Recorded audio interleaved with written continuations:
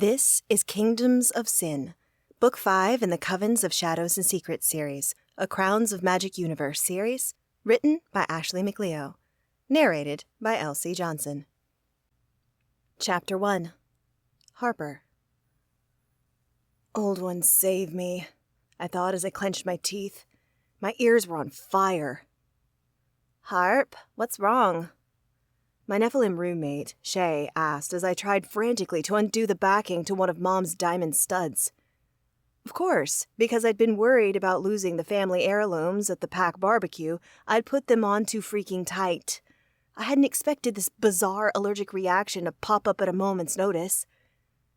This one's burning me, I gritted out as the backing came loose and one earring fell into my palm.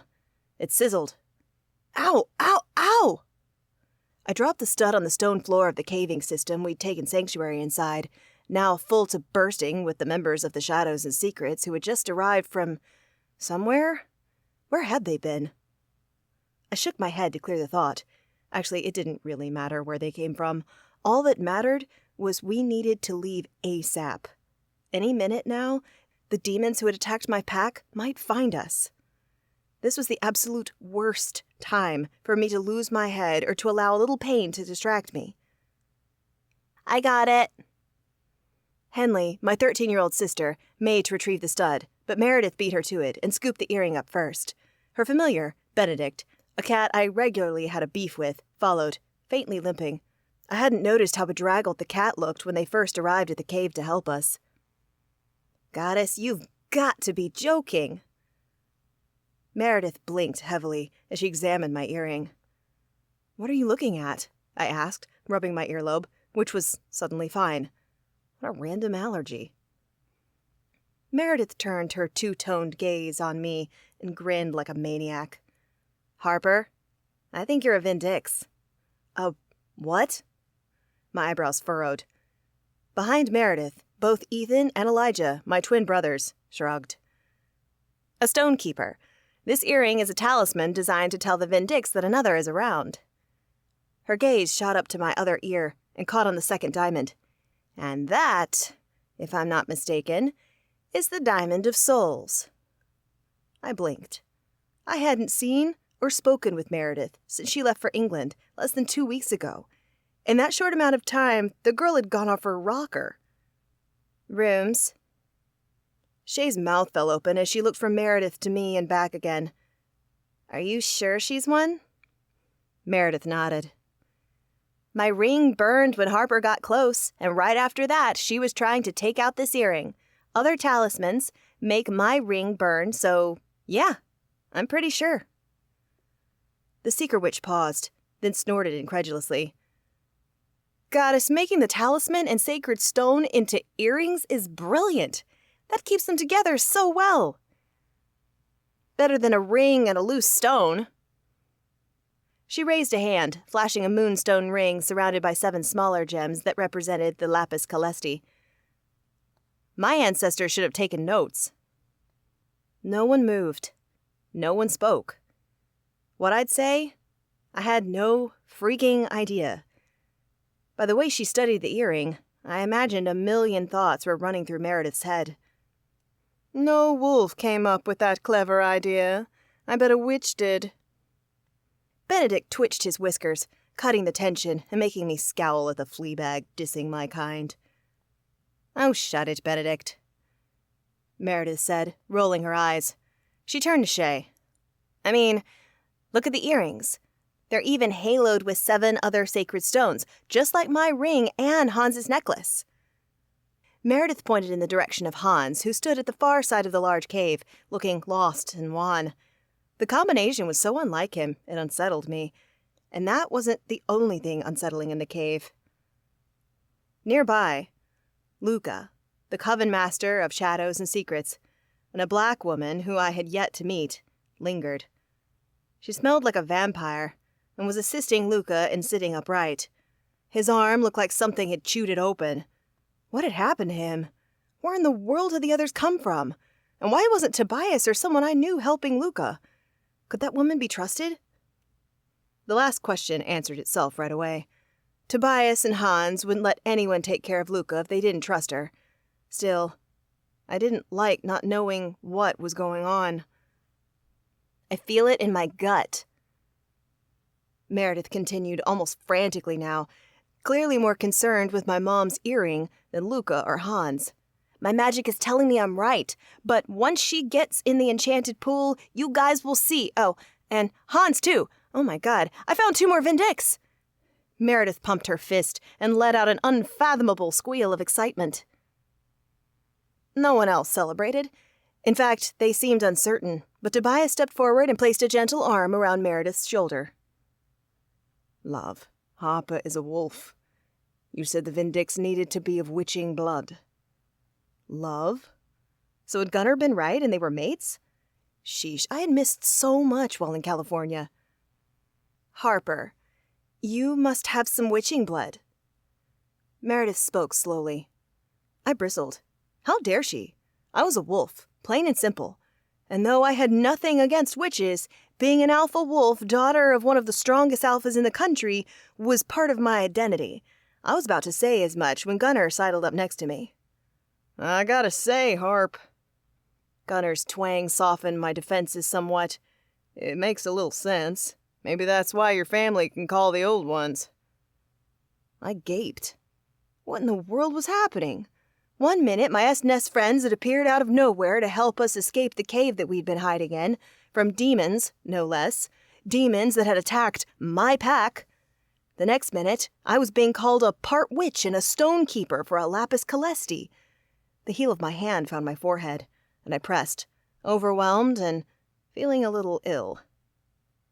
I don't understand what's happening, I whispered, peering at the smooth rocks of the cave floor, trying to ground myself. As a kid, I'd played jacks here, feet away from the mouth of this cave system, not too far from the lake on land my pack owned. There. That was real. Solid. What they were saying, though? What were they saying? All I knew is they were here, so close to Midnight Pack land, and so many people who I loved were in danger. Had the demons left? Or were they still attacking my people? I winced as my stomach twisted at the thought. Chica, you okay? Gunnar placed a steady hand on my shoulder. I drew in a sharp inhale. I still feel sick over what happened to my pack, and... Footsteps approached from outside the cave, fast and heavy, not bothering to hide. My head snapped up in time to see Tobias and the other unknown vampire dart to the mouth of the cave as my ex-boyfriend, a wolf shifter named Aspen, stumbled into sight. Tobias lunged, wrapping his arms around Aspen, trapping him. No!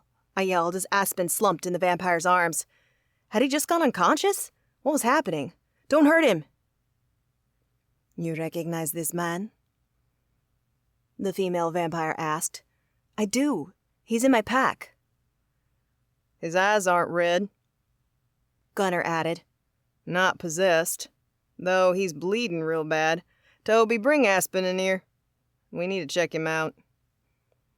Tobias obliged, loosening his grip on Aspen and carrying my father's newest beta into the cave.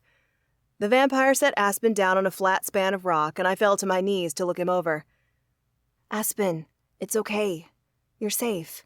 It's Harper, I said softly. The way his eyes kept fluttering, I doubted he was all the way there. Harper. He sucked in a sharp breath and opened his eyes so that they locked with mine. You gotta get out of here. I did. I'm so happy that you did too. Aspen winced, and his hand trembled as it drifted to his blood-soaked shirt. Was there more blood than seconds ago? My pulse spiked. Let me look at that. Aspen's hand loosened, and as gently as possible, I pulled up his shirt. I gasped. Blood was everywhere, gushing from a wound that took my breath away. 3 gashes, claw marks, each 7 inches long, stared back at me. The skin around the marks was black, already necrotic. How? I whispered. I'd never seen a wound like it. Did the demons do this? Yeah, he croaked out. I was one of the few to get away. Harper, I think they're following me. They'll be here soon. You need to run. We can give him blood to stabilize him so we can escape. Tobias offered. We did with Luca. Please, I said. Clearly his wolf healing isn't working right. He's my dad's beta and... My throat constricted, and I became unable to finish the sentence. Today had been the day I was supposed to step up in my pack. Not take over officially, but the day I was to show them I was worthy of becoming their alpha. That my father trusted me. But then demons attacked. Most of the wolves I'd known all my life had been possessed, and I'd run. I'd abandoned them. Some alpha heir I was. Tobias knelt on the other side of Aspen, bit into his own arm, filling the air with the scent of pennies and something darker and richer, as the vampire's blood welled up and Tobias offered his arm to Aspen. My friend recoiled. Aspen, please drink, I begged. It will help. My ex's eyes shuttered closed for a moment, but when they opened again, he acquiesced, parting his lips, accepting the blood. Tobias brought his wrist to Aspen's lips, and slowly the wolf began a drink. Elsewhere in the cave, others were listening for the demons that my friend claimed were following him. Shay held a grape-sized ball in her hand, and was instructing the female vampire to help Luca up so we could flee the moment Aspen recovered enough to be moved. Luca mumbled his thanks, his voice cracking under the strain of being moved. This isn't working, Tobias announced, even as he forced Aspen to take another drag from his arm. My attention ripped back to the vampire, as Aspen and I found that Henley, my 13-year-old sister, had knelt too. Old ones, she was too young to see this.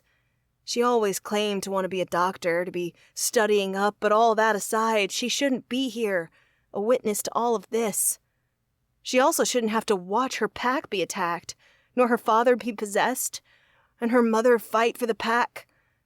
I should have been more prepared for an attack, should have sealed the perimeter of the property. She shouldn't have had to run, and I shouldn't have had to flee from everyone else to get her to safety. I think that's because they're cursed wounds, Henley said, her tone steadfast, not affected. Moon above, she was holding it together 10 times better than I was. What do you mean? I asked, and tried to ignore how Aspen's eyes seemed more unfocused by the second. Was he even hearing us? Vampire blood should work to heal really fast, right? Henley looked at Tobias, her green eyes burning with a mix of curiosity and pity for Aspen. Like, it won't be totally healed, but the bleeding should have lessened by now. Exactly. Tobias stared at Aspen's gushing wound with a frown. The insides are harder to reconstruct, especially with a gaping wound, but at the very least vampire blood should coagulate his, much like our bites do. I don't think his bleeding has lessened at all. It might have even gotten worse. Henley pointed to the blackened skin. I think the necrotic tissue has gotten worse since he's been here, too. I swallowed as I took in the wound with a critical eye. She was right. It had spread. Only by 1/2 inch, but enough to be noticeable. Henley shook her head and leaned closer, sniffing the wound. Who taught her that? Aspen got clawed by a demon, and it seems to have had dark magic, or maybe poison in its claws. Something bitter-smelling is keeping him hurt. I turned around to locate my 19-year-old twin brothers, only to discover them gawking at our sister, just as astonished as I was. Of course, they didn't know about healing. That wasn't their thing. But I needed it to make sense. Quickly. Aspen, hold on, okay? I placed a gentle hand on his shoulder, but again, he seemed in a daze. A mercy, considering what the others were saying. Hans, come here.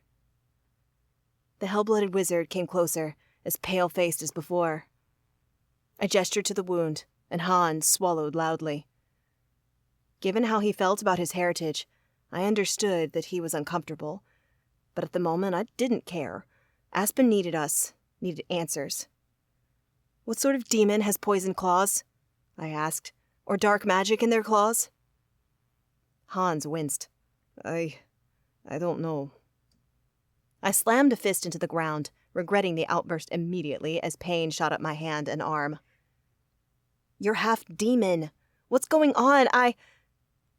An uncharacteristic sob burst out of me. "There are so many types of demons, Wolf," Benedict said softly. "You have no idea. I had no idea until L.A. None of us did." I couldn't see the cat, but instead of sounding sassy and annoying, his voice sounded haunted. L.A.? Was that where they'd come from? As if trying to answer, or at least comfort me, Gunner's large hand landed on my shoulder. "Harp, we gotta leave. The demons are probably still around and it ain't safe here. Toby, do you think Aspen can run?" "We'll be light traveling, not running," Tobias said, as though that answered the question. "And I fear that this wolf won't make it," Tobias added after a moment. "His heartbeat, it's slowing dramatically. I don't know if he'd survive the trip. It's a lot on the body, especially the first few times." "No!" I leaned closer to my friend, a link to my pack, and gripped his bloodied hand in my own. I squeezed hard, and the fog in my eyes cleared for a moment as Aspen met my gaze. "Aspen!" I forced my tone to be strong. "Hold on. Can you hold on? We're leaving, and it might hurt, but we'll get you help, I promise." "Harper," he wheezed. His voice sounded 1,000,000 times weaker than seconds before. "Go. They're coming. They're—" His breath rattled. His body trembled. And before my eyes, my high school sweetheart fought for life, fought for air, fought to stay here. But whatever the demons had done to him was too strong, and before I could even demand that Tobias give him more blood, that someone do something, anything, to save him, the life left Aspen's eyes. Tears fell down my cheeks. Dead. He was dead. How many others in the Midnight Pack were too? And how many were possessed? I began to hyperventilate. "Harp," Gunner whispered. "Come here." But I couldn't. I couldn't stop looking at Aspen, wondering who else in my pack was gone. Why hadn't I done more to help them? I wasn't suited to lead them. Not when I'd left them to a fate such as this. Gunner must have realized I couldn't move on my own. He hauled me up, and when I caught my siblings' faces, as broken as mine, I shattered all over again. How could I keep them safe? Where was Mom? Ethan said she'd shifted and was fighting off the demons, but did she survive? Aspen didn't. A wail ripped out of my chest, and without thinking, I buried my head in Gunner's chest. "I'm sorry, Harp," he whispered. "I'm so sorry about your pack, about Aspen." "They're here," the female vampire shouted. "I see 3. We need to leave now." "Everyone link up," Shay cried. "Serena, get Luca." The female vampire, Serena, apparently, nodded and assisted the Coven master to stand. "For those who haven't done it," Shay added, "we're about to light travel, and you need to stay connected. It's disorienting, so be prepared." "What about Aspen?" Ethan asked, his tone shaky. He'd always been the softer of the twins. "Should we take his body, sis?" I needed to get my act together, to be strong for my siblings, so I pulled away from Gunner and dared to look at Aspen's body again. Tobias was still at the beta's side, perhaps preparing to scoop up the body should I give the word. "No," I said. I might be unsure about 1,000,000 things right now, but where Aspen would rather be wasn't one of them. He stays on Midnight Pack land. He'd want it that way. Unlike me, Aspen never left the pack. He'd do anything to defend it.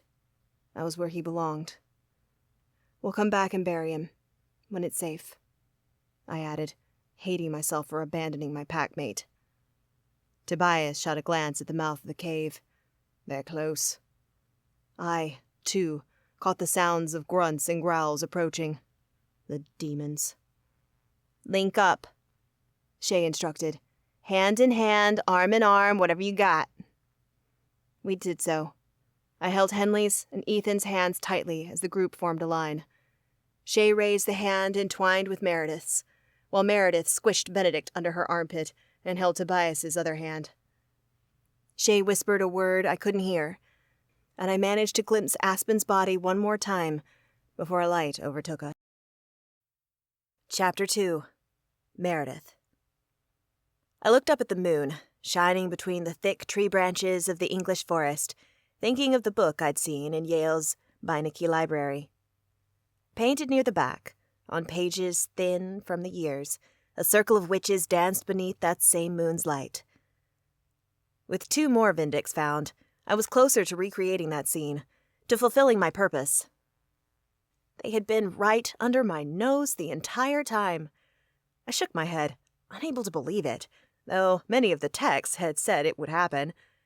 In the Abscondita Coven's library, a place meant only for the Abscondita Coven and Vindix, many of the books on Stonekeepers had said that when the time came, we converged to fight against evil. That time rolled ever closer. Harper was down in the cavern, facing the enchanted pool and what truths it would reveal on her skin, while the other Ferenz kids had been taken inside the manor. Harper's siblings were not a part of Shadows and Secrets, nor the Abscondita Coven, and everyone agreed this wasn't their place. Elijah was telling his siblings about L.A., which was fine enough, but anything else had to remain secret, at least for now. What we'd do with them, after tonight, was anyone's guess. At the moment, the other Ferenz kids weren't even in the top 3 of my list of concerns. Those slots went to Hans, Harper, and Luca. My gut twisted for our Coven Master's bad luck. In fleeing L.A., a demon nearly ripped off his arm. Thankfully, Serena's blood kept Luca alive and jump-started the mage's healing. Since we'd arrived in England, Hannah, the Abscondita healer, had taken over. I was sure that beneath her ministrations, Luca would be healthy again in no time. The other SNS members waited with me, a few feet from the above-ground entrance to the enchanted pool. Tobias, Serena, Gunnar, and Shay spoke softly while the others caught Gunnar up with the events in L.A. Like me, however, Hans remained quiet. The poor guy was dripping wet from his own dip in the enchanted pool. The white magical tattoos the pool had uncovered still glowed on his skin like a beacon, a sign. The enchanted pool had confirmed what I'd felt the moment my ring burned when we'd found Nicoletta's necklace in Lucifer's castle. Hans was officially a Vindix. And if my calculations based on Tana's and my ages were right, Hans was the firstborn of all the Vindix. Also, making him the keeper of the Pearl of Hell. Our foretold leader, should he be able to accept the position.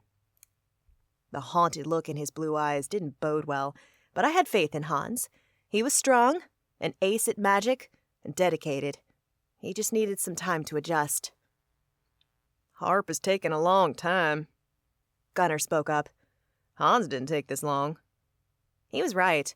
Hans had barely been in the cavern for 2 minutes before he appeared at the top of the stairs, ashen face, still clutching the necklace that had once been his sister's in one hand and the Pearl of Hell in the other. Harper had already been in the cavern for 10 minutes, long enough to strip and jump into the enchanted pool and prove to the Abscondita Coven she was who I said she was. Prove it to herself, too. Back in the cave in California, I didn't miss the way Harper had watched me like I had a few screws loose. She didn't believe she was a Vindix.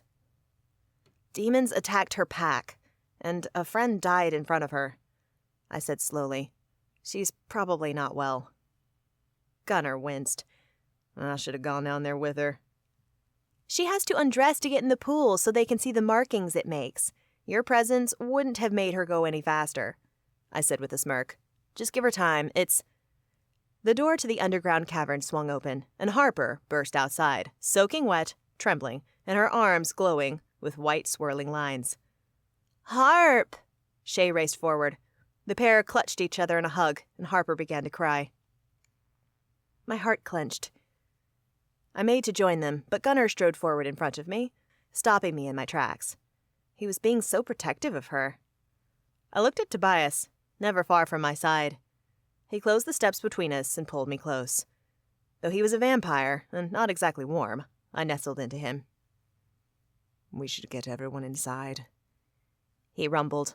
"Hans and Harper need to change, and then we'll have a meeting." Of course. As much as I wanted to give Harper the night to sleep and regroup, I couldn't. There was so much that she needed to learn, and time was not on our side.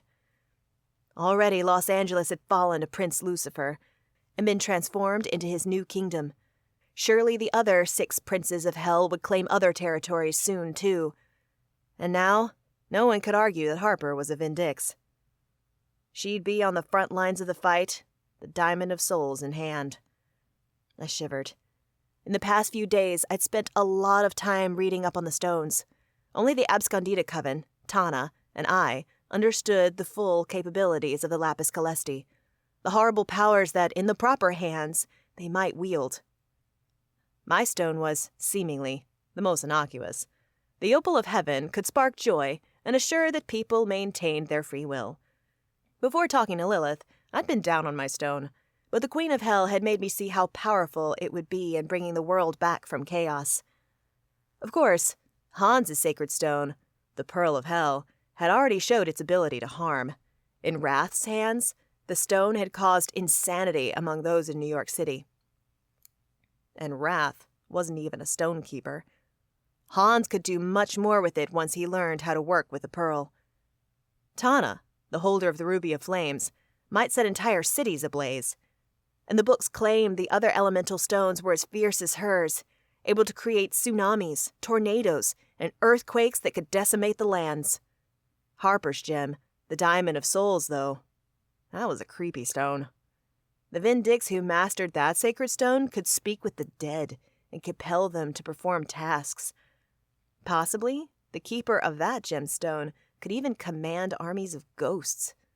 That was, if the ghosts chose to follow them. A shiver shot down my spine. "We need to convene in the meeting room," Miriam Black announced as she appeared from the underground cavern. From the way she walked, I knew that the steps took a toll on her ancient knees, but she never let it show on her stern face. "I need to hear all that happened while you were away, and Harper will require a catching up." 10 minutes later, all 8 archicustos had been wrangled, and Hannah had wheeled Luca from the infirmary to the meeting room to join the Coven of Elder Witches and S&S. Hannah continued to sit next to the Coven Master, vials of potions in front of her. That lightened my heart. She was wasting no time in healing Luca, and truth be told, he already looked a little better. All 16 people, and 1 cat, sat around the large table with the tree bearing the gems of the Lapis Calesti in the center. I swallowed, taking in the serious faces, feeling the tension in the air. Suddenly it feels like a war table. "Where to start?" asked Miriam Black, ever one to take the reins. "With the obvious," I replied as Benedict shifted in my lap so that he could see the table better. "We have 2 more Vindix." Only Miriam and Stuart had been down in the enchanted pool, Miriam to witness Harper's transformation, and Stuart as the only male archicusto for Hans. At my claim, the other 6 archicustos leaned back, relief plain on all their faces.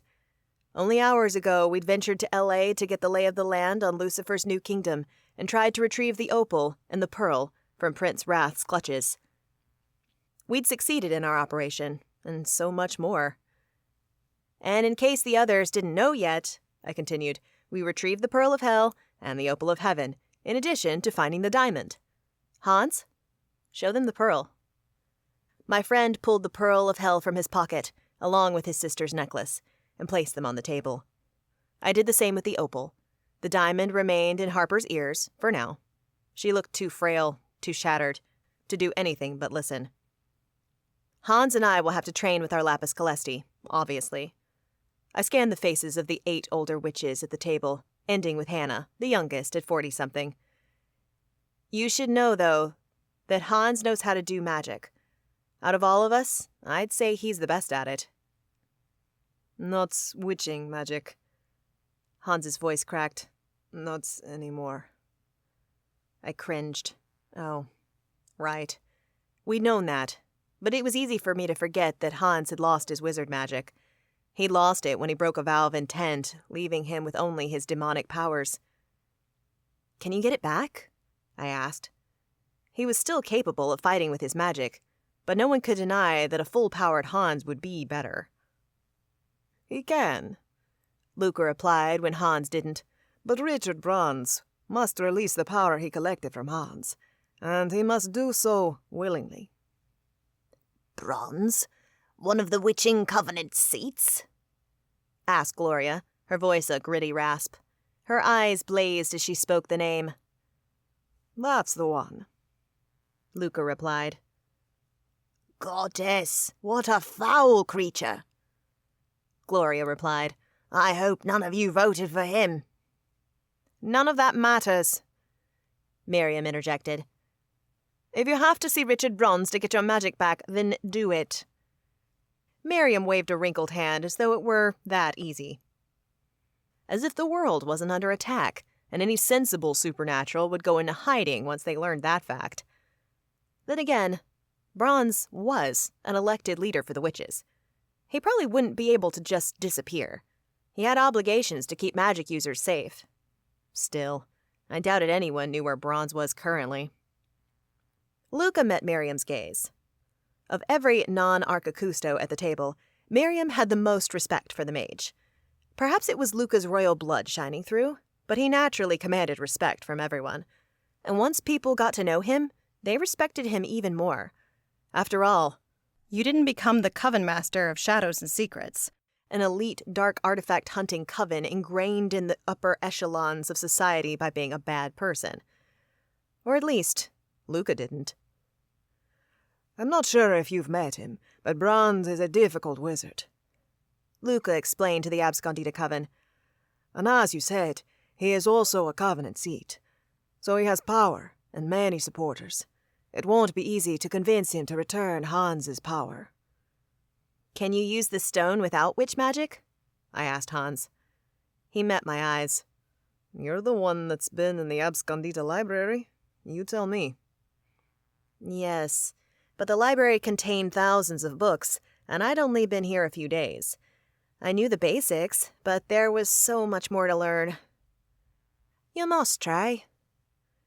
Claire, an elderly Arcacusto with long gray hair, spoke in a soft Irish lilt. "Try to use your stone, and in the meantime, we'll find Bronze.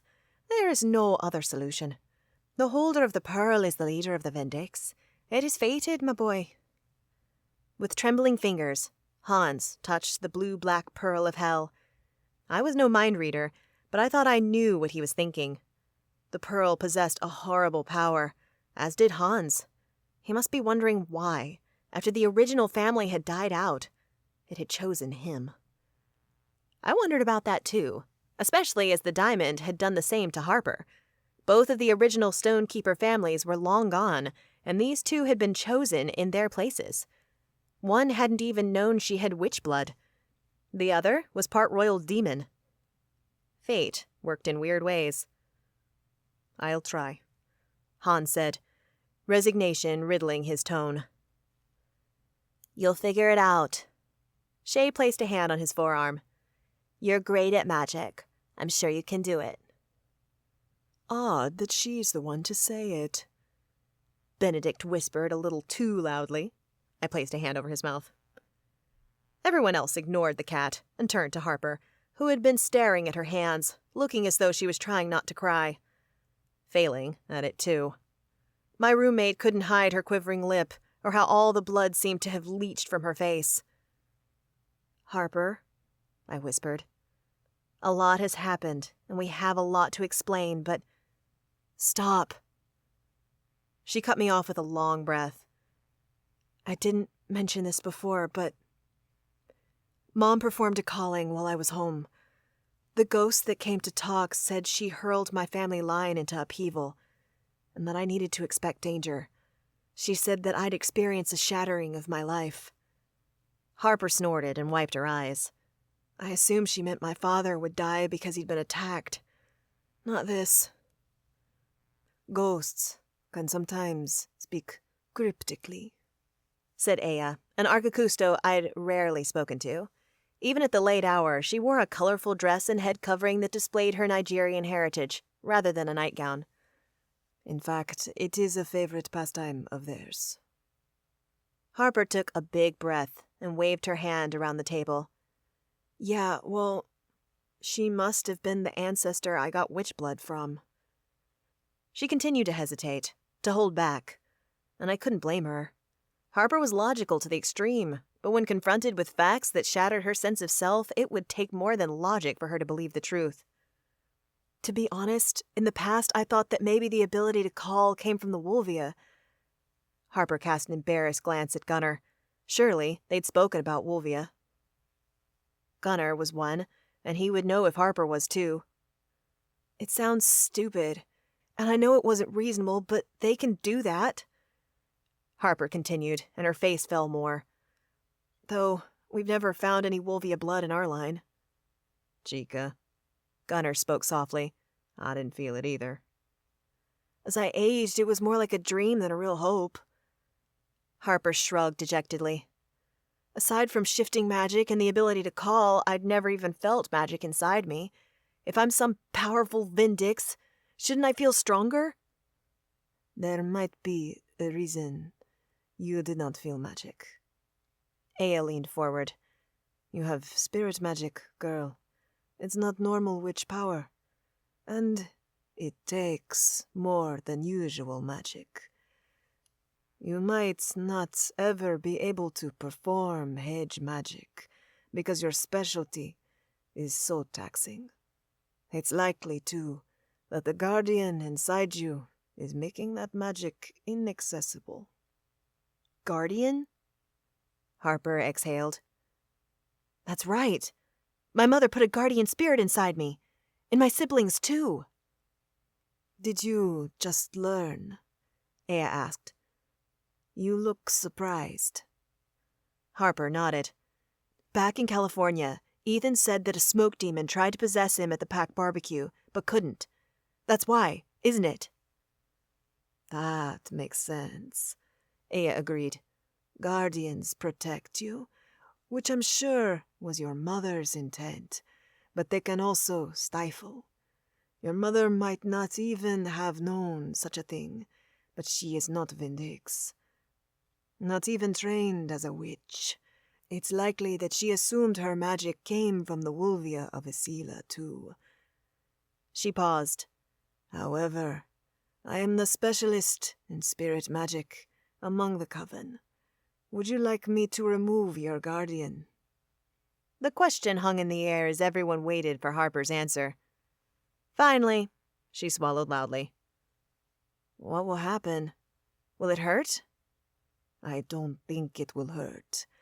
As for what will happen, Aya shrugged. I suspect your mother put the guardian in place when you were a baby. What mother wouldn't want their young ones protected? That's quite a long time, and I cannot say what its release will do. My skin tingled. I understood something of what Harper must be feeling. My own powers had been blocked, and I'd required help to access them. The difference was, I'd had no prior magical identity, while Harper solidly did. In that way, it would be more difficult for her to identify as part witch, part wolf. It will make me susceptible to those smoke demons, Harper said. It will, Aya agreed. Though if we learn more about them, we can figure out how to battle them.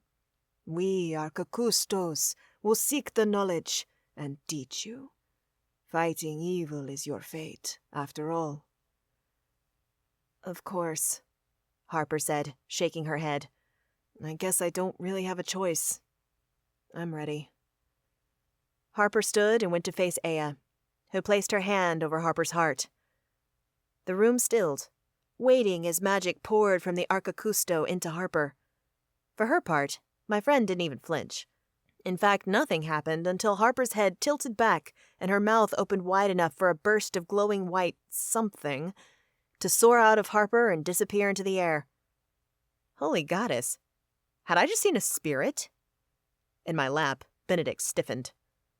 Had I known the wolf had that in her all along, I wouldn't have messed with her so often. I rolled my eyes, not believing a word my familiar said. He and Harper loved to egg one another on. It's done. The spirit is gone. Aya retracted her hand. Are you all right? Harper brought her hands to her throat. Fine. That scared me, but...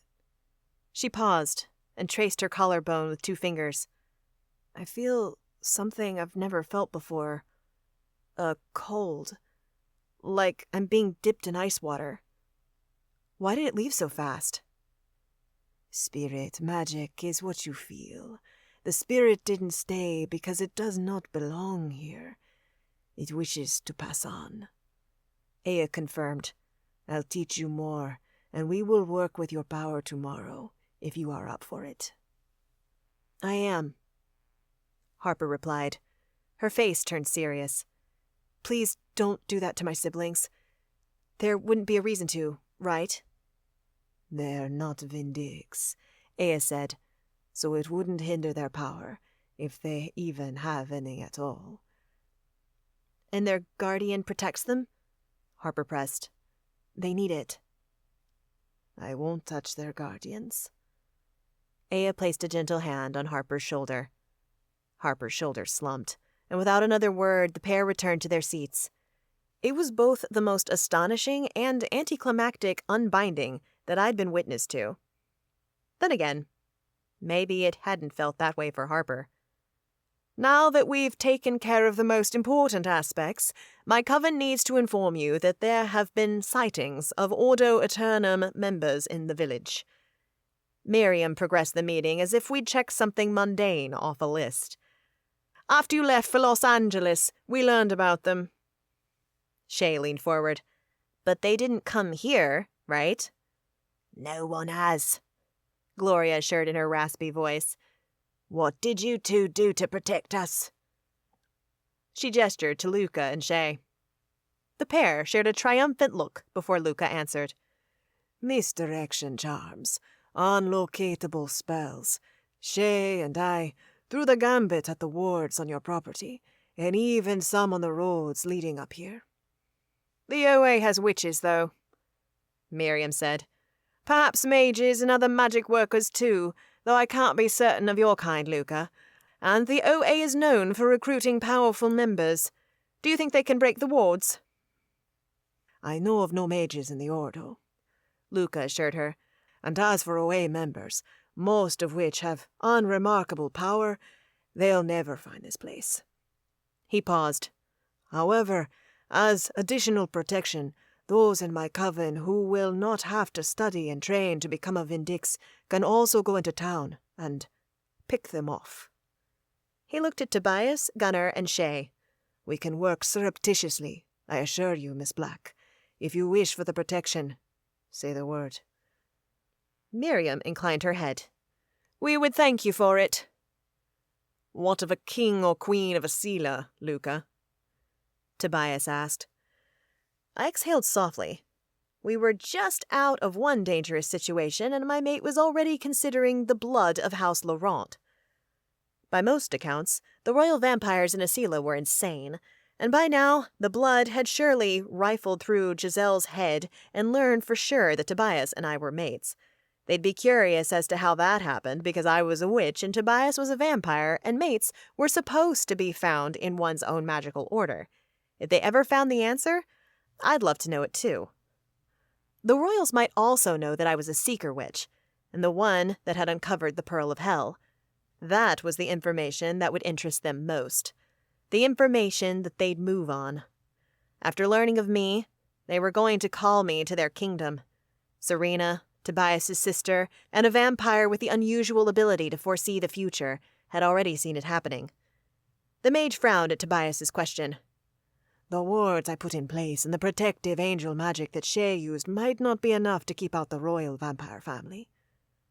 Then we must stay alert at all times, Tobias said. Someone on watch at all hours. I'll take the first watch. I swallowed, knowing he was right. We were fresh out of danger, but could be thrown back into the frying pan at any moment. No one knew when, but one day someone from the Blood Court, whether they be royal or messengers, would come for me. We had to be ready. Chapter 3. Gunner. The next morning, I rose with the sun, which was mighty weird for a guy like me. But old ones help me, I was nervous as hell. Nervous for my pack, for Harper, for everything and everyone. Some said an alpha wolf shouldn't ever be scared. Pa, one of the most well-known alphas in North America, told me those people were full of hooey. Fear meant that you cared for those you protected, those you loved. I took his words to heart. Always did. I stepped out into the misty morning woods, a cup of coffee in my hand. Not far from the front steps, Benny lounged in a sunspot watching early riser Toby and his sis. The vampire pair were sparring, and their kind moved so fast that they were a full-on blur till they stopped and waved. "Morning," I called out. "Training already?" Tobias nodded. "I might as well train with my kind, seeing as I'll soon be surrounded by them, all wanting a piece of my mate." I wasn't sure who Toby and Stoney would choose to go with them. Asila was full of snakes, and Toby would need to be in fine form to keep his mate safe. "Keep it up," I said. "I gotta make a call." Service is best on the drive, about halfway to the road. Serena called out good-naturedly. If Toby was a storm cloud of emo emotions, that girl was sunshine. I'd only known her a few hours, but I liked her. "Thanks for the tip." I ambled down the drive, sipping coffee until I was out of vampire earshot. Stopping in the middle of the overgrown drive, I turned, taking in the woods. The abscondee Coven Manor and surrounding lands looked so different from the night I'd come here with Silas, the traitorous Fae who kidnapped Sarah and was working with the Darkborn. That night, we'd found Miriam Black and learned of her coven of 8 witches bound to protect the secret of the Stonekeepers. Silas had heard all that, too. I sighed. If I'd known then what I knew now, I would have done things so differently with the Fae. Silas would already be behind bars, and I wouldn't have spent so much time getting to know the guy, getting to like him. A pang cut through me. It sucked that Cy turned traitor, and a part of me wondered why he'd done it. Was it a simple matter of repayment to get him into this world? I might not ever find out. Even when we caught the Fae, I'd be too busy with other threats to ask, and after what he'd done, I wouldn't put it past a trial to sentence him to a quick death. Birdsong cut through my morose thoughts, and I tilted my head to the sky. I soaked in the scents and quiet of the woods for a moment, and tried to compose myself before I pulled out my phone and called Pa. Though it was early morning in North Carolina, my Pa would be awake. No way, no how an alpha could get a good night's rest when planning to evacuate his pack to another realm. The phone rang only once before Pa picked up. "My boy! Can't tell you how happy I am to hear your voice." "Hey, Pa. Same," I said, and sipped the coffee again. "Been up all night, I'm guessing?" "I have." He exhaled, long and low. "But things are in motion for the move. I was able to convince the Royal Wolvia to take us in faster than planned." "When will they leave?" "Tomorrow morning." My stomach tightened. My family would be leaving this world in a day. It made a guy, especially a wolf, feel so alone. "My boy, is there any way I can convince you to join us?" Pa asked, his tone softer. "Your mother wishes to see you." I swallowed. Actually, I was calling about that. I hadn't had time to clear the matter with Harper, but something told me that now that she'd learned she was Vindix, she wouldn't be able to protect her siblings as she might want to. Demons attacked the Midnight Pack again, Pa. We got out okay, but most of them didn't. "No. For true?" Yeah. And I have to ask, can you take the Alpha's kids with you to Asila? There are only 3 of them.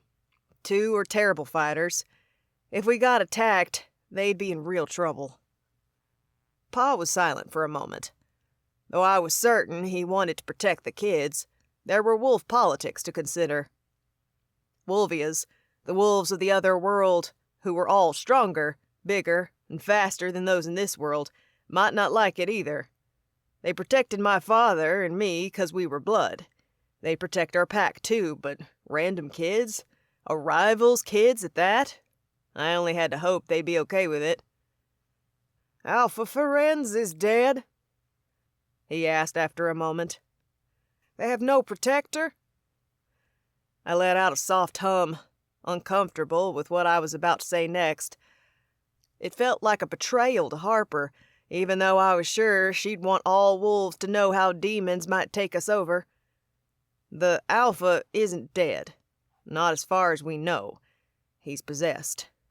When the demons attacked, they took over wolves, and they did it fast, Pa. You might not even see 'em coming. He began to speak, but I talked right over him, needing to say my piece.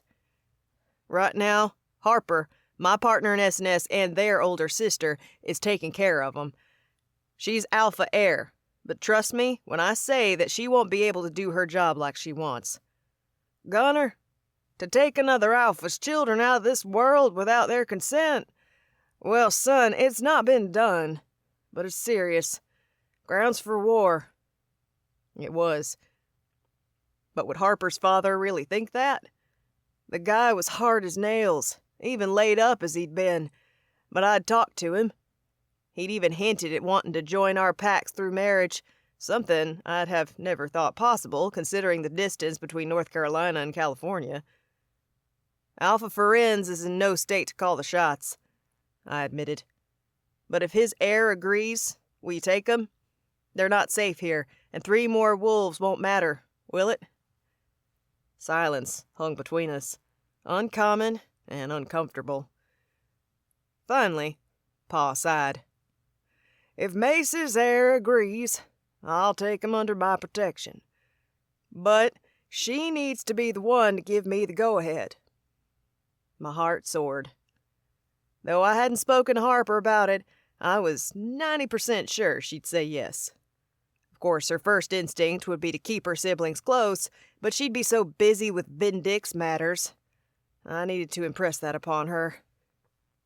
We'll come by tonight, I said. I'll join you in Asila for a night, though, for Mom. I wasn't talking about Pa's mate.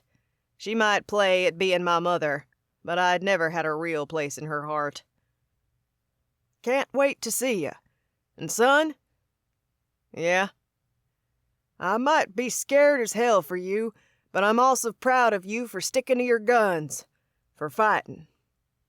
After hanging up, I made my way back to the house for more coffee, planning how I'd bring this up to Harp.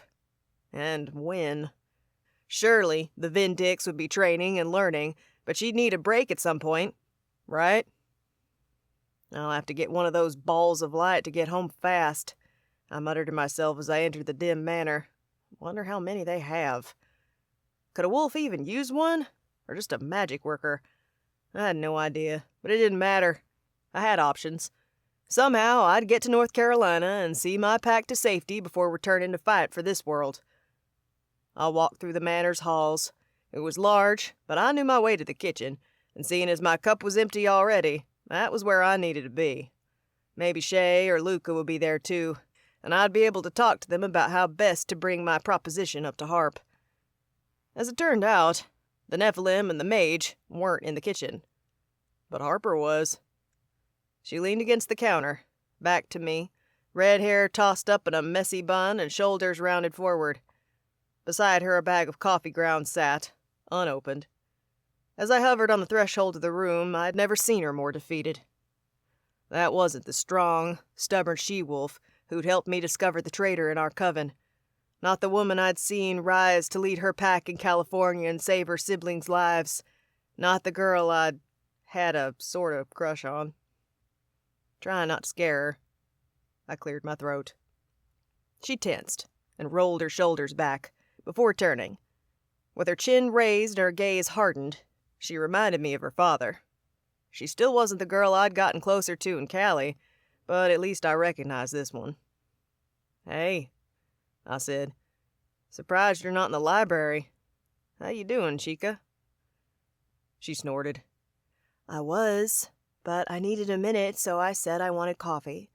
Miriam almost chained me to the table this morning. She's so desperate to keep stuffing information into me. It's wild how much I hate learning this stuff. So unlike me. She shook her head and looked to the empty coffee pot. I guess that tells you how I'm doing. I nodded, taking in the dark circles around her puffy eyes and how her complexion appeared paler than usual. It seemed like she'd been crying, perhaps throughout the entire night. Her world had shattered. Of course she'd been crying. I'd do the same if someone possessed my pack, killed many, and then I learned I wasn't at all who I thought I was. Not all the way, anyhow. That's not even considering her ma. Where is Diana? Did she escape the attack? I smiled, hoping it would help. "You want coffee?" She blinked and patted the bag of grounds. Yeah, guess I forgot about it. "You sit. Let me make us a fresh pot," I said, moving over to the ancient coffee machine. She stepped aside, took a seat at the table, and tipped her head into her hands without a word. I went to work, discarding the remnants of coffee grounds before adding fresh ones and refilling the water. The silence in the room made me restless, and once I pressed the button, I turned to Harper. "So, how's the library? All dark and atmospheric and cool?" She lifted her head and managed a small, half-hearted smile. Not really. But it does have old books that aren't found anywhere else. They tell me I wouldn't be allowed in here if I wasn't a Vindix. So that's one perk. Silver linings. I grabbed her a dappled brown mug, handmade by the looks of it. "I might have another for you." What's that? "I talked to Pa this morning. He's leading our pack to Asila tomorrow. This might be out of bounds, but I asked if he could take your siblings, too." She stiffened. You did what? She'd heard me perfectly. This was just her armor. Harper only let a few select people in, and though I'd been getting to know her while we'd been partners, I wasn't in that club. Not yet. "They'd be safe there, Harp. You should have asked me. I don't want them to go. I need to watch over them. It's my job. Your father is a rival alpha gunner. What if he... My pa would never hurt you or your siblings." I cut her off, not about to hear anything against Pa, no matter how much she was hurting. "Some alphas have, but my pa would never attack children or use them to get an upper hand." She squeezed her eyes shut and pressed a closed fist over her mouth. I'm sorry. I shouldn't have said that. I don't even know. "You can't watch them. Not how you want to," I whispered. "You have other obligations, and as much as you love them, they'd hold you back. Lil Henley can't protect herself, and from what I saw, Ethan isn't much better." A sob ripped out of her. They suck at self-defense.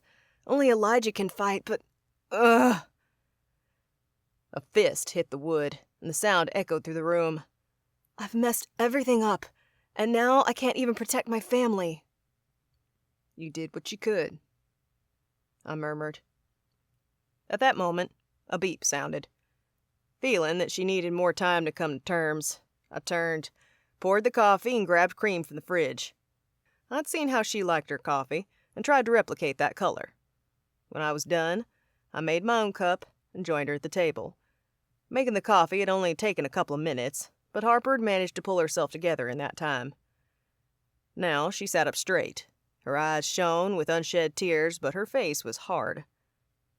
"I'm sorry I didn't ask you first," I said. "Didn't know if I'd see you before lunch, and Pa needed as much of a heads up as I could give him. He's under a lot of pressure right now." I slid the mug over to her. She took it, wrapped her hands around the heat of the ceramic. A minute passed in silence that had me itching to fill it, but I didn't. Finally, Harper let out a long breath. I'm not mad anymore. Just taken aback. Mostly that I didn't ask you to do this before. Green eyes met my own. Thanks for looking out for them. For seeing that I wasn't in a state to do so. So you think they should go? I do. Harper replied. But I want to go with them to Asila. I need to see it before I leave them there. Sure. I have to go too, for a bit. Her eyebrows arched. Are you sure your father isn't going to try to trap you there? She meant it to be a joke, but she didn't know the whole truth of my parentage. No one did. When we went to Wolf Island, she'd learn. I didn't think I'd be able to hide it from her. Did I even want to? He knows I'm needed here. I leaned back in the rickety wooden chair. Or at least that's what I tell myself to keep the old ego up. By the way, how does it feel? What exactly? To be such a badass? I always thought I knew, but I'm beginning to feel like a real loser around here. Pretty sure no sacred stone is gonna claim me, and no one will call me a savior. I kinda suck. I grinned, and a dry chuckle left her. It wasn't her normal laugh, the one that was full and happy, but it was a start. I'd take it. I wish I could give you my stone to keep, she said. And you don't suck. Far from it. Her hand drifted toward mine before landing on top of it. Seriously, Gunnar, thank you. I'm not in the right headspace to consider my pack, my family, with any clarity. I really appreciate you looking out for me. For them. I wasn't sure she knew she was doing it, but her thumb rubbed at my hand softly. The sensation sent a tingle up my arm, and not for the first time I wanted to grab her and crush her to my chest. I wanted her under my protection, to tell her it would be all right, to claim her. I'd do anything for your siblings. I pulled away softly before my instincts got the better of me and I acted on them. Now was not the time, and she would not be receptive to such an advance. You, Harp, say the word and I'm there. She studied me for a moment before standing up. I should go tell the witches my plans. I'm sure they're going to love that I'm leaving tonight. I winced. Nah, the Archicustos would be pissed about that. I was glad I didn't have to face the wrath of Miriam, or any of those old witches, really. Good luck, Chica. She left the room, and I sat there staring at the door after she disappeared. Chapter 4. Hans. I stared down at the book Miriam had given me, the one dedicated to my stone, the Pearl of Hell. The very lapis calesti burning a hole in my right pocket at that moment. Each word I read made me want to hurl the sacred stone out the window. As if grappling with my dark side wasn't challenging enough, the book was making it worse. My stone was the darkest of all the lapis calesti, the most vile. It was also the most traceable throughout history, or at least it had been until it had gotten buried and forgotten in Egypt where Meredith had found the pearl. Lucky for the world that it had been lost for so long. Throughout the thousands of years it had been used, the pearl had inflicted more than enough trauma.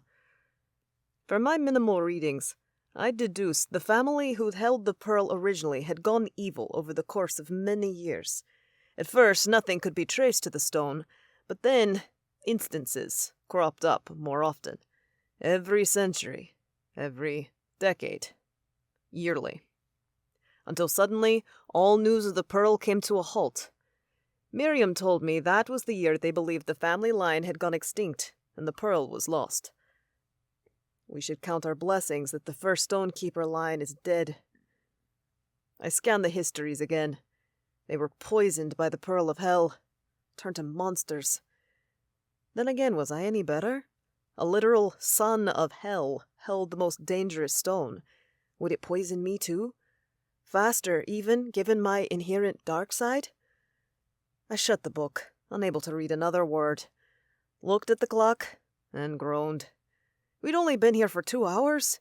It felt like I'd been in the library all day. Standing, I stretched. Perhaps I needed to take a cue from Harper and go get a coffee. I'd resolved to do so when Meredith appeared in front of me. "Let's talk," she said. Her tone indicated she wouldn't take no for an answer, so I nodded. "Over here." Meredith led me into an aisle, where the shelves would muffle our voices, though if I peered over the top of the books, I could still see Miriam. The Seeker Witch turned. "How are you?" "Fine," I shot back reflexively. Meredith snorted. "Oh, sure you are. Seriously, Hans, this is all new, and it's probably the last thing you want, but I've read part of the book that you were reading, and it ain't pretty. Add that to the fact that you already have issues with your lineage and you lost your wizard magic, and I'm willing to bet that you are pretty freaking far from fine." She crossed her arms over her chest. "So tell me, really, how are you? Is this deteriorating your mental state, or can you push through?" I had no choice but to push through. Did she see that? A huff escaped my lips, and I inwardly cringed at how immature it had sounded. She was trying to help. I knew that. So despite feeling low, I needed to be straight with her. "The best I can say is that I'm working on being fine with who I am," I started, "and accepting the power fated to me. I wish the pearl had even a single redeemable quality." I didn't add that the phrase, "like calls to like," had been haunting me since she announced I was the pearl's holder. It was one of the few rules of magic, and as a mentor in S&S, I'd spouted it off many times. The books I'd read used the phrase too, reminding me that the pearl and I might be a perfect fit. "Maybe in the right hands it might," Meredith suggested. "What do you mean?" "I've had time to go over a lot of these books, and I always learn something new. Like I just read that one stonekeeper thought the opal could promote hope as well as joy, And free will. which is new to me." She shrugged, as if it were nothing. Had I been the holder of a stone like that, I'd have been elated. Anyway, like I said, I've been reading and thinking a lot. Our sacred stones are meant to be opposites, but why can't we shape them a little too? I tilted my head. Though magical creatures were born with proclivities to certain types of magic, it was undeniable that their powers were also mutable, to a degree. A witch might spring from the womb with an affinity to specialize in air magic, but she could also learn to use spells or runes too.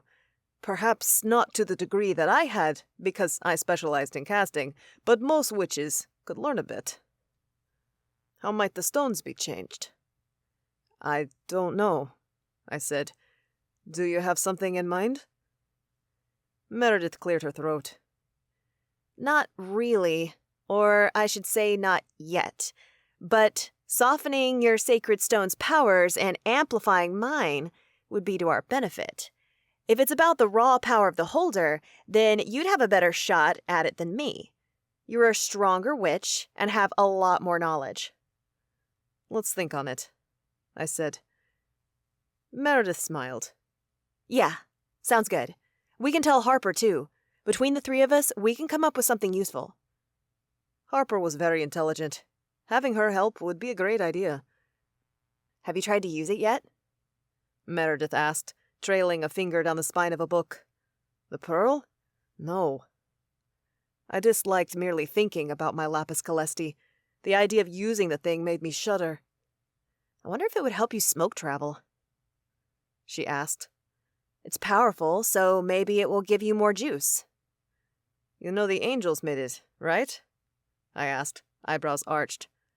"Aren't the princes of hell fallen angels? And Wrath used the stone in New York. If he can access the power, imagine what you can do." I would rather not. But she was right. How frustrating. I wondered how Wrath must have felt using the stone, and how he'd done it. The Vindix were destined to master the lapis calesti, but to what degree could others use them? Or could Wrath only use them because he was a fallen angel and one of the most powerful beings in all the realms? Did different rules apply to him? I was giving myself a headache. I needed a beer. Better yet, a shot or two.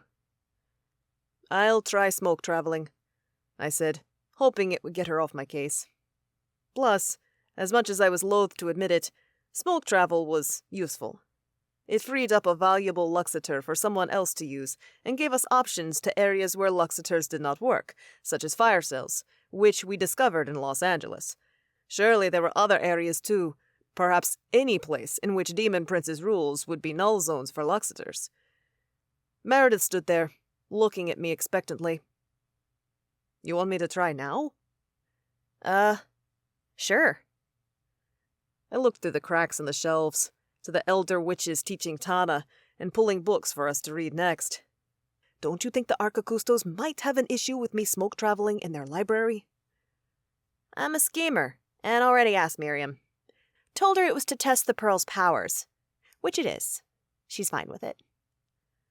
That did not sound like the stern leader of the Abscondida Coven. Really? She looked away. Meredith. She wasn't totally on board, but she did say yes. Just stay away from the books. Maybe go by the door? I snorted. My once pupil, Meredith, was bossing me around. How the tables had turned. Isn't the holder of the pearl supposed to be the leader of the Vindix? I teased. Yeah, well, in this library, I'm the senior stonekeeper. Once you catch up, you can have the mantle. Meredith playfully punched my shoulder. Until then, give what I suggest a shot. With a wry smile playing on my lips, I shook my head, but couldn't deny that she had a point. I moved toward the far side of the room, taking Meredith's advice and positioning myself close to the exit. A respectable distance from the precious books. I'd only managed a few feet smoke traveling before, so I doubted that I'd need a lot of room. Meredith came with me, probably for a break from reading more than anything else. I didn't mind. I always appreciated a second set of eyes when I tried to work with new magical abilities. Not far away, helping Tana, Miriam observed us, clearly anticipating what I was about to try. Her stern blue eyes and the tight spot between her brows told me to take care, and I inclined my head to say that I would. Slowly, I pulled the pearl from my pocket.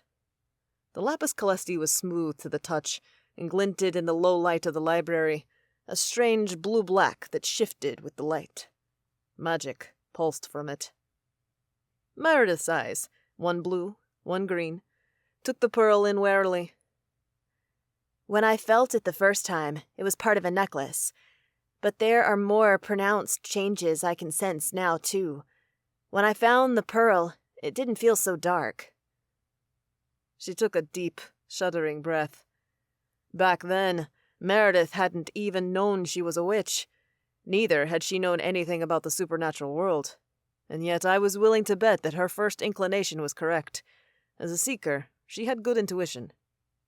It's been with Wrath, a fallen angel. He has worked with it, and perhaps, as you said, we might shape our stones. Or not. Just a theory. Now it's time to leave your mark on it. Meredith met my eyes. Take a couple of steps back, I said in response, just in case. She did so, crossing her arms over her chest as she leaned against the wall. I exhaled and clenched the pearl in my fist. A sensation of darkness, of creeping fear, drifted into me. The first effects of the pearl. The hallmark of this stone was to cause madness that resulted in great chaos. From what I'd read, the pearl used fear and depression to jumpstart the madness, then amped up those emotions in a person until they had no hope left.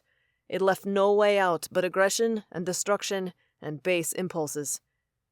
The pearl stripped others of their free will and brought down all the worst human emotions like an anvil to the head. Why the angels had ever seen fit to create such a stone was beyond me, but here we were. Here I was, about to use it for the first time. Knowing how it felt to smoke travel, and even how to do so in a limited capacity, I brought that essence of my power up, let it fill me. Smoke curled in the air, rising from my feet and slithering up around my face as it thickened. Electricity crackled. This smoke was unlike regular wood smoke. It didn't smell, and it hummed, like pure dark energy building around me. My process was slower than my mother's, but when the smoke reached a density that felt right, I set my sights on the other side of the room. I focused on the dusty chair and lamp that stood far from the books, and gave the smoke one last push. Darkness encompassed me, squeezing me, and compressing bones as my feet left the ground and I traveled through the smoke. By now, I recognized the sensations of smoke travel. It didn't scare me, though this time it took only a millisecond for me to sense the difference. The pearl burned in my hand, pulling magic through me in a way that made me feel stronger, more free, and a touch more reckless. More violent. An urge to lash out, to take control of someone surged deep within me. Teeth gnashing, I shoved it down. The pearl's influence was at work, and while it made me more powerful, there was a terrifying edge there. One I had to be careful not to cross when using it. But before I dwelled on that line of thought any longer, the smoke cleared and my feet slammed down onto the ground. I regained my composure as Meredith whooped and cheered. "That was a record, right?" she shouted. "I said he could try, not that you two could make a circus of the library," Miriam interjected. "Stay quiet. Tana needs every moment possible to study." "Good grief, Miriam," Meredith howled. "Let us celebrate this. Each win is important." I found myself where I'd wanted to be, many feet more than I'd ever traveled before. As my power had not changed, I had to admit that Meredith's theory that the pearl might help me held merit. But it had also made me crazed when I used it. I swallowed. For the moment, though, I kept that thought to myself. I might not be powerful enough for the pearl yet. Or perhaps my missing witching magic was affecting how it affected me. Meredith crossed the room toward me. "How was it? Easier? Harder? Totally different?" Ever since the day I met her and began teaching her magic, she'd always been inquisitive. "Easier and more intense," I said, not wanting to lie, but not ready to tell the truth. "How so? The door to the library opened, and Harper entered, slamming it shut behind her, drawing the attention of everyone in the room and the profound ire of Miriam. "If you don't mind," Miriam glowered, "take more care with the manor. It's old, and we would like to create an air of peace while we can." "I have an announcement," Harper said, ignoring the elder. Her chin lifted in the air, and I sensed that whatever she was about to say would not go over well. "Gunner's pack is leaving for Asila tomorrow. I'm going to take my siblings to flee with the Blood Moon pack, so I'll be leaving tonight." Miriam shot up. "You absolutely will not." "I will." Harper shot back, as if she'd been ready for the rebuttal. "And as soon as I'm sure my siblings are safe, I'll come back and complete training." "You're a Vindix," Miriam hissed. "One who knows nothing of her magic. Your priority—" "Don't pretend like you know my priorities," Harper shouted. "You don't know me at all, and if you did, you'd understand that my priority has been and always will be my pack." Her voice broke. "My family. Seeing as I can only protect the latter right now, I will, even if it costs us a couple of days." Miriam's chair clattered to the floor behind her as the witch made her way to the wolf, eyes blazing with anger. "This isn't good." Meredith came closer, her voice low. "What do you think?" "I'm not sure. I was the first to admit that, when it came to family, I didn't always make the best choices. I'd screwed over my friend in the Coven twice for Nicoletta. But Miriam was also right that Harper needed to train. "We need to side with Harper," Meredith said. "She's SNS." I stayed silent. SNS was important to me, important to the world, but Miriam wasn't wrong to be upset. "I know it's stupid of her to leave," Meredith added when I said nothing. "But I don't think she'll be able to focus until her siblings are safe anyway." Miriam and Harper began to argue, but Meredith was right. The gleam in Harper's eye told me she wouldn't back down, and the more I considered it, I didn't blame her. Family was everything. Olga and Tana remained seated, staying out of the fight. Meredith and I, on the other hand, joined the argument, and Meredith put a soft hand on Miriam's shoulder. The elder scowled when Meredith spoke up. She has to go. Harper won't be able to study unless she knows her siblings will be safe, Miriam. But I'm sure the trip won't take long, right, Harper? We're traveling tonight, and they leave tomorrow. I have to set my siblings up in Asila, but we can return the next day. So not even 2 full days. Meredith breathed. And I haven't even found the holders of the emerald, sapphire, and amethyst yet, Miriam.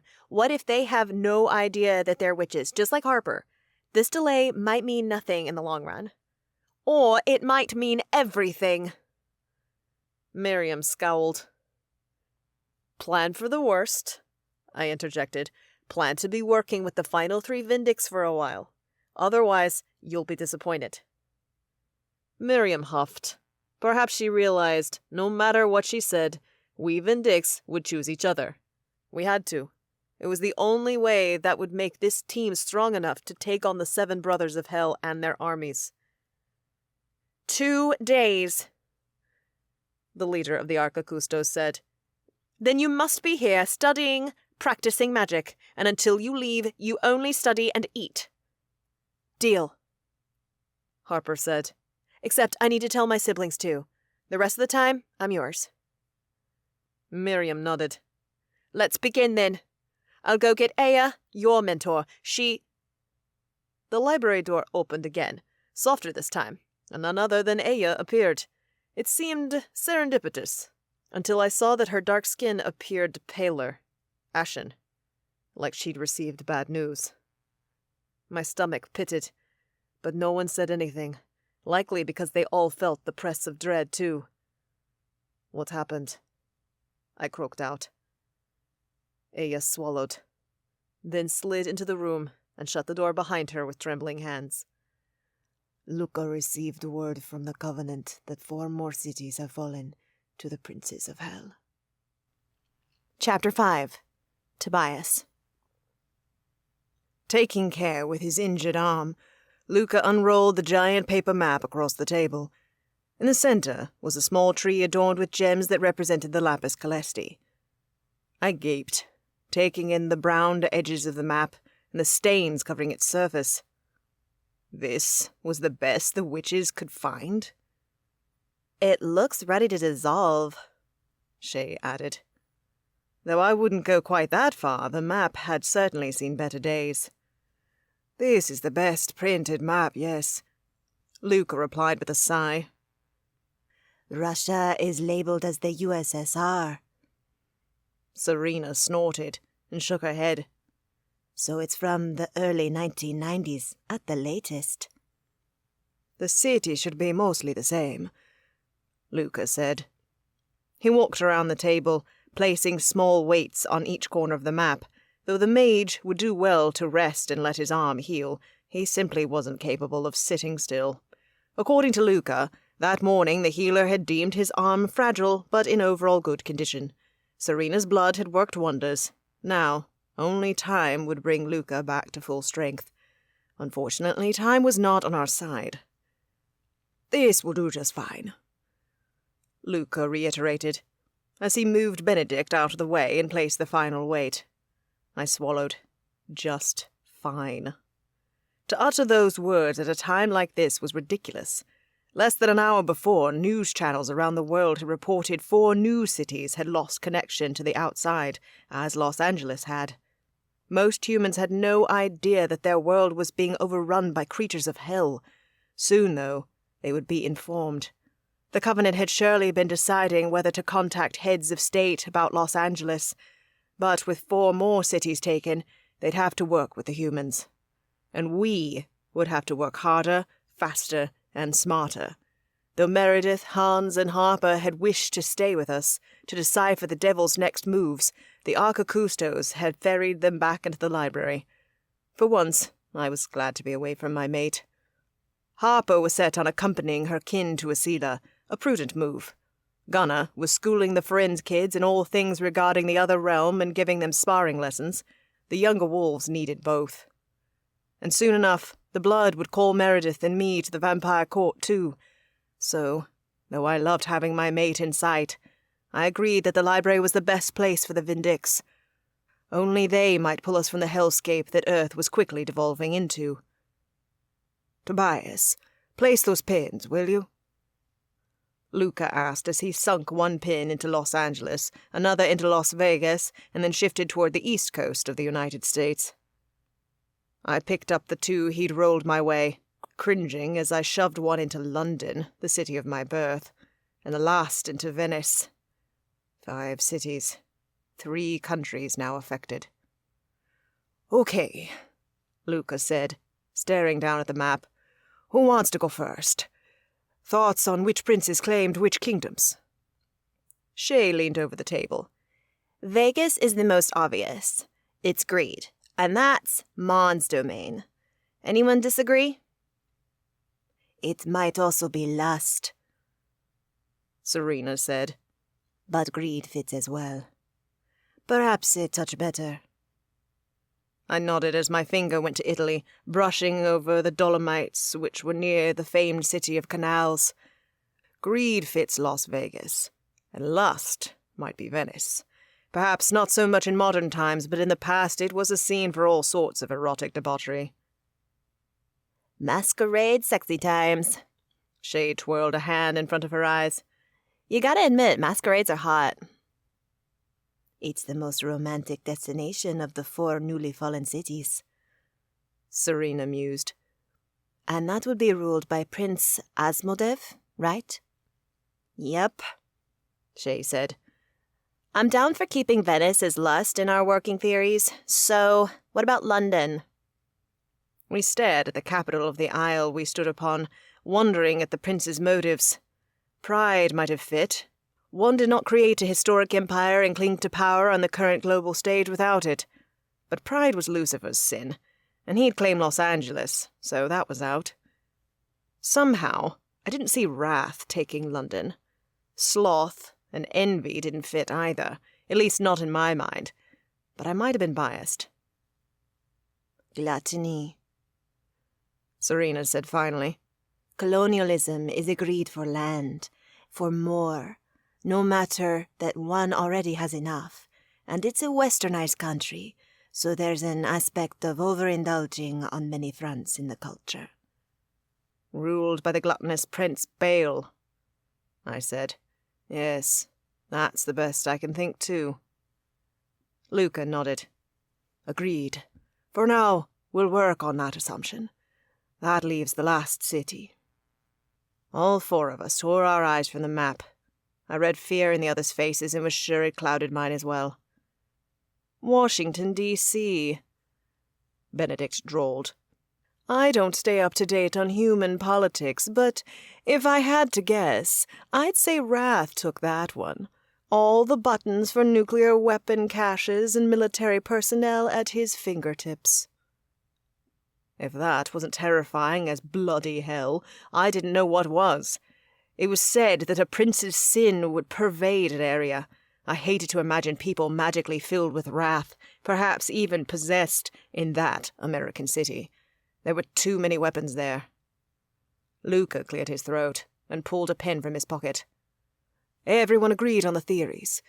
We won't be certain until we investigate, but it's best to have an idea of what we're working with. We agreed, and Luca documented our thoughts. Once he finished, Shay perched on the edge of the table. If we're right, that leaves the princes of Envy and Sloth without kingdoms. Levi and Belhor. Can anyone guess where they'll claim their kingdoms? I studied the map, as did everyone else in the room, even Benedict. After a full 5 minutes of silence, I found myself at a loss. Any place in the world had people with those qualities. But to say there were cities where threads of envy and sloth were dominant, I wasn't sure I'd agree to that. Perhaps the princes will choose a place that calls to them, I suggested. It doesn't necessarily need a predisposition to their sin, like when Wrath wreaked havoc in New York. I wouldn't say that's a particularly wrathful city. Prideful, yes, but that's off the table. That's possible, Serena said. I can't come up with anything right now. I say we wait and focus on the cities we know are in trouble. Perhaps we should call the Covenant and give our thoughts, Luca? Good idea. Luca pulled out his phone. I'll see if I can get a hold of Artem. Shay, try your mother. It's best that more than one person has this information. Sure thing. She'll want an update anyway, Shay said. Remember, nothing about the Vindix, I said, unable to help myself. Outing my mate too soon to others would put her in danger. Duh, stiff. You act like I was never a teenager who kept secrets. Shay rolled her eyes. Even half-angels have a wild phase. She left the room with Luca following close behind. Serena chuckled. Your friends are characters. You could say that. The Nephilim has an annoying streak, but she grows on you. Benedict paused, cutting a glance at the door. Don't tell her I said that. She doesn't need to be encouraged. My sister winked. Your secret is safe with me. Again, the map captured my attention. The world was so large, so open. Were we correct in our guesses? And where would the last two princes stake their claims? It's hard to believe this is happening, isn't it? Serena said softly. A vampire might live for millennia and never experience such evil rising. Yet here we are, living it. Stuck in the bloody middle of it, I said. I do wonder if those books the Vindix are studying might give us more hints of where the princes might settle. Miriam didn't seem to think so, but I trailed off. Are you trying to convince yourself that they could miss such a thing, but you, O learned brother of mine, would find it? Serena cocked a dark eyebrow. That's a bit egotistical. I laughed dryly. Spoken like a true younger sibling. Someone has to keep you in line. I think my witch does a decent job. Benedict sniped, his amber eyes sparkling. Though I do like your contributions. He stared at Serena, his amber gaze softer than when he looked at everyone except for Meredith. The familiar had taken to my sister well. I wondered if it sensed that in her mortal life she had once been a witch, a seer. Maybe the cat was more inclined to like her because of that bloodline. Forget I said anything, I muttered, not about to seek more slander. They won't let me inside the library anyhow. That fact still stung, but they would not change their minds. The Archicustos were bending to our will to allow so many people to congregate at their manor, their haven. To allow someone into a sacred space? No, they would not bend there. Nor did I mind as much as I used to. After all, I had plenty to keep myself occupied, and Meredith would share anything that was important with S&S. So, what's the plan for the rest of the day? Serena trailed her finger in a line from Paris, her home in her human life, to London, and sticking there. Was she worried about the proximity? Perhaps she should be. L.A. had been encapsulated overnight, but could the domains of these kingdoms stretch, and how far? Scanning news channels, I replied. Someone should check the town for OA members and persuade them to leave. We should also look for more clues. Not just of demon princes claiming domains, but possibly of Vindix using their powers. Air, earth, and water are left, Serena asked. I nodded. If they have the stones, and know what they are, perhaps they'll have a prodigious show of power. If so, I want to be the first to notice. And then I'd tell Meredith, and we'd race to find the person using such magic. We could not risk our opponents injuring the unknown Vindix before we found them. Good idea. I'll help, Serena said. Also, do you have bagged blood here? I'll need some. Luca drank a lot.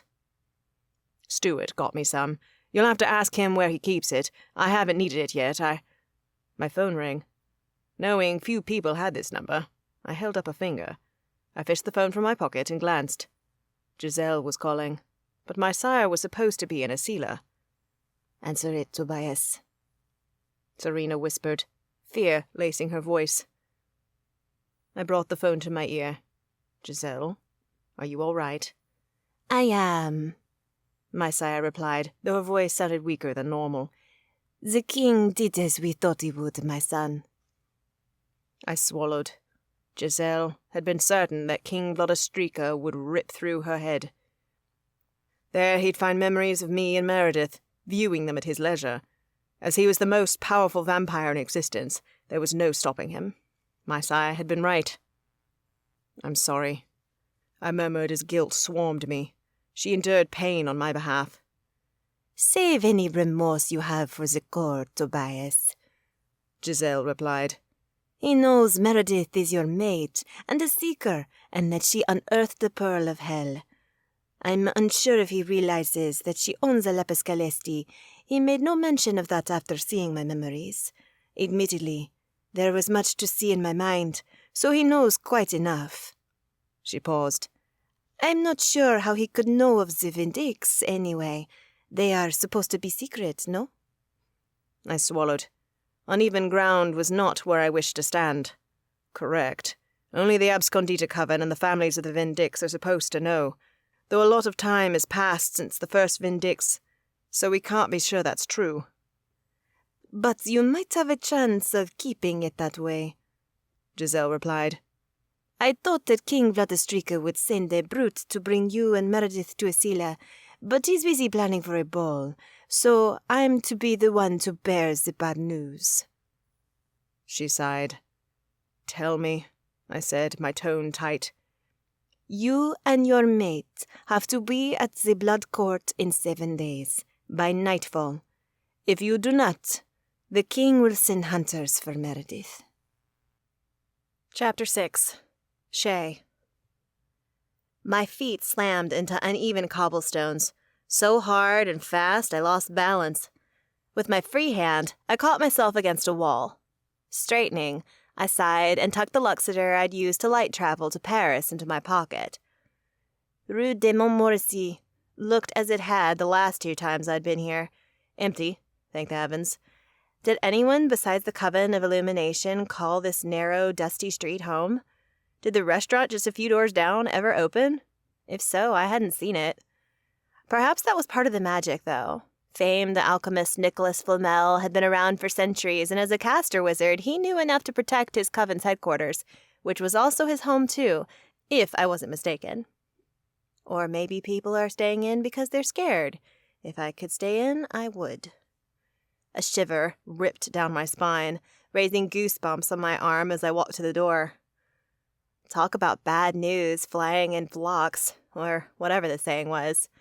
5 fallen cities in under 3 days. The princes of hell were working overtime to claim their new kingdoms, and that didn't bode well for the rest of the world. Which was why I'd returned to Paris before Flamel's deadline. I wasn't expecting him to have all the other Luxeters finished, but I did hope to collect as many as he'd had time to create. Gunnar and Harper would need one tonight, and I'd prefer everyone else have one in hand ASAP. Soon the world would shut down. There would be no means of travel between countries. People would hide, be forced to fend for themselves. Perhaps the military would try to defend them for a while, but I had little faith in human means of warfare. Not when they were up against an immortal who practically invented the concept of war, Prince Wrath and his 6 brothers. No, humans might lend a hand, once the Covenant told them the hidden truth of their world. But it would be the magical community who brought the princes of hell down. Like called to like, an adage Hans had spouted so many times. It was plain. It was simple. And yet everything, defeating the princes especially, felt so impossible. A soft sigh parted my lips as I knocked on the door to the headquarters and waited. It was getting late, but I was sure Nicholas Flamel would be here, working away. He had many Luxeters to make and understood that one did not break or fail at completing their end of the bargain. Not in our world. 2 minutes passed before slow footsteps sounded. When the door opened, it did not surprise me to find the ancient alchemist looking haggard. His flyaway gray hair was even more disheveled than usual, the bags under his eyes more pronounced. Join the club. I didn't look so hot either. Back already, Shay? For good reason, I said. Might I come in? It's not wise to linger on the doorstep right now. The old wizard arched his bushy eyebrows, but let me inside. Come on back. I followed him through the antechamber, a front bare of any personality, down a hallway. I assumed that behind the closed doors we passed by were Coven members' offices, or perhaps even bedrooms or apartments, though I'd only ever seen Flamel at his headquarters. The corridor opened into a lounge, in which I found the first hints that normal people spent time here. My lips pursed. Boxes of board games were piled high, and others were set and ready to play. Books lined the shelves, waiting to be plucked and read. So similar to my last visit, and yet this time there was a definite air of neglect in this room, too. Unwashed plates of food were strewn all over the long table. The floor also seemed in need of a sweep. Pardon the smell.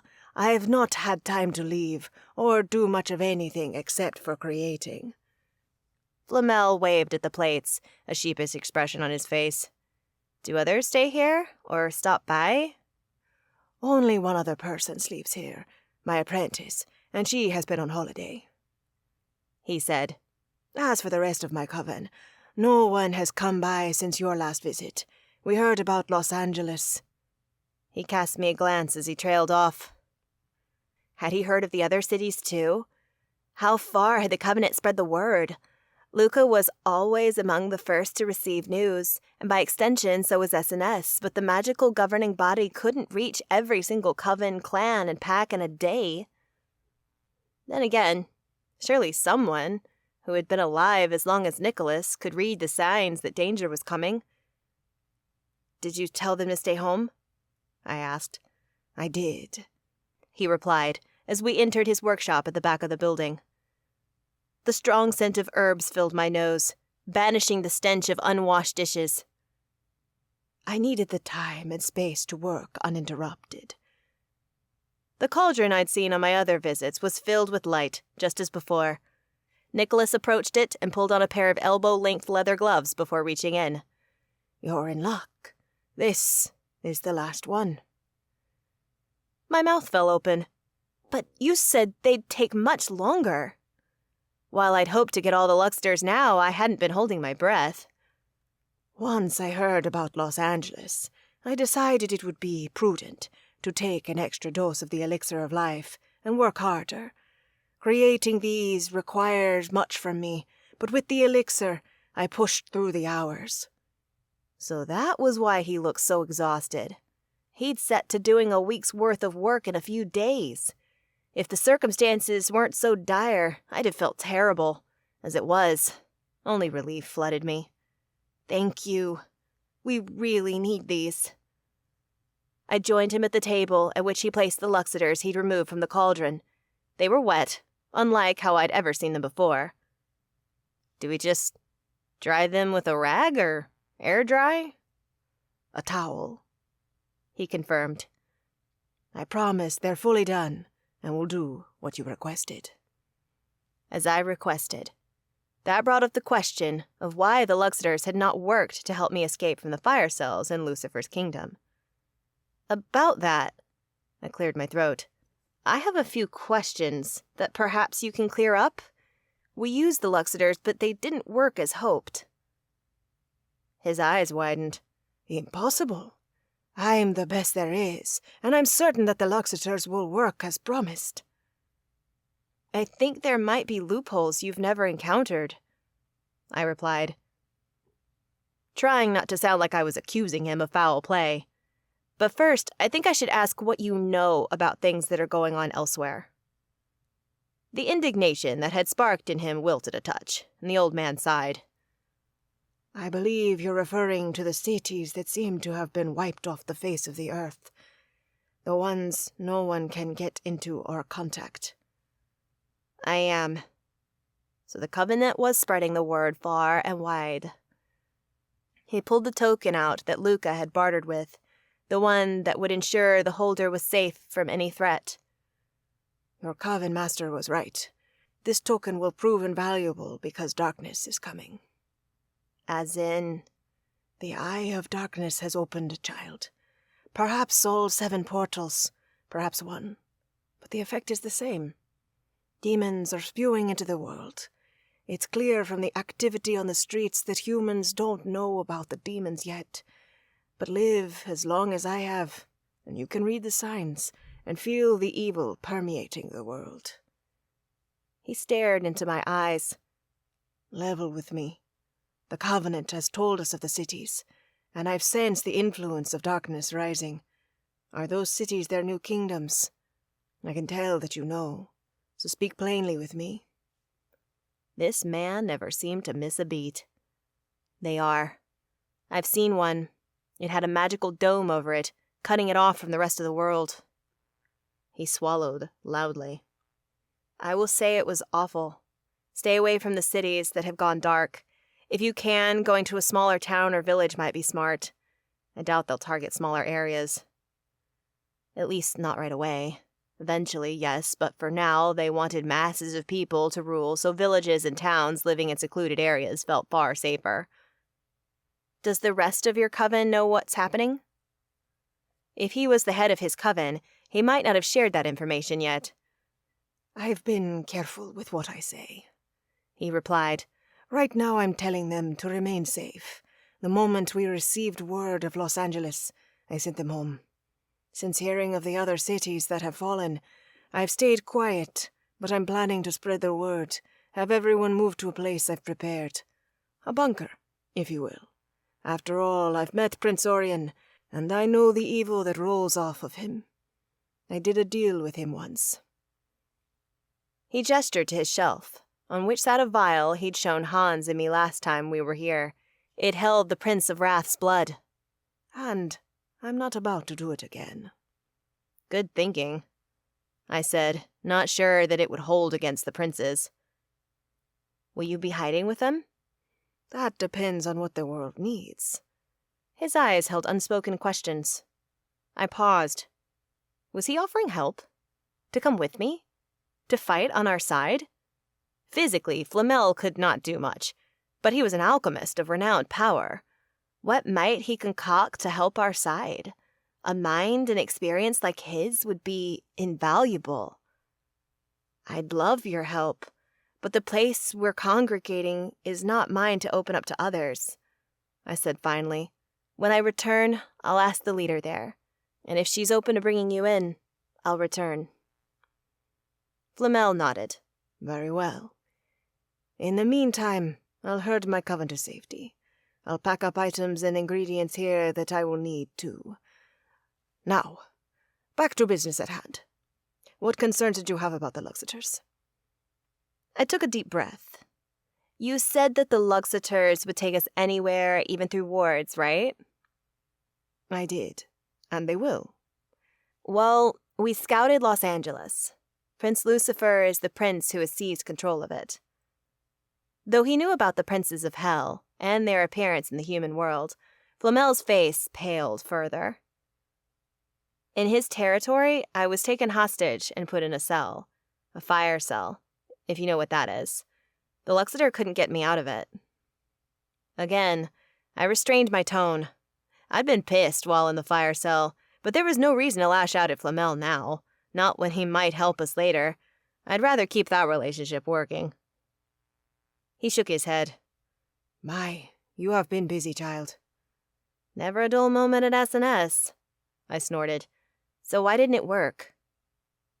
He dried the 2 Luxators he'd pulled from the cauldron with a fluffy hand towel. Lucifer's territory? Did it feel strange to you? Different from our world? Very. I shuddered. I was ill while we were there. Because you're a Nephilim, he stated matter-of-factly.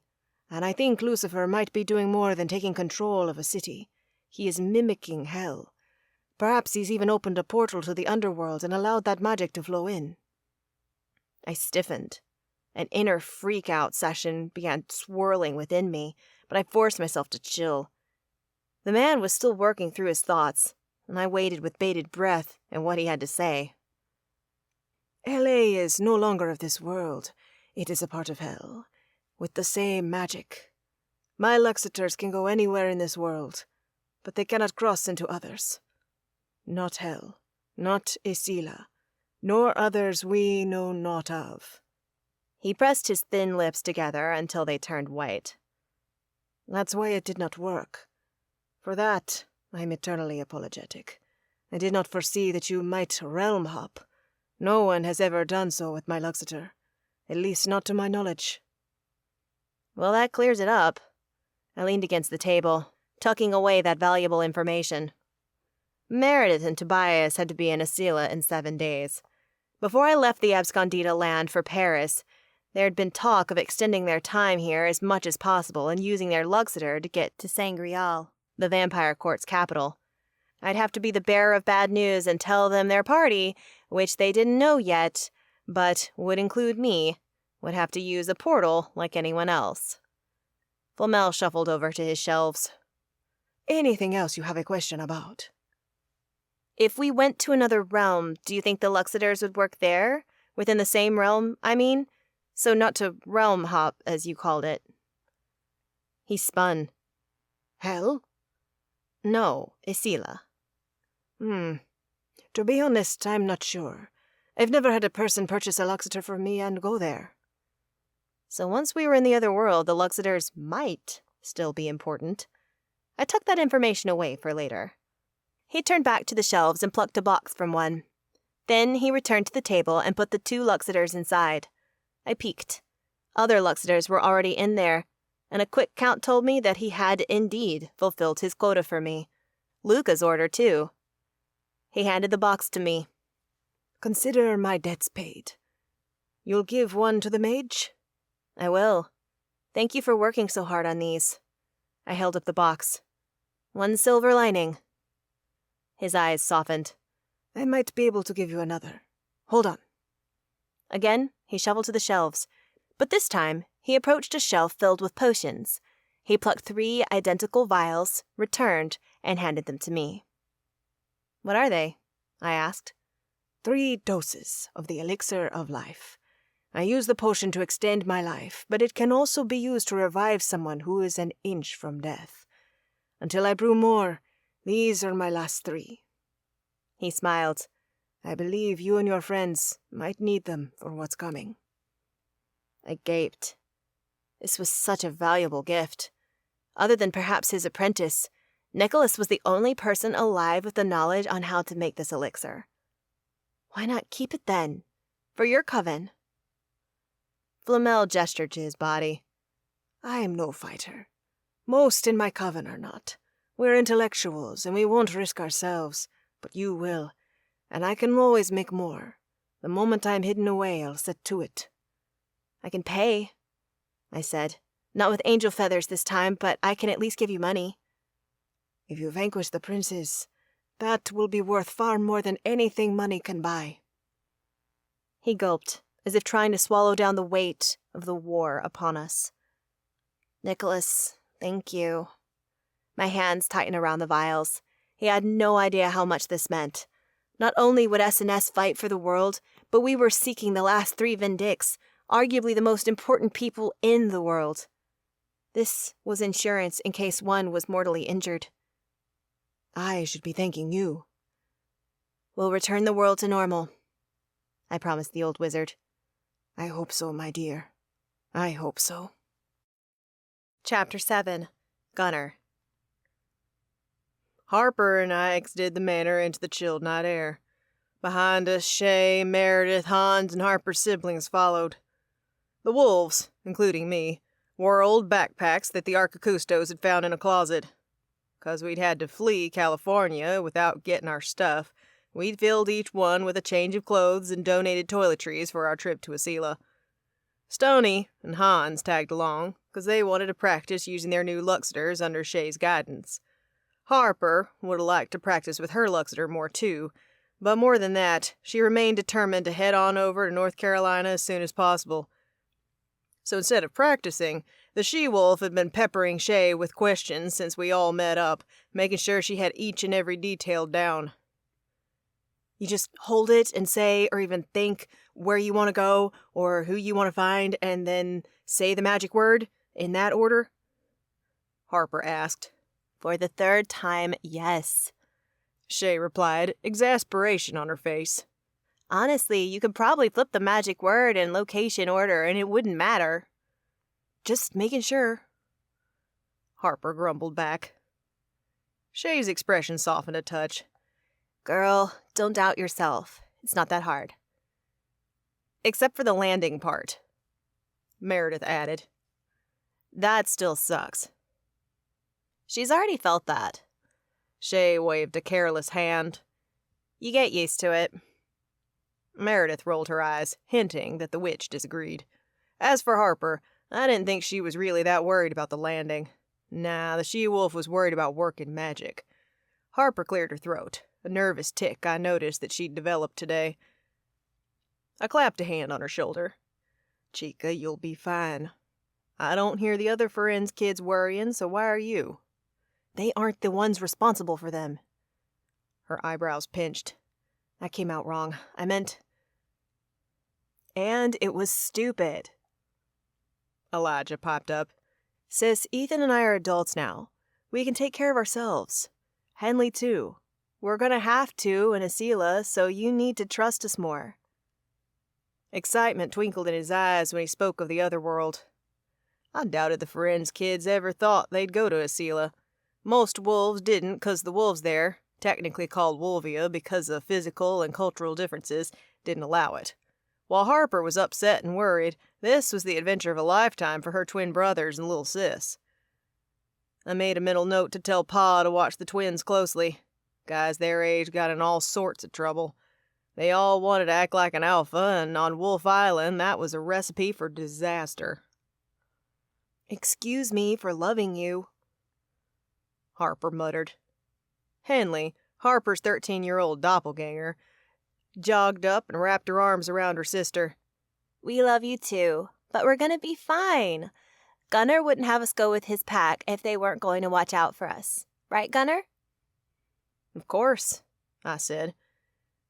You're gonna fit right in with the wolves of the Blood Moon Pack. Henley reminded me so much of my sister when Kate was that age. Harper sighed. I know. Here's good if you want Harp, Shay said, coming to stand a ways away from the manor. She'd already assured Harper it wasn't necessary to be outside, nor 30 feet from the manor, but Harper had insisted on distancing herself. I wasn't sure what she expected to happen when she used the Luxeter, but clearly it was catastrophic. Sure. Harper pulled out the small magical item that now belonged to her. Shay had given 1 Luxeter each to Hans and Tana, and made sure Luca got the one he'd paid for too. Until we found the other Vindix, the rest were being stored in a new magical mage safe that Luca had spent half the day creating. The Coven master had a similar safe in the States, where he stored dangerous dark magical items that S&S found. That safe had a backup person who could get into it. Luca had done the same here, assigning Hans as his backup. My half-demon friend hadn't been so sure about Luca's judgment. I got the feeling Hans wasn't really sure of much these days, but Luca had insisted. Hans's magic was powerful, even if he didn't have his wizarding magic right now. If he convinced Richard Bronze to give it back, Hans would be even stronger, and the safe needed that kind of protector. Okay, Ferenz kids, link with your sister, Shay instructed. Gunnar, you too. We fell in line, the boys and me smirking about being bossed around. Story of my life with the ladies. The she-wolf swallowed and gripped Henley until her knuckles turned white. Everyone attached? We're good, I assured her, gripping Ethan's hand. No one will let go. Okay. I think I'm ready. Harper let out a long breath filled with tension. We'll see you guys when we get back. Not tomorrow, but the next day. Meredith, Hans, and Shay wished her luck, and at Harper's urging, took a step back. Once she was sure the others wouldn't die from her using the Luxeter, Harper cleared her throat. To the Blood Moon Packlands in North Carolina. In her fist, light pulsed. The Luxter was ready and waiting for her bidding. Volar.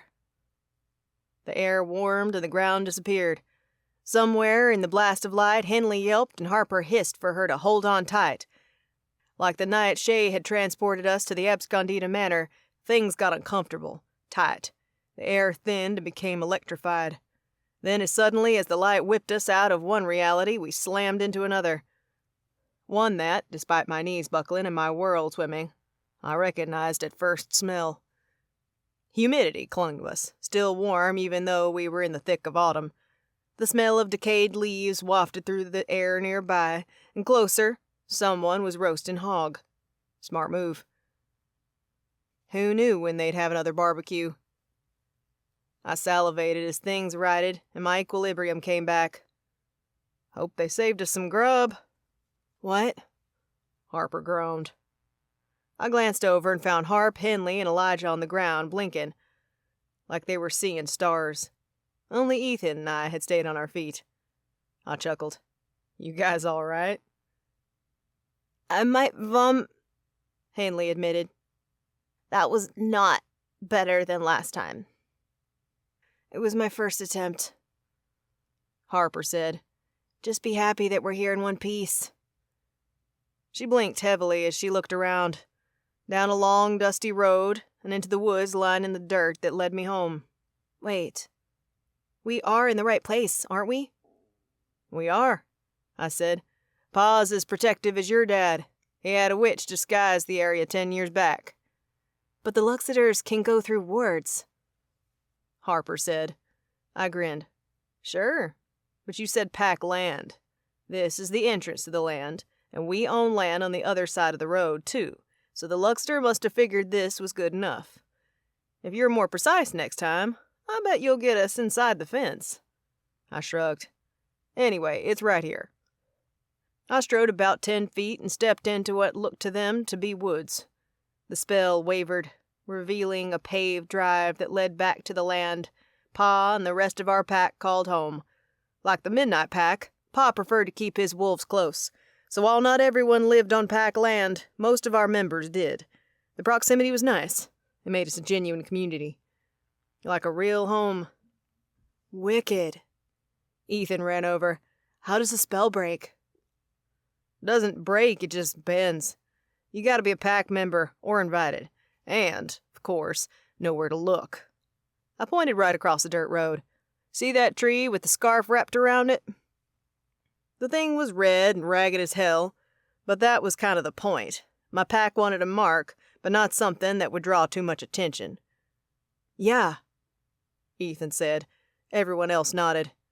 That's how you know where the main drive is. That's kind of like the Abscondida Coven, but not as secure, which I guess is part of the problem. Still sweet, Ethan said with a nod of approval.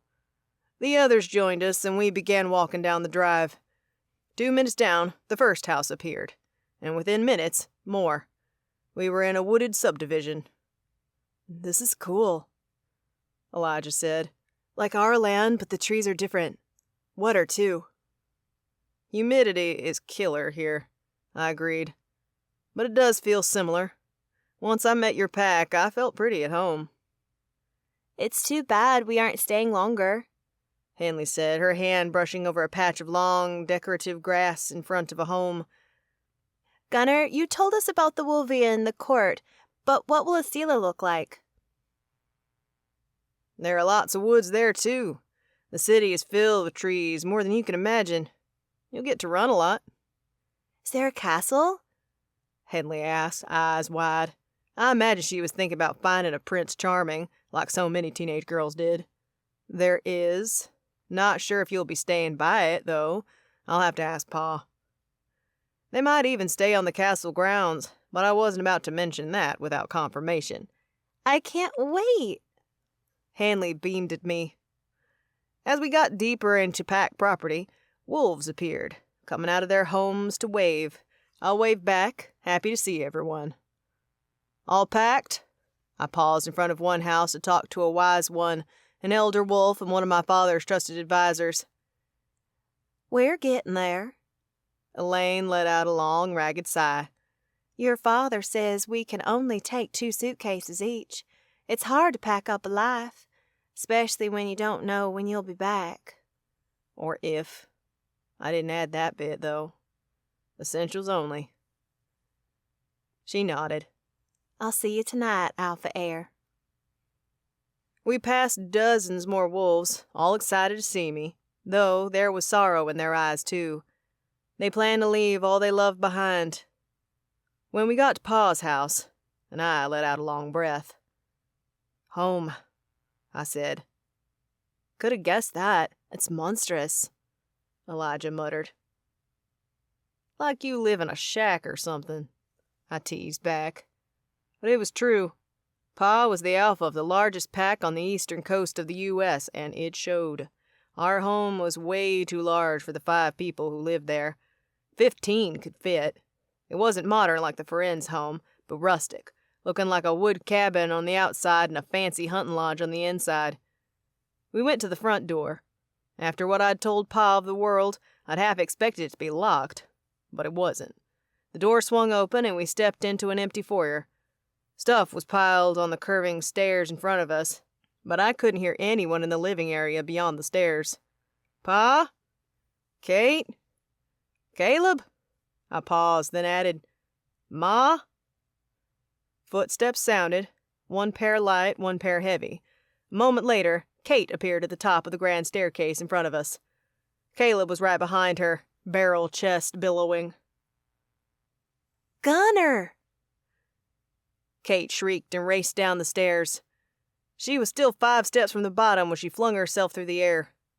I caught her and swung her like she was still a young one when she was almost a grown woman. I'm so glad you're here, she whispered in my ear. Please, please, please come with us. Can't, I whispered back. Got things to do here, but I'll be safe, promise. The moment the word was out of my mouth, I hoped I didn't regret making that promise. She sniffed and squeezed me. Though I couldn't see her face, I was sure she was trying not to cry. You better. I pulled back and found Caleb waiting at the bottom of the steps, a tight smile on his face. I love my brother, but our relationship wasn't as easy as mine was with Kate. Ma wanted Caleb to be alpha, and my brother knew it. There was always a slight divide between us. "Hey, Caleb." I pulled the younger wolf in for a hug. He was stiffer than Kate, but allowed it. "Glad you're here," Caleb said with a tight smile. "Who were they?" "Dad didn't tell you? He's been busy." "Course." I turned to introduce the Ferenz kids, but before I could get a word out, a cold voice cut through me. "We wondered when you'd finally show up." "Ma." I swallowed, forced a smile, and twisted toward the living area to find the wolf who'd raised me. Her dark hair was in a ponytail, hinting that she'd been working, though she still had a full face of makeup on. I hadn't heard her earlier. She must have been out back, watering her plants or something. "Hey, Ma." I smiled, but didn't step forward to embrace her. She wouldn't want that. "Good to see you, too. Where's Pa?" "Right here, my boy."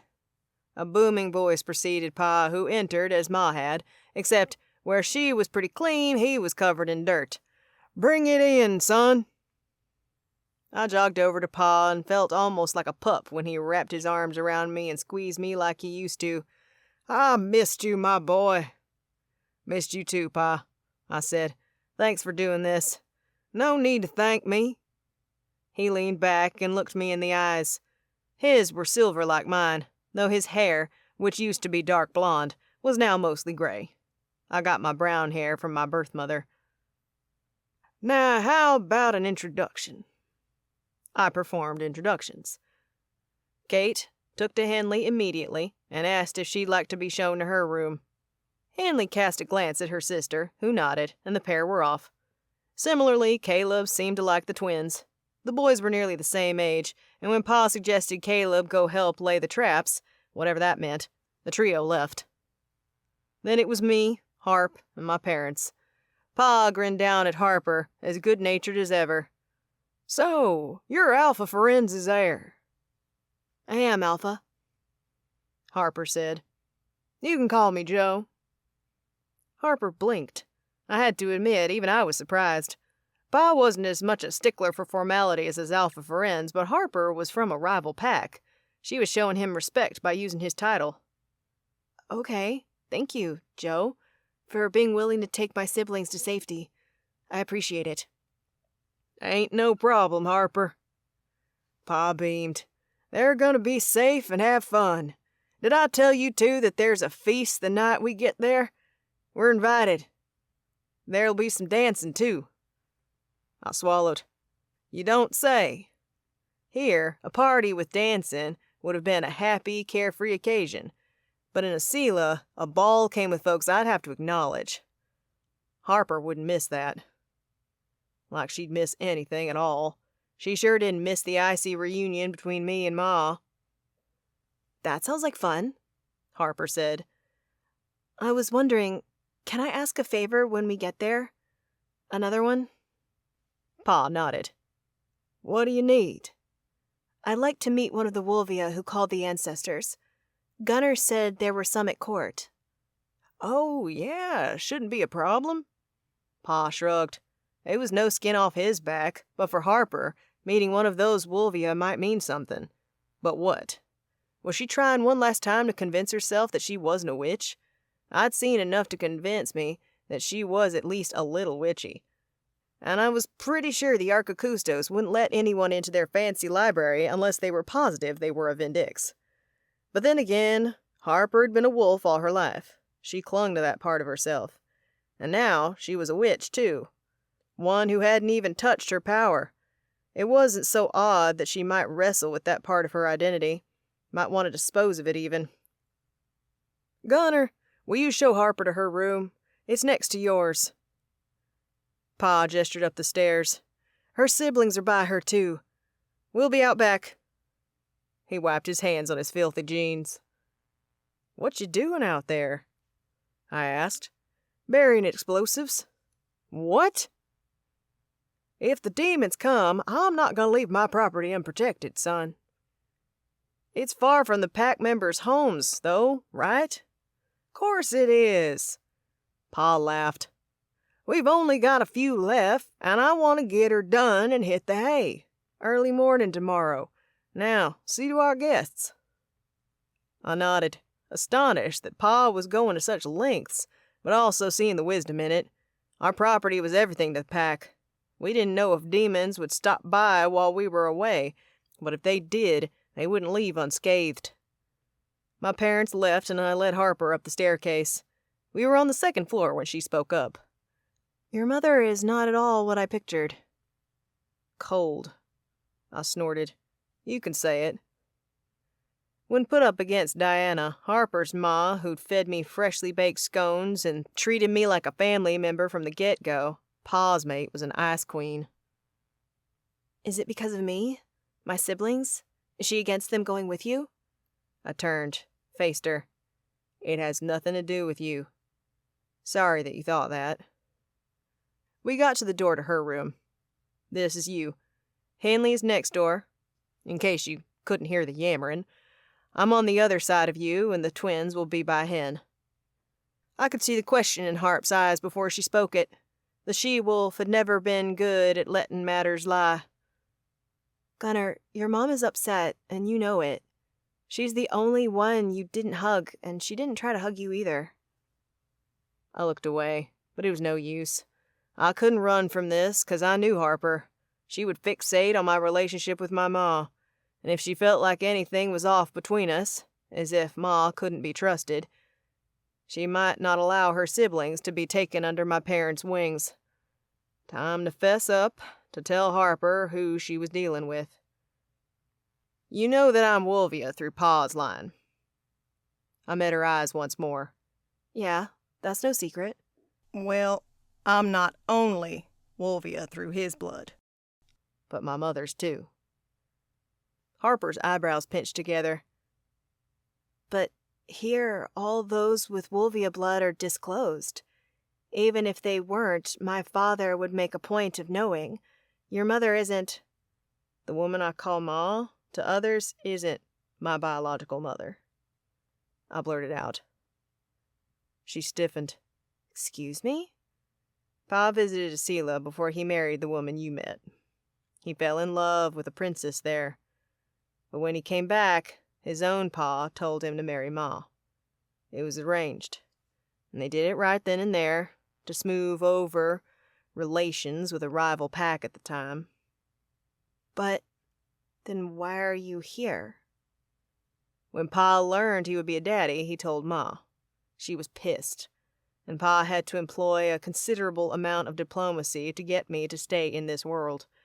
Ma insisted on pretending like I was hers to save face, she says. I shrugged and looked to the ground, exposed as hell. Not sure why she bothered. She never treated me like a real son. Harper's hand found mine. She squeezed. Gunnar, I'm so sorry. Do you ever see your birth mother? Do you want to? I've seen her.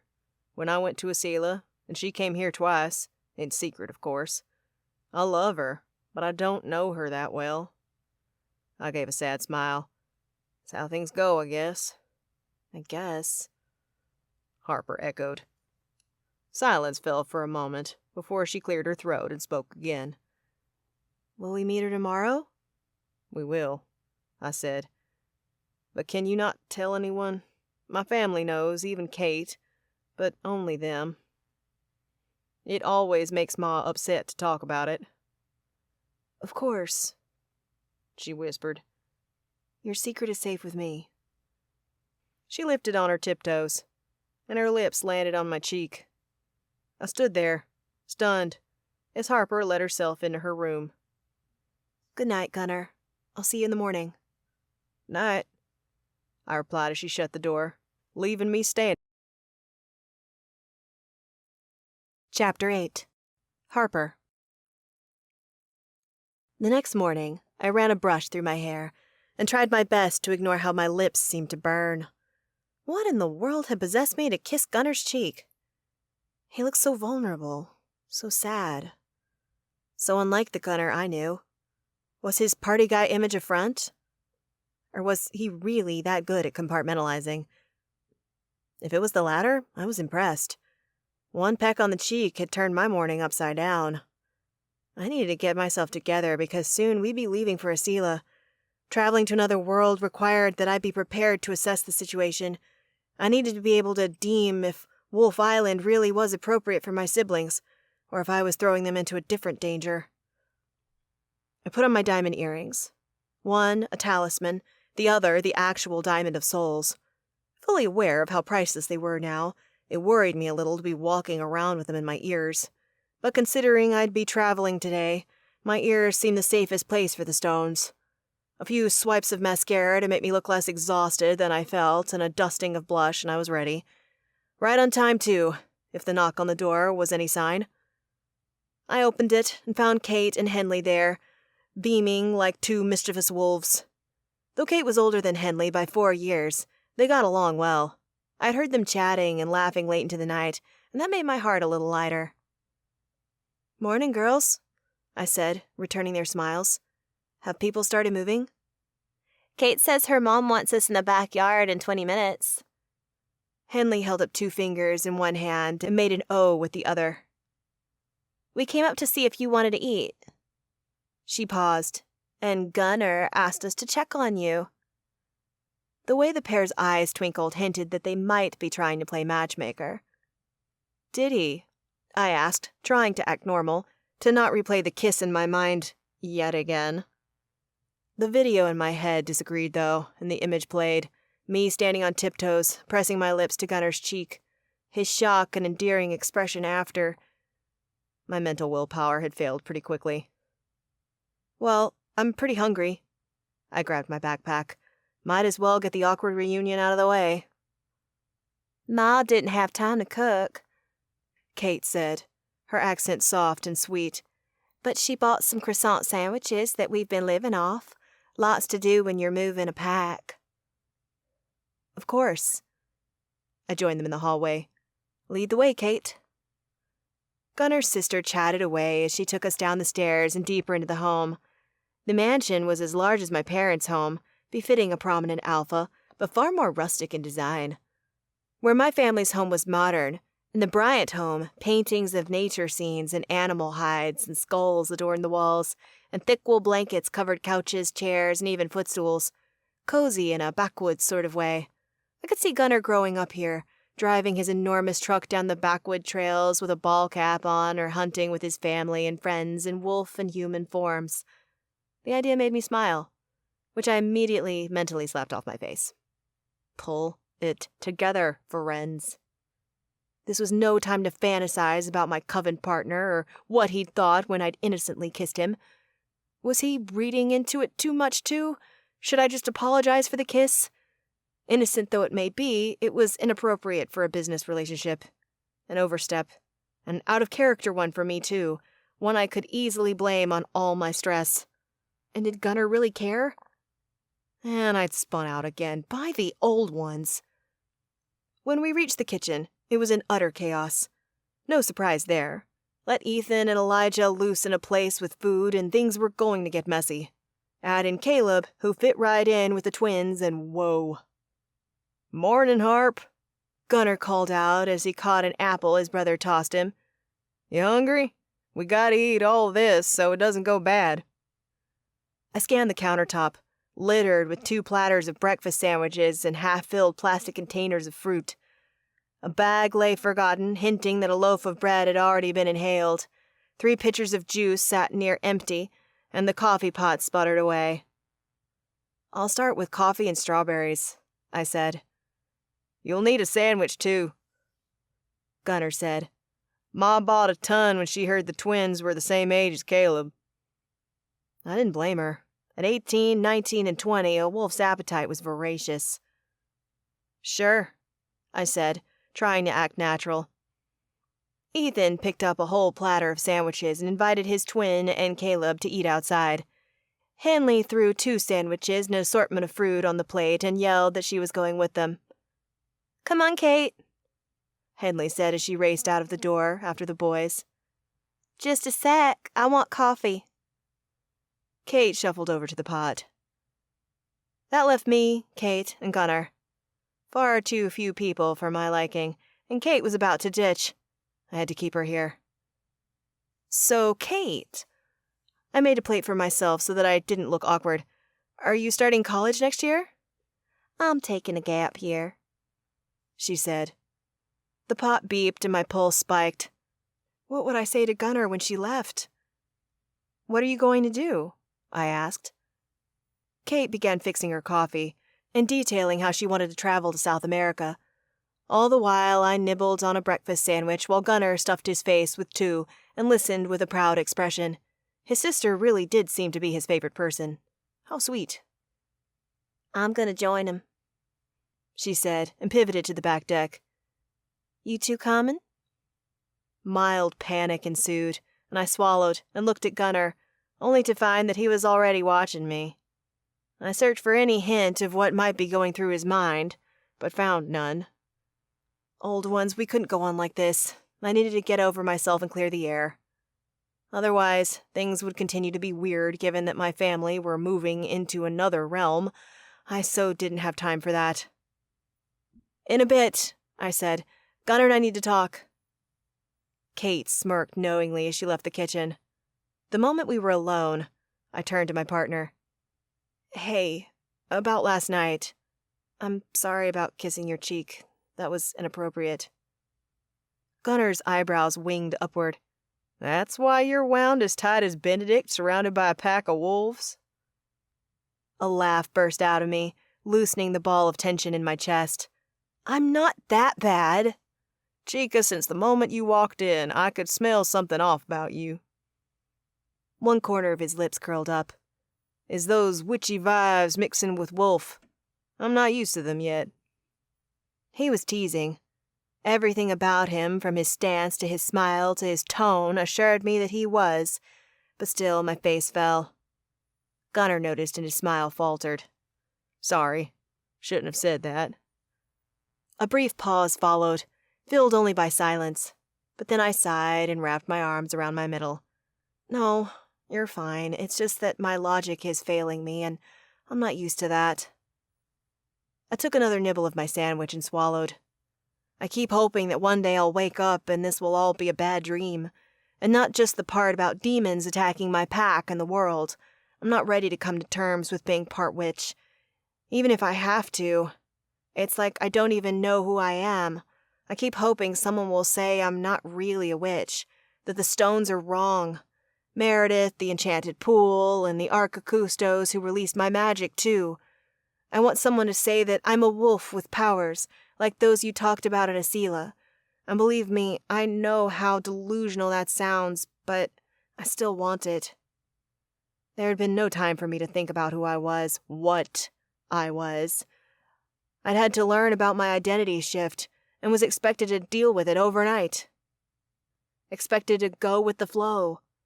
I wasn't so great at that. It would be weird, Gunnar drawled. Outside, a commotion interrupted us. We both turned to find the twins and Caleb trying to see how many grapes they could stuff into their mouths. Not as weird as those three. Gunnar gestured to the boys. But that's some stiff competition. I laughed as Elijah threw a grape at his twin. It pelted Ethan in the eye, making him spit out 20 grapes. To add to the drama, Ethan flung himself to the back deck and pretended to be dying. That kid was such a drama king sometimes. And don't worry about the kiss, Gunnar said lightly. I won't be weird and start following you around begging for another one. The idea of Gunnar chasing any girl was preposterous. The man had college girls and even a few younger professors lining up to date him at Yale. Hey, he pointed at me, eyes wide. What was that for? What? I asked, taken aback by his sudden turn of tone. You rolled your eyes at me. No, I didn't. Had I? You did, and I want to know if I should be offended. Gunnar asked teasingly. No, I assured him before pausing. He had already caught me.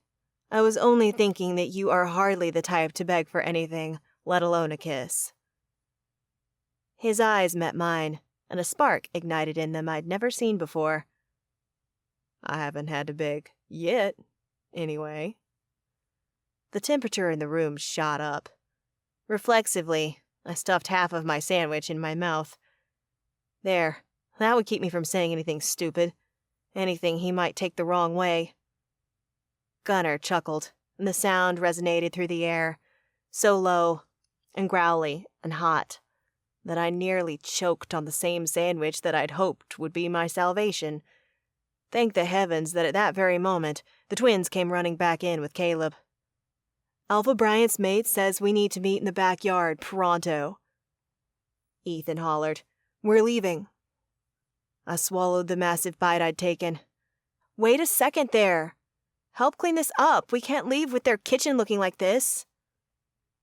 Ethan sighed, but Elijah was already at the counter, wiping up crumbs. And finish the rest, Gunnar said, not at all naggy sounding like me. Ma doesn't want leftovers rotting while you're gone. The boys made quick work with the rest of the food, and soon enough the kitchen was spotless.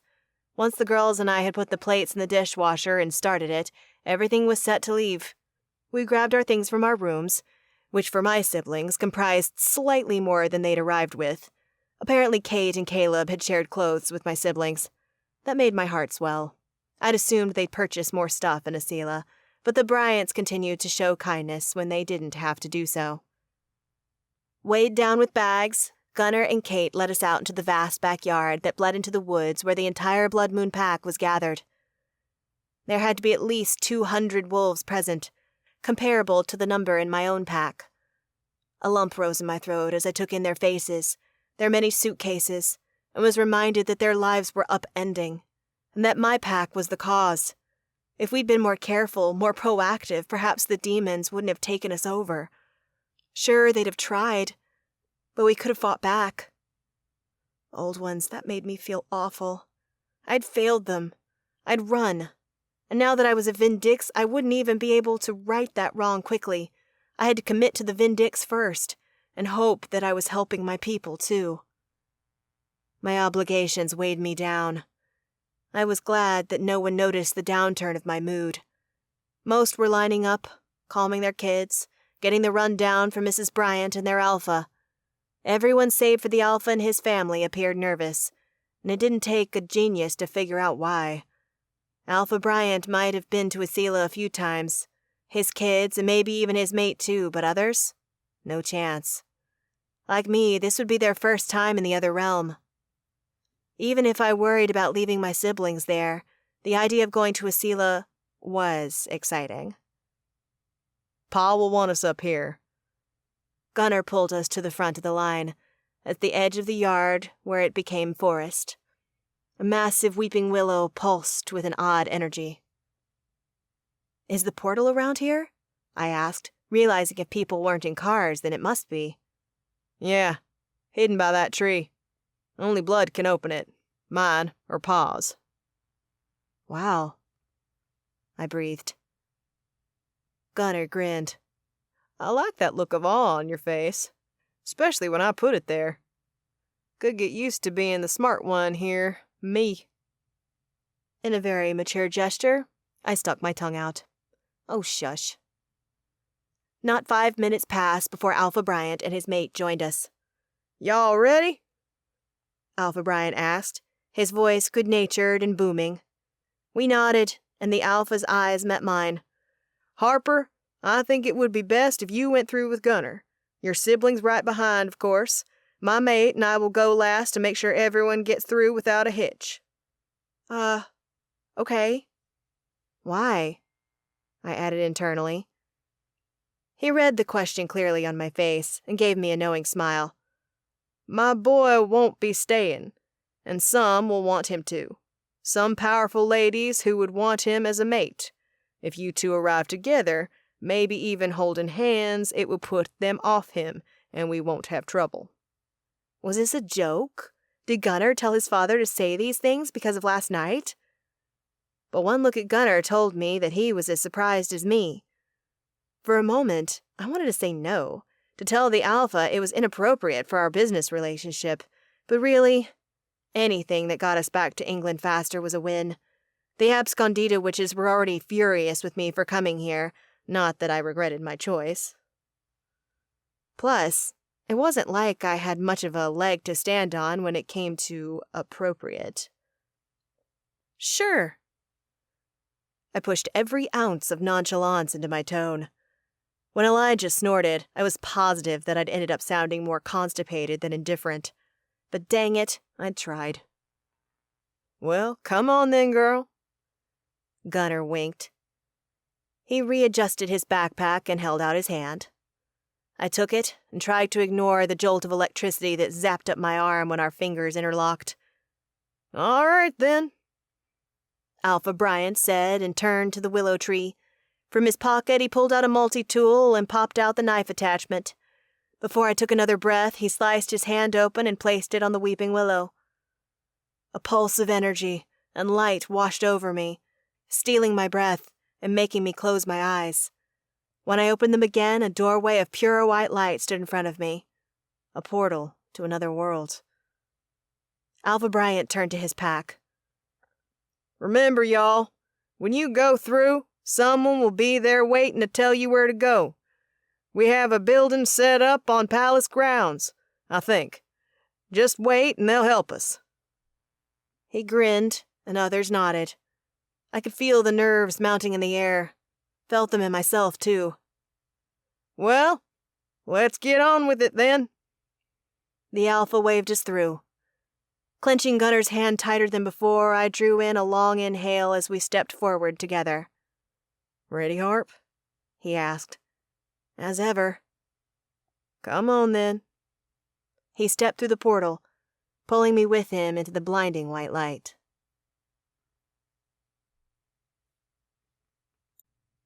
Chapter 9. Harper. The bright light faded as quickly as it had overwhelmed me, and when I sensed that my eyeballs wouldn't be burned out of my skull, I opened my eyes. Oh, wow. I breathed. We stood outside the city wall of Lupinarial, the capital of Wolf Island. The wall loomed before us, a formidable stone barrier meant to keep out would-be invaders. It had to be at least 4 feet thick. I mused as I peeked past the open gate and into the city. Unlike the images I'd envisioned, Lupinario was flush with green trees plucked straight out of a temperate forest. Homes and shops and streets wove around the vegetation, making it appear as though the Wolvia built the city around a forest, rather than a forest being cut down for a city. The Wolvia were connected to the land. In Isila, only the elven reverence for the natural world could compare. Both cultures tried to live in harmony with their lands and leave as little of a mark as possible. 500,000 Wolvia live there, Gunnar said. His voice brought me back to the moment. I noticed our siblings, who'd followed through the portal right after us, were gawking as much as me.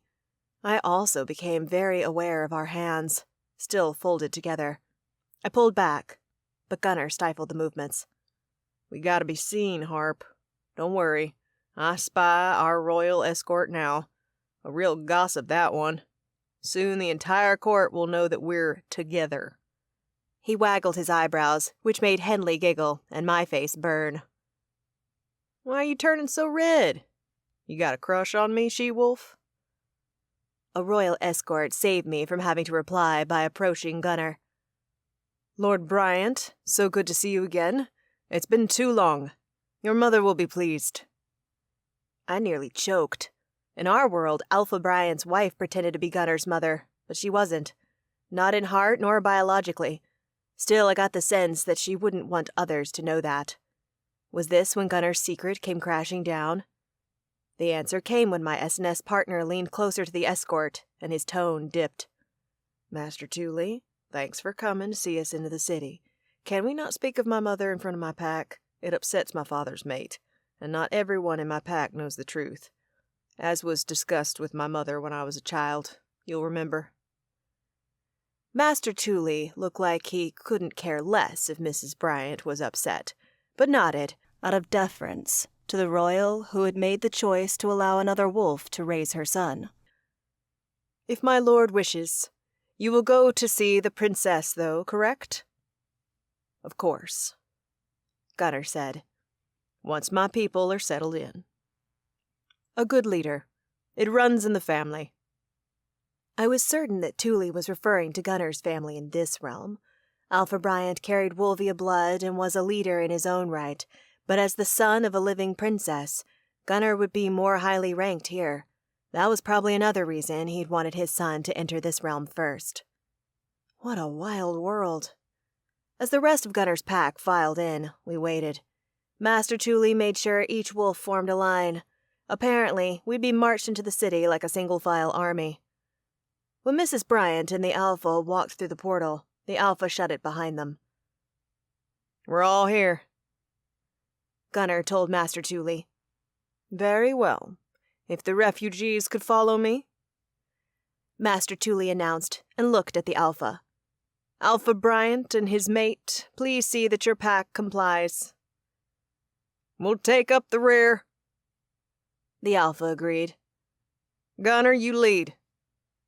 In a neat line that was almost comically unwolfish, we followed Master Thule through the city. With every step, I marveled. The Wolvia of Isila had set up a paradise, with neat-looking homes, shops, and places to eat surrounded by greenery that made my heart sing. Wolves in my world should live this way. Most wanted to, but the structure of our society made it impossible. It didn't even annoy me that we were something of a show, drawing every eye as we passed. There was too much to take in. It was all so intriguing that I had no interest in gossips or those studying our every move. If they had an issue with the pack from another world, one seeking sanctuary, they could take it up with the Royal Wolvia. The buildings became more sparse when I caught my first full glimpse of the palace. It was stone and towering. Because of its size, the trees appeared to have been more heavily thinned in this section of the city. We reached the palace gate, and as we walked through them, people bowed to Gunnar. He looked uncomfortable, and took it in stride. Gunnar might not want to be here, but he was who he was. So much more than the son of a prominent alpha in our world. Master Thule twisted to speak with Gunnar. Your pack will be in the apartments near the back of the Crown's property, abutting the Crescent Woods. They're old servants' quarters, though, of course. There are rooms for you and your family in the palace, my lord. We'll stay with the pack, Gunnar said. There's room, right? Of course, the apartments can house up to 300.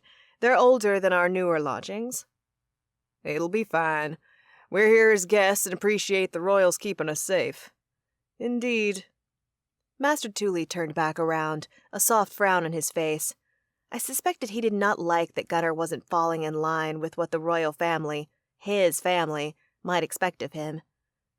We rounded the castle and smaller buildings came into view. These are the newer servant apartments for those who don't want to live in homes outside the palace grounds. Master Tully waved to the one on the right.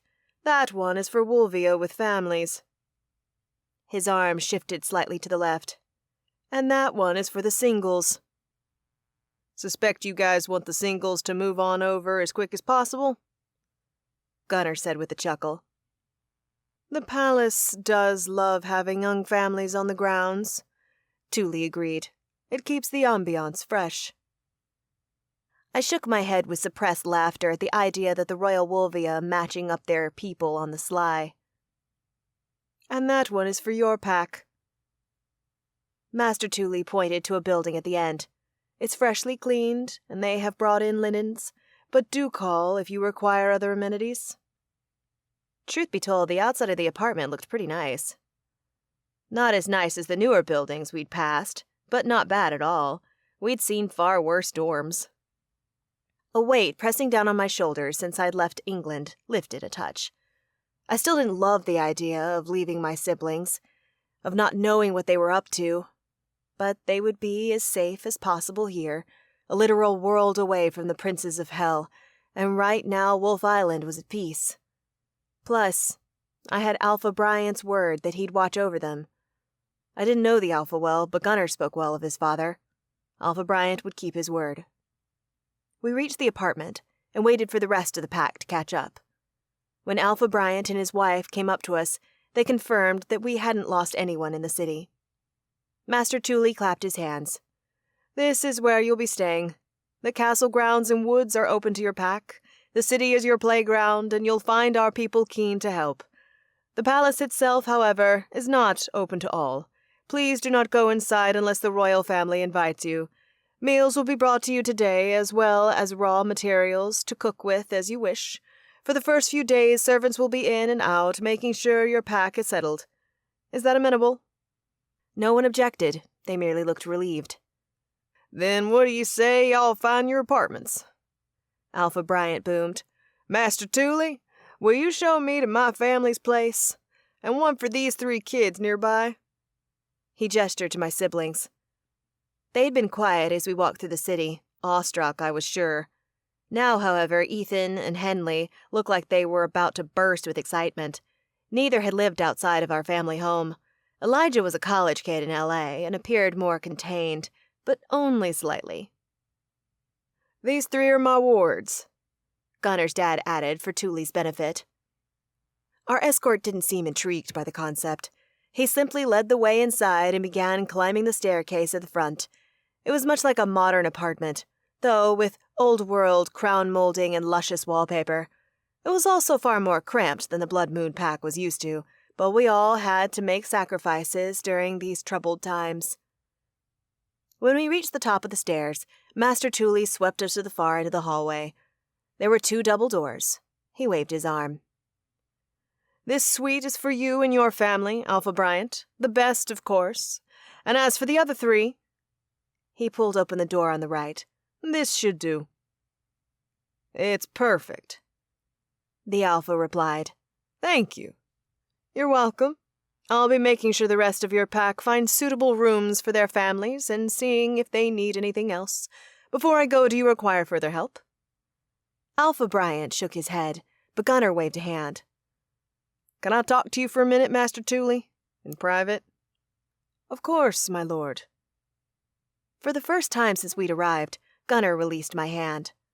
I squeezed my fist and then expanded my fingers, working the blood flow and trying to ignore the feeling that something was missing. Come on, guys. I said to my siblings. Let's check out the room. They rushed inside, leaving the Bryant family to explore their own chambers. The moment we were in the suite, I exhaled a long breath. It had everything my siblings would need. A small kitchen, a full bathroom, 4 bedrooms, and a living space. With Alpha Bryant next door, and so many other wolves from our world. They'd be fine. "This is my room," Ethan called out. "The biggest one." Elijah groaned, and Henley started to argue, but the commotion soon settled as Henley found a room with a better view of the woods, and Elijah claimed the room with a built-in library nook. "Guess you get the kids' room, sis," Ethan teased me. "I'm only here for the night anyway, long enough to make sure that you'll be okay," I replied sassily. If only he could see my room in the Abscondita Manor. That thing was huge and grand and so much. As my siblings settled in, I checked out the kitchen. Asila had adopted some modern amenities from the human realm. The courts differed in what they adopted, but here that meant lights and plumbing. Thank the old ones, because I wasn't sure how long Henley would last without a semi-modern bathroom. The cold box and cabinets were empty, but it was a matter of time until the castle helped in that regard, so I didn't worry. I was finishing my tour when a knock came at the door, which Ethan, the last in the apartment, hadn't bothered to close. I leaned over the counter and saw Gunnar leaning against the door frame, his muscular form taking up the doorway. A shiver darted down my spine, but I pretended like that hadn't happened. "How's your family's suite?" "Plenty good for us," Gunnar replied. "If you're not busy, I have something I'd like for us to do, and also something to invite you to." I cocked my head. "Oh? What's that?" "As Pa mentioned, there's a feast. I'm supposed to attend tonight. Pa and Ma, too. I was hoping that you'd go with me to fend off the Lady Wolvia. If anyone takes too much interest, it will delay my leaving. I'm not top dog here, so the king and queen might command it." We couldn't have that. As much as I wanted to spend more time with my family, a couple of hours at a feast to ensure that Gunnar came back to the human world with me was worth it. "Yes," I said. "I'll come. I have nothing to wear to a feast, though." "I'll take care of that. Or rather, my man Thule will." He paused. "And the other thing?" For a moment, he looked like he would not answer, but then he sighed. "I asked Thule to see if the person who calls ancestors was free. He is, and he's open to meeting you, if you want to know for sure about your power." I stiffened. When I told Gunnar, I still held out hope that my magic was wolfish, that somehow the enchanted pool and the diamond of souls and everyone else were wrong. I hadn't expected him to fixate on it. But he had, and now he was offering me a way to speak with someone who might have a different point of view. Though unlikely that the Wolvia here would deny the collective claims of Meredith, the Archicustos, and the Lapis Calesti, I simply had to speak with him, to be sure. Giving up the lifelong belief that I was a pure wolf was too hard. "Yes, I'd like to speak with him," I said. "Let's go then." "Hey guys," I yelled. My siblings poked their heads out of their rooms. "I'm going somewhere with Gunnar. Stay here until I get back, 'kay?" Ethan rolled his eyes. "Yes, Mom." The word Mom sent a sharp knife to my heart. Where was our mother? Was she safe? Alive? My stomach caved with worry. Elijah slapped his arm. "Don't say that. She's worried about us. You need to chill it with her." His twin looked abashed. "Sorry, sis. We'll stay here." "Great," I replied, smiling at Ethan to assure him that no harm was done, though fear still pitted my stomach. "I'll be back soon." We left, taking the hallway past the other apartments. As the halls were empty, it seemed that the wolves in Gunnar's pack had all claimed apartments.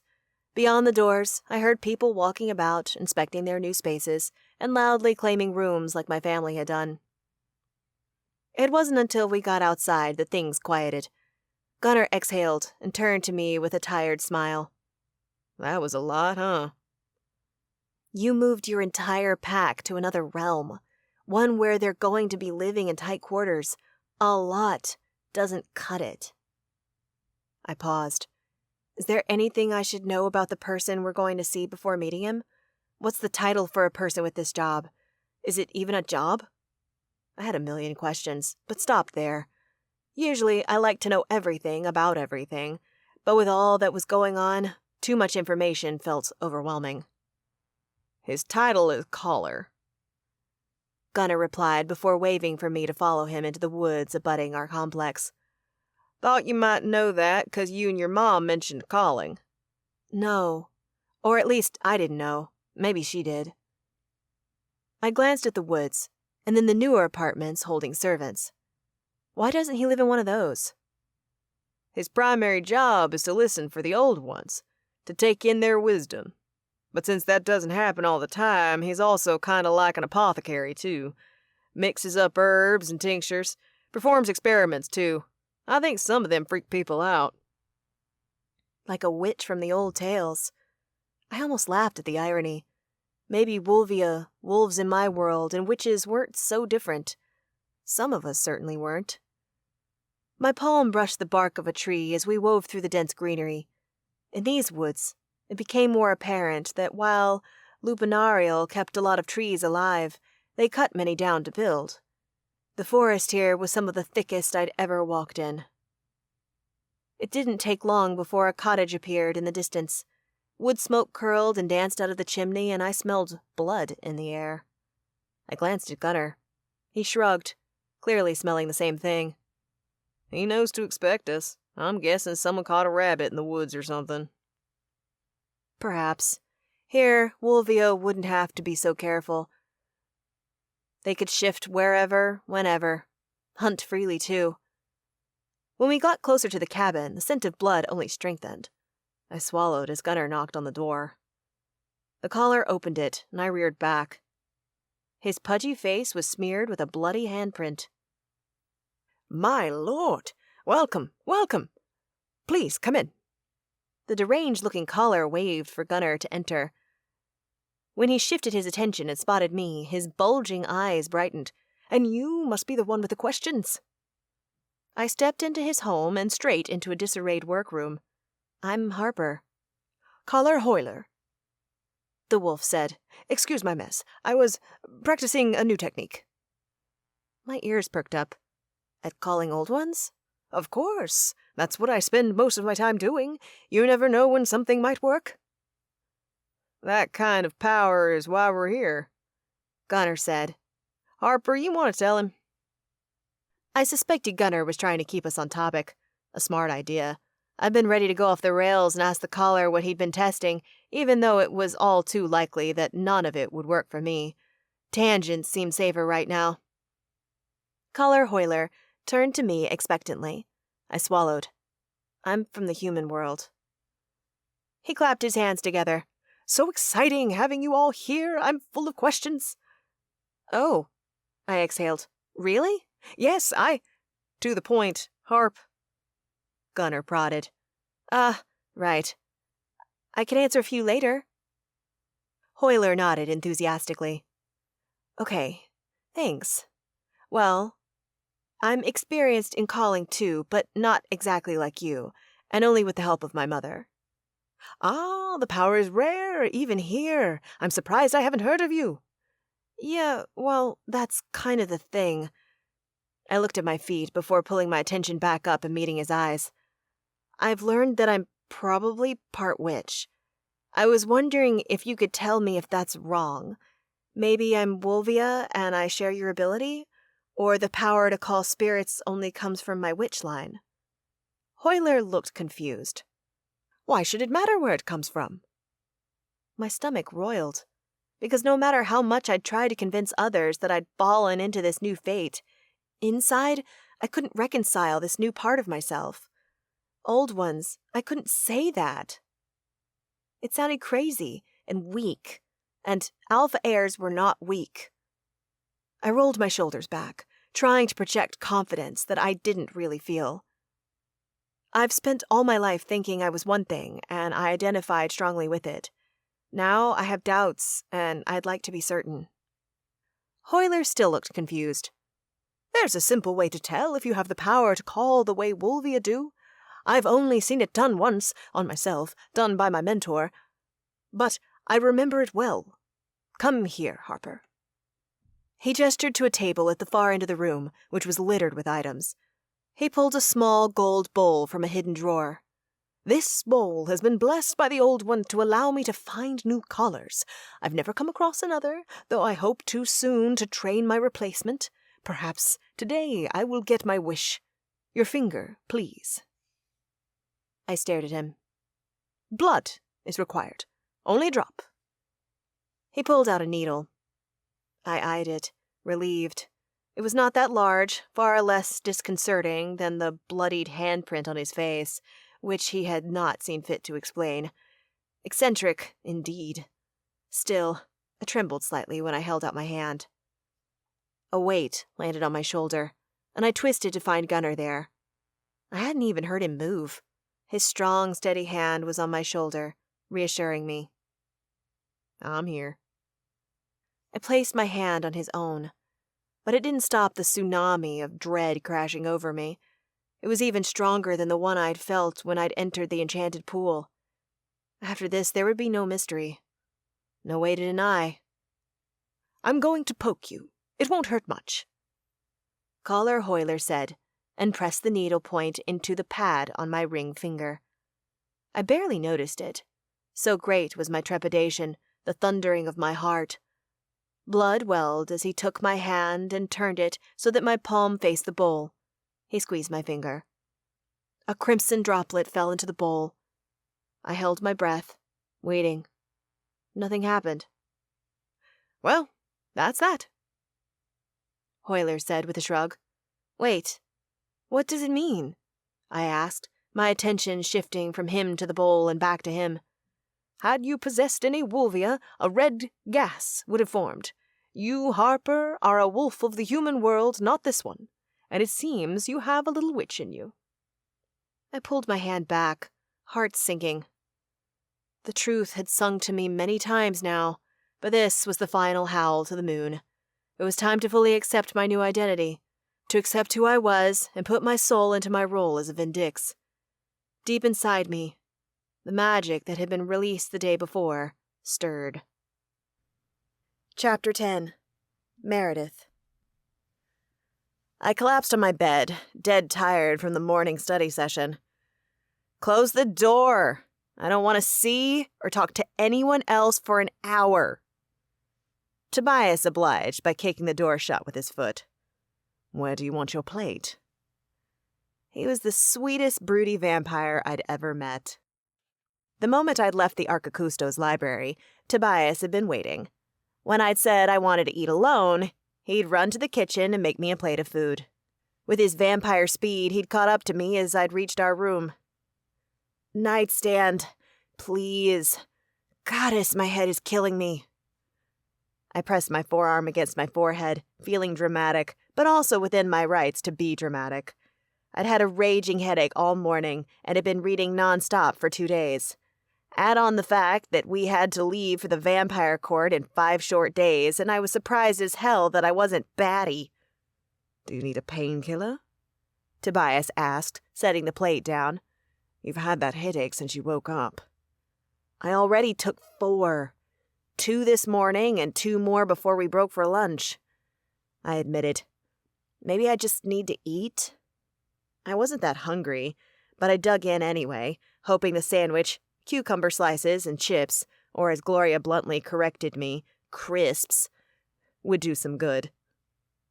"What did you do all morning?" I asked. We didn't get to see each other except when the Arcacustos wanted more people to help train the Vindix, during mealtimes and at night. Of course, we made the most of our hours together, but it was still hard. A newly formed mate bond demanded that we be together at all hours, but that wasn't possible here. "Serena and I sparred," Tobias replied as I shoved a bite of sandwich into my mouth. "I checked the wards again with Shay and Luca, sent it about for anyone who might have approached. We found nothing. I might go into town this afternoon and search for OA members. That is, if you don't need me to train." "The Vindix are done in the library today, and you and I only have 5 days to get to the Blood Court, so Actually, training with you and Serena would be helpful. I paused, unsure if I should bring up the next topic, but almost immediately decided I needed to. Also, I realize I should only think about Vindix stuff, but I can't. And now that we're on the topic, Giselle told me we should bring others with us to the Blood Court. Do you want to? She texted me that too, Tobias murmured. As much as I don't want to put others' lives on the line, it would be wise. Who? Any ideas? The rest of the sandwich went down the hatch. So far, no relief for my headache. Luca? He can't go, Tobias said. Why? He's a bastard son of King Tira, ruler of all mages. I'm sure the king is still alive and well, but the moment his health declines or he dies, the descendants of King Tira will be at war. Luca has been smart not to set foot in Asila. I can't in good conscience put his life on the line on two fronts. I'd learned of Luca's family in Asila, but hadn't known that was how things would go down if he returned to the other world. With that knowledge, I agreed with Tobias. Luca put so much on the line already, I couldn't ask him to do so again. Gunnar? I prompted, before inhaling 2 cucumber slices. Not him either. The Royal Wolvia and Vampires of Asila despise one another. Okay. And Harper can't come either, I said. After she returns from Wolf Island, she has to stay here and study and learn to use her magic. I paused. Giselle mentioned Hans and Shay. Personally, I think it's a great idea. He's Vindix, but Hans is powerful as heck already. I don't know that the Abscondita Coven can teach him anything. I think he has to do that for himself. At the very least, not a single one of the Archicustos has stepped up to mentor Hans. Not like Miriam had for me, or Olga for Tana, or Aya would for Harper. The holder of the Pearl of Hell was the leader of the Vindix, and the pearl possessed magic that witches didn't usually possess. No one at the manor did. Hans was, well and truly, on his own. That meant that he could train in Asila as well as here. And I'd feel a lot better if Shay came with us, I added. What do you think? I see the wisdom in that choice. They're both of magical orders that don't belong in Asila, and are powerful. From noble families, too, which the blood cares about. They're the ones, I said. We should ask them soon, especially because the Archicustos will have a say. When don't they? I chuckled and ate the last cucumber slice. Never. Those witches love to tell us what's up. My vision blurred. It had been a few days since that happened, and I'd forgotten that my memories should be trickling back. But here they were coming, finally. I sucked in a breath and pushed back on the mattress. Meredith, are you well? Tobias asked, tone dipping low. I heard him come closer, sensed that his body had gone tight, ready to protect me. Memories, I choked out before the room I sat in disappeared. Suddenly, I was standing on a balance beam. I looked down at my feet, so small and thin, childlike. Around me, other girls tumbled or played on parallel bars. Judging by the ages of the other girls, I was around 7. I had taken gymnastics. Go, Meredith! You can do it! A feminine voice called out. I recognized it as my mother's, but before I found her on the bleachers, the gymnasium disappeared. I was in a home. Our home. The same one I'd seen in another memory. Mom and Dad danced in front of a fireplace to music that was low and soft. Mom caught me watching. It's time for bed, little witch. That scene evaporated, too, only to put me back in the same living room. I sat on the floor with another girl. I didn't know her name, but we were playing with dolls. I played with dolls. How weird, I thought, as again the memory flipped on by. We were going fast, much faster than ever before. My family got a puppy, a sweet yellow lab that peed on Dad after he picked the pup up. I squealed in laughter as Dad swore under his breath and plopped the tiny thing on the grass to go change. In the far corner of the room, a small black cat, a younger Benedict, if I wasn't mistaken, smirked in that feline way of his. Again, that scene disappeared, and a dozen more flashed by, so fast that I couldn't catch them. My heart fluttered hard. Was this my one chance to see them? Or were they all returning right here and now? I felt ill, both from the sensation of seeing my young life flash before my eyes and wondering if that was my only shot to view my life, to remember. As though my fear slowed them, one memory paused. I was in a twin-sized bed, and my mother was tucking me in. She kissed my forehead and winked, whispering a word. Runes, carved into the wood above my head, lit up. "Thanks, Mommy," I whispered. My tone made me certain that I'd known what she'd done, what those runes were. Goddess, had I already been doing magic? I looked so small, no more than 5 or 6. It flipped again. This time, I sat in front of a pure white vanity, complete with a mirror. In the glass, a girl of about 11 years of age, in that awkward stage between teen and child, stared at my father. Dad sat next to me, gesturing to a candle in front of us. "Light it, just like I showed you." I snorted, cocky even then. "Easy." I snapped my fingers, and the candle flamed to life. "Give me something harder, Dad." "How about we test if you can find something? I hid a book earlier, a magical one. Can you—" The question faded, and hundreds more moments of my life flew by. Though I wasn't totally in the present, I felt that my face was wet. I was crying. My parents had been teaching me magic for years, even testing my seeking abilities. How much better would I be had they never died? Who would I be? A gymnast? Would I still love rock music? What had happened to our dog? No answer came, and my breath thinned as the replay of my life spun faster and faster, out of control. I swallowed, hoping it would end. And it did, a second later. The lights above the bed I laid on blazed into my eyes. I squeezed them shut, spilling fresh tears down my cheeks. "Meredith, are you back?" Tobias asked, his tone tighter than normal. He was holding my hand and had shifted my head to lie on his lap. "Did you remember more?" I drew in a shaky breath and became aware that tears were pricking my eyes. So much. Too much. It was so unlike before. A flood of memories, Tobias. I sat up and swayed. He caught me and lent me his strength as I tried to calm my racing heart. It took a long time, but my breathing slowed. My heartbeat evened out. I looked at my mate. We had a dog. I did gymnastics. And my voice broke as a sob washed over me. "It's all right," Tobias murmured and pulled me to his chest. "You don't have to say anything else. You don't have to tell me if you don't want to. They're yours." I sniffled.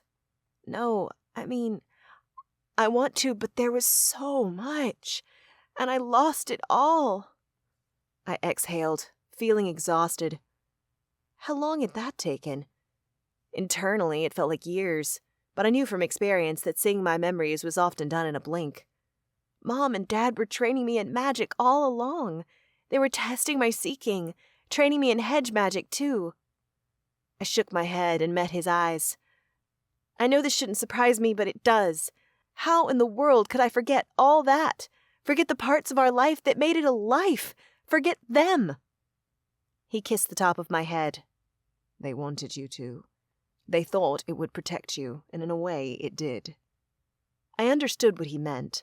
After my parents' deaths, I'd fallen upon troubled times. The ringmaster hired me out to steal valuable objects, but had she known the seeker witch she had on her hands, she would have abused my power to the extreme. Mom and Dad had done what they could.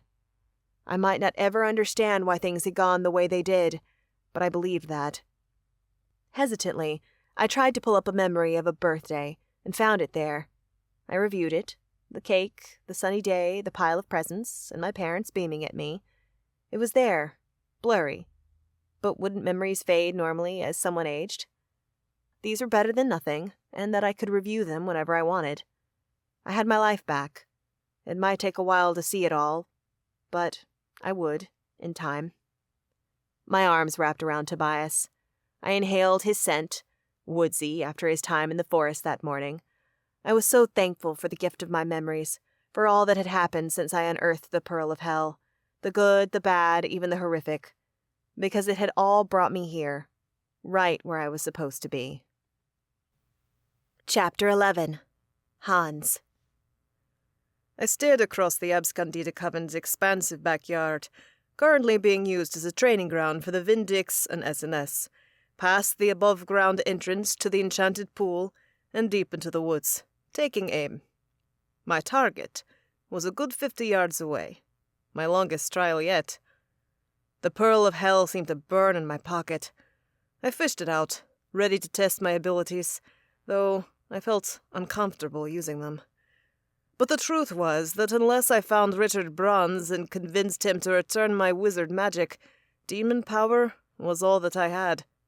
So I had to learn to access it in ways that I'd never imagined. I had to force myself to master the Pearl of Hell if I was to meet the hand fate had dealt me.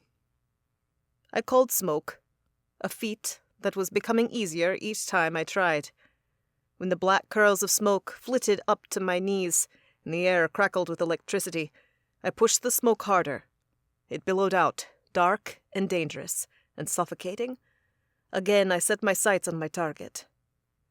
Just like in the library, my surroundings disappeared. Blackness took over, and the sense of being squeezed and too warm ran over me. Beneath it all, a crazy energy rose. I swallowed, no longer surprised by the stone's attempt to take me over, and trying to banish it, trying to ignore it.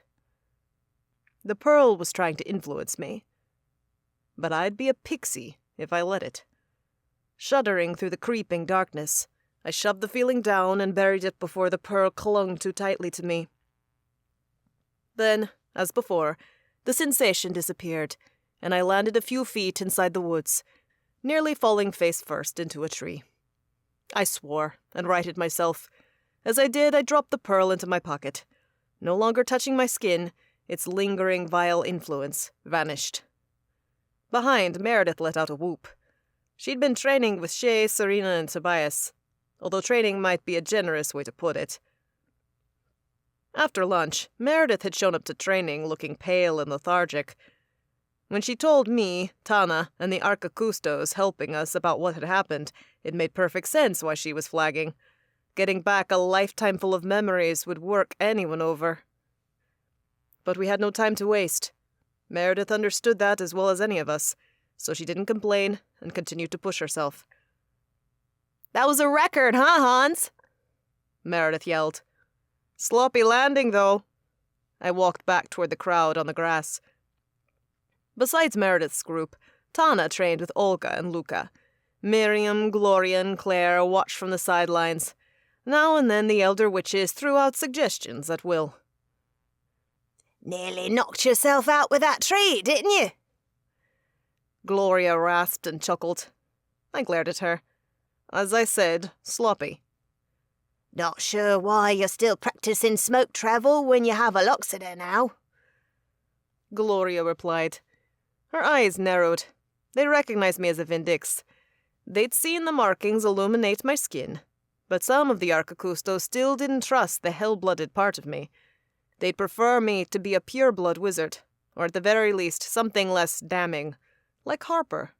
But no, they got a hell-blooded wizard, and they'd have to deal with that truth like I was trying to. If I can master this and go long distances, that frees up a Luxator for your Coven, I replied, unless you won't need one. The Arcacustos remained quiet. Luca and Shay had spent a lot of time warding their property to high heaven, but everyone who lived in the manor knew that given enough time and magical might, one of our many enemies could break through. I thought so. I turned my back on them to try again. My second time smoke traveling was about as challenging as my first, but I went 20 feet further. No matter how I regarded my dark magic, or the influence the pearl kept trying to exert, I took that as a good sign. I was planning my third attempt for the day when I exited the woods, and Miriam waved. "Have you tried to land somewhere you cannot see?" "Not yet," I said. I was taking it in steps. "Well, why not give it a go? Perhaps land in the infirmary. You're familiar enough with it, which seems like a decent bridge from seen to unseen. Miriam sniffed. And eventually you'll want to smoke travel to unseen places, right?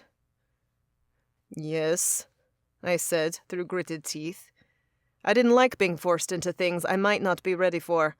Not when this was only my second day practicing something that was dangerous. And yet I understood why Miriam posed the challenge. If I could only smoke travel to places I could see, that wouldn't help us if we were being chased or shot at. Our enemies could reroute. It's the next logical step. Miriam pushed. I took a moment, glanced away into the others.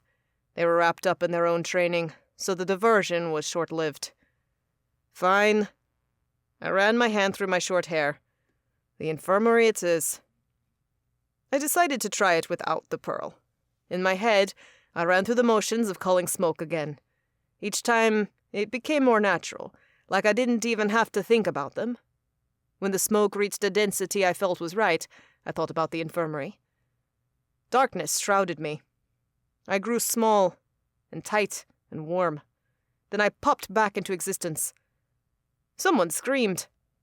I whirled in time to see Hannah and Stuart break apart, eyes wide. A laugh ripped out of me before I caught myself. Judging by their swollen lips and flushed cheeks, the pair had been kissing. Sorry, Miriam suggested I try to smoke travel in here, I said. I didn't mean to interrupt. Oh, it's all right. Hannah swallowed, looking at Stuart, whose face had turned as red as his hair. But, Hans, can you not mention what you just saw? My eyebrows pinched together. They were adults. What was the big deal? This is new. Stuart gestured to Hannah, then himself. And we're not sure how the others will react. They might think a partnering within our coven imprudent. Understanding dawned on me. Of course, here, relationships had to be managed carefully. A bad breakup could sour the air for the coven, and they had a job to do. I won't say anything, I assured them. Thank you, Hannah said. I figured you'd understand. That's why you and Shay and... There's nothing going on there, I stopped her. Oh. She shot Stuart a funny look. My misunderstanding. I didn't reply, just left the infirmary, trying to dispel the image Hannah had put in my head, one of me and Shay kissing in the infirmary, rather than her and Stuart. No, that wouldn't do. Not now. Maybe never. I might have had a chance with Shay when she thought I was only a wizard, but even though she accepted my demon half, I wasn't stupid enough to think that meant she'd date me. When I got back outside, Miriam looked at me expectantly. Did you make it there? Easily, I said. Give me another day or so of practice, and I'll be happy to hand over my Luxeter.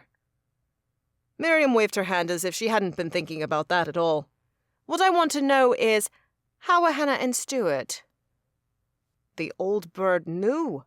She'd sent me in there to torture the younger Arcakustos. No idea what you're talking about, I replied, and hoped that I was keeping my face straight. It wasn't any of her business what Hannah and Stuart did. Gloria laughed, the sound of it raspy and wild. Sure you don't. She stood. What do you say we use that pearl for something else? Something it's meant to do. My insides froze. What do you mean? The books say that it can steal free will and incite madness. I'm inclined to believe that losing one's will comes first. Otherwise, no one would do mad things. Now, would they? Gloria's eyes glinted. Try it on me. Was she already mad? I don't want to. I don't think that you'll ever want to, boy, Gloria retorted. But the pearl is a weapon that you'll need to use against the princes of hell. Best to try it on others first. I'm stubborn as a mule, so I'm a good test subject. You don't need to make her do anything bad, Claire said, though, judging by the tightness in her jawline, she also seemed to have reservations about Gloria's idea. Maybe have her do something she normally wouldn't. Like? I'd seen Gloria fight, and despite being in her 70s, the old woman didn't seem to have many lines she wouldn't cross. See that pond over there? Claire pointed over my head. Gloria gasped. I will not. She doesn't swim. Claire ignored her coven mate. Not because she can't, but because it grosses her out. She hates water. Have her wade in it. Well, that seemed pretty innocuous. I still wasn't on board. I don't know, You have to use it on others one day, Hans, Meredith said from behind. I turned to find that the others were all listening. How long had they been doing so? Annoyance built inside me. But no matter which way I sliced it, no matter how much I fought, they were right. Eventually I had to use the pearl for its intended purposes. If not, then why would I be fated to hold it? Best that I try it now, and something as innocent as having an old woman wade into murky water wasn't too bad. Fine. Still annoyed, but desperate to get everyone else off my back, I extracted the pearl from my pocket. Gloria, are you ready? And certain? Ready, she replied, her eyes narrowed. but I swear if water touches my hair, boy, be prepared to feel my wrath. Understood. For a moment, I wondered if she doubted my abilities, doubted that the pearl would respond to me, because I didn't. I'd already showed that the pearl could assist me in smoke traveling. Before, I'd barely been able to do 2 feet smoke traveling, but with the aid of the lapis calesti, that had changed. I might not have access to my wizard magic, might never again, but I was certain the pearl would work for me exactly as intended. I hated that surety. Meredith, Tobias, Serena, and Shay were still watching. Luca, Olga, and Tana were far enough away to not have heard what was going on. Good. I didn't want more of an audience. Are you backing out? Gloria taunted. An answer. I gripped the smooth, blue-black pearl tight. This time, I didn't remain guarded to the sacred stone's full effects, like I had when I'd smoke-traveled. Rather, I opened myself to lapis calesti and allowed the sensation of darkness and the creeping fear that always radiated off the pearl to seep into my skin. It took little for the pearl to take hold, for a sensation of vile magic to trickle through me. Goddess. It was a worse feeling than my primary demon power even, and that was torture magic. I inhaled, trying to calm my racing heart, knowing that I couldn't take much more without becoming a pawn to the stone. I had to channel this power out of me before it consumed me. Having never used the pearl in this way before, I should have been flummoxed, but a soft prodding from the inside, from the stone itself, told me what to do. I raised my hand. Black tendrils of smoke, fainter than those that materialized when I smoke-traveled, more like what I'd seen Nicoletta use, curled from my palms and soared toward Gloria. They wrapped around her head, dissipating into the air. But I knew that they hadn't. They'd entered the witch, and allowed me inside too. I felt Gloria as if I was wearing her skin. The power of the pearl connected us. What must it have been like for Wrath to use the pearl on so many in New York? How had he handled it? With might. An answer echoed from within. Insidious, hissing. I shuddered. A kickback came, pulling me from the disgust I felt. Gloria was indeed stubborn. She was trying to fight the effects of the pearl. Not today. Walk to the pond, I commanded. Like a puppet, the old woman turned and shuffled across the grassy lawn. Murmurs came from behind as we all watched Gloria trudge into the murky waters to her knees. Stop, I commanded. She did. Are you telling her to do that? Claire asked. Yes. How can we know? Miriam asked. She heard you were going to do that. Fine. I took a step further, knowing that I had to do what Gloria would hate, or they'd doubt that I was in control. I'd deal with the old witch's ire later. Dive, I commanded Gloria. The Arcacusto's arms flew above her head, and Gloria performed a less than perfect dive into the pond. She surfaced a moment later and began treading water, waiting for another command. Oh dear, she's going to be irate, Claire said. I'll get her a towel. Footsteps told me she was rushing back to the manor. That's enough, Hans, Miriam said. You...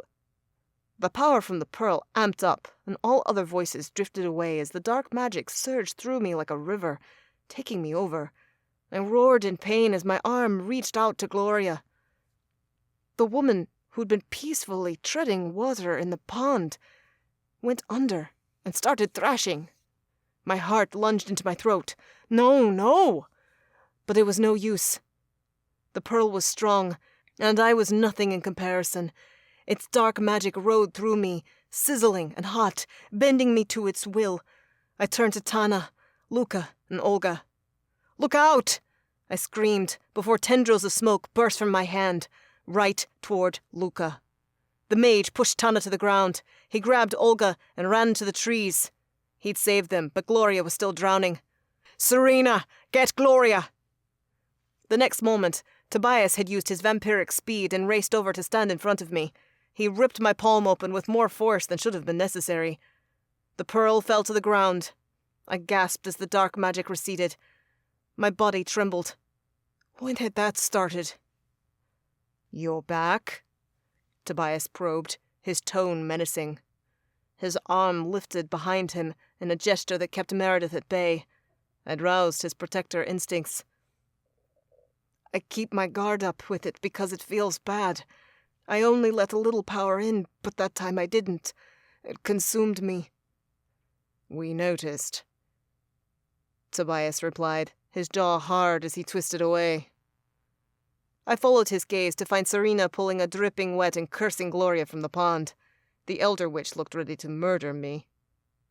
She's fine, Serena yelled. Mad as a wet cat, but still kicking. Hans might want to run.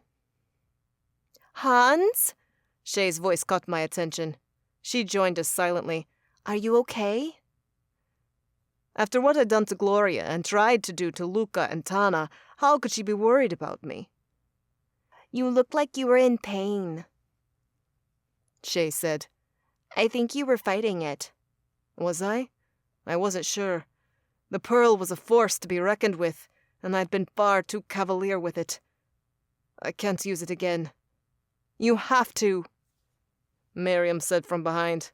I turned to find that she looked paler than normal, shaken. But not like that, the leader of the Abscondita Coven added. We'll need barriers and others to be on watch while you train. Miriam's blue eyes leveled me. I don't like it either, but this is your fate, Hans. You must work with it. Master it. We cannot wait. I wanted to argue and tell her that no one could control this stone, but that wasn't true. The pearl chose me, and I suspected it had just tested me because it knew I feared it. The pearl wanted me to meet it on its level. Was I able to do so?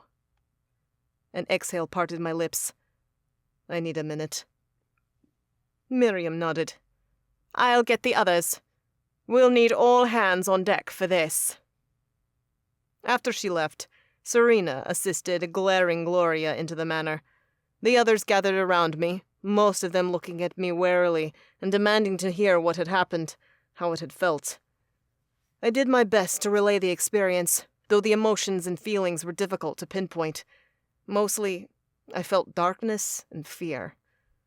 I'd just finished when a buzzing started in my pocket. "A moment," I said. Few people had my new number, and most of them were here. It might be my father.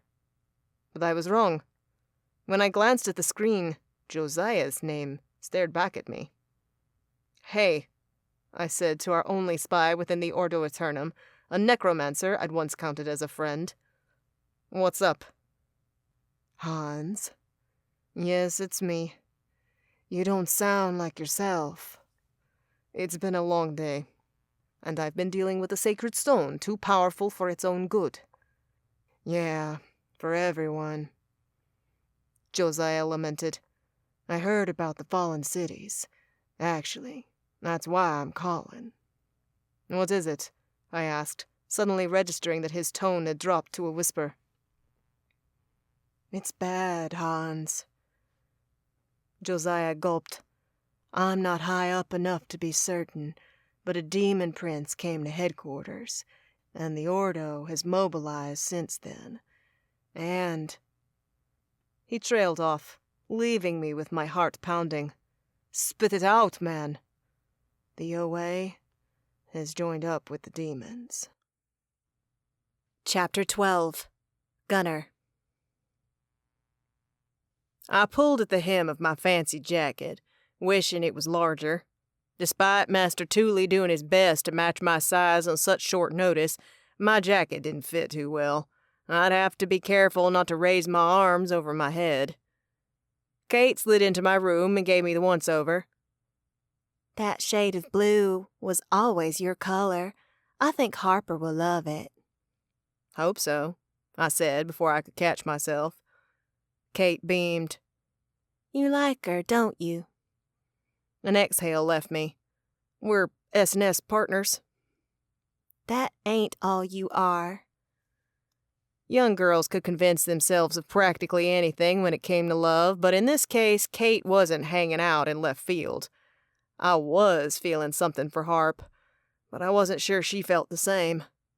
She's pretty, smart as hell, loves her people, and is strong, too, and... well, yeah, I guess I got a little crush. I admitted. Kate squealed and fell back on the bed, clutching her heart. I laughed. But don't go getting too crazy over us. Harper is going through a lot, and I don't think she even likes me that way. Even as I said it, a phantom feeling of Harp's lips on my cheek came roaring back to me. That kiss had me staying up for hours, but as much as I teased the she-wolf about having a crush, I was also telling myself she was just being nice.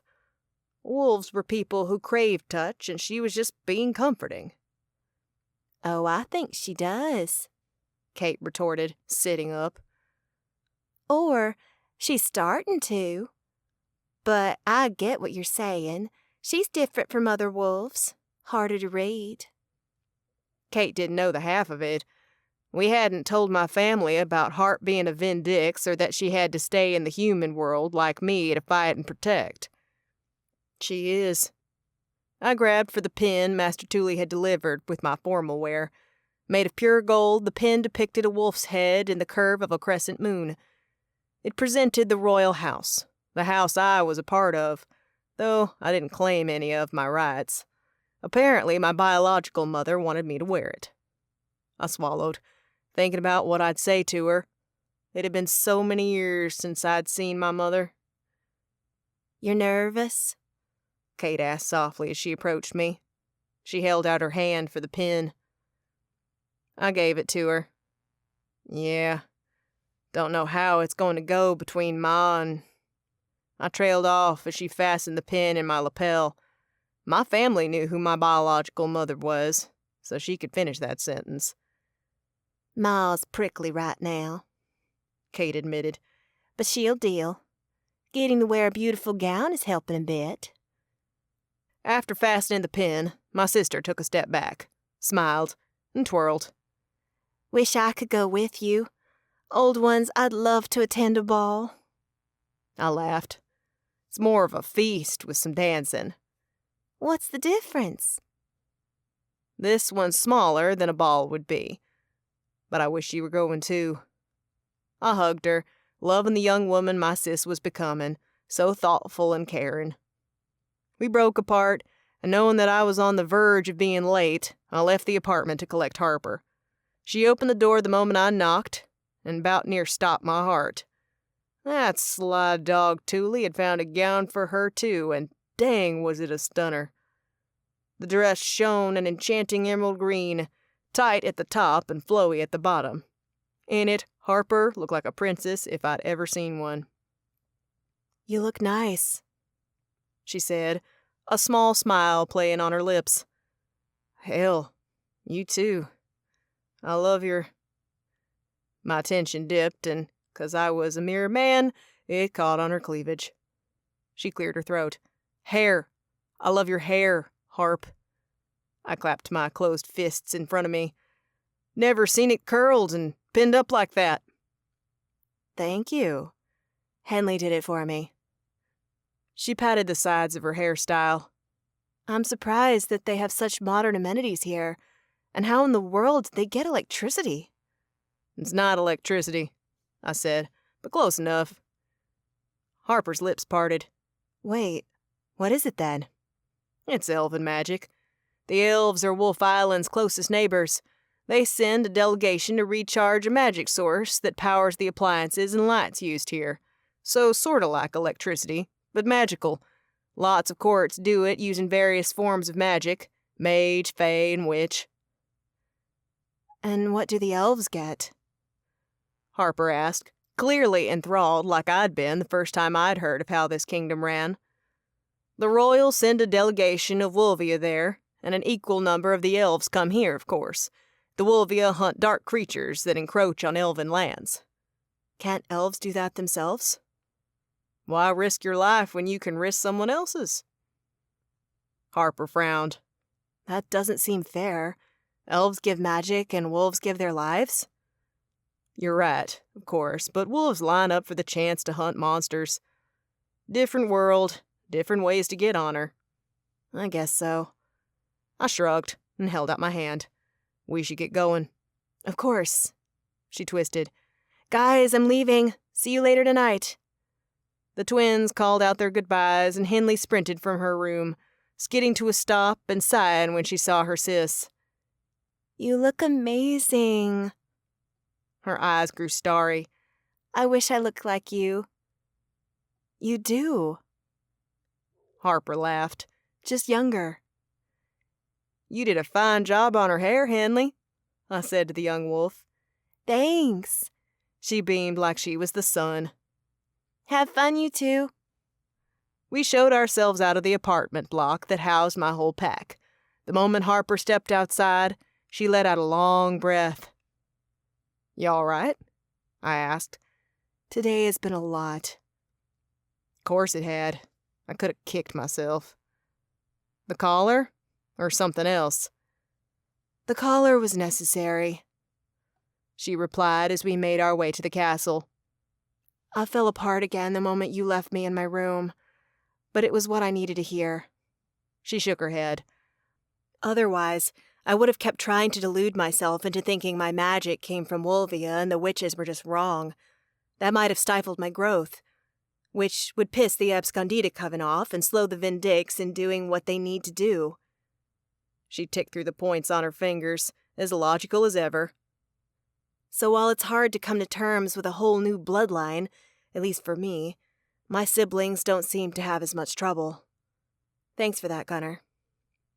She said as much before, but this time she sounded stronger about it, more sure. No problem. Will the event last all night? Harper asked. Maybe, but we don't have to stay long, I assured her. Just to eat and say hi to a few people. Oh. Her eyes dropped. You want a party?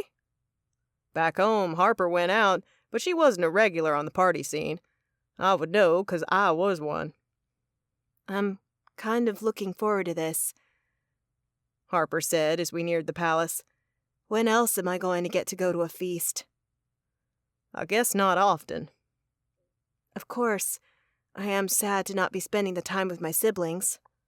She gave me a soft smile. I have a lot of conflicting emotions. I'm sure you can relate. Yeah, I get it. I reached out, took her hand, and squeezed it. When she smiled at me, my heart gave a little thunk. But they're better off here. Definitely. We arrived at the main castle door. 2 guards stood there, flanking the entrance. Name? One asked. Gunnar Ray Bryant of the Blood Moon Pack. We're here with the refugees. The guard on the left checked the list. "Go on in, Lord Gunner. The feast is being held in the Grand Hall. An escort will see you there." We stepped into the palace, and sure enough, a line of escorts were ready and waiting. One approached and bowed to me, which made me squirm a little on the inside, but I'd have to get used to it for tonight. "Lord Bryant, his honored lady, this way, please." At being called an honored lady, Harper shot me an amused look as we followed the escort down the hall. Many other corridors branched off from the primary thoroughfare, but we didn't turn. We just kept on trucking till we got to the end. The escort came to a stop before two double doors that were at least 30 feet high. Again, soldiers flanked the doors. I laughed. Pretty sure we could have figured out how to get here. It was a straight shot. "We must follow decorum, my lord. Enjoy the feast." The escort bowed, leaving us with the guards. One turned to me, studying me. "No announcement necessary," I said before he could ask my name. I'd rather avoid being the center of attention, even though my mother would have loved to hear my name called out. "Very well." The guard swung the door open, allowing a soft melody to trickle out. "Enjoy the feast." I offered my arm to Harper. She took it, and I tried not to notice how heat flooded me at her touch. Inside, my wolf gave an appreciative growl. "Down, boy," I thought, as together we slipped inside, unnoticed. "It's beautiful," Harper breathed, taking in the grand hall. I'd been here before, once when it wasn't decorated for a feast. It had been pretty as a picture then. Now, though, it was spectacular. Like outside, trees grew inside the palace, too. In this room, they lined the edges, making the air fresh and bringing in the sense of being outside when we were in a stone palace. A foundation stood at the far end of the grand hall, cascading water between two doors through which servants kept exiting and entering. I assumed they led to the kitchens. Magical lights floated above, casting a golden glow down upon the U-shaped table arrangement. There had to be 100 wolves already in attendance. I caught sight of Pa and Ma mingling among them. Wolves lined up to meet the royals, who were sitting at the head table. I glimpsed my birth mother there, chatting away with a lord. She looked older, but pretty much the same as before, dark-haired and eyed and so alive.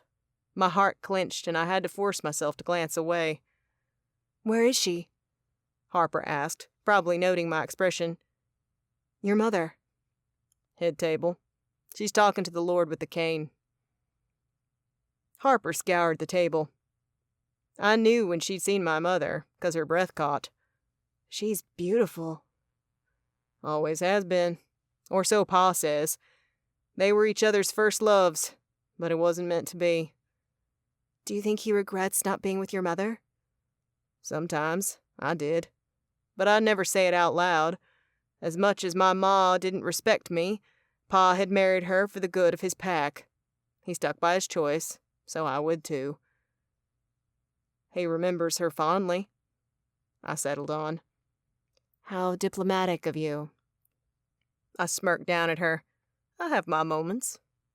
"Should we sit?" Harper gestured to the other attendees.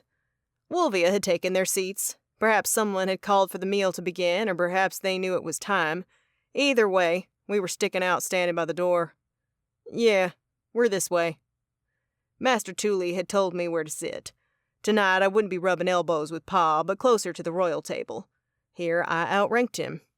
Weird as that may be. The closer we got to the head table, the more tension rippled off of Harper. "You okay?" "We aren't sitting with the royals, are we?" she asked. "Nah, but close." "How open is your secret here?" "A few know those who are close to the palace, but it's not like it made the evening news. Play it safe and don't say anything about my real mother. People will assume they separated Pa and me 'cause we're sort of novelties. That's what I'm gonna say anyhow." "Got it." Harper exhaled. "This is wild. Almost enough to make me forget what's happening back home." "Enjoy it while you can." "For sure," she said as we got to my spot, 5 seats away from the head table, right between 2 pairs of lesser nobles. The Wolvias at our sides introduced themselves right away. Master Tooley had been correct in thinking that the guests would be interested in me and Pa, 'cause once they started talking, Harper and I were engaged until the food came. Even then, Lord Gadlia, a Wolvia who oversaw the southern part of the kingdom, only stayed quiet while he was chewing, or when I was answering a question. Truth be told, the arrangement suited me fine. I liked to talk too, and it passed the time. I wasn't sure Harp felt the same, but she put on a good show, talking to the lady at her side, exchanging stories. By the time they served dessert, we'd had a few more guests stop by and introduce themselves. One female Wolvia asked about dancing as I was finishing my cake. Harper glanced at me, unsure. Neither of us knew the courtly dances, and that must have shown on our faces because Lord Gadlia leaned forward. "The slow dances are simple. 4 steps in a box." I could do that, and judging by how Harper's chest sank, she could too. "We'll give it a shot." "Oh, wonderful," the lady said. "If it's not too forward, I hoped you might save me a dance, Lord Bryant."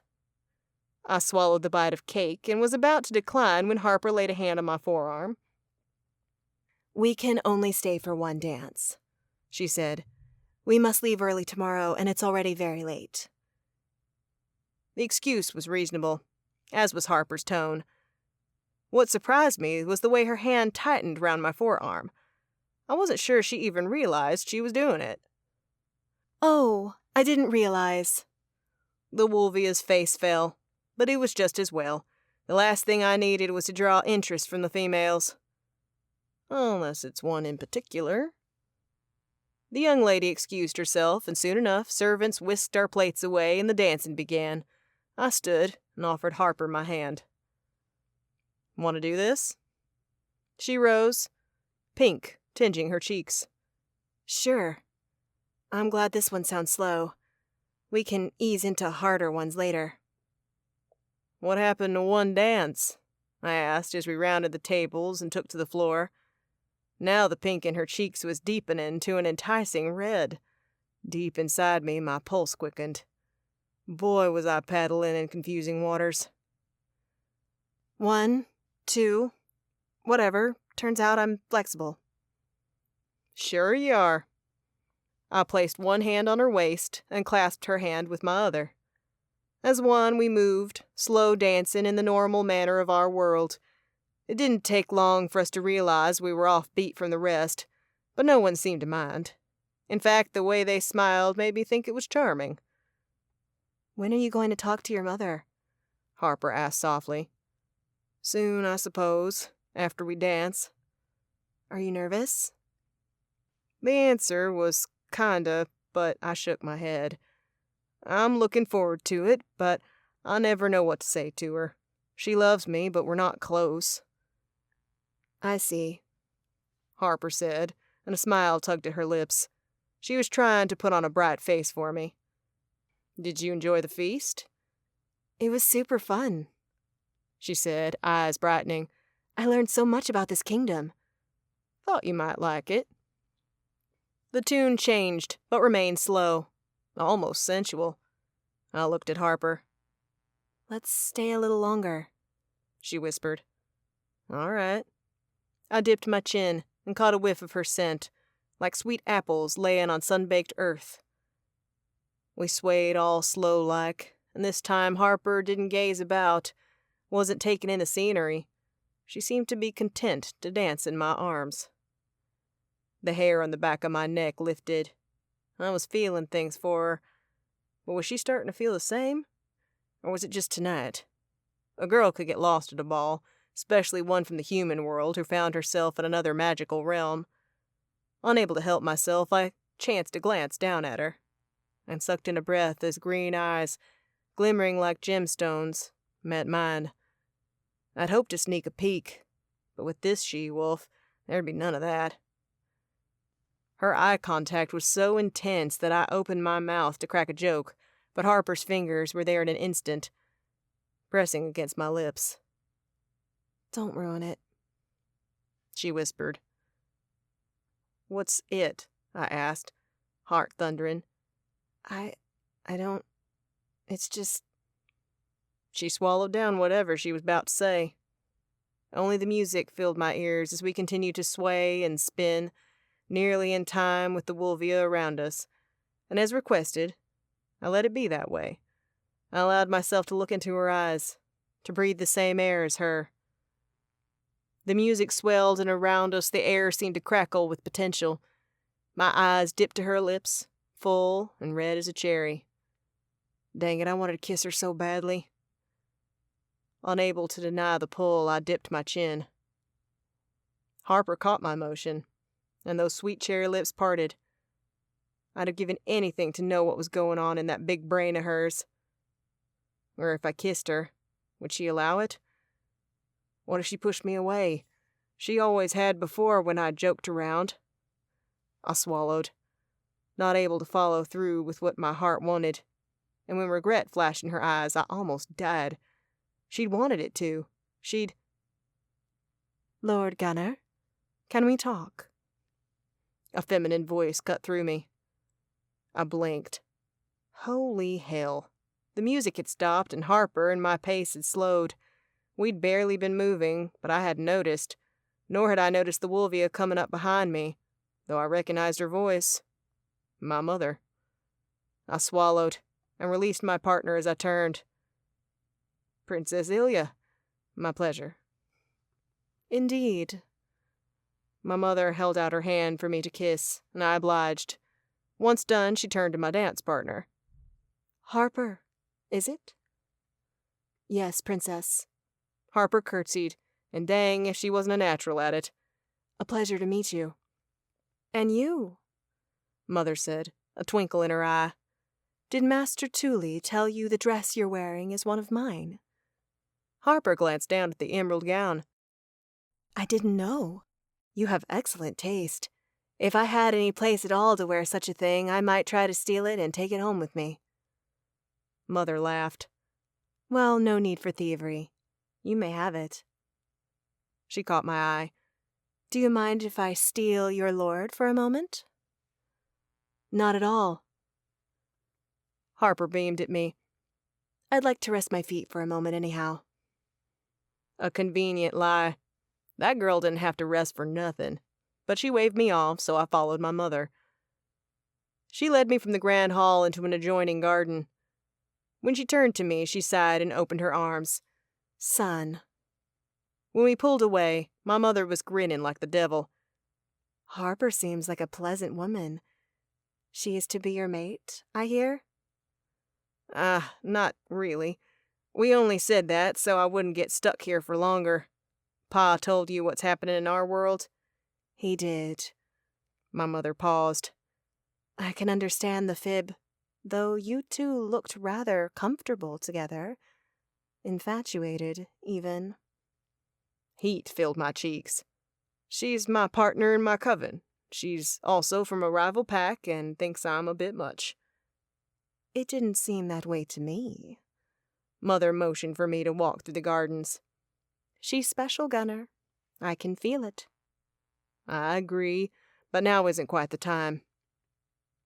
If not now, when? When the world wasn't in chaos. Mother plucked a rose from a bush to tuck it in her hair.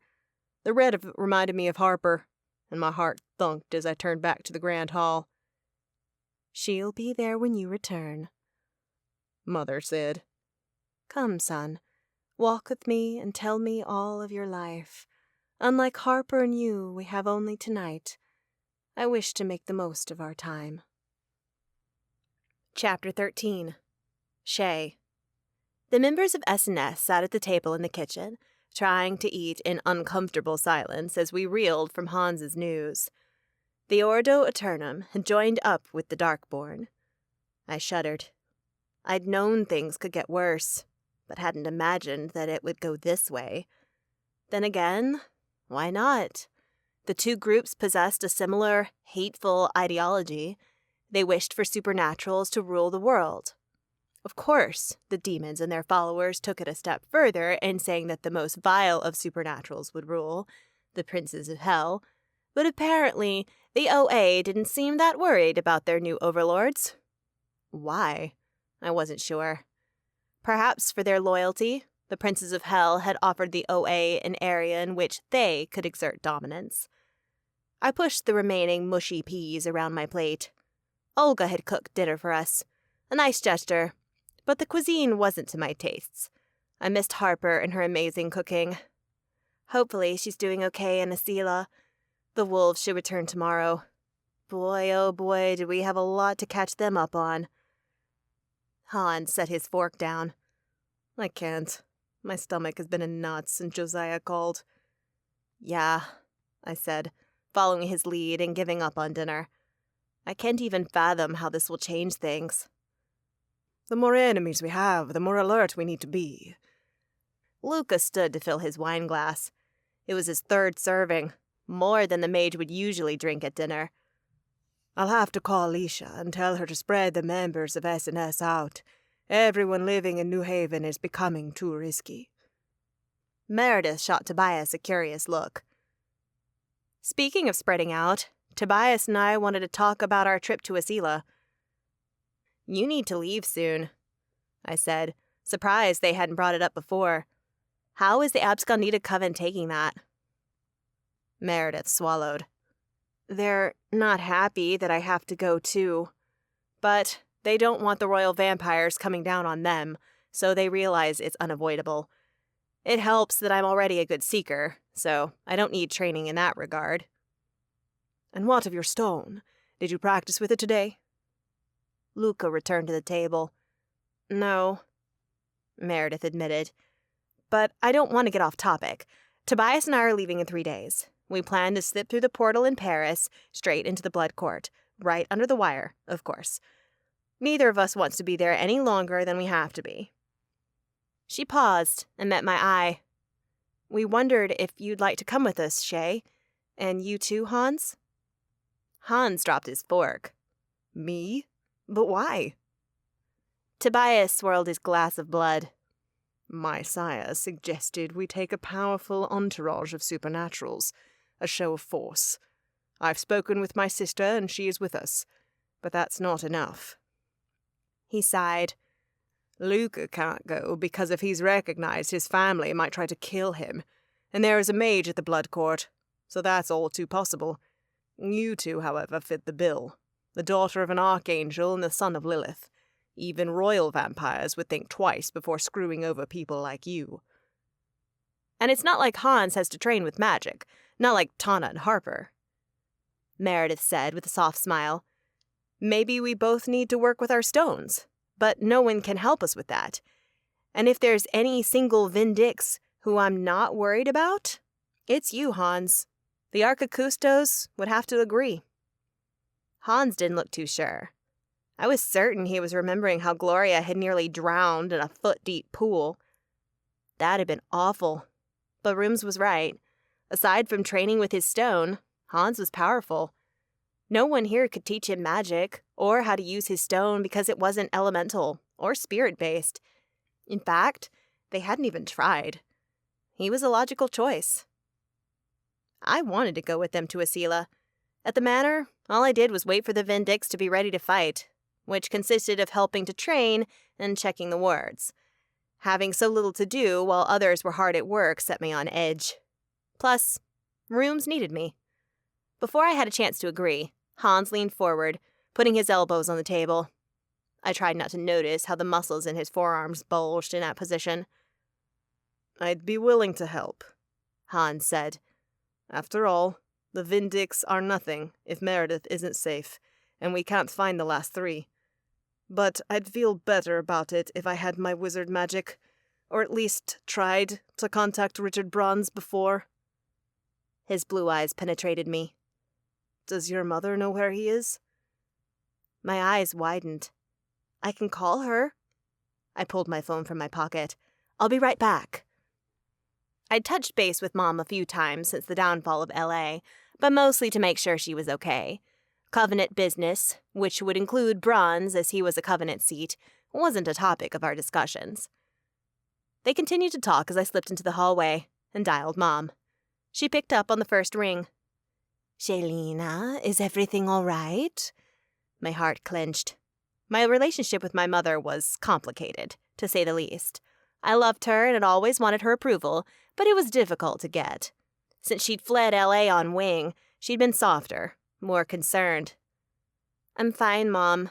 I was actually calling to ask you about someone in the Covenant. Oh? Richard Bronze. Any idea where he is? My mother paused. Funny that you should say that. The other Covenant seats and I have been talking frequently. We're trying to find a safe location to meet in person, but no one can find 2 particular seats. Richard being one of them. I swallowed. Had he been in one of the taken cities? Does he live in a fallen city? I asked. No. Mom said, Phoenix. And from what he'd told his coven there, he wasn't traveling to any of the fallen cities. He's usually very guarded about being in contact, but he seems to have vanished. Who's the other member that you can't get a hold of? Igor Drago, one of the 3 vampire seeds. My stomach tightened. Igor and Bronze were very good friends. Do you think they're together? It's possible. They spend a lot of time together. Mom said, Why are you asking anyway? She paused. Is it because the hell-blooded man wants to beg for his magic? Hans, I corrected her. And yes, we're hoping that, given the current climate, Bronze will release Hans from his vow of intent. Mother laughed. I wouldn't count on it, Shelina. He doesn't like that boy. Right, I replied, already over the discussion. I heard in my mother's careful tone that she didn't think highly of Hans either, but she was wrong, as I'd been. Hans was a great guy, someone who'd give you the shirt off his back if you needed it. But I didn't want to fight with my mother when, for all I knew, it could be the last time we spoke. So I changed the topic. Hey, so you know anything about light travel? Like angels do? I've never attempted it, but I've read one feels tiny and claustrophobic and sort of electric when they do it. Much like using the Luxiters. For me, the Luxiters were getting easier to use, though most others didn't seem to feel the same. Maybe that was because, like Dad said, I had a natural proclivity to light travel. Why do you ask? Are you going to attempt it, Shelina? I might. With everything that's going on, having travel options that don't rely on planes, trains, and automobiles seems smart. We have wings. Sure, but wings wouldn't get you from England to Paris in a blink of the eye. And they required a lot of effort to use. I couldn't fly across an ocean because there'd be no place to land and rest. When I didn't respond, Mom segued into another topic. But others were waiting, so I ended the conversation as soon as I could, not even mentioning Isila. I'd tell her I planned to eventually visit the other world. Preferably, I'd tell her 5 minutes before we entered the portal in Paris. Tucking my phone back into my pocket, I returned to the kitchen. The others looked at me expectantly. I shook my head. She doesn't know where Bronze is. Apparently, both he and Igor Drago, your favorite elected official, Stiff, have gone missing. Missing? Tobias's back straightened. How so? I relayed what Mom had told me, and again, Tobias shared a pointed look with Meredith. I have an idea where Igor might be, Tobias said finally. He grabbed his phone, which had been face down on the table, and shot off a text. A reply came immediately, the ding of the text filling the otherwise silent room. Giselle says that she saw Igor at the Blood Court. He's been one of their informants for years. A light clicked in my head. Ask about Bronze. Is he there too? Tobias texted, and again, a reply came right away. He sucked in a breath and shook his head. Bloody hell, Shay. You're right. Bronze was there too with Igor. He looked at Hans. If there was ever any doubt that you'll come, I suppose that will settle it? I stepped out the front door of the manor and found who I was looking for. In the distance, across the vast lawn, Hans was practicing smoke traveling. His back was to me, so he didn't stop what he was doing. He was getting good at it, too, able to go further each time. That boded well for the favor I was about to ask. Since speaking with Mom and realizing that we'd need more means of travel in the other realms because the Luxiters might not work, I'd asked around the manor. No one seemed to know a thing about light travel. Who could blame them? No one here was an angel or Nephilim, except for me. But I had a part demon in the house, and though smoke traveling felt different to me, there were undeniable similarities between the magic. Maybe Hans could help me get started with learning the new skill.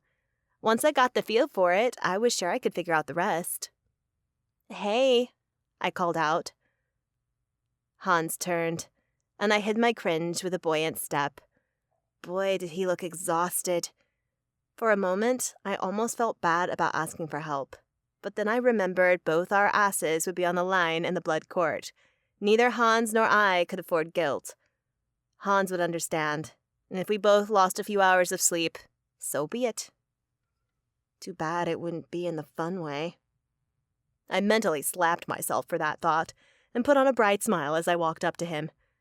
"I have a favor to ask." "Oh? What's that?" "You've gotten so good at smoke travel, and I want to do the same for light travel. Can you teach me?" Hans shoved his hands into his pockets. "Our magics are different, Shay." "I know, but I'm at a loss, and maybe, just maybe, these processes might be more similar than we think." He stayed silent for so long that I was certain he was going to deny me, but then he shook his head. 3 days ago, you never would have said such a thing. It's still odd to hear. Yeah, well, new leaf. He studied me, then shrugged. Let's try. Really? You expected me to say no and still asked? No, but I also hadn't expected him to give in so easily.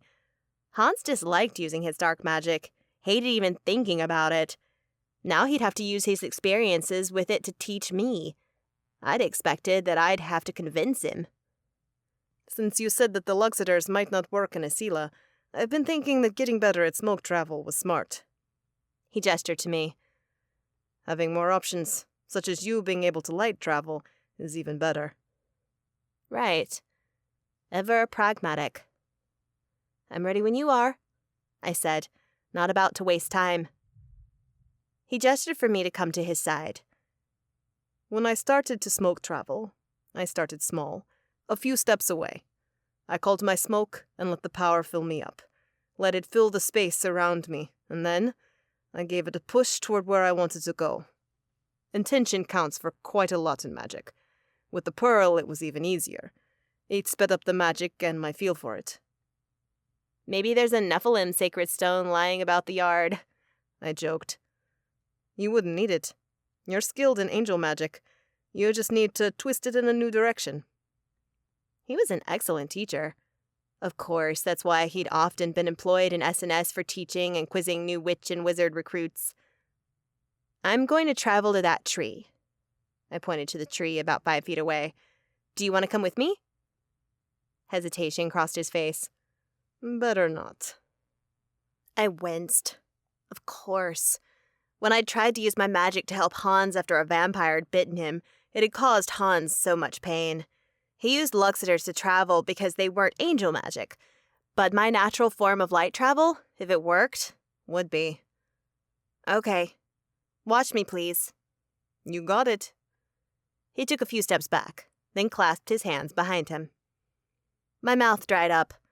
The stand struck me as sexy as hell, and he was watching me so intently that I was feeling warm. Shocking, considering it was windy and cold as heck outside. Mind on the prize. I turned to look at the tree. My target. Calling my light proved the easy part. I'd never done so to the extent I'd seen Hans call smoke, but I'd been practicing with angel magic all my life. All of it was light. It only took a moment for a bubble of light to form around me. Focus on the tree, Hans said, and tell your magic where you want to go. I did, and wasn't surprised when the light crackled with electricity. It often did. That's how Luxeter travel felt too. However, when the light flashed bright and threw me forward, I gasped, but Hans appeared, catching me before I face-planted.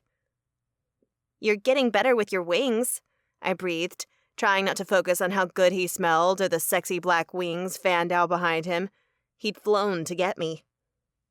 Getting them out has always been easy. He helped right me. Vanishing them into the ether is harder. But a pro taught me how. As he said it, they disappeared. I laughed as I righted. I do what I can. That didn't work as expected. Hans stared at where the light had flashed. But I do think the light was trying to move you. Remember, I started with moving 2 feet at a time. Do it again. I did as he requested and attempted to light travel. Once. Twice. 10 times. Each attempt produced a similar result. Light flashing, me lurching forward. Until the 11th time. The light encompassed me so thoroughly I had to close my eyes, and a sensation wrapped around me. It was working. I was proven right when the ground disappeared and then reappeared again. I caught myself and opened my eyes. Glee trilled through me. I'd moved about 5 feet. Nice work, Hans said. Better than my first time. Thanks. I wiped sweat from my brow. I didn't expect it to be so taxing, though. Once you get the hang of it, you won't break a sweat, he assured me. You're too good to me, I said with a smile. If that was true, I'd find some way for you not to come to Asila with us. That astounded me. Not just because Hans looked like he meant it, but if anyone should stay here, it was him, a Vindix. It's going to be dangerous, Shay. Vampires are violent, a lot like my kind when they're at their worst. Stop. You won't convince me not to go. If you're going, I'm going. The words blurted out, and heat filled my cheeks. Hans appeared dumbstruck. You're going because I am? Yes. And rooms too, but also for you, you stupid man. The idea of letting him out of my sight was unbearable. Because it's the right thing to do. Someone has to help the Vindix, I said instead, and turned my back on him before I said anything else to embarrass myself. Chapter 14. Harper. My feet slammed into the ground and my knees buckled, but I caught myself at the same time that Gunner's hand gripped my elbow. You all right, Chica? Yeah. He released me, and I slipped the priceless Luxeter into my pocket for safekeeping and exhaled. My breath turned white in the cool morning air of England. Light travel was semi-horrendous. I had no idea what Shay meant by, you get used to it, because it hadn't felt any easier that time than it had the first time. I was Team Meredith on this matter. Then again, I'd been pissy since I woke, and no one could blame me. I'd spent the whole morning crying, and now I'd left my siblings in Asila. Although I'd traveled to another realm to do that, it didn't make it any easier. Nothing did. Cold here, ain't it? Gunner said. Wish we could have stayed in North Carolina. Maybe we should move the Coven there, huh? North Carolina would be great, I agreed.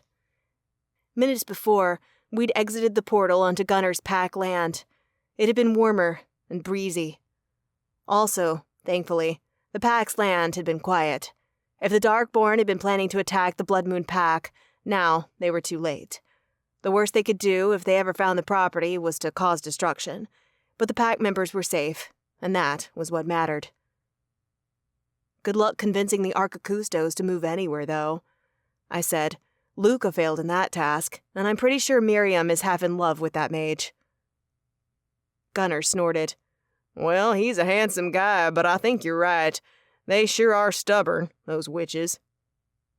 At our ages, we prefer the term rooted. A voice called out from behind us. We turned as one to find Aya, the Nigerian witch that would be my practical magic mentor, exiting the forest. She wore a bright red and yellow dress and held a basket full of mushrooms in hand.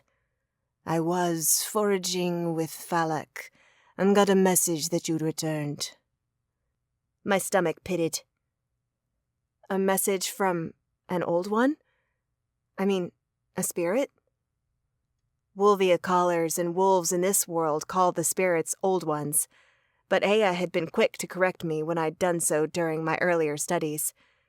I was a demi-witch capable of calling many types of spirits. Not just those of wolves or wolvia. Hence, I should not use exclusively wolfish terminology. It was yet another matter I was stubbornly coming to terms with. Aya smiled a broad white smile. Rigor flew over as you appeared. He told me. The resident wyvern, of course. Your journey proved uneventful, I hope. Aya asked. Yes, I replied. My family is on Wolf Island and safe. The word stuck in my throat, but I forced down the emotion that came with thinking of my siblings, of how Henley had sobbed her eyes out when I left, and the twins had done their best to be the men of the family, but even they had cried. Old ones, I'd miss them. But the Archicustos had given me 2 days to take care of my siblings, and I'd agreed that was all I'd need. By the terms of our agreement, I was now theirs to command and teach. I rolled my shoulders back. We can start whenever you're ready. Aya held up the basket. Let me put these in the kitchen and wash my hands. Then we'll start. Since you're a brand new witch, we'll begin with the basics. Witch. No longer did the word send me into a self-identity spiral. Though visiting the caller and Asila had been painful, it had been the right move. I knew who I was now. While my past and how I was raised meant I still identified mostly as a wolf, I could no longer ignore the other, forgotten part of my bloodline. Not only did I no longer have time to question my bloodline or wish it away, my long-dormant magic wouldn't let me. Since the caller confirmed that my magic was not of the Wolvia, I'd felt the power inside me stirring. The sensation was disconcerting, and I tried to ignore it, but I never quite managed to. My right hand went to my diamond earring, the lapis calesti that, at one point, my mother's line had acquired and had since passed down from mother to daughter. I wondered if starting with the basics meant we'd use the stone today. When Aya was out of earshot, Gunnar nodded to the backpack containing my dirty clothes and the gown that his mother had, despite my assurances that I'd been joking about stealing it, gifted me that morning. Want me to drop your bag in your room, Harp? That'd be great, I said, slewing off the bag. Thanks. I handed it over, and in doing so, our hands touched. My breath stilled. Silly, really. Gunnar had needed to hold onto my arm when we'd light traveled here, yet I was getting all hot and bothered over a random touch. Henley would swoon over this. I cleared my throat, and he took the bag, pulling his hand away. Good luck today, he said. See you at lunch? See you then, I agreed. He gave me a devastatingly handsome smile before turning and walking toward the manor. We stood deep in the woods, where Aya claimed it was best to begin spirit work. Unlike how most witches learned magic, I was skipping hedge magic, at least for the time being. Though I had only spoken with Aya since my return, the Abscondita Coven and those of SNS had come to an agreement that I needed to work with my specialty magic first. Once I had a handle on spirit magic, and used the diamond, then I could practice with hedge magic. If I even have it. Hedge magic was the most basic kind of magic that witches could possess. From what I'd heard and read, it was not super powerful, but pretty handy during the day-to-day. Most witches began training in hedge magic when they were children. They'd light candles, make a feather fly, or make lights flicker with their powers. It was all common stuff, but not a given. Sometimes, if a witch's specialty magic was strong enough, she or he could not access hedge magic. Those occurrences were rare, but they did happen. Aya had said that since spirit magic was taxing, I might never cultivate hedge magic. Spirit magic, plus the ability to shift into a wolf, was a lot of power for one mortal body to manage. Come here, child. Aya waved me over to a circle of salt that she'd drawn on the ground. Harper, please, I corrected her. I was an alpha heir to one of the most powerful packs in the world. I'd not have some woman I just met calling me child. Aya laughed, the sound good-natured. Of course. My apologies. See this circle? What's it for? I asked. Protection. She stepped inside and beckoned for me to follow. Ours? I asked, stepping over the salt. And theirs. Theirs? So we were calling spirits today. Have you seen a witch use a salt circle before? Aya asked as I joined her. Yes, a few times. In S&S, sometimes witches would have to use one for protection, just like now, though there were other uses for salt circles. I've never been inside one, though. There's a first time for everything. She held out her hand. I realize you felt your magic when I stirred it up by releasing your guardian spirit, and you have probably been noticing it since. However, I'd like you to get a feel for what it will be like when your magic is developed. That brought up a question. I didn't take her hand, but met her eyes. Was it the guardian spirit that my mother had put inside me that was stifling my power all this time? I wasn't bound? No binding, just the spirit and your own mind stifling your true self. What do you mean, my own mind? Your mother called the old ones, did she not? And you tried? Yes. I believe that, had you not clung so strongly to your identity, your magic might have tried harder to make an appearance. But you were quite set in your ways, the way of the wolf. I gaped. That felt accusatory. Mom is too. Not like you. I don't think. And there's nothing wrong with loving that part of you, Harper. You are the alpha heir, which is a big responsibility. I'm not trying to put you down. I am too old for such games. I'm simply stating my working theory. So Aya was saying I'd been so pig-headed, so fanatically a wolf, that I'd denied my witch magic, that it had laid dormant? That I'd had to go to another realm to see a caller to confirm what many others had already told me came to mind. I supposed that she had a point.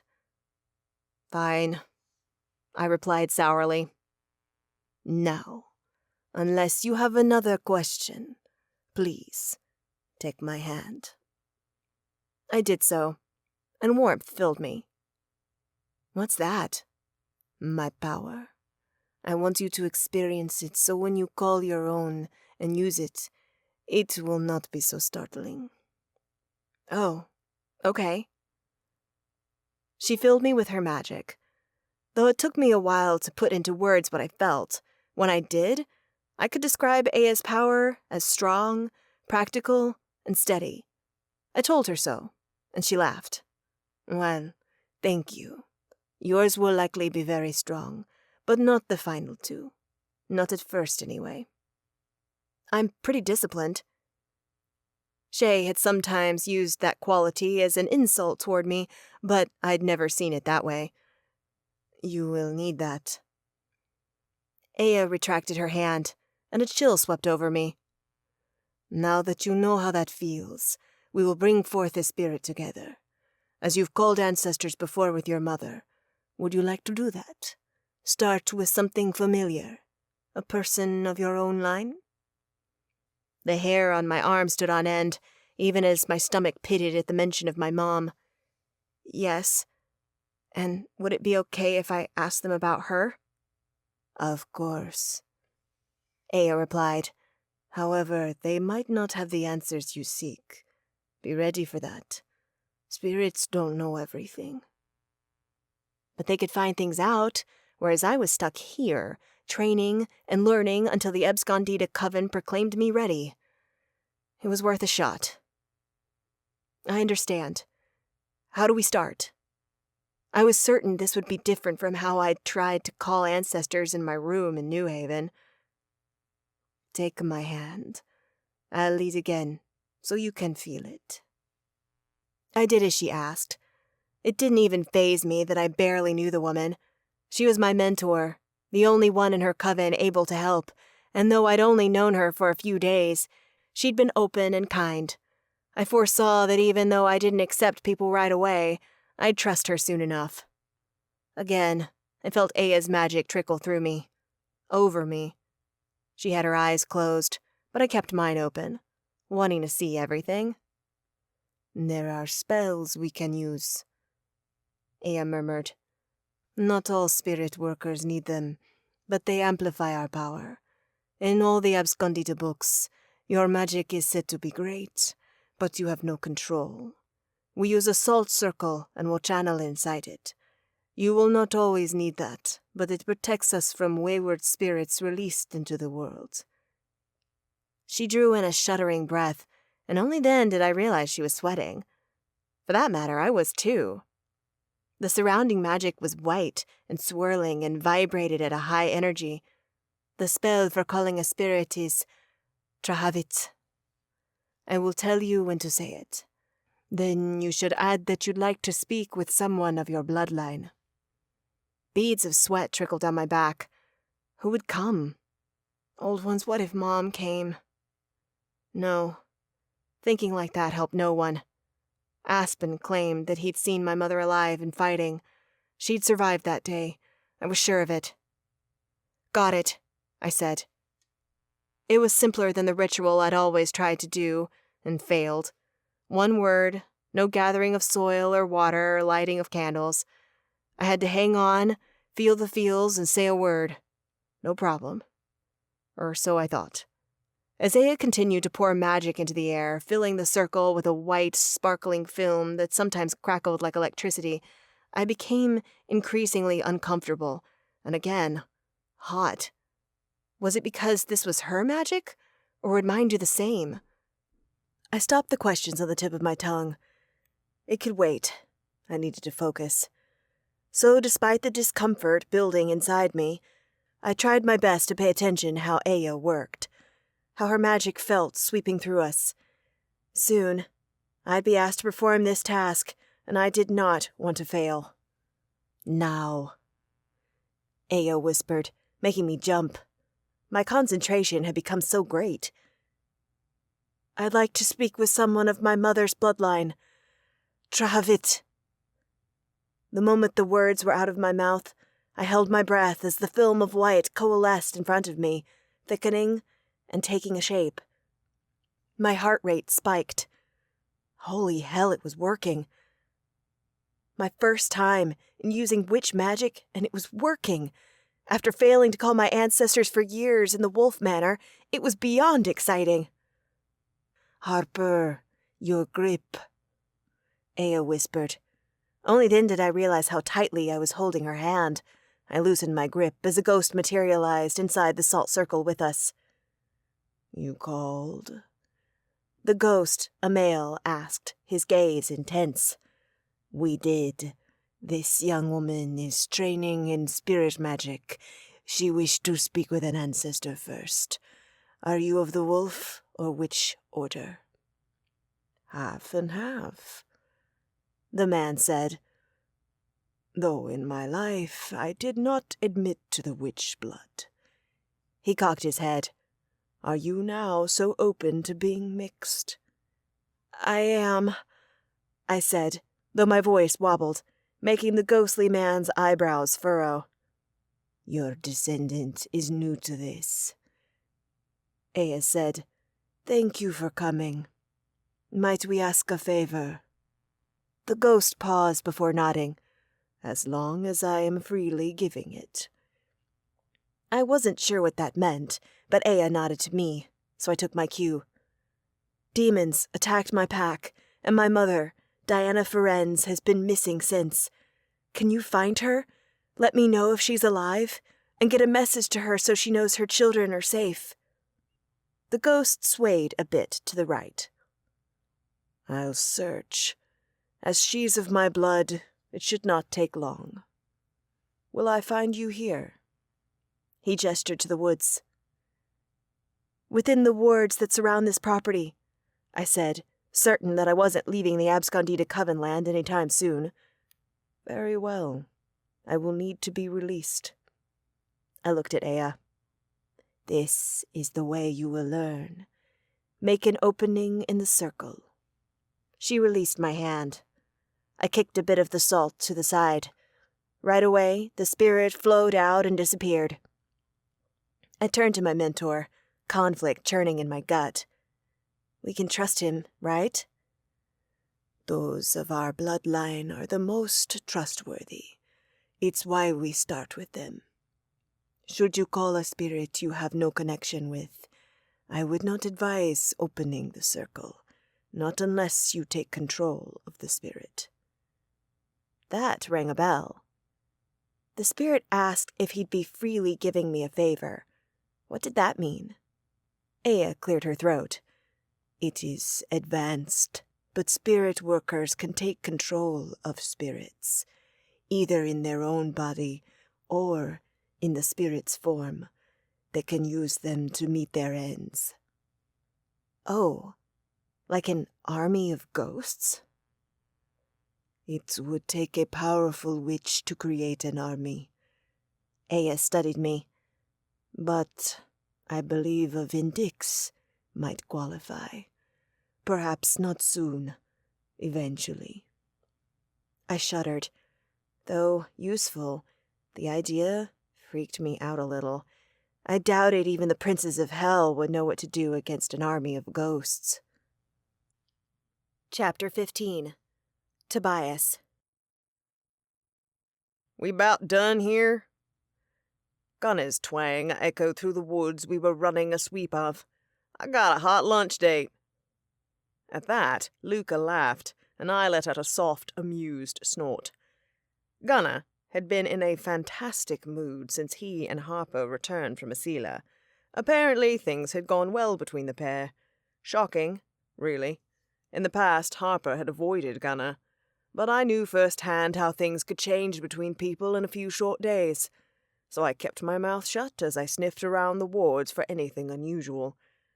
We'd been out here all morning, checking the protections that now comprised witch magic, mage magic, and angel magic.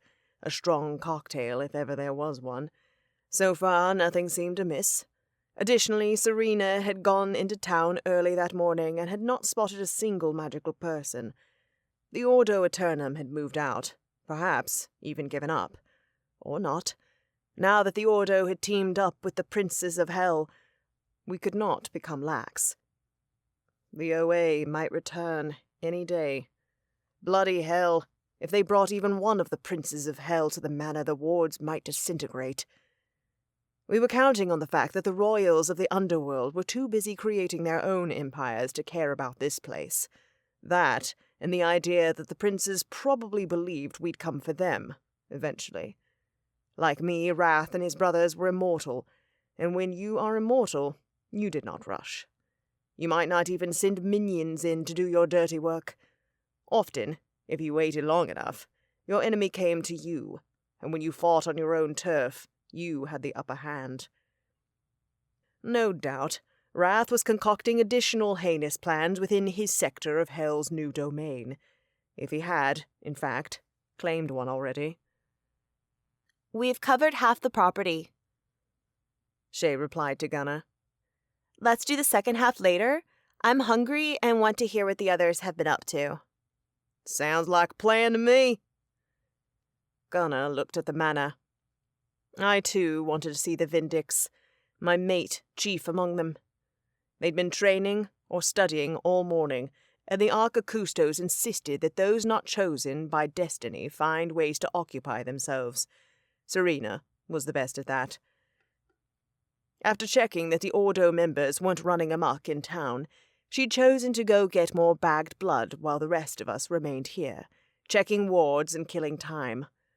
Well, almost everyone. It was anyone's guess where Benedict was sneaking about. We began the trek toward the manor. I allowed my mind to roam as Gunnar and Shay chatted animatedly about something or other.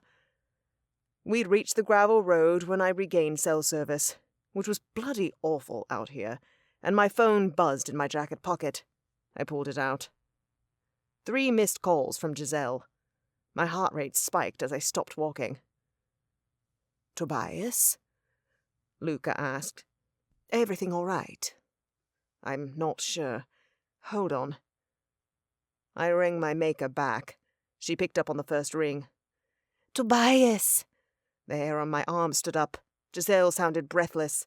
I've been calling you. What's wrong?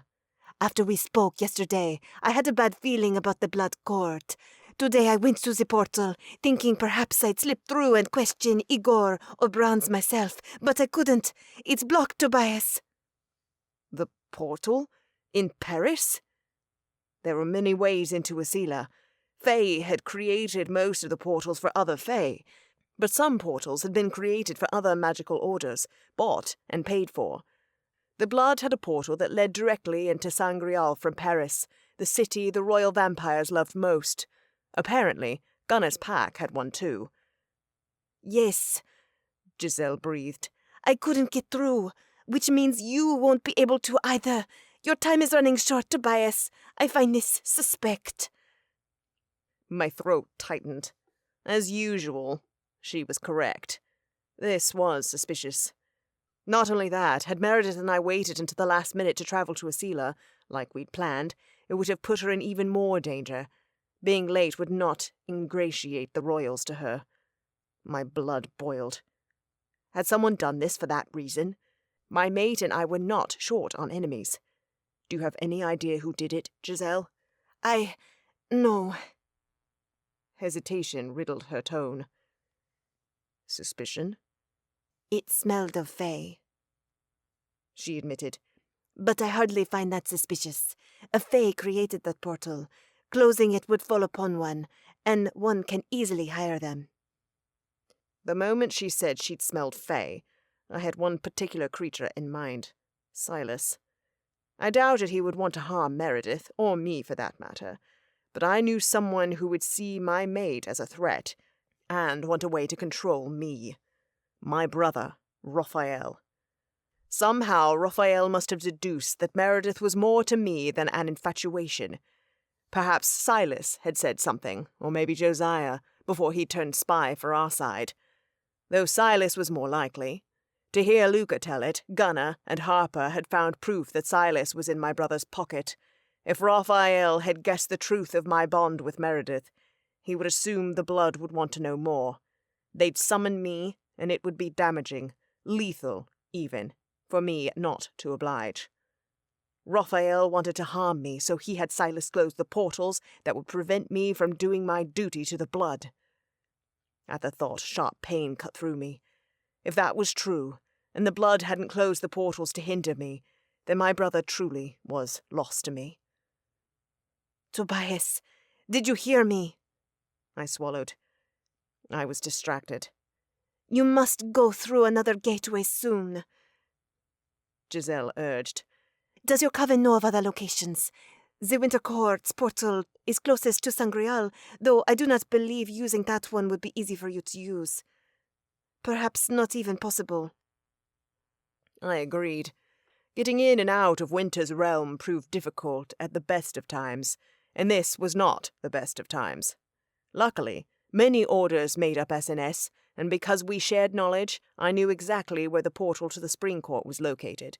That court was far more welcoming. We have other options, I said. Thank you for telling me. I have to go. Travel safely, and contact me when you return. She paused. Serena is going, correct? And others? Her, Hans, and Shay.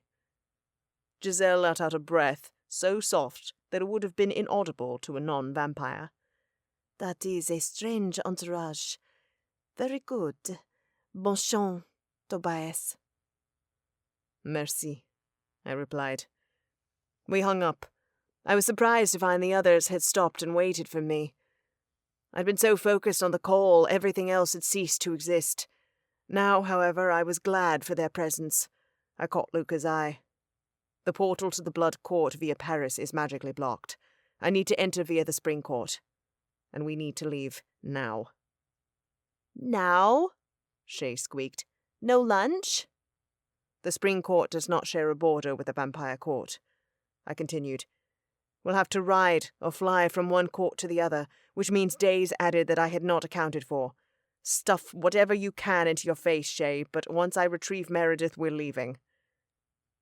You can use the one to Wolf Island, Gunnar piped up. But it's even further away from vampire country. No, I said. Though the offer was kind, Gunnar was right. In Asila, Wolf Island was as far from the Blood Court as one could get. The Spring Court is far closer. It's our best shot to make it on time. I agree that we need to go to the Spring Court, but not through the portal you're thinking about. Luca shook his head, stopping me. You forget, Tobias, that the portal in Ireland, the official one, is not like the one the Fae made for the blood to use. It empties onto Fae lands and requires going through with a Fae, or closely following one. Silas was our sole Fae member of SNS, and clearly, we cannot count on him to help right now. My fists clenched. He was right. I had forgotten that technicality. I have a solution, though. Luca continued, his tone calm and collected. Not many people know this, but after Cora married Prince Aidan, she had a portal put in her mother's backyard, right at the edge of her woods. That way, Cerelia could visit her daughter whenever she liked. Like the Blood's portal, it does not require a Fae guide. Then that's where we'll go, I said, grasping the solution with both hands. Hold on, Tobias, Luca said, still maddeningly collected. What of Serena? Bloody hell, my head was off. Still getting blood. Can you call my sister? And Cora's mother? I requested. Serena needs to return as soon as possible, and I'd like Cerelia to know we're coming. While I wished to leave as soon as possible, my sister was our insurance in Asila. I will. Luca pulled his phone out and dialed my sister while I strode to the manor, the rest following behind. I headed for the library. I'd made it only halfway there when I came upon Hans, Harper, and Tana, and my mate making their way down the corridor that led to the kitchen. Hey! Meredith beamed at me. You coming to get me? Meredith, I touched her shoulder, and dropped my hand to take her warm one. We need to leave for Asila today. Her face fell. What happened? I told them what Giselle had said, including my theories about Silas and the blood working against us.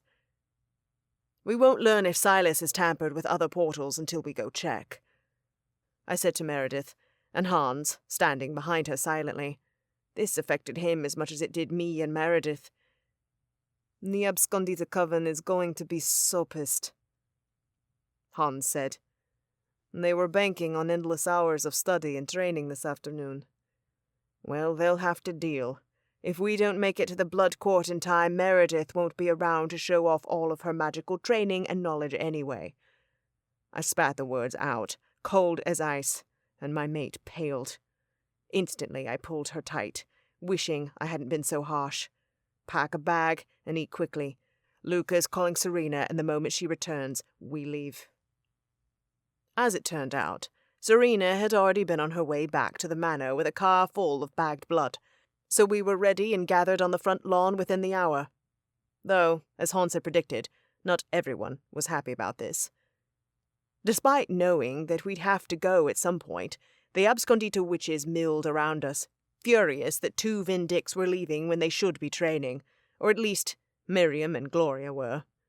The rest seemed to understand that Meredith and Hans could take care of themselves. But as she had with Harper, Miriam tried to implement a time frame. I stared at the woman. That won't do. There will be no time frame. I don't think you understand how little power we will have once we arrive in Asila. We might be there a day, or for weeks, Whenever the king and queen release us, we'll return. Miriam threw up her hands and turned to Meredith. Then we'll pray to the goddess for you, since it seems that's the best any of us can do. Meredith swallowed. Thanks, Miriam. We'll come back as soon as we can. The elder's face softened, and her wrinkles became less pronounced. Do, girl. And you, Hans. So much depends on your safe return. In the meantime, Aya stepped forward. we'll pour all of our energy into the other two. You won't recognize the spirit witch nor fire witch when you return. Optimistic. What a nice change. If only I felt so inclined to soak up Aya's mood. We said our goodbyes, and took up a spot a short distance away from the others. Then, the 5 of us linked hands, or looped our arms through our neighbours. At the end of the line, Benedict jumped into one of Meredith's open arms. I'd been skeptical about bringing him along. Vampires would scent him, but Benedict had been crafty in electing help. He'd convinced Hannah, healers among the Arcacustos, to concoct a potion that dimmed his scent. Even with him right beside me, I could barely scent him. After that, there was no denying the feline. If he wanted to venture into a dark and dangerous land with his witch, well, so be it. My priority was keeping Meredith safe. If Benedict helped in that matter, I'd risk taking the cat. Ready, rooms? Shay asked. You got the opal, right? Hans, you have the pearl. I have the elixir, in case anyone cares. I did care. The moment the Nephilim had returned from the Coven of Illumination with 3 vials, I'd known we should take some to Asila. As it stood, we divided the vials, and only 1 would travel with us through Asila. 2 would remain here. 1 for the Abscondita Coven, and the remaining Vindix to access, should it be necessary. The other was for Hannah to test and try to replicate, a feat she'd been trying to accomplish since Shay had arrived with the famed elixir. If she was successful, that would be a large boon to our side. Goddess, stop moving. We're so getting you a traveling bag when we get to Asila. I'm done carrying your squirming butt. Meredith hissed, exasperated with her familiar. Once the cat stilled, she looked at Shay and rolled her eyes. Yes, I have the opal. Ready when you are. I have my stone. Hans replied too, sounding less than thrilled about carrying the lapis calesti with him, though he also wouldn't have parted with it. Everyone hold on tight, Shay announced. She gripped her luxeter, specified Cerelia Leon's home outside of New Haven, and said the magic word. Blinding light took us. Meredith yelped. I had to admit, I didn't fancy this mode of travel much either, but light travel was going to save our asses. Probably more than once. The tunnel of light spat us out. I was prepared to catch Meredith, but this time she held firm on the landing. The moment we were in Connecticut, Benedict leapt from her arms, yowling, and shook up. Rain pelted my face, pulling a sigh out of me. It would have been unpleasant with the downpour, but it was also freezing. New Haven was in the grips of autumn, but right now it felt more like winter. Good to be home. Dang, Cerelia painted the house. Looks amazing. Shay proclaimed, recognizing the ranch-style single-family home in front of us. As I'd never been to Cora's family home, I'd take her word for it. Shay led the way to the front door and knocked. A moment later, Cerelia appeared, looking far healthier than the last time I'd seen her. When had that been? At least a year? Shay, so good to see you again. Cerelia hugged the Nephilim and waved to me and Hans. I was so happy to hear from Luca. I've missed the Coven so much since I retired. Would you all like to come inside? We're on a bit of a time crunch, Shay said, and gave our once Coven member a chummy smile. Would you show us to the portal? Cora and her hot hunk of a fae are expecting us, right? I slipped through right after Luca called and told her. She's ready for you. Cerelia shut the door behind her and waved for us to follow. Over here. We followed her around the house, across the backyard, and into the woods surrounding her home. I didn't know where the portal was located, but I sensed its energy as we neared. The energy of portals was different from the one I'd often used in Paris. A higher vibration, perhaps from the fey magic on the other side. Right here. Cerelia waved her hand in front of a particularly large beech tree. Act like you're about to walk straight into the tree and you'll slip through. That's it? Shay asked. No magic word? No. It's on my property and no one comes this way, so Cora didn't think that was necessary. This portal is not even limited to a particular order. I cleared my throat. Things are changing in the world, Cerelia. Perhaps consider putting some safeguards on this gateway. The witch exhaled a long breath. I'll take it under consideration. I grabbed Meredith's hand. Then we'll be going. Take care, Cerelia. Shay went first, then Meredith and I followed, side by side. Traversing the portal was as easy as taking a single step. Suddenly, the rain disappeared, and we were standing in a lush green courtyard complete with a serene fountain and a dozen blooming rose bushes. The Shadows and Secrets delegation, I presume? A masculine voice asked. I twisted to find a male fae sitting on a bench. That's us, I said.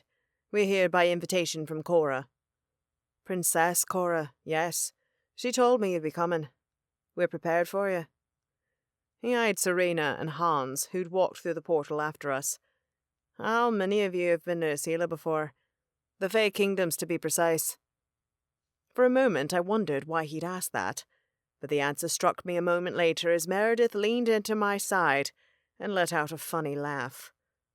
Bloody hell! I gripped my mate, understanding washing over me.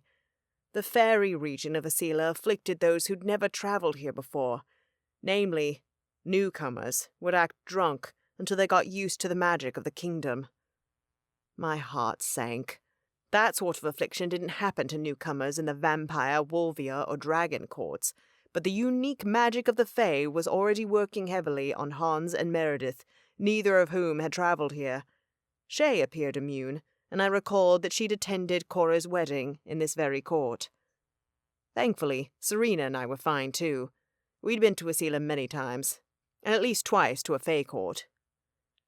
Tobias? I feel funny! Meredith yelled loudly as if I stood very far away.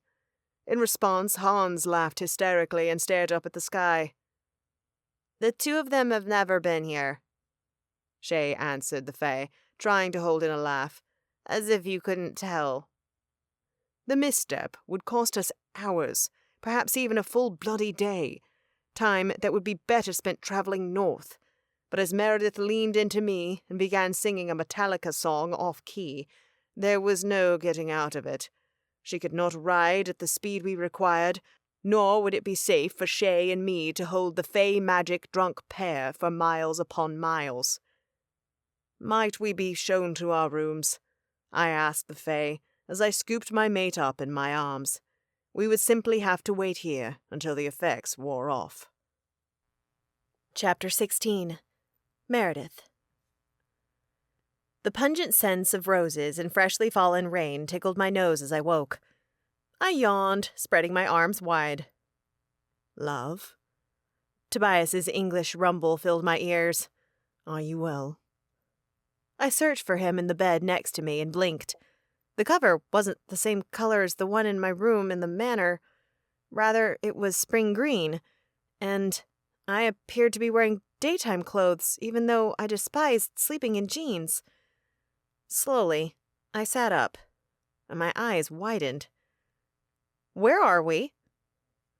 Tobias was sitting at the other side of the large room, a place that consisted of a large canopy bed, a sitting area complete with a hearth and chairs, and an attached bath off the sitting area. He rose from the deep brown chair, dropping a book he'd been reading onto a side table as he did, and came closer. You don't recall travelling through the portal, Meredith? Memories emerged as if through a fog. We'd left England for Connecticut and sought Cora's mother, a witch who had once been in S&S. She'd greeted us, shown us the portal in her yard, and then... I can't remember a thing after we walked through it, I admitted. That's normal, Tobias assured me.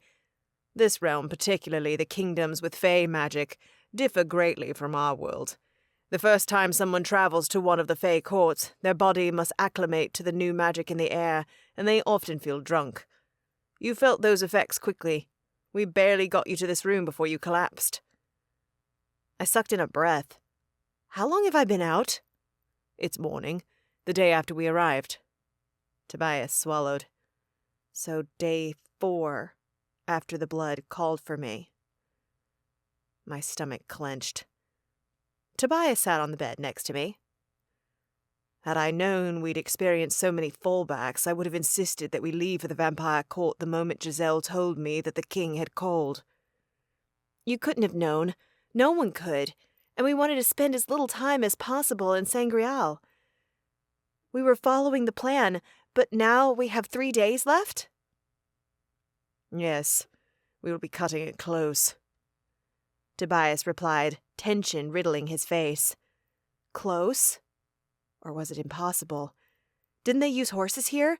If memory served, the autumn court separated the 2 courts, and a sliver of the winter court, though if we traveled sharply northeast, we could avoid that.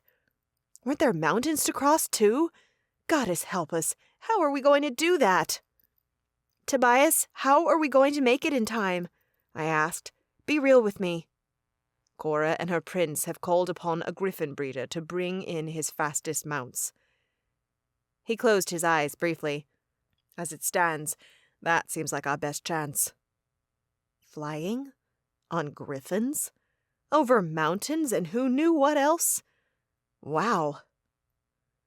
The castle doesn't have any griffins? Or maybe Pegasi? I knew nothing about the creatures, but we were in a palace. I knew from my experience as a high-end thief that wealthy people love to collect items and creatures of value. With the exception of the Elven kingdom, griffins are not easily domesticated or kept in stables. In fact, they're a bit of a nightmare to keep, so the King of Spring has never been inclined to house them. Elves ride them, though? I asked, intrigued. They have a connection to many animals that other Fey races do not, Tobias replied with a shrug. I know little of elves. They keep to themselves. Okay, but we might ride griffins? My mate gave a soft smile. There's a high probability that the griffins will not allow us to ride them. They are temperamental beasts. But we thought trying would be prudent. Plan A, if you will. Did Shay try the Luxators? I asked, knowing that she must have if they were already considering griffins, but I needed to be sure. Yesterday. No luck with those yet, and seeing as Shay has been using them without issue in our world, we assume they are defunct here. Just as Flamel thought. And before you ask, Hans passed out like you did. If smoke travel is possible, we don't know yet. We're going to test it soon, but that is our plan B for getting to Sangreal on time. Goddess, I hoped Hans could swing it. Though smoke travel was as uncomfortable as light travel, it would get us where we needed to be in time, which meant the king wouldn't be inclined to kill me right away, or worse, take my tardiness as a slight and pull me under his power to use my own magic. I'd rather die. Heck, if Hans could smoke travel us to the vampire court, we could even stay here longer. I'd be lying if I said I wasn't interested in checking out a Fey court. Here's your change of clothes, Tobias said as I shifted from the bed. The extra jeans, black long-sleeve shirt, and jacket that I'd brought had been lying folded on the stool. Though I said it wasn't necessary, a maid laundered it for you. Also, he plucked a stoppered vial from the nightstand. You'll need to take this. What is it? An elixir that allows you to eat here and still return home. My lips parted. So the stories of humans eating in the Fey world and getting stuck there were true? I downed the vial, which had a pleasant minty taste with hints of black licorice. Thanks. I grabbed my shirt. I want to get dressed and check things out. See if Hans is awake, too. Then we'll get food in you, he said. Your stomach has been rumbling for the last hour. I changed and slipped the opal from my old jeans into the pocket of my new ones. There'd been some debate about whether Hans and I should travel to Asila, to the vampire court no less, with the lapis calesti, but in the end, we'd both felt weird about leaving our sacred stones in the human world. Plus, we might practice with them here, and we couldn't miss that chance. Once I was ready, we left the room. Tobias knocked on the door next to mine. When no one answered, he arched an eyebrow. I'm surprised I didn't hear Hans rise, or Shay blabbering to him when he woke. She stayed with him? I asked as we turned away from the door. Yes. Interesting. I'd have to ask my roomie what was up about that. Where's Serena and Benedict? I asked. Serena left soon after our arrival. Tobias replied. She's riding north and will join us in the Blood Court. Tobias took a right turn. Benedict is around, mousing, I believe. There is no shortage of mice in a palace. Benedict would show up when he wished, but the instant Tobias mentioned his sister, my stomach had sunk. Neither my mate nor his sister trusted the royal vampires in their family, so they had worked out a plan. Serena was to journey to the vampire court, but not act as part of our group. She'd watch from the shadows in case something happened and we required emergency assistance. Even when we'd planned on entering the Blood's territory through Paris, Serena had planned to enter hours after us, to slip into the city as a lone vampire, and to lie in wait, should we need her. Now, with the miles between us and our destination, things had changed. Would she get there in time? Despite the efforts she was undertaking, I couldn't help but hope we weren't there long enough for Serena to meet us. I hope Serena has a safe journey. That's scary alone, I said.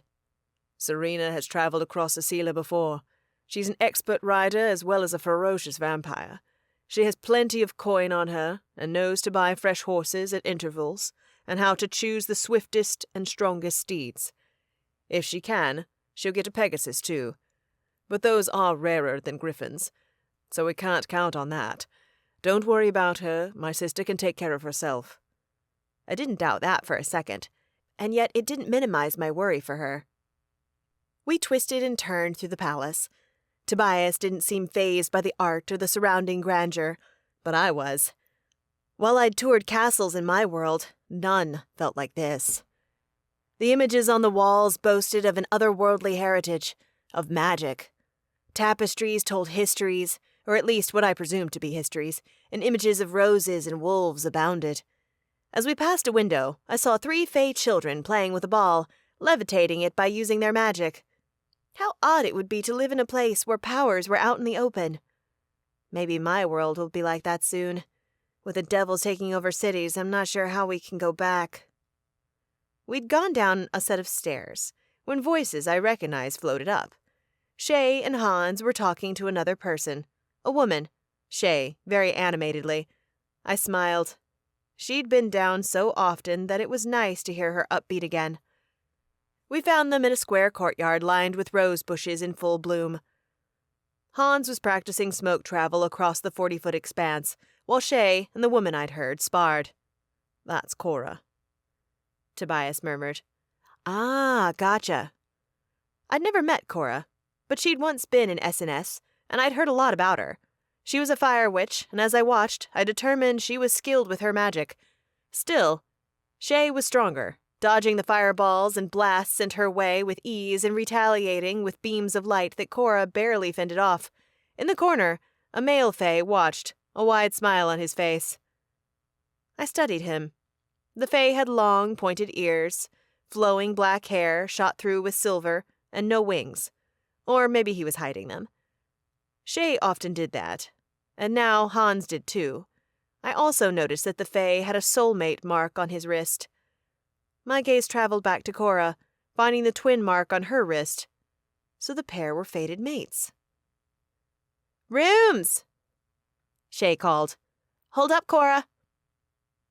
The sparring ceased, and everyone turned to face us. Cora beamed. "You're up! Faster than I expected." "Hans is here," I pointed out.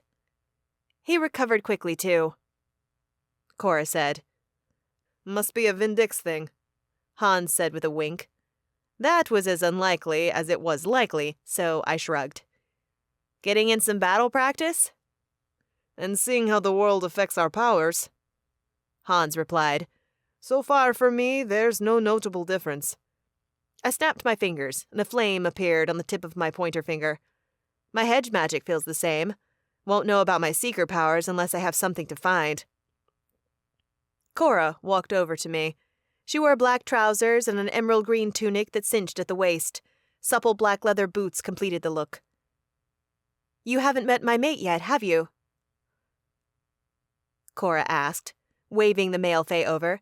This is Aedonius, Prince Heir of the Spring Court. Soon to be king, Shay added. That's so exciting that the king is passing the crown down early.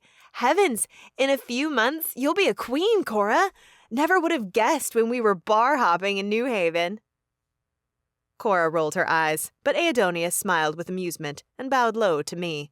I curtsied and tried not to laugh at myself.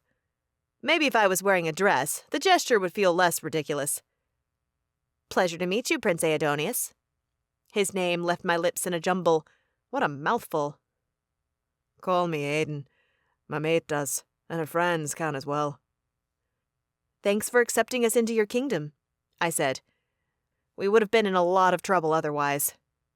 Aiden nodded. So I've heard. The Griffins should arrive before dinner, so if Hans's smoke travel doesn't work, that will be your best option. In truth, I think it's the best option regardless, but I understand that is less predictable than riding. I looked past the prince to Hans, the man who was considering smoke traveling us across 2 kingdoms. Seeing as he'd only learned to smoke travel days ago, I found that pretty ballsy. It might take a few jumps, Hans said, but I'm sure I can do it. Now that you're awake, Meredith, I can borrow Tobias to test my range. My eyebrows arched as I looked at my mate. Tobias shrugged. News to me, but if it gets us where we need to be, I'm up for it. Cora suggested it. Hans added. Depending on the toll it takes, I'll either smoke travel us back, or Tobias can run back and I'll fly. It's a preliminary test, but I want someone with me. You never know what you'll meet in the woods here, but vampires can outrun pretty much anything. Cora laughed dryly. Partnering is smart. And if Hans passes out, Aiden added, Tobias can carry him back. Sure. I lifted a shoulder, willing to go along with the plan. Aside from the pair meeting a beast in the woods, they could take care of themselves, and I knew from experience that vampires, Tobias in particular, were strong enough to run at full speed while carrying heavy loads. If anyone should go with Hans, my mate was the best choice. You two should do that now, Shay said.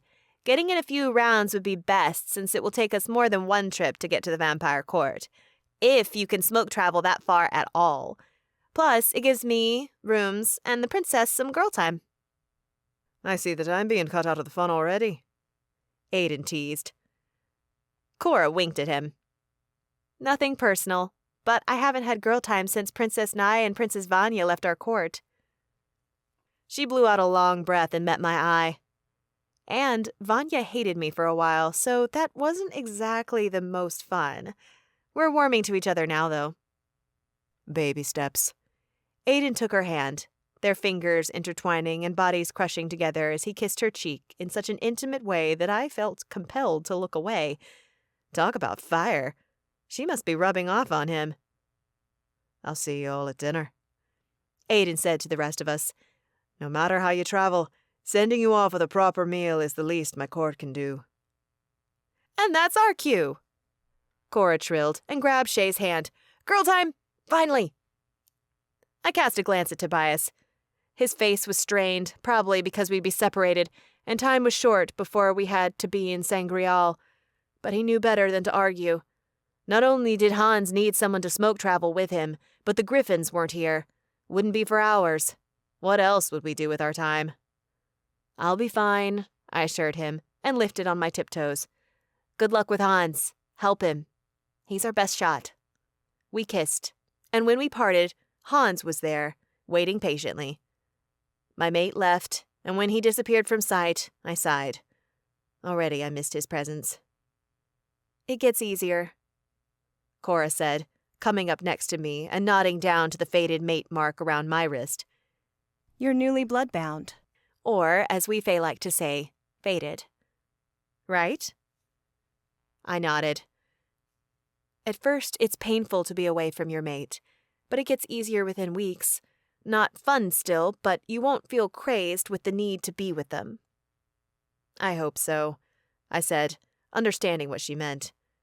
Tobias wasn't allowed in the Abscondita library, so we'd been separated before, but even then we'd still been close. And he knew where I was, which seemed to settle me as well as him. And while I'd also been separated from my mate in Lucifer's kingdom, I rationalized that because it would have been particularly dangerous for him to enter a fire cell. This, however, was the first time we'd truly be separated by any significant distance, and I wouldn't know where he was. It felt very different. I guess it's a good thing that we're going to distract her then. Shay looped her arm through mine for a moment. It almost felt like we were in New Haven about to go to campus. A simpler time. My heart panged at the thought of it. When I'd arrived at the manor in England, I'd been determined to stay enrolled in at least one class. I'd wanted to take my Women Who Ruled class online because despite having a dickhead partner for a semester-long project, I loved it. After LA fell to Lucifer, though, it had become apparent I'd been living in a dreamland. I'd been about to ask Luca to call the university and unenroll me for the term, when the Princes of Hell took more cities. Now the entire college had released the students for the semester. I missed the time I'd spent at Yale, and hoped that once this was all over, if it was ever over, I'd get to return. I have a sweet ladies' lounge/workshop, Cora said, wagging her eyebrows. It's so fancy and over the top, but I love it. Let me show you.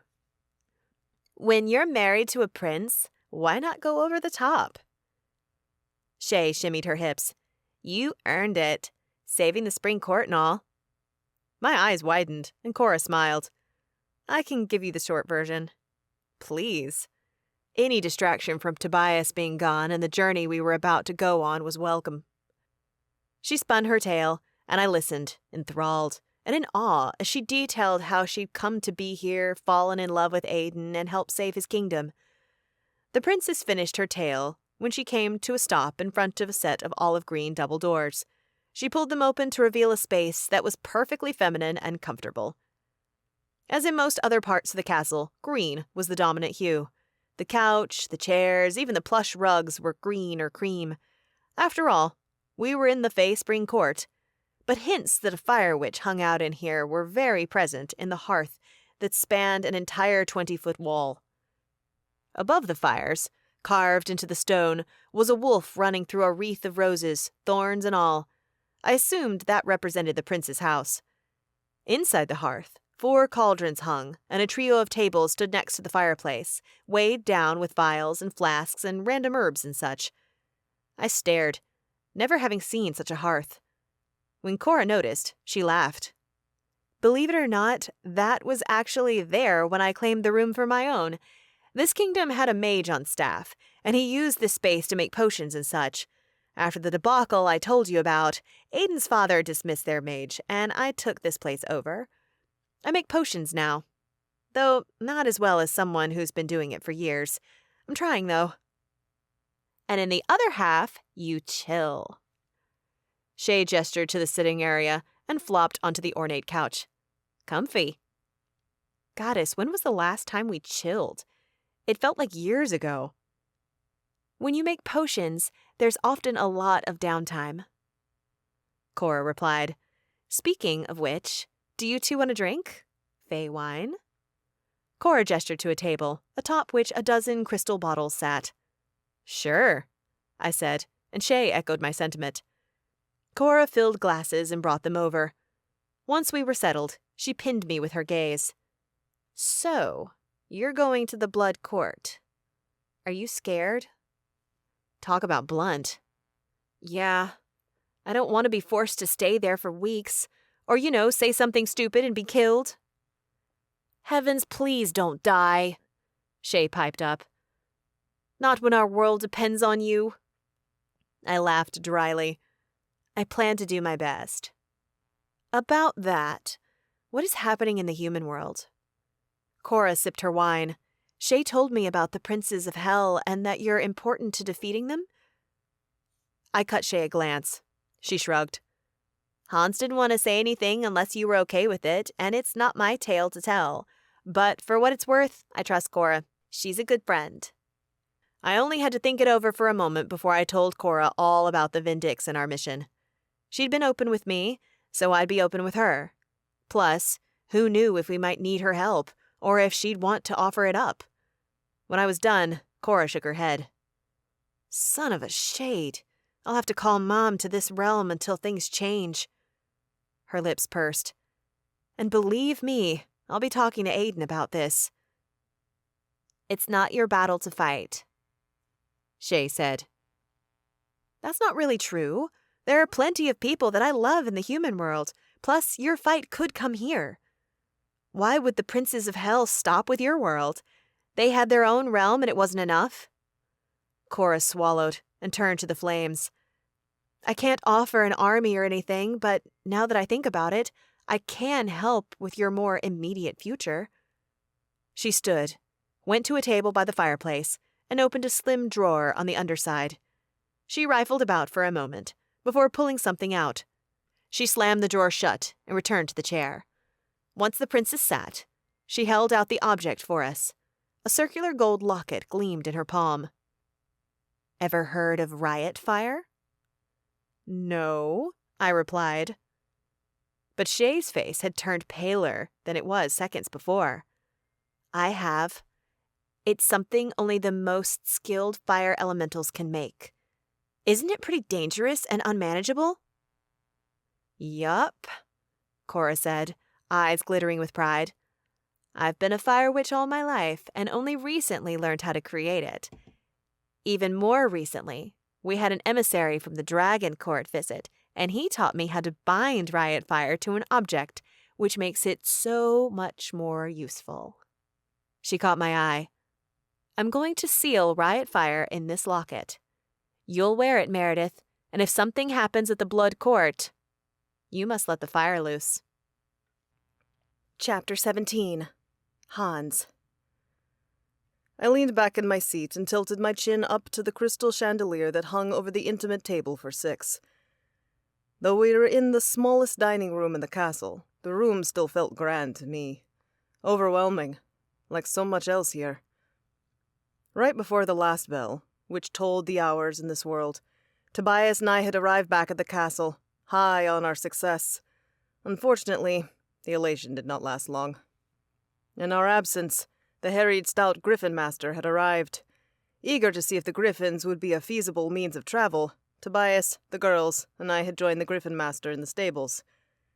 The massive beasts had taken one look at me and began screeching and fighting to break free from their posts. A part of me wondered if they sensed my demon side. Maybe the smoke still clung to me, and they feared it? It put me down, even if their reaction to Tobias wasn't much better. Within minutes, we knew that though these animals were fast enough to get us to the vampire court in time, they would not make it easy for us. They might, according to the griffin master, toss us off. That was, if they ever calmed down enough for us to even mount them. As he'd never seen his griffins so scared, he wasn't sure it would happen. That left us with only one real option of travel: by smoke. It all rested on my shoulders. Despite my success, the idea filled me with nerves. So much was at stake. My lord. A servant set a plate in front of me, pulling me from my thoughts. I took in the food with interest. I was starving, but none of this looked like anything I'd eat, though one portion was a white meat, another a vegetable or perhaps a fruit, and the final a starch of some type. 3 seats away, next to Meredith, Benedict was served 2 bowls, one of cream, the other of fish. The familiar dug in right away, opting for the fish first. His face rose from the fish and looked at Cora. Goodness, this is better than anything Meredith has ever fed me.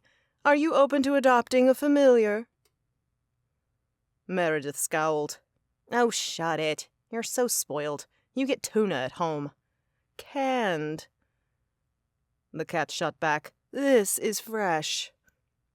Have as much as you want, Cora said, and then pointed to the bright purple vegetable on her plate. It looked like a root, though it was colored more like fruit. Guys, you have to try this. I know it looks odd, but it's so good. I nearly laughed as Meredith looked down at the vegetable and pressed her lips together before nodding and bravely nibbled at the vegetable. When her eyes grew wide and appreciative of the taste, I knew it was safe to eat, but I also noticed something else. On her chest lay a locket that radiated power. I'd noticed it in the stables, but I hadn't asked after it yet. The servants finished their work, making sure we were well attended to for the main course, and were dismissed by the prince. Once the last one slipped from the room, Shay turned to me. So, you've had time to rest. Do you think you can do it? Yes. Though I still had nerves about traveling such a distance, I didn't want others to feel that. So I spoke with confidence, knowing we had no other choice. We're set to move tonight. I cut into my meat. Tobias and I judged that I smoke-traveled at least 30 miles, and I feel that I can do more. Where do you think you could land us? Shay took a sip of wine. As she did, she maintained eye contact. Something about how she looked at me over the goblet set my heart racing. Tobias? I passed the conversation baton to the vampire, thankful to break eye contact with Shay. He'd been tasked with procuring a map of Asila and working out the approximate number of miles between settlements. Based on how far we went, and with many jumps, he might get us to the Autumn Court tonight. Tobias said, If he does, it would be a faster journey than using griffins anyway. The seat of the Autumn Court is generally a 5 days' ride on horse, Prince Aidan commented, cutting into his bird. 5 days? Meredith squeaked. Tobias, that's not even to the Blood Court. Am I the only one worried about Serena? She will buy new mounts regularly, and she won't stop. Ever. Tobias replied, If she has to, she'll run, and my kind can outpace horses. Remember, vampires don't need to rest like other orders do. Plus, it's not like we had a lot of choices, love. King Blodastrika and Queen Narcissa might keep us in Sangreal for weeks anyway. We can't know what they plan. If that happens, Serena will arrive in plenty of time. Meredith shook her head. Goddess, I hope we're not there that long. And I also hope Serena finds something to fly there. It's just so far. I understood her concerns. I'd had them too when I woke, but realized that while it wasn't perfect, Tobias and Shay had done their best with the new plan. Yes, the prince nodded. And to clarify, what I meant is 5 days is a good pace when you're riding at a slow, sensible speed, without changing mounts or stopping. Still, I wish your sister luck. The woods between are thick and filled with dangerous creatures, which you'll find to be true of most woods in Asila. It's wondrous that you can smoke travel there. Wrath had gone from DC to Italy. When compared to that distance, I wasn't sure that my hop from one court to the next could be classified as wondrous. We were hoping you'd have an image of the Autumn Court Hans can study before he tries to travel there, Tobias asked. Perhaps a painting? Is that how it works? Prince Aidan asked, brow furrowing. Technically, I interjected. I don't need a connection to the places I smoke travel to, but because this is a greater distance than I'll have ever gone, and we're in a time crunch, I'd like to visualize the landing place. Aidan nodded, and took a bite of the roast bird. We have no paintings of our neighboring kingdom, but I can actually do you something better. I can put you in touch with the Prince of the Autumn Court, and he can show you a painting of his home. Will that work? I blinked. Sure, but how? Aidan grinned. Prince Kieran is one of my oldest friends. Last time he was here, he gifted me with a two-way mirror that allows us to talk whenever we wish. He clapped, and a servant scurried into the room and over to the prince. Could you bring me the mirror I used to speak with Prince Kieran? At once, Prince Adonis.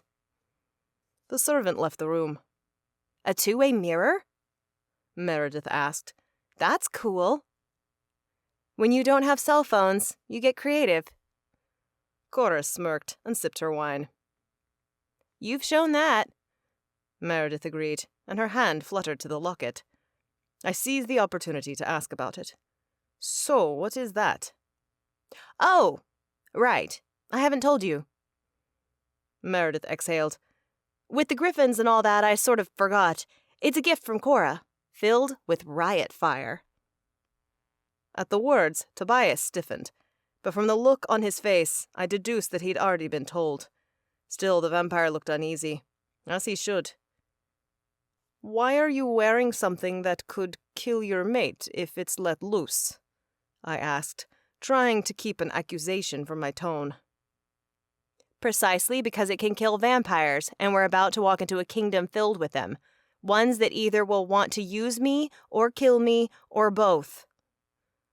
Meredith said. Cora thinks it's smart to have a nuclear option. Tobias did too, right? It's a good idea. Tobias said stiffly, though I'd like to be far away if the bomb must go off. I would never put you in danger. Meredith replied. Of course, that would mean you leaving me in a precarious situation.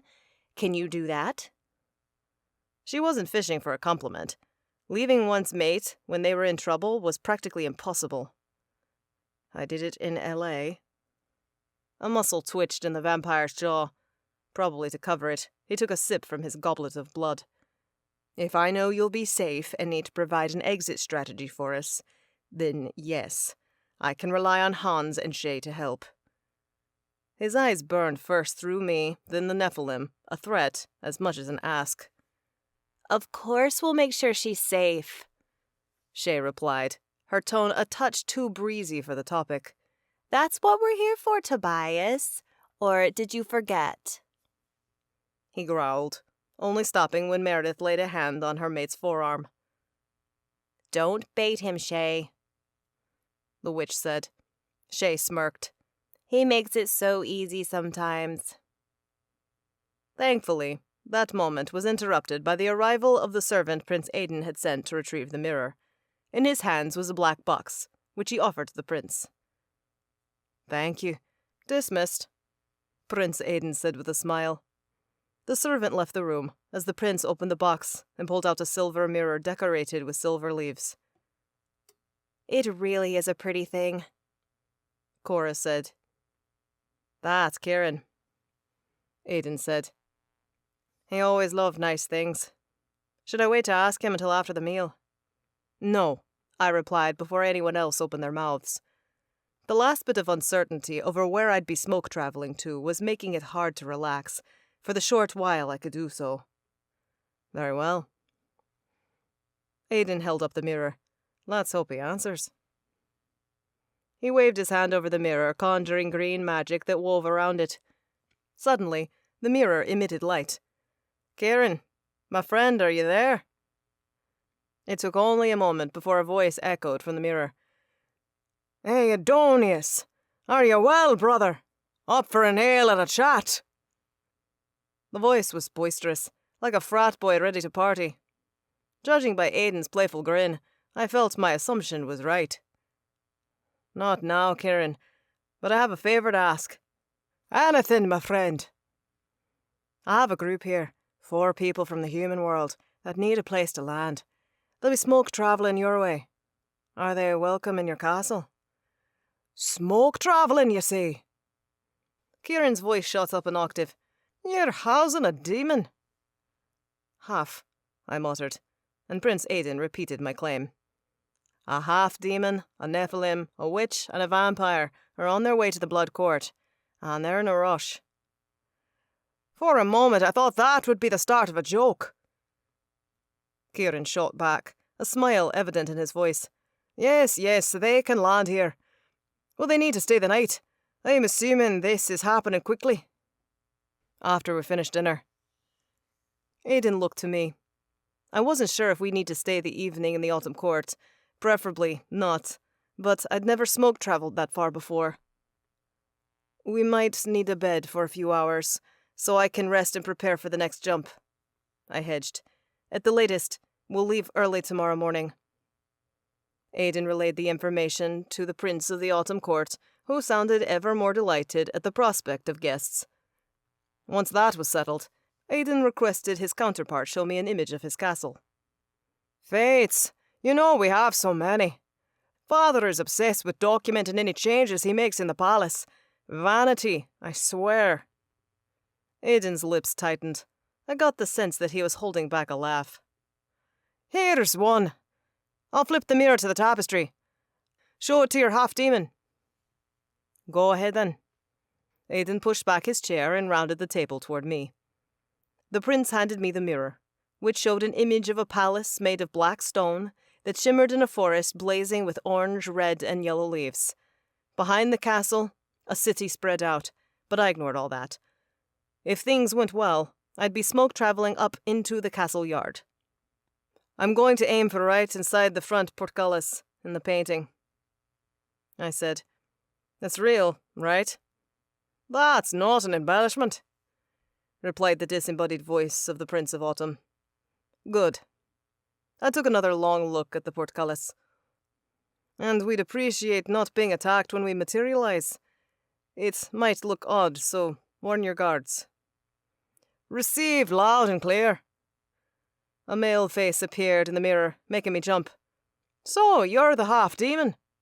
I do hope we have time to talk. Fates, don't scare him, Kieran, Aidan muttered and pulled the mirror back. Now we must get back to our meal. I'll talk to you tomorrow. I'll be ready, ale in hand. Aidan waved a hand in front of the mirror, and again green magic circled it. The light from the mirror extinguished, and he placed the item back in the box.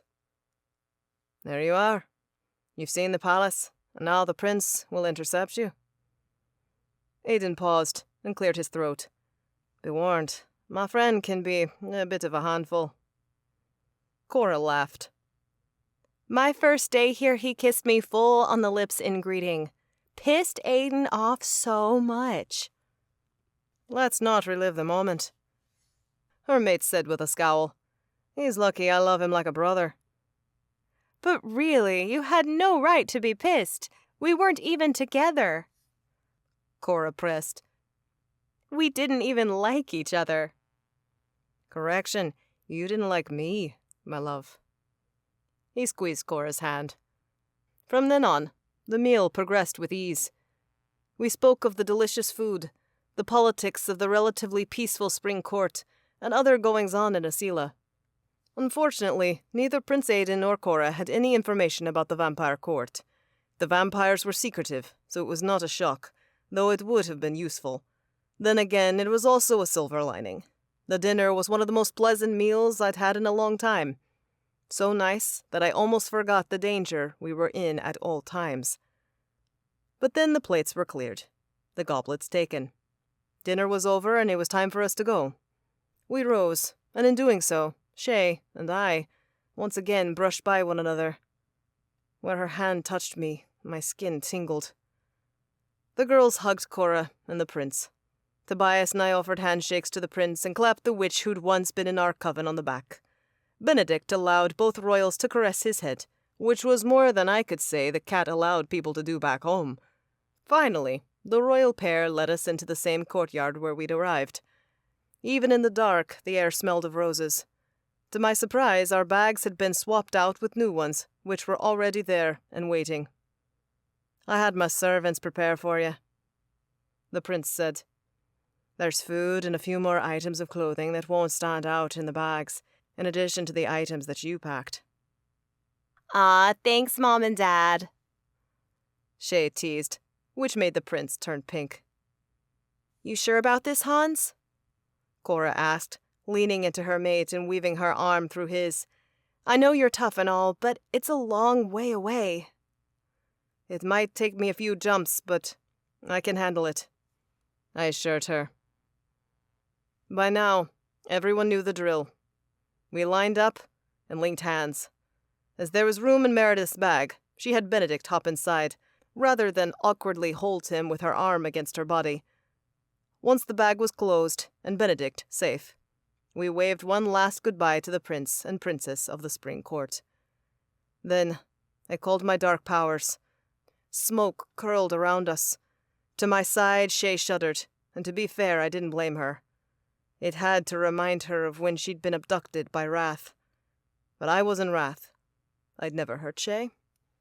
Breathe easy, I whispered to her as the smoke thickened and wound higher. Soon it was so high I could no longer see Cora or the prince. It'll be over soon. I gave the smoke a push, picturing the palace of the Autumn Court. Electricity tingled up and down my arms, and the sensation of shrinking overcame me as the darkness sucked us out of the Spring Court. Chapter 18. Shay. My stomach twisted as thick, black smoke surrounded me, coating my skin like an oil as we shrunk and traveled through space. It didn't hurt, more like it was extremely uncomfortable. When the smoke spit us out into fresh air, I caught myself, spreading my wings to use as a parachute. In time to watch Hans collapsed. He gasped and began to pant, his body pressed to the ground. "Hans?" I asked as my heart rate spiked and my hand veered for my pocket, where the single vial of elixir of life that I brought with me waited. Had he gone too far? Did I need to use it already? That didn't bode well for the rest of our journey. "Hey, are you all right?" Meredith asked, hovering over Hans as she opened her bag for Benedict to be set free. The cat popped out immediately, shaking and yowling as he hit the ground. Hans gasped again, but waved his hand. "Fine. Need a minute." "Don't let pride handicap you. Let me help." Tobias held out a hand. Hans frowned at being called out, but took Tobias's hand and stood, only for his knees to give out. The vampire caught him, and a stream of curses left Hans's lips, dying out only when he lost breath. Well, I suppose if he could say all that, he'd live.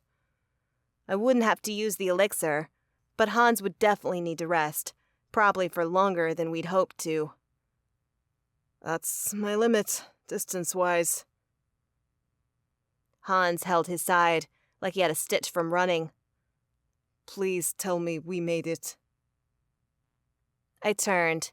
We had landed not in a castle yard, but rather outside a city gate, one manned with 6 soldiers pointing arrows at us. Slowly, I raised my hands. "Guys, if this is the Autumn Court, I don't think Prince Kieran told the city gates we might show up."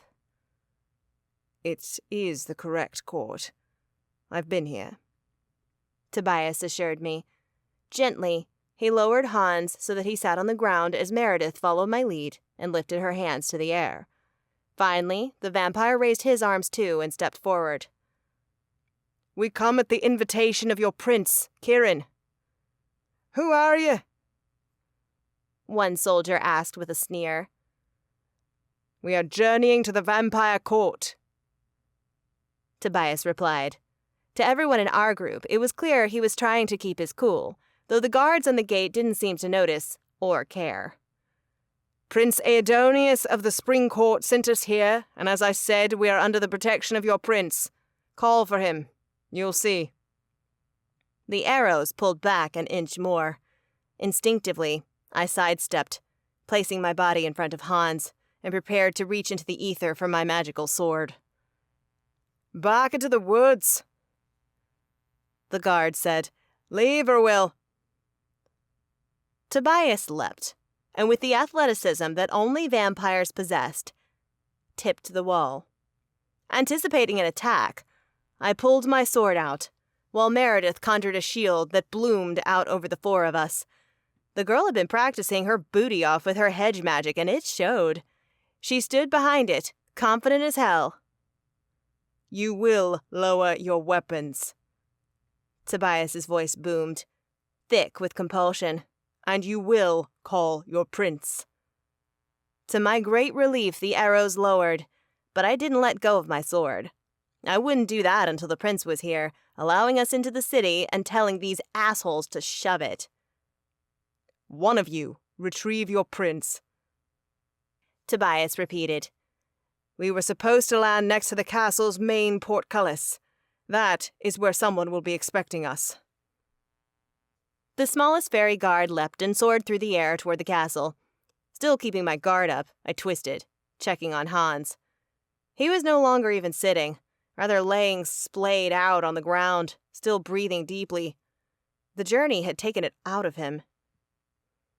The autumn court abutted the winter court, and the blood court was to the west of winter.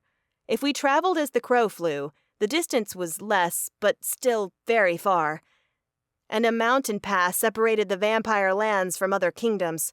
Surely, those wouldn't affect smoke travel, but what if Hans tried again tonight? And we only made it halfway there and got stuck in the mountains. A shiver worked its way down my spine, rising goosebumps as it went. We might survive the travel, but the mountains bordering the vampire court and the winter court were rife with orcs, ogres, and giants. Running into any of those would put us at great risk, and that was just the types of fae I knew about. Roaming bands of vampires, those who adhered to no law, might also be a threat. "How long do you think it will take that guy to find the prince?" Meredith whispered. "Hans really needs to lie down." I turned to my friend, understanding her fear. "Can't be too long. If the prince can fly, he might be here at any—" "Didn't quite make it, eh?" The voice that had come out of the mirror hit my ear. I looked up and found a new fae standing on the city wall. And heavens above, was he fine. The prince had wavy auburn hair, gold eyes that glowed in the darkness of the early evening, and brilliant gleaming golden wings. His grin promised mischief and fun. "It was a vast journey, and Hans did it in one shot, but you're right in the end, we fell short." Tobias said, "Apologies, Prince Kieran." "No apology necessary," he said. "I was waiting to see you arrive. Smoke travel is not done here, you see, but perhaps your half-demon friend might indulge me later. After Hans rests." Tobias gestured down. "Might we get to the palace so he can lie down?" Kieran's eyes widened. "Of course." He snapped his fingers. "Guards, carry that mail to the palace." "Ah, I still have them compelled," Tobias admitted. "You might have to repeat that once I release them." Tobias released the guards and leapt to the ground to be with Meredith, leaving behind blinking fae guards. The prince spoke his command again, and things swept into motion. 3 guards floated down from the gate and glanced at me warily. It was only then that I vanished my sword into the ether. "I'm going with him," I said, spreading my wings wide, preparing for flight. The soldiers said nothing, just took control of Hans, who was now so out of it that he didn't seem to notice, and lifted him into the air. I followed, and before I knew it, the prince was flying at my side. "You're the Nephilim." "I am.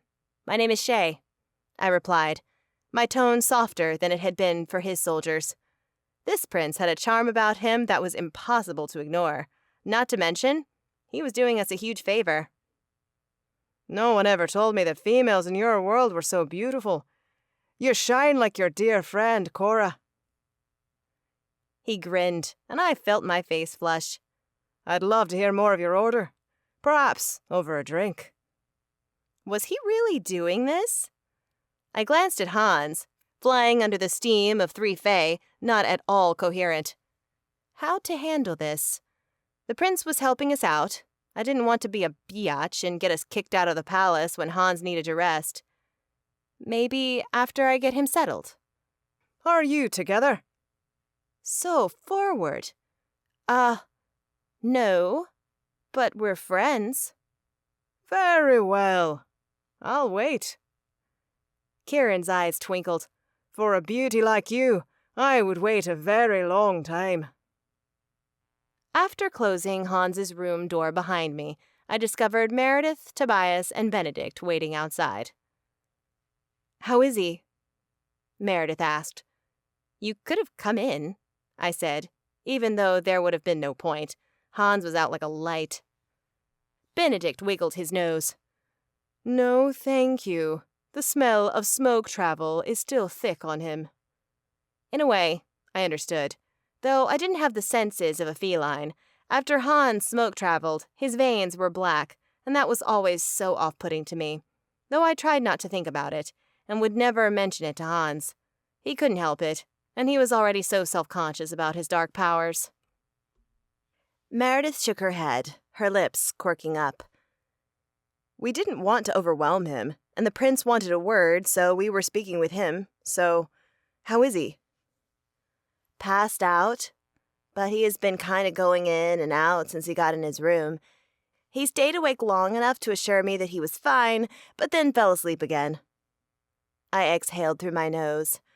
"I don't think we're going anywhere tonight." "Seems that way," Tobias agreed.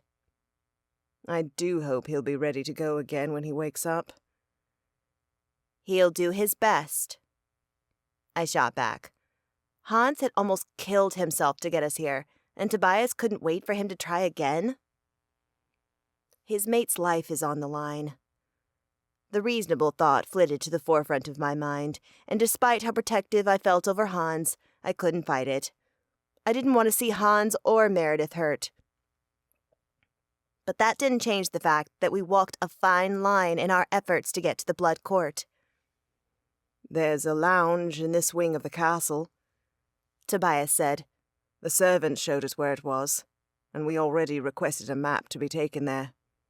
"And wine," Meredith added. I agreed. After the day we'd had, wine was welcome. "While you three go have fun, I'm going to rest," Benedict piped up. "I still don't feel right after smoke traveling." "You delicate flower," Meredith teased. The cat hissed. "I'm no such thing. I'm tough." Meredith and I laughed, which only made Benedict's eyes narrow more. "Fine, I'll open the door for you," Meredith said. "Come on." I followed the pair and the cat down the hall, passing the room that I'd been told was mine, and stopped briefly to let sleepy Benny inside the one that they'd share. A part of me yearned to lie down in bed too, though I doubted I'd get to sleep soon. I was too keyed up after seeing Hans collapse. The corridor ended in a circular lounge space, a turret, I supposed. Out the windows, I could see the city that the Autumn Court ruled over. A part of me wanted to go out and explore, but that wasn't in the cards. Our time was dwindling away, and we still had a lot of ground to travel. In the center of the room was a sitting area. 4 chairs were positioned around a table upon which someone had laid out a map. A few steps away, beneath one window, stood a table littered with wine bottles. Tobias took over and poured 2 glasses, one for me and one for Rooms. He served his mate and then turned to me. I accepted my glass and sank into a cushy burnt orange armchair. "Thanks." The vampire took in the map. "We don't work with miles or kilometers here, so we'll have to do our best with estimating the remaining distance to the Blood Court." His finger dragged across the distance between the Spring Court and the Autumn Court. "Prince Aedonius said this would take 5 days by horse. Hans managed it in seconds, but depending on how drained he is in the morning, we might not be able to replicate the feat so soon." "You think the distances are comparable?" I asked. "Or is getting to the Blood Court more miles?" With his fingers, Tobias measured the distance between the Spring Court and the Autumn Court. He then began measuring the distance between the Autumn Court and the Vampire Court. I breathed a sigh of relief when his fingers missed the mountains by an inch, but then they stopped. There was still a considerable distance to cover to Sangreal, the capital at the north of the kingdom. So tomorrow's trip would be even more difficult for Hans. I'm not sure he'll be able to do it, Tobias said slowly. or that we can even ask that of him. I don't think I can, I murmured. There might be another way, though. Tobias pulled the map closer. My sire has a brother with an estate close to here. He pointed to an area near where his finger had landed. If Hans can get us there, we can then see how he's faring. If he's strong enough, we can try to smoke travel the final leg of the journey. If he taps out his reserves, we'll borrow horses from Lord Alderic's manor and ride the rest of the way. And will we make the timeline if we ride? Meredith asked, her voice small. It will be close, by hours, but I think it's possible. Tobias said. It has to be. Nothing else is acceptable. I took a huge glug of wine. This was getting too real. The blood had given Rooms and Stiff a week to get their affairs in order and travel to the other realm. A surprisingly generous offer, which I was sure they'd hold over my friends' heads if they failed to show on time. Might I join the party? A voice came from behind, making me jump and nearly spill wine down my front. I twisted to find none other than the Prince of the Autumn Court in the doorway, grinning broadly. Of course, Tobias replied. We appreciate your hospitality. Kieran gave a dismissive wave. Hey, it's nothing. Truth be told, I'm a touch lonely. My parents and siblings are away right now, trying to marry Vanya, my lovely twin, off. Again. And you're not getting married off? Why? Because you're a guy? I asked, not liking how he'd said again. Kieran laughed. Why, she? Are you proposing? My stomach pitted. What? No, I trailed off, semi-mortified, which was odd. Normally, if a hot guy flirted with me, I'd give as good as I got. But not here, not now. I was like a confused babe in the woods. I know what you meant. Kieran swept in and helped himself to a drink. But no, I'm intended to get married as soon as possible, too. It's only that the lord who Vanya went to see has no daughters, only sons, and I don't like two of them, so father left me behind. He shrugged as if he didn't care at all. I see, I said as the prince joined us and took the armchair next to me. They've only been gone a few days, Kieran said. But I do miss them, especially Vanya. My twin can be hard and icy, but we have a special bond, and I always miss her more than the others. That struck me as very sweet. I was an only child and had never had the privilege of feeling sibling love, but not everyone had siblings they loved or felt like they could depend on, let alone ones they missed after a few days' absence. You're planning the continuation of your journey? Kieran asked, gesturing to the map. We are. Tobias filled him in on our travel plans, using the map just as before. Once done, Kieran nodded thoughtfully. We have 2 racing griffins here, though they are temperamental and only let their riders fly 'em. We tried that at the spring court, and those griffins didn't like me much. Tobias admitted. Or Hans. Of course, he can fly, but the trip is quite long, and after tonight, I'm not sure he'll be up for that. Neither Hans nor I could fly that far without at least 3 stops anyway. I added my 2 cents. As someone who traveled on wing across an entire country with Hans, I understood his flying limits as well as my own. Kieran looked impressed. I'd require 5 stops. But, then again, I know the best places to stop for fun. We don't have that luxury, Meredith said. Unfortunately. She managed to sneak the word out before a yawn overtook her. Sorry, I'm beat. Tobias's arm snaked around her shoulder. Would our plan be the best way to get to the Court of the Blood, Prince Kieran? Or do you have another opinion?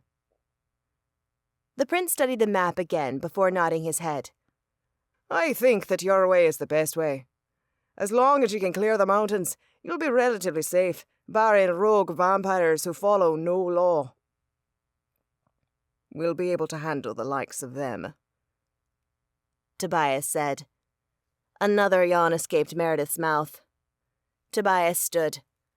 As we're all on the same page, I believe it's time for my mate and I to retire. Shay, knock on our door if you wake first, and we'll do the same. We'd like to leave around dawn. Waking that early sounded excruciating, but again, time was of the essence, so I agreed and my friends left, leaving me with the prince. Alone at last, Kieran teased. Would you like a tour of the palace? Is that the line you use on all the girls? I replied, flustered by how quickly the prince poured on the charm. I guess I should be happy you haven't kissed me already. Kieran roared with laughter. Cora told you that, did she? You should have seen Adonis's face. It was one for the history books. I can imagine. I broke a smile as I sipped my wine. It felt odd to be joking around with this fae, but heavens help me, my flirty nature was inching out. When Kieran grinned at me, my heart fluttered. He really was nice to look at, his lips so soft. At the thought, my stomach twisted. Like I shouldn't be considering his lips. Briefly, Hans's face flitted through my mind. I winced as the guilt over flirting with the prince washed through me. My smile fell. Everything okay? The prince asked. Sorry.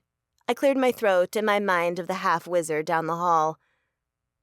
The smoke travel doesn't agree with me. Part of that was true, at least. I'm sure not. It intrigues me, that method of travel, but for someone like you, was it painful? Uncomfortable, I said. Not painful per se, but not great either. I have to admit, light travel is pretty uncomfortable at first, too. Can you do that? Kinda. I just started. Hans and I had practiced for hours during our session. So far, I'd made it to about 30 feet. I hope to go much further when we return to our world. Talented as well as beautiful. His eyebrows waggled. And you could wield that sword you conjured. I might already be half in love. A laugh nearly tipped my tongue when a voice came from the doorway.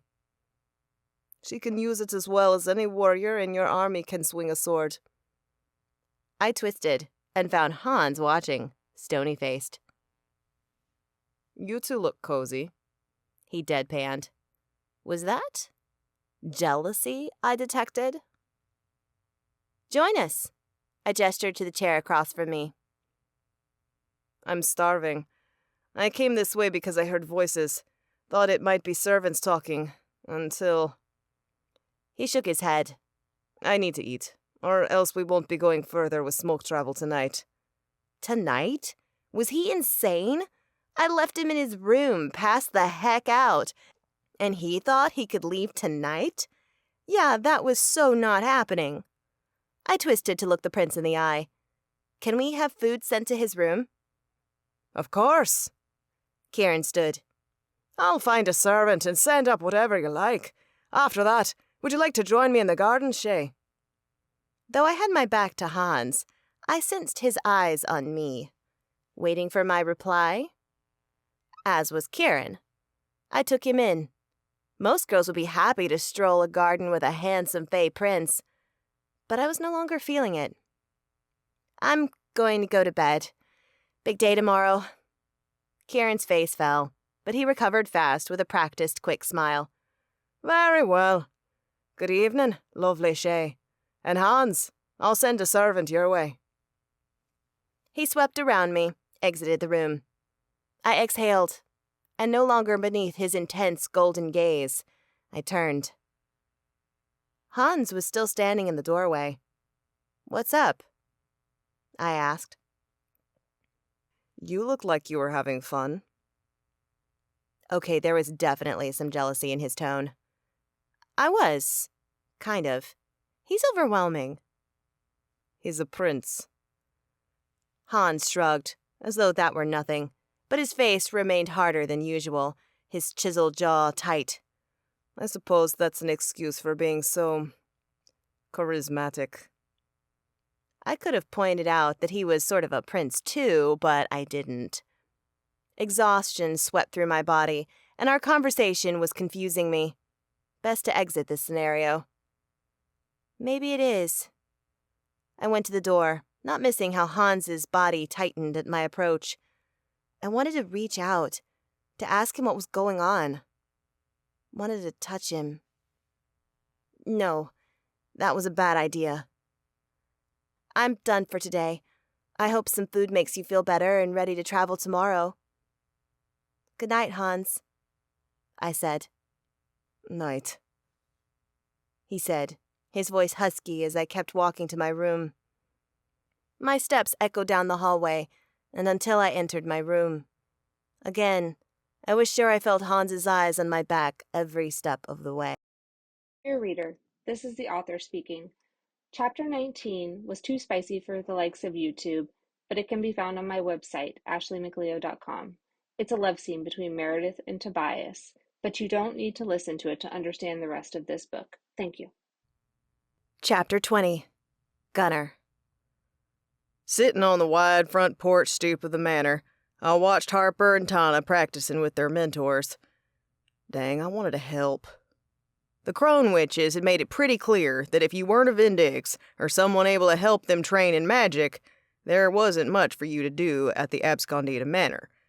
Sometimes they'd called us to spar, but not now. Not today. Today, the only useful thing I'd done was check the boundaries of the property. Twice, actually. And there was only so many times a day a guy could do that before he lost his marbles. Then again, was 3 times too much? 'Cause I was dying for something to do. Without a job, my mind was wandering, and usually it landed on the attractive she-wolf playing with magic in the yard. Again, my gaze strayed to her, up and down the length of the woman. She must have felt my eyes on her 'cause she looked my way. Embarrassed, my attention snapped to the ground. Old ones have mercy. Pretty sure I was developing an infatuation with Harper. Not that it was hard to believe, but I'd never been able to bond with her. Hey here, want a drink there. Maybe a few other paltry encounters were all that we'd had between us. But since we'd been teamed up to find Sarah, things had changed, and in Asila our relationship seemed to have shifted even more. I'd nearly kissed the girl, on the lips. My stomach fluttered at that, and I sought her again, finding her talking to her mentor, getting pointers. Dang, she was pretty. Would she have let me kiss her? I wiped the question away as Harper flung her hand in front of her, unleashing a surge of white magic just as Aya hurled a dagger toward her. My heart stopped, but the white magic deflected the blade. I exhaled. Was that a shield? What in the world were they doing? The Vindix were always learning new skills. Case in point, about 20 yards away, Tana was doing some real impressive stuff, too. She'd been able to wield lots of fire since she arrived at the manor, but now the fire elemental had greater control. She cried out with joy as a dragon made of flames chased Rigor the Wyvern through the sky. The Wyvern looked pissed, which meant Tana was killing it. As I'd seen flying demons in hell, I considered that good training. "You look like you need a job," Luca said in a rolling Italian accent as he appeared around the corner of the manor. "Sure. What you been up to all morning?" I asked, refraining from leaping up and running over to the man. "I just finished speaking with Josiah." "He's calling a lot," I noted. "That's a good sign." "He wants redemption," Luca replied. "But he'll have to do much more to earn it. Enough to where I can convince the Night Circle not to kill him at the very least." While Josiah fed us information now, there was no denying he'd been part of some sinister acts. The Night Circle had lost Coven members, and though Joe hadn't been responsible, he also hadn't stopped them. From the Night Circle's perspective, he was guilty. "That's gonna take a lot," I mused. "It will." Luca didn't elaborate, so I sought to change the subject. You said something about a job. Hopefully not sniffing the perimeter again. I'd like something fresh. The mage chuckled. You're the man for this one. So, as I said, I spoke with Josiah. His ravens have been watching the OA's surveillance footage through the windows. Yesterday, one feed picked up Silas at Dublin Airport. Why there? Josiah says he's on a job for the OA Darkborn Alliance. Doing what? Closing the portal to the Spring Court, and then perhaps lying low. He has property there, remember? I did. Harper and I had discovered a lot about Cy when we broke into his home to find information about Sarah's disappearance. Of course, when I got this information, I asked the Covenant if they had any sources in Doolin, just to be sure that was where he went. Luca continued. They do, from an old witch who lives in the village. She was told to watch for Silas. As the town is quite small, she heard from a neighbour that he stopped in at the local tavern last night. According to the source, he seems ready to stay a while. Sounded about right. I hailed from a small community and people talked. Would you like to go and find Silas? Bring him to justice? I perked up. Hell yeah, I would. Cy and I had bonded while we'd been here, and I'd thought that after years of just being acquaintances, we'd progress to friends. But it turned out I didn't know the Fae well at all. How could he abduct Sarah, put Toby and Meredith in danger, lie to all of S&S? My fists clenched. I'll do it. Perfect. I plan on joining you, of course, as your partner. Luca gestured to Harper. If you try to take her with you, the Archicustos might lose it entirely. I could take 'em. I shrugged like they didn't scare me one bit. It was all posturing. I could take 3 at once, but all 8 scared the hell out of me. Still, my actions had the desired effect, 'cause Luca laughed again. When we going? I asked. Tomorrow. Luca let out a long breath. I have people to speak to, those in the Covenant, and other governing bodies. I'm trying to keep us in all the loops, but time zones make it difficult. Tomorrow it is, then. And one more thing. Luca said, his tone more hesitant, barely more than a whisper. I was thinking that it would be smart for you and Harper to mind-link now. After all, neither of your packs are accessible. No wonder he was whispering. If Harp had heard that, she'd have lost it. I bristled, too, not at the idea of being bonded to Harper in that way, but because I didn't like that she'd lost so many of those that she loved. She still didn't even know what had happened to her mother. Think about it, Connor. The more we're connected, the better. A mind link is much better than a phone, and those didn't work in L.A. I swallowed. Yeah, it's handy. But the thing is, it won't work over long distances, so I'm not sure it's a good idea. Not right now. Even as I said that, I found myself wishing that we were mind-linked. I'd always missed that sensation when I was separated from my pack. It made me feel like more of a wolf. And now my family wasn't even in this realm. All I had was S&S and one wolf, Harper. I wanted that closeness with her, another wolf bond. She'd probably understand that. But would she want it with me? It would be like I was replacing her pack, and after what they went through, I couldn't ask that of her. Not now. I doubt she'd take the suggestion well, Luca. Give her some time. All right, Luca said with a sigh. I realize that the topic is testy among wolves, so I'll back off. But you're still up for a mission tomorrow. You bet your butt I am. Good. I'll get to work then. We leave at 8. Old ones have mercy. You can't be serious, my man. 8, Gunner. All right, you old taskmaster. You're lucky I love you, or else I'd be striking. Luca snorted, and left me to do what I'd been doing before, watching the she-wolf. But now, he put a new question in my mind. If I asked her to mind-link, what would she say? Chapter 21. Harper. Sweat dripped down my face, and though all my muscles burned and I felt depleted, I also felt amazing. Today, I'd done magic, all on my own. To my surprise, I loved the feeling of it so much I found it hard to believe that a few days ago I'd been having trouble accepting the witch part of my bloodline. The trip to the collar in Asila had been instrumental in that mindset shift. I couldn't thank Gunnar enough for taking me there.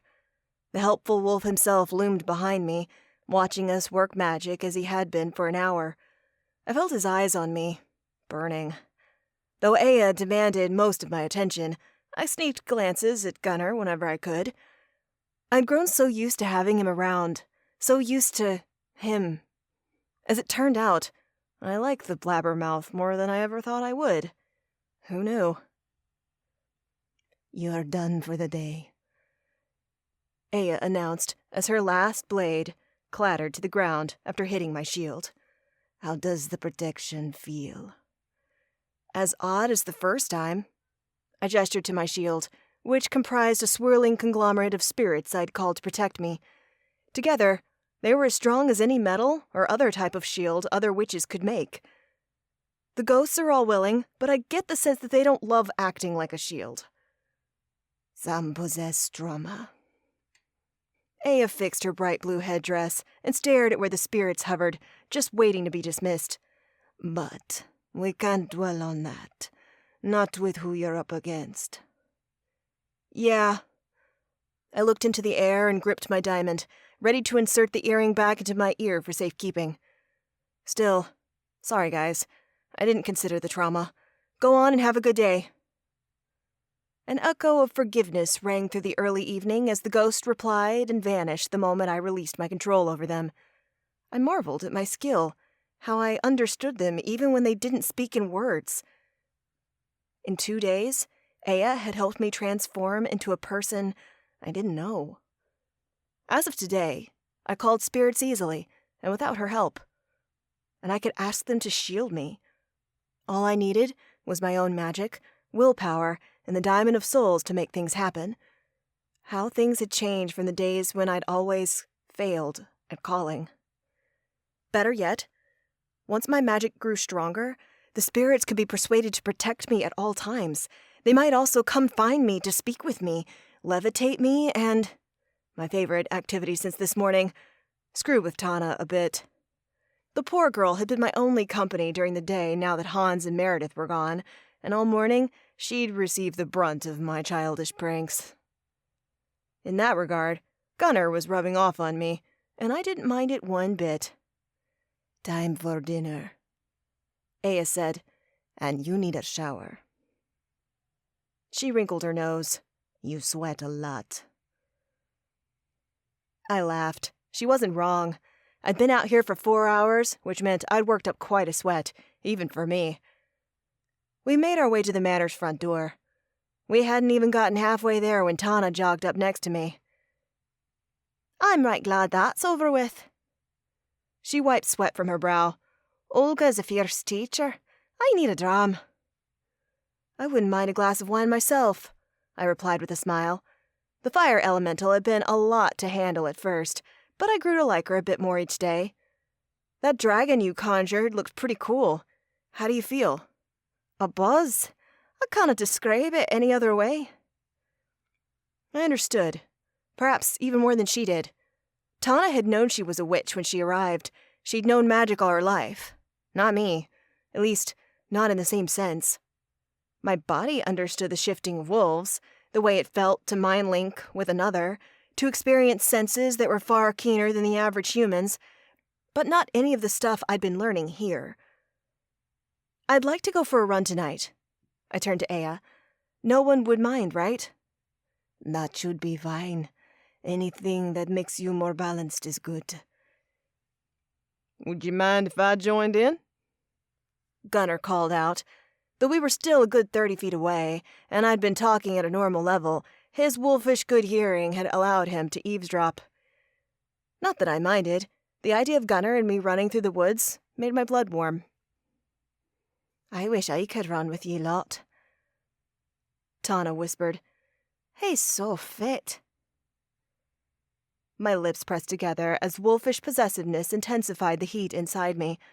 But that was stupid. I didn't own Gunnar. We might have shared a really romantic moment in Asila, but that didn't mean others couldn't look or desire him too. Still, I ignored Tana, and channeling Shay, I put a little extra sass into my step as I left Gunnar hanging. His lips curled up, and I was pretty sure he liked that I was teasing him. "Think you can keep up, Bryant?" I asked, mere feet from Gunnar. The air spiked with the scent of alpha, and inside my shoes my toes curled. "Remember the lake in California, Chica?" His tone rumbled low, sexy. My cheeks burned, but inside my wolf howled.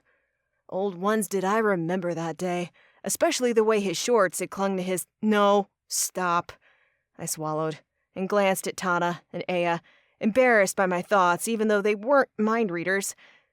Could they sense the shift between Gunnar and me? "I remember beating you in our race to the lake," I replied with a forced smirk. He mock scoffed. "You jumped me. At the very least, we tied." Who can blame her? Tana jogged up the steps and put an arm on Gunnar's biceps. Inside, my wolf growled. "It's near impossible for a girl to resist someone so fit." Gunnar grinned down at her. "You're making me blush." If only. Get inside, girl. Olga, Tana's fire elemental mentor, barked. She'd been lagging behind us, checking that none of the fallen leaves had caught a stray ember. I want to eat, and then you'll be getting more readings done. Tana groaned, but as she'd been at this longer than me, and Olga had proven a serious teacher, she knew better than to argue. She threw me a woeful look and trudged up the steps. Aya, thankfully, proved much more relaxed. She patted me on the shoulder. Rest, run, do what you must. We'll start again tomorrow. "I'll try not to wear her out too much," Gunnar added. "Running, I mean." Aya arched her eyebrows at him. Boys like you are trouble. He winked. "Thank you, ma'am." Before the conversation developed into Gunnar charming everyone he met, I took control. "See you tomorrow, Aya. Thanks for the help." Once she left, I shook my head at Gunnar. "Do you ever behave?" "Not if I can help it." Unfortunately, I think that's true. Gunnar chuckled, the sound full and warm. "Want to eat with me? Then we can run. I don't think the witches here would take kindly to us hunting their wildlife. Follett calls the bunnies and deer here, or something. There's a lot." "She's an earth witch," I clarified. He shrugged, so I elaborated. "She deals with plants. Animals might be drawn to her, but she doesn't control them. Though she does have a familiar. It's the exception to the rule." "She does?" He gestured to the door, and we made our way up the steps. "Why haven't I seen it?" "It's a bird. I guess it's always flying overhead now. It's another set of eyes on the woods when Rygor and John tire." I exhaled. The manor had been peaceful before we came. "Hey, I saw you and Luca chatting away. Anything I should know?" He swallowed, and with that sound, the mood shifted. "What happened?" I pressed. "Are the others okay?" "Far as I know, they're right as rain." Gunnar rushed to assure me. "Luca didn't say a thing about them, but he did say that Josiah's ravens spotted Silas in Ireland. The Covenant has confirmed his location, and Luca wants me to go with him to bring the Fae to justice." My stomach clenched. Why? I wasn't sure. Really, it made no sense to be worried about the pair. Gunnar and Luca were powerful members of their respective magical orders. They'd worked a million missions. Silas was a Fae, and one with undisclosed powers. But I was pretty sure he was no match for them. And yet the idea of Gunnar leaving to find Silas, possibly to fight him, made me anxious. I wish I could go, to make sure that you two will be all right. "Aw, you gonna miss me, Harp?" We reached the kitchen right then, full to bursting with Arcacusto witches, which allowed me to pretend like I hadn't heard Gunnar fishing for compliments. Not that ignoring him was ever easy. He seemed excited to be flirting, and his musky alpha scent had spiked. For breakfast and lunch, we were often on our own. Meredith was lucky that Tobias, while not a great cook, was always on call to make her food. Dinners at the manor, however, were different. Claire and Hannah often teamed up to cook, and used Stuart as a sous chef. The trio worked well together, and their dishes were pretty good. While I missed cooking in my kitchen back home, I hadn't offered to help here. I was too tired to even think of cooking for so many people. Tonight was spaghetti night. I heaped a plate high with noodles and meat sauce and then helped myself to a generous side salad that barely fit on the plate, and a glass of wine. Gunnar did away with the salad. Instead, he made up 2 plates of spaghetti and grabbed a canned beer from the fridge. "Want to eat in the lounge by our rooms?" he asked, noticing how I was eyeing the tables with hesitation. I liked the witches of the Abscondita Coven, but I also liked my quiet time, and today I'd already done a lot of socializing and learning. While eating with Gunnar was never quiet, it would be quieter than sharing a meal with him, our chefs, Gloria, and Miriam. I just needed some peace. Let's do it. We left the kitchen and made the trek to the wing the Archicustos had given the members of SNS and Tana. In the lounge, I settled on the couch and sighed. This smells amazing. "Sure does." Gunnar set down one plate on a side table and cracked open his beer. The scent of hops filled the air, reminding me of pack gatherings. Ricard, Dad's most senior beta, loved craft beers, as did Gunnar. When will you travel to Ireland? I asked, still stuck on that. "First thing in the morning." Gunnar shook his head. "Luca is way too much of a morning person for my liking." I smirked and shoved a huge bite of spaghetti into my mouth. Gunnar was not a morning person, but he was being forced to adapt. Tasks and patrols aside, it was simply harder to sleep in here, what with everything going on and so many people around. What's Luca doing now? I asked. "Making calls. He's worried about the next cities falling. If they do." They will. I hated to consider that fact, but I felt certain the princes, who had not claimed territory yet, would do so soon. It was just a matter of time. "Yeah," Gunnar agreed. "How you doing with practicing? You looked good doing whatever that shield thing was." You couldn't stop checking me out, I teased. "Sure couldn't." I fumbled my plate, which only made Gunnar smile harder.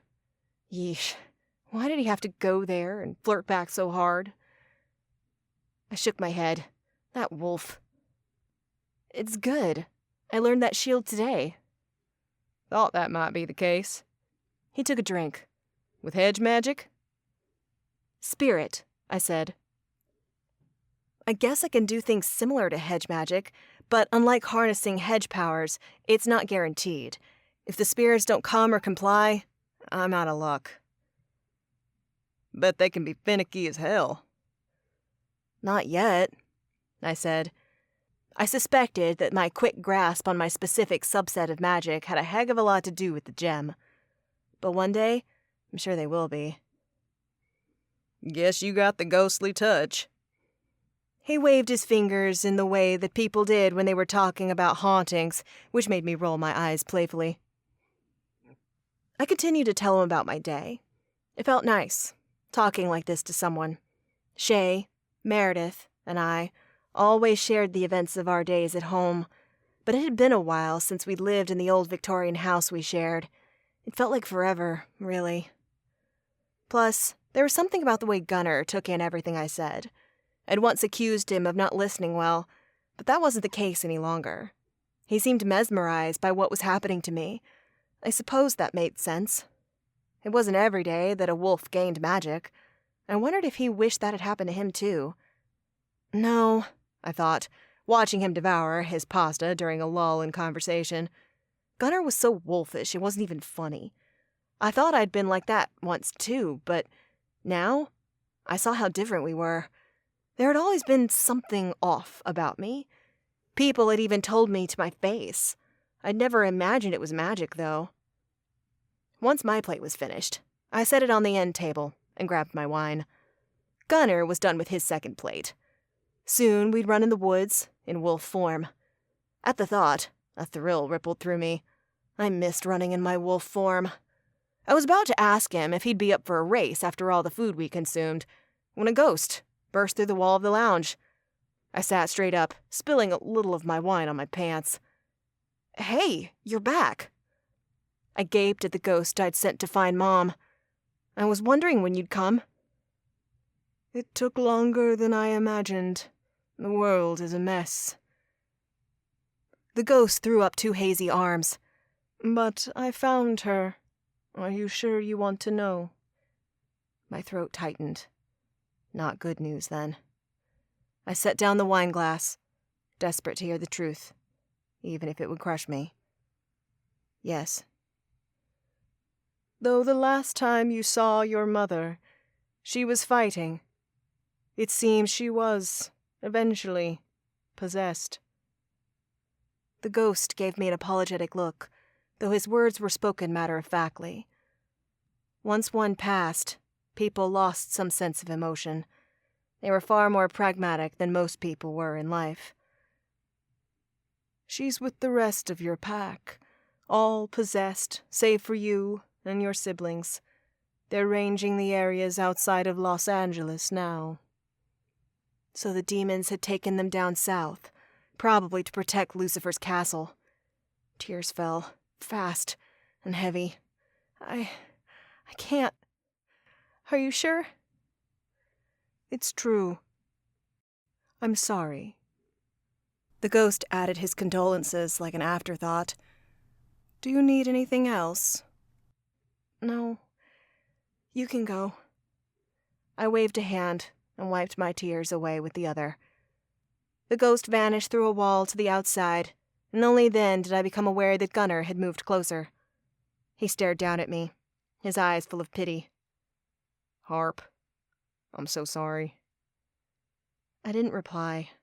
I just cried. Usually I'd try to be strong, try to be the alpha heir Father had trained me to be, but this news proved too much for me to bear. "We'll get 'em back." Gunnar tucked me under his shoulder. "I swear, Harp, we'll get them back." Though I didn't know how we'd do it, his words, his hug, his presence comforted me. And for once, I let it. Chapter 22. Tobias.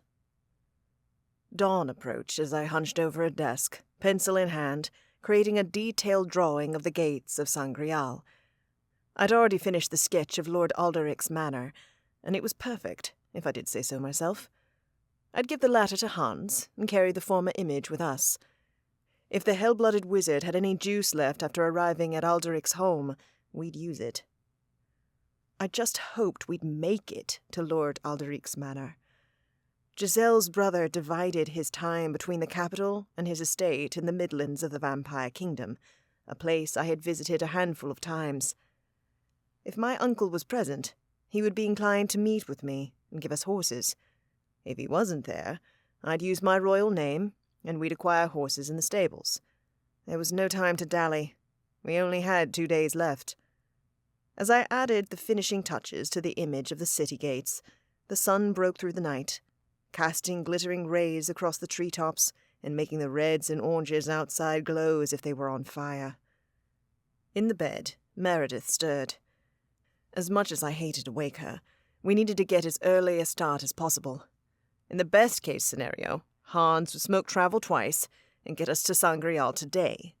Nothing in me believed the best-case scenario would occur. I padded over to my mate and laid a hand on her cheek. "It's time, love." Her eyes opened, one blue, one green, both as stunningly beautiful as ever. I stared at her, still unable to believe that she was mine, despite the twin markings on our wrists, the soulmate marks that proclaim to the world that our hearts belong to one another. "It's already morning?" She rubbed her eyes. "I'm afraid so." "I feel like I just fell asleep." She hadn't. Meredith had been sleeping soundly for hours. only waking when she needed to rearrange herself and sprawl across the entire mattress on her stomach. I loved the way her long hair tumbled around her when she slept like that. "You must eat before we go," I said. "I'll have a servant bring up something, and then I need to speak with Hans." "I want to speak with him too." "We can take breakfast in the lounge if you want to talk to him." Everyone in my troop would need their strength, and I was the only one among those who did not need solid food or rest as a mortal did, so it was up to me to ensure that they got it. "Dress. I'll take care of the food." I kissed her and then slipped from the room. As expected, a servant waited in the hallway. Prince Kirin had proved himself an excellent host indeed. Even Giselle would agree with that. And as a host, she was difficult to outdo or impress. "My lord," the servant inched forward, "do you need anything?" "Have the kitchen send up breakfast for 3 to the lounge." I paused. "I don't suppose that you have blood on hand for vampires as well."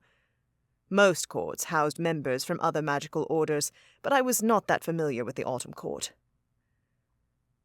"We'll have prepared for your needs," the servant replied. "Will fey blood do?" My eyes bulged. Of course. My kind considered fey blood a delicacy. Many fey were powerful and strong, just like vampires, and one could taste that power humming in their blood. Hunting fey was forbidden in the human world. The Covenant only permitted vampires to drink from humans and animals. And of course, vampires in my world had to leave the humans alive, preferably the animals too, though there was more leeway there if the thrill of the hunt overtook the vampire. After all, we were first and foremost predators. Here, it was much the same, though a fey could offer their blood for payment. Or in this case, likely because I was an honored guest. The servant set off to fulfill my request. I made my way towards Hans's room. When I reached his door, I tapped against it. "You're awake."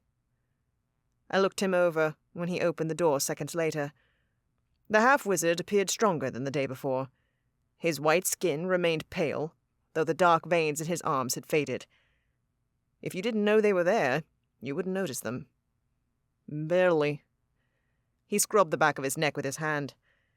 "If you're able, we should leave quickly. I've sent for breakfast to be served in the lounge, and wanted to give you this." I handed over the drawing of Lord Alderic's manor. Hans unfolded it. His eyes swept over the page. "This is where we're going?" "Strange architecture." "It's Gothic, but much smaller than most Gothic cathedrals or palaces in our world. It's my uncle's home, and we should be welcome there. If you can make it at least that far, we can request horses after." I paused and arched my eyebrows. "Unless you think you could make it all the way to Sangreal in one go. You know where it is, right?" I studied the map when we were in the Spring Court. The Blood Court is nearly as far north as you can go in that kingdom. Hans shook his head. "I don't think it's possible for me to make it in one try. Do you think I should attempt to do it still?" I wondered if he'd ask, or if he'd simply feel confident enough to try. I hadn't been planning on giving my 2 cents, but now I couldn't resist. Personally, no. He had no idea that Shay, Meredith, and I had already gone over this. The decision was straightforward. The prudent option was the best one, with my mate's life on the line. Shoot for Lord Alderic's manor. It's about the same distance you traveled last night, perhaps a touch less. You should be able to make it." Hans's shoulders loosened as relief rippled across his face. "You sure we'll be able to get horses?" "Get us there, and I'll do the rest," I assured him. He looked at the paper again, and then back at me. "I'm going to wash up and dress. I'll meet you in the lounge soon." He shut the door, and I walked to the next room. Shay, unlike Hans, did not appear right away. I needed to knock 3 times before the door cracked open and a squinted blue eye appeared to glare at me. She sighed. "Stiff, are you serious right now?" "We need to get an early start." "It's the butt crack of dawn." That almost made me laugh. but I was having a hard time finding my sense of humor with my mate's life hanging over my head. Breakfast will be sent up to the lounge soon. Prepare to leave. Heavens, she murmured. Someone's amped up today. She didn't know the half of it. I was practiced at hiding nervous energy. A long life would do that to anyone, but I felt it all the same. Just hurry, I said. I was about to return to my room to get Meredith when the servants appeared with food. One rushed up to me, carrying a burnt orange glass, rimmed with gold and filled with blood. "My lord, to break your fast." I took the ornate glass gratefully. I wasn't hungry, but with the potential of a long journey and the threat of adversaries on the way, I too needed to remain strong. "Thank you." I followed them to the lounge, where they set up the rest of the food. When it was set out, I retrieved Meredith. She was ready and waiting, so together we headed to the lounge. However, when we got there, we found not only a veritable feast, but Prince Kieran and Benedict together and chatting. The gilded prince beamed. "Your familiar is charming." Benedict preened, and Meredith chuckled dryly. "He has his moments." "Indeed." The prince winked at the cat. "I wondered when you all would wake up." "Did you even go to sleep?" Meredith slipped into one of the armchairs, picked up a plate, and piled cheese and fruits onto it. I took the seat next to her. "It was difficult with such interesting visitors in my castle. I'm glad you helped yourself to breakfast." He leaned forward and placed his elbows on his knees in a relaxed gesture. "I'm curious. I'd love to know the reason you're going to the Blood Court." My mate patted my leg, signaling for me to take the lead, so that she could eat. I did so, avoiding talk of the Vindix, but telling Kieran that Meredith and I were fated, and as I was a royal, albeit not a particularly important one, the king and queen of the Blood Court had demanded to meet my mate. That was all true, and more than enough to satisfy the curious prince. "Hey, Adonis and Cora were odd enough. Now you two are fated as well." He gave me a thoughtful look. "Things are changing amongst orders." I wondered if this recent phenomenon in inter-order mating had something to do with the princes of hell, or perhaps something even more powerful. Shay and Hans joined us, and after a few pleasantries, they dug into the feast before us. From that moment on, the chatter was light and airy, though I could see the gears spinning behind Prince Kieran's eyes. He looked deep in thought, though trying not to show it. I finished my blood first, and once the others finished eating, there was no more waiting, no more putting off what needed to be done. I looked at Hans. "Are you ready?" Hans inhaled deeply. "As I'll ever be. I studied your image and know where I need to go on the map." "Would you like supplies?" Prince Kieran asked. "Portable food in case you get stuck." His kindness struck me. Not because it was unusual, but the Prince of the Autumn Court had seemed like a fun-loving fae, not one that might prepare for eventual disasters. Then again, first impressions could be deceiving. I should know. I hadn't even liked my mate when we first met. Now, she was my entire world. "We have room in our bags, so anything you can spare would be welcome," Shay answered. "I wouldn't mind a snack," Benedict said. "Do you have jarred fish?" "We do. I'll see that it's added," the prince assured the feline. "And what of weapons?" Shay shrugged. "We have what we need in that regard." Most of us counted as weapons in our own right. As the least dangerous being in our group, Meredith had arrived in this realm already armed. Plus, she was my mate, and I'd go down fighting for her. Prince Kieran stood. "I'll send a servant to prepare travel food. It'll be ready in minutes. If you go down this hallway and take a right when you reach the T, you'll come to the courtyard. You can travel from there. I only ask that you wait until I'm present." "Of course," Hans said. If he found it odd that the prince wished to watch us smoke travel, Hans didn't let it show on his face. The prince left us, and seeing as there was nothing much to say, we planned to meet in the courtyard and disperse to our rooms to retrieve our bags.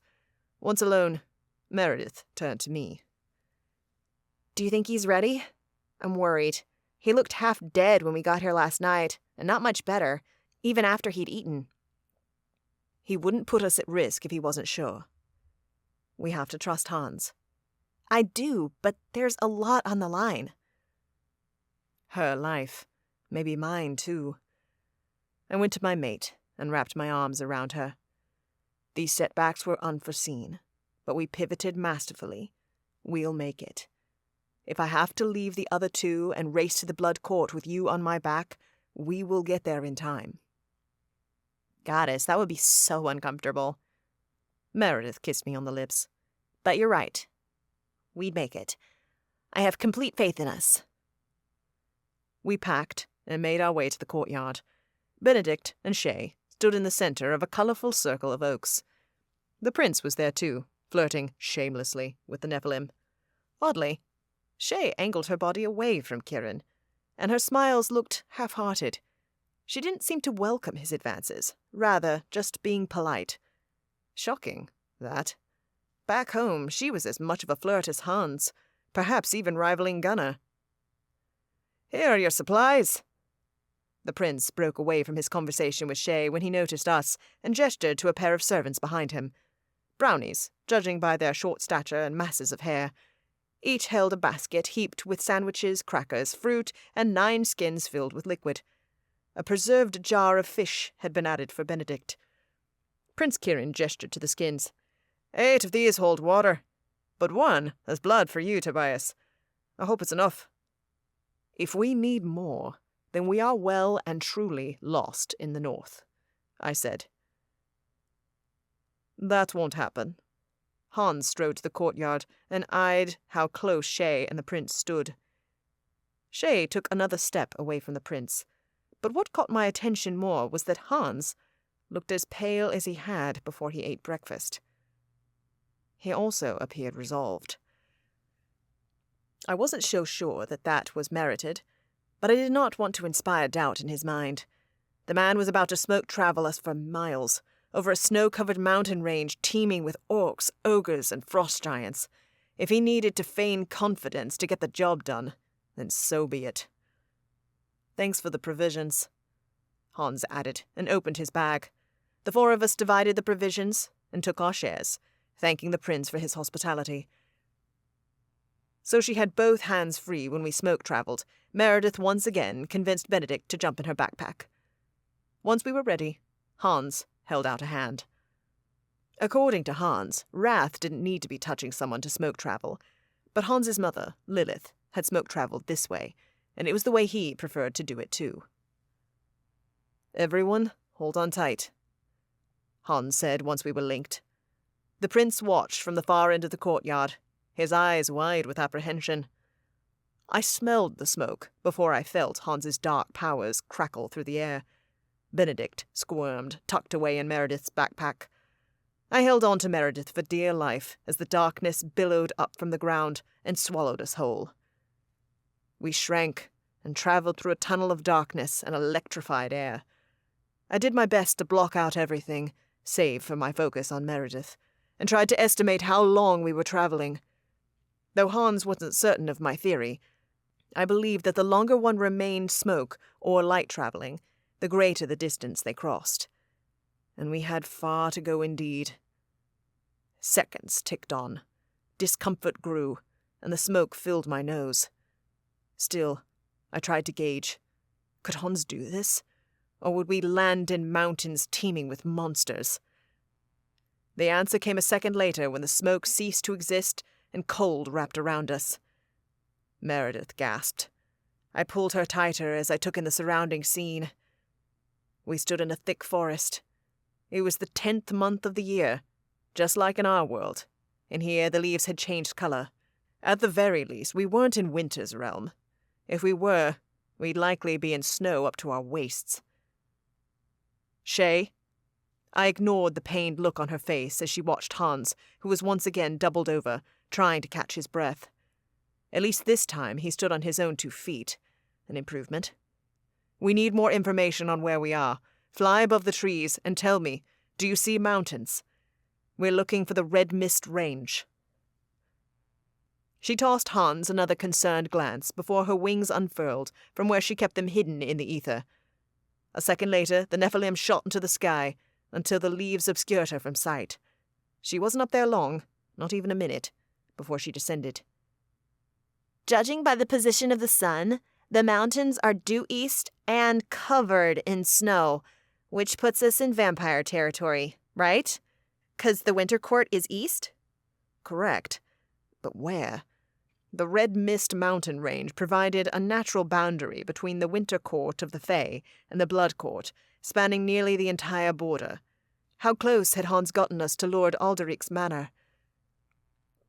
Were we further north than intended, and therefore closer to Sangreal? Did you see a town? A forest surrounded the town Alderic called home. Yup, that way. Shay pointed left, west. Maybe a half-hour to an hour walk? Anything notable in it? She thought for a moment. A huge bell tower, maybe 3 stories high. It looked like the top was brass. My heart lifted.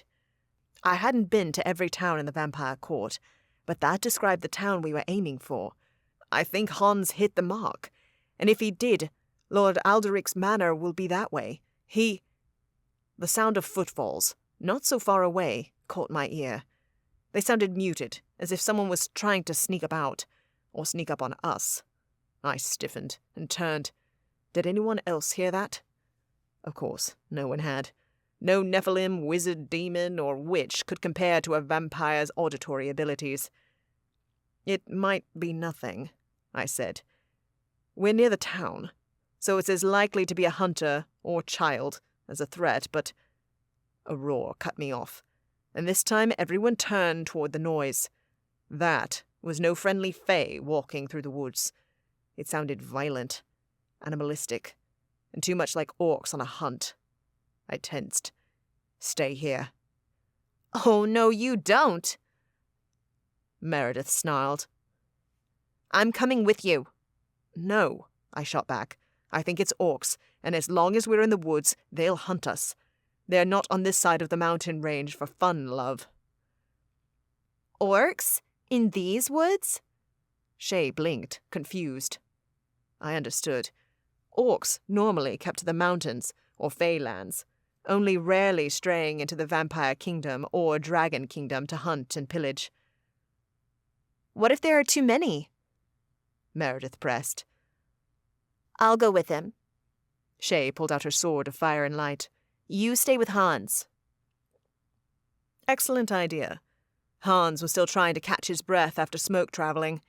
Though he looked to be in better shape than when he'd smoke traveled yesterday, he clearly couldn't fight. I didn't want my mate to, either. "You guys suck," Meredith said, but she and Benedict went to Hans's side. "I swear if I hear a scream out of either of you, I'm coming after you." "You won't have to." I nodded to Shay. "This way." We raced through the forest, our steps silent thanks to vampire preternatural ability and Shay's clever use of her wings to make her lighter on her feet.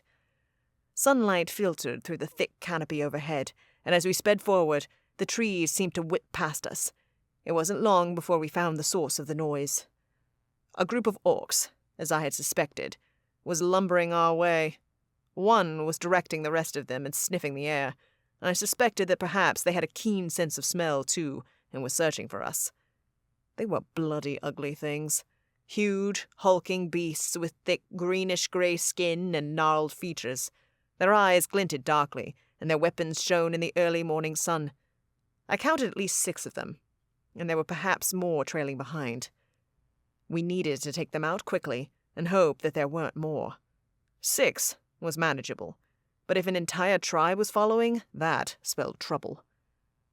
Shay and I exchanged a quick nod before going in for the attack. We moved with lightning speed. Her sword flashed with fire and light, and I bared my fangs to strike. Shay cut one down, while I took another by sprinting at him with the great speed of my kind and ripping his head clean off. They were strong, but Shay and I were trained to fight, and were among the strongest of our respective magical orders. Plus, we knew how to work together, to divide and conquer, while still watching each other's back. We pivoted, moving back to back as the other 4 orcs came at us. As the orcs were bloody massive, at least twice my weight and a foot taller, they couldn't all come at us straight on. This gave us the advantage we needed. Going up! Shay leapt into the air. The orcs followed her motion with their eyes, leaving them open for me to attack. I blurred over, ripping off 1 head, then 2. By the time I pivoted to take on the final 2 orcs, Shay had already decapitated the pair in 1 fell swoop. They fell, their bodies collapsing with a thud on the ground. Their heads rolled toward me, and the reek of orc blood filled the air, making my nose wrinkle. Repulsive. Shay landed beside me. Her eyes swept the leaves spattered with blood and innards. I listened, but caught no other footsteps in the woods. I heard nothing but the exerted breath of my partner. That was unexpected, Shay said as her sword evaporated into the ether. Are there more? Not that I can hear. I don't think we'd see orcs if we made it to the kingdom, she said, looking thoughtful with her eyebrows pinched at the center. The mountains are one thing, but they're technically a race of fae, right? I nodded. They were hunting. Could be. But why? There's a town nearby, and Alderic owns slaves. Many others do too. The orcs might hunt slaves, as they're the easiest prey around. Still, the behavior is unusual. Their kind usually stays in Winter's realm, because they don't like fighting vampires. At least, not when there are so many of us in one place. I suppose they came here because this town is close to the border. Closer than most towns, anyhow. Shay hummed in understanding. Do you think that if they're moving into other pastures, that must mean something's up in the Winter Kingdom? Likely. I picked up a sword from a fallen orc. My teeth worked fine, but knowing that orcs roam the forests of this kingdom changed things. I'd do well to be better armed in case we happened upon another group of them. Something to keep in mind as we travel, I added. By the looks of Hans, we're riding. If you're sure the Lord will give us horses. Lord Alderic will oblige. He and Giselle are close. Let's go. Covered in orc blood, Shay and I began our journey back to Meredith and Hans. Chapter 23. Hans. I limped through the woods, still exhausted but also pleased, which was saying a lot after how I'd been feeling when we left the Autumn Court. Seeing Prince Kieran flirt with Shay had been doing a number on me. Though I had no claim to her, and knew it would never work out because of what I was, I still felt insanely jealous. Momentarily, at least, that jealousy was banished by a sense of achievement. I'd smoke-traveled successfully, and this time I hadn't passed out or had to be carried. Excellent progress. Not that I'd be able to replicate it soon.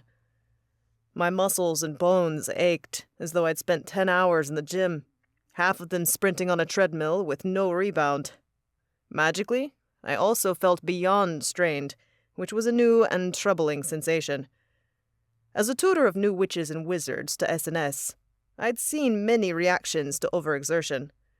Comas, power depletion for weeks on end, and extreme physical weakness to the point that one couldn't even walk. If I was in one of those states, when we reached the Blood Court, it would put my friends in serious danger. And then, if I failed, who knew where we'd end up?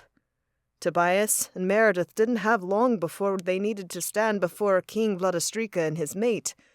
The king was interested in Meredith's ability to bond with a vampire, but also her seeker powers. And as we knew that the king was also intrigued by the Lapis Calesti, that spelled trouble. He couldn't learn that Meredith and I owned one each. So I needed to be physically present and well, to ensure that the king thought twice about trying to control anyone in our group. I needed to be a threat too, not weakened. I smell smoke. We're closing in, Tobias said, his vampire senses picking up on the scent before the rest of us. Weapons out? Shay asked him. We shouldn't need them, but it can't hurt, Tobias replied after a moment's thought. Meredith pulled out her dagger. Shay materialized her sword from the ether, and I unfurled my wings from their magical binds. Anyone who laid eyes on the black feathers would have a hint as to what I was, and if they were smart, they'd stay away. Hell-blooded people usually did not possess the same strength, speed, or senses as vampires, but our powers were wicked. Hopefully, Bronze would be threatened by that. Like I'd been ignoring the niggling images of Shay and Prince Kieran that popped into my head every few minutes, I also hadn't allowed myself to think of Richard Bronze before now. All of my focus had been on smoke traveling my team to where we needed to be. But now, as we neared Sangreal, the Covenant seat was on my mind. The wizard had taken my powers through a loophole in the vow of intent that bound us. It hadn't been fair, but I'd gotten no say as moments later, Wrath had abducted Shay and me. This would be the first time I'd seen Bronze since that night gone horribly wrong. I hoped to the goddess that the man would be sensible. Then he'd understand that the world needed me at full strength now more than ever. We didn't plan on telling him I was a Vindix, of course. But as a powerful wizard in SNS, Bronze would expect me to fight. Though he was a skilled wizard too, there was no way he could already wield my magic as well as I had. Still, I had doubts. Bronze hated hell-blooded people. He'd helped to begin a registry for my kind, a system I opposed. Would his prejudice against hell-blooded people override his desire to help in the fight against the demons? I was still thinking about Bronze when I smelled the smoke that Tobias had scented earlier.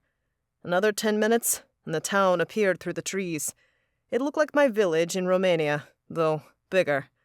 As we emerged through the trees, our group found ourselves in a field dotted with small shacks. Tobias halted on the street. Last time I was here, I arrived in a carriage with Giselle. I need to ask for directions from this place. Stay here.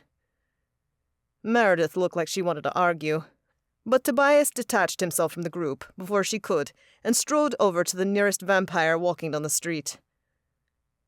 How are you doing? Shay asked me as Meredith settled Benedict into her bag. My Nephilim partner was still covered in blood from fighting orcs. She asked Tobias if they could clean up so as not to attract more attention, but he'd assured her that orc blood wouldn't draw a crowd. Vampires didn't tend to like it. Surprisingly well. Though I can't smoke travel again today, I'm pleased with the distance I went, I said, puffing myself up. What about you? Are you missing the autumn court yet? Immediately, I regretted the words and my tone. They sounded snide as hell. More than that, just thinking of that court forced an image of her and Prince Kieran together into my mind once again. I shouldn't have wanted to punch the prince in the face after he'd helped us so much, but every time I thought of them talking together, I did. What do you mean? Shay's eyebrows knitted together. You and the prince looked like you were getting along well again this morning. Goddess, why couldn't I stop talking about him? And it was a nice place. I added the last bit, so I didn't sound as jealous as I really was. She rolled her eyes. Like I said last night, Prince Kieran is nice, but a bit much. Her gaze caught on me sidelong. But now I have to ask, why do you care so much? My heart began soaring and pounding at the same time. A part of me was happy that, again, she claimed the prince wasn't for her. But the other part of me wondered how to answer that question without coming across like a pathetic fool. I don't.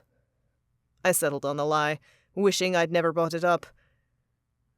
There we were safe, and here we aren't. Tobias returned. Apparently, many people aren't in town because there's a ball at court. Horses will be scarce, and my sire's brother is already in Sangreal. Still, I'm sure he will have left a few horses behind, and I've acquired directions to the manor, so our plan has not changed. A ball? Meredith swallowed loudly. Do you think it's because we're coming?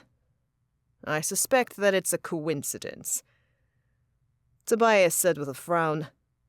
If I recall correctly, there's a holy holiday coming up, which coincides with the ball, though I'm certain the king will relish the chance to show us how powerful and influential he is. I swore. We'd all hoped to arrive in the Blood Court, somehow get Meredith and Tobias out of the predicament they were in, and return to our world without a hitch. A ball that we would be obligated to attend and be shown off as curiosities would not help with matters. We followed Tobias through the streets, keeping our weapons and magic at the ready in case of any surprises. Tobias might be a Laurent vampire, but as he lived in the human world, he was largely unknown to these parts. And the vampires in Asila struck first and asked questions later. Thankfully, the town remained eerily quiet, with few people in the streets. We turned on a street with a gated manor house at the end. I gaped. Lord Alderic's Gothic-style home had to be at least 10,000 square feet. I'd grown up in a small home in Romania, and my new place in New Haven was only 3 bedrooms. What in the world did someone need with all that space? I bet there are a ton of mice in there, Benedict murmured from Meredith's backpack. You won't be finding out, Tobias replied as we approached the gate.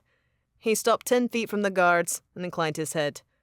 I'm Tobias Laurent, nephew to your lord and son to Duchess Giselle Laurent. I request to be allowed onto his property. The guards exchanged glances, whether at Tobias's claim or the fact that he was still covered in orc blood. I wasn't sure. Finally, the one on the right turned. We've never met you. Prove your bloodline. Tobias shifted out of his jacket, turned so his back faced the vampires, and pulled his shirt over his head. Is this proof enough for you? The coiled snake tattoo that was inked on the skin of the Laurent vampires made their eyes widen. It is. The guard, who doubted Tobias's bloodline, answered. Did you know my lord is not here, though? He's in Sangreal, Tobias replied as he pulled his shirt down. We're to meet him there, hence we will require horses. The guard on the left opened the gate and allowed us passage into the manor grounds. The manor house was even more impressive up close. The intricate details of the stonework and ornate carvings on the doors and windows made my jaw drop. The garden was no less grand, with topiaries cut into the shapes of animals, many of them serpents. Among them, fountains sparkled in the sunlight. It was like nothing I'd ever seen before. Tobias led us around the side of the manor. As we approached the stables, the sound of horses whinnying and the chatter of stable hands grew louder. Tobias strode in, his head held high, as he addressed the first person he saw. Greetings. I'm Tobias Laurent, son of Giselle Laurent. A burly vampire with a thick beard looked up from his work. Duchess Giselle is your sire, you say? He stood up straighter. I'm the stable master. What might I help you with? We are in a hurry to leave for Sangreal, Tobias replied. We require horses immediately to go meet your lord in the capital. The stable master eyed us all suspiciously. His attention lingered between Shay's fiery sword, which she had yet to put away, and my black wings. I stretched them out for good measure. That did not go unnoticed, and the stable master grunted. Before I give you horses, I need to see some proof of your identity. You'll understand that you're covered in orc blood. The stench, I tell you. And 2 of you are unusual in appearance. His attention went to Shay and me again. Clearly, he was sensing our orders, which were unusual in Asila. I understand. Again, Tobias revealed his tattoo, and again, the vampire's shoulders straightened. The stable master bowed. Of course, my lord. You need 4 mounts for your journey. That will do. I'll return soon. The stable master disappeared into the back of the building. The moment he was out of earshot, Meredith let out an amused huff. There has to be a better way to prove your bloodline than you whipping off your shirt every 2 seconds. Like you care, I teased, which made Meredith's cheeks go pink. Tobias rolled his eyes. It's a bit much, I'll agree, but it's better than compelling everyone I come across. Compulsion, if used too often, can be quite draining, and you can't argue with results. Besides, in the capital I won't need to take off my shirt. I'll likely be told to wear a crest. Heavens, how stuffy. Shay teased, which made Meredith laugh. The stable master returned, with 2 horses by the reins. I'll return with 2 more, my lord. We'd barely chosen who would ride the first 2 horses when the stable master made good on his promise and returned with 2 more. If you like, my lord, I can send a raven to my master. Tell him you're on your way. I wasn't sure about that, but Tobias gave the vampire an appreciative nod.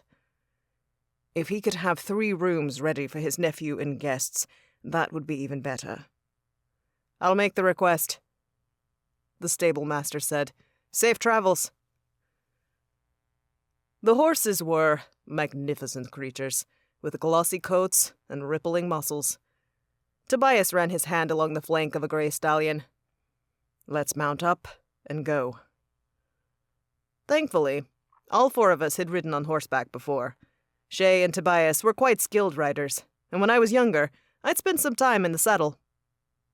Meredith was the least experienced, but even she was confident she could manage. If she overestimated herself, Tobias would have her ride with him. Benedict would be carried in a backpack. Shay had chosen a black horse, and Meredith chose a docile red, leaving me with a tall white mare, a half-demon riding on a white horse. I almost laughed out loud. With the stable master's help, we saddled the horses and rode out of the manor onto the main road that led out of town on our last leg of the journey to the Blood Court.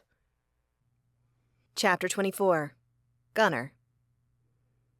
I stood in the dark manor hallway, just outside my room, debating what to do. Luca was probably waiting for me at the front door, and yet I couldn't bring myself to leave yet. Instead, I peered 4 doors down to Harper's room. Was she still sleeping? Still hurting? Last night she'd gotten horrible news. Her ma had fought for herself and her pack and lost. That news seemed to have hit Harper harder than losing the rest of her pack to the demons. Her ma had been her hope, and now that hope was shattered. And I was leaving. Didn't like that much, me. Maybe I'd ask Luca to wait. We could leave tomorrow even. He cared about Harper too, and wouldn't want to leave her in a bad way. I was about to go find the Coven master and tell him that we had to hold off on the search for Silas when a door creaked open. Gunner, are you leaving? I twisted to find Harper watching me. She wore a short, green, silky nightie that showed off her killer legs. Normally, I wouldn't be able to stop looking at her gams, but today, other features distracted me, like bloodshot eyes ringed with dark circles. Her skin looked paler, too. Had she slept at all? Luca told me to meet him right about now.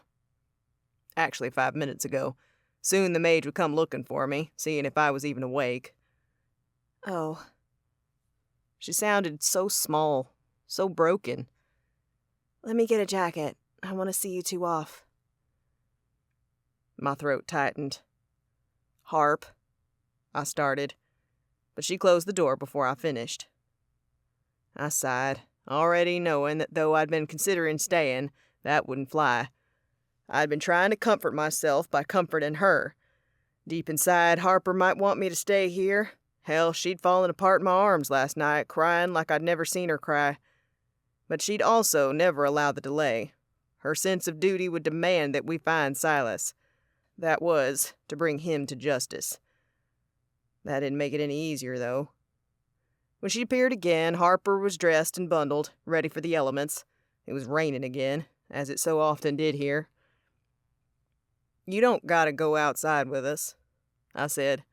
I'm good, she replied, despite all signs pointing to the opposite. It will help me wake up. She looked me over. Maybe you should get a rain jacket, though? Nah, I'll be good. We'd only be outside for a few minutes, and then on our way to Ireland. She arched her eyebrows. Suit yourself.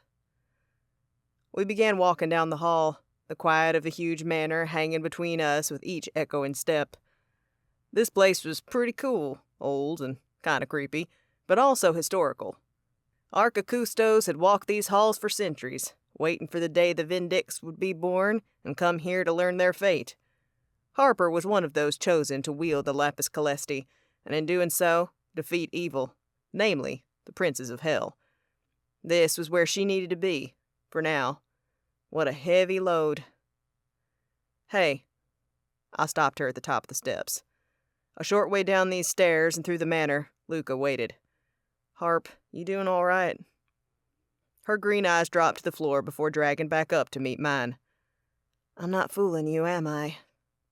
You're trying, but no.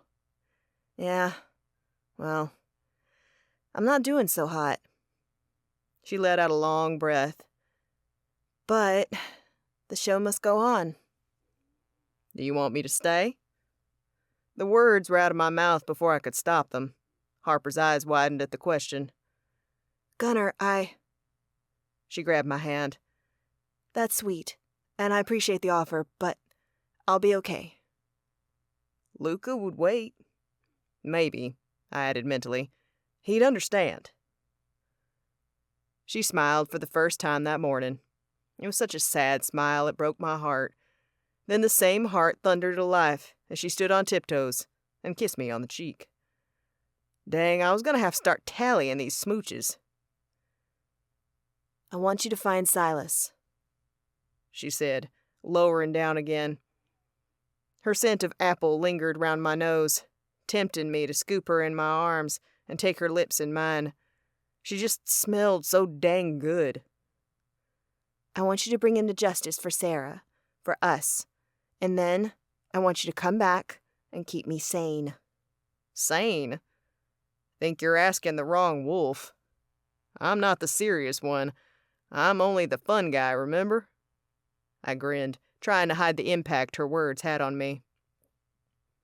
You're far from being only anything. Harper cocked her head. I think I might have had you wrong for years now. My breath hitched as we locked eyes, and our breathing deepened. With my pack, I wore a lot of hats, but with S&S, I was pretty typecast. The fun wolf, the guy who liked to have a beer and kick back, the wolf who could track and fight and wanted to help but didn't have to prove anything 'cause of who I was and who I'd always been. So how come right now I wanted to prove to this woman I'd be anything she needed, anything she wanted? Gunnar, is that you? A voice called out. What are you doing? We're late.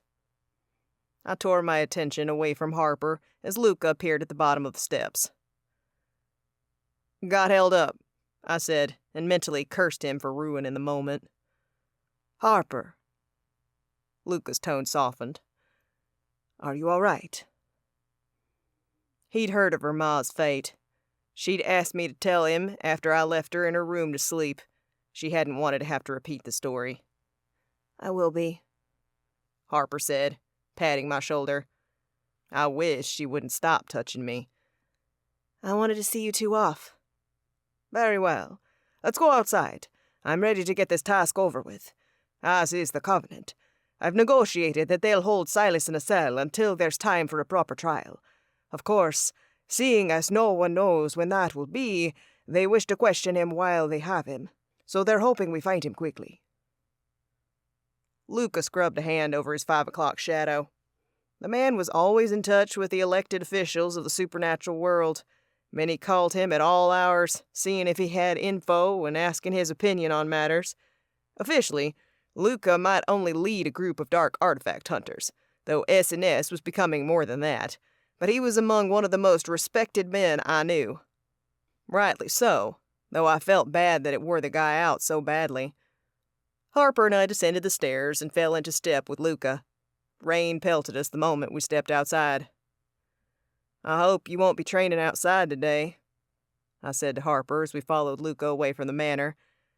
It wasn't necessary to use a luxator far away from the building, but the group had gotten into the habit of it, for whatever reason. Probably will. Aya is determined to have me adequately trained by the time the others get back from Masila. She snorted. I guess I'm good at being a witch. She thinks that's possible. I grinned. 'Cause you're embracing your witchy side now. She shrugged. Sometimes I think I have. But then I've been so entrenched in wolf culture for so long, sometimes I inwardly cringe at the thought. I know that makes no sense, but it is what it is. It's hard being two people. Soon you'll be whole again. You don't fail, Harp. She looked up at me. Thank you. Luca turned around, assessed the spot he'd chosen, and nodded. This will do. Ready, Gunner? I wasn't, but I also wasn't ready to tell Harper everything I was feeling and thinking, so I joined the mage. He grabbed my hand. Geez, Luca, can't a guy get a drink first? Harper chuckled. The sound warmed my heart. Good luck training, Harp, I said, 'cause I wanted to hear her voice one more time. Thanks. And I hope you find Silas fast. I'm sure you will. Harper waved, and Luca, oblivious to the tension I was feeling about leaving Harper, pulled out the Luxeter. Hold on tight to my hand, Gunner, the mage said. I never knew you felt this way, I joked. Harper laughed again, and I was so distracted by the beautiful sound that I didn't even hear Luca utter the magic word before the light took us. We appeared on a soggy hillside, covered in green grass, whipping in a wicked wind. I groaned. I'd hoped that coming to Ireland we'd miss some rain, but no, the weather was worse here. Colder, windier, wetter.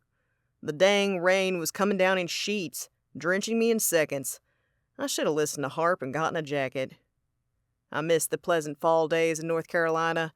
Even New Haven, though colder than back home, was a lot better than this. Luca shielded his eyes from the wind and rain. Silas's home is outside of town, which is spread out. I don't even know if it can be called a town. Anyway, he's had plenty of time to close the spring court portal and retreat. It's early, so we'll start at his house. Harper and I had been the ones to discover that Silas had bought property in the small town of Doolin when we'd broken into the Fays' home to search for evidence of him taking Sarah. That day had started us on a new journey, one I wasn't quite sure of the ending yet. Ready when you are. Hope he has the fire on for us, I said, ironically remembering when Si and I sat before a fire at the absconded Coven Manor, sharing our life stories, back when I thought I knew the guy. Luca and I began walking down the hill, toward a long, winding road. He used his phone to navigate to the address, and since the town was so small, we closed in fast. With each step, we became more alert. The Fae didn't know we were coming, but he'd be stupid as hell not to have wards up, traps set, especially seeing as he'd chosen a remote property at the end of a deserted road. Why do you think he chose this place to live? I asked. The Spring Court's portal is here, not Winter's portal. As he's a Winter Fae, so that just doesn't jive. Last night, I looked up Doolin. At a population of around 300 people, and with a location on the western coast of Ireland, it was small and about as remote as they came. Luca nodded. I suspect that, even when his home portal was open, Silas couldn't enter through his home portal anyhow. If he ever wanted to return to Asila, the Spring Court would be a smart entry point. It's usually peaceful, and he could secure travel from there if he wished to go home. If that's the case, you'd think he'd enter in autumn, though, closer to winter. And not always stable. He hedged his bets when he decided on being near the Spring Court's portal, I'm sure. Luca waved me into the trees lining the street. The house was in sight now, but we didn't want to be visible, not until the last minute. Also, Irish culture and the Fae go hand in hand. Perhaps being here made him miss home less. I mulled that over as gravel crunched under our feet. Finally, a house came into view. That's it, Luca said. Split up? I asked Luca as we got ever closer to the house. I'll take the front, you take the back? Perfect. As we reached the beginning of his driveway, we kept close to the cover of the surrounding trees. They were scrawny things here, where the wind blew so hard off the Atlantic Ocean, but the coverage was better than nothing. I'll wait here for 30 seconds, then go in. I gestured to the small house. It couldn't have been larger than a 2 or 3 bedroom. Lights were on, and smoke came from the chimney, a good sign that our man was inside. 30 seconds. Luke agreed and left. I counted down and prepared for action. When I neared 30, I darted out of the trees and ran for the house. Using momentum, I leapt as I neared the door and kicked. My heel hit the right spot, to the side where the lock was mounted, and, 'cause I was a big, muscular guy, the door gave. It crumpled inward about 6 inches, forcing me to push it the rest of the way. A surprised shout sounded from inside. Turn yourself over, Silas, Luca said. If you do, we won't hurt you. Like bloody hell I will. Silas roared back. I scanned the living room. No Silas or Luca. From the back of the house came the unmistakable sound of magical fighting. I moved quickly toward the back as the sound of breaking glass reverberated through the air. I had to hurry. Around the corner, Silas stood with his back against the wall, Luca in front of him. Luca was bleeding from a cut on his forehead, and his shirt was torn. Silas had his hands outstretched. A blue glow emanated from his fingertips. "Stop!" I shouted. "Put your hands up, Si!" Silas hesitated for a moment, then his eyes widened. "Connor, what are you doing here?" "I said, step away from him, Silas." The Fae gave me a sad smile. "I'm afraid that's not going to happen." Magic flew from his hand and hurtled toward Luca. The mage shielded and batted the power away, but Silas was one smart cookie. He sent a second attack right after the first, aiming for Luca's exposed feet. The mage stiffened, frozen in place, then fell to the ground with a thunk. "Luca!" I charged across the room. As I went one way, Silas went the other and leapt out of the broken window. I hesitated. Fae were strong and fast, and Silas had been studying portal magic. If I didn't follow, he might portal away and I'd lose him. But Luca... Knowing I couldn't live with myself if the mage died, I dropped to the ground and searched for a pulse. Relief flooded me as I found a weak pulse, and Luca's eyes fluttered open. Silas, he rasped. He ran. "Luca, are you—" "Go after him." "Are you sure? You gonna be okay?" "Go, Connor." Luca's eyelids drooped again, but he opened them nearly as fast as if to prove to me that he'd be okay. "Okay, don't move." I jumped out of the window and ran outside, into the icy rain that came down in near horizontal sheets. I scanned the surrounding area, trying to spot any sign of Silas. My heart sank when I saw him, silver hair flying in the wind, hands out in front. He was already a good distance away. But then, I caught something else. A portal shimmered in the distance, about 50 feet ahead of Si. He was working to open it as he ran. It had to be the spring courts. Silas was heading straight for it, and if I didn't cross through it shortly after him, I wouldn't be able to follow and catch him. Faster in my wolf aspect, I shifted and sprinted toward the portal. My heart pounded in my chest each time my paws struck the grass. As I got closer, Silas disappeared through the portal's shimmering surface. But I was close, so close. Seconds away. Would it be enough? I put on another burst of speed and held my breath as I neared the portal. Crossed through it. Pain sliced through me, and heat blasted my face, so intensely my eyes wrenched closed as I skidded to a stop. I whined and shifted back to my human form. The sensation was overwhelming, a mix of intense heat and stinging discomfort. This didn't feel like I imagined the spring court would feel. This was hot, sulphury. It smelled like hell. "He's S&S," Silas barked. I opened my eyes, in time to see a bat coming straight for my face. Chapter 25. Harper. I glanced at the clock in the library for what had to be the millionth time that day. It was almost noon, and Gunnar and Luca still hadn't returned yet. I knew because I'd asked the Archicustos to tell me the minute the pair arrived. Wasn't the town they traveled to small?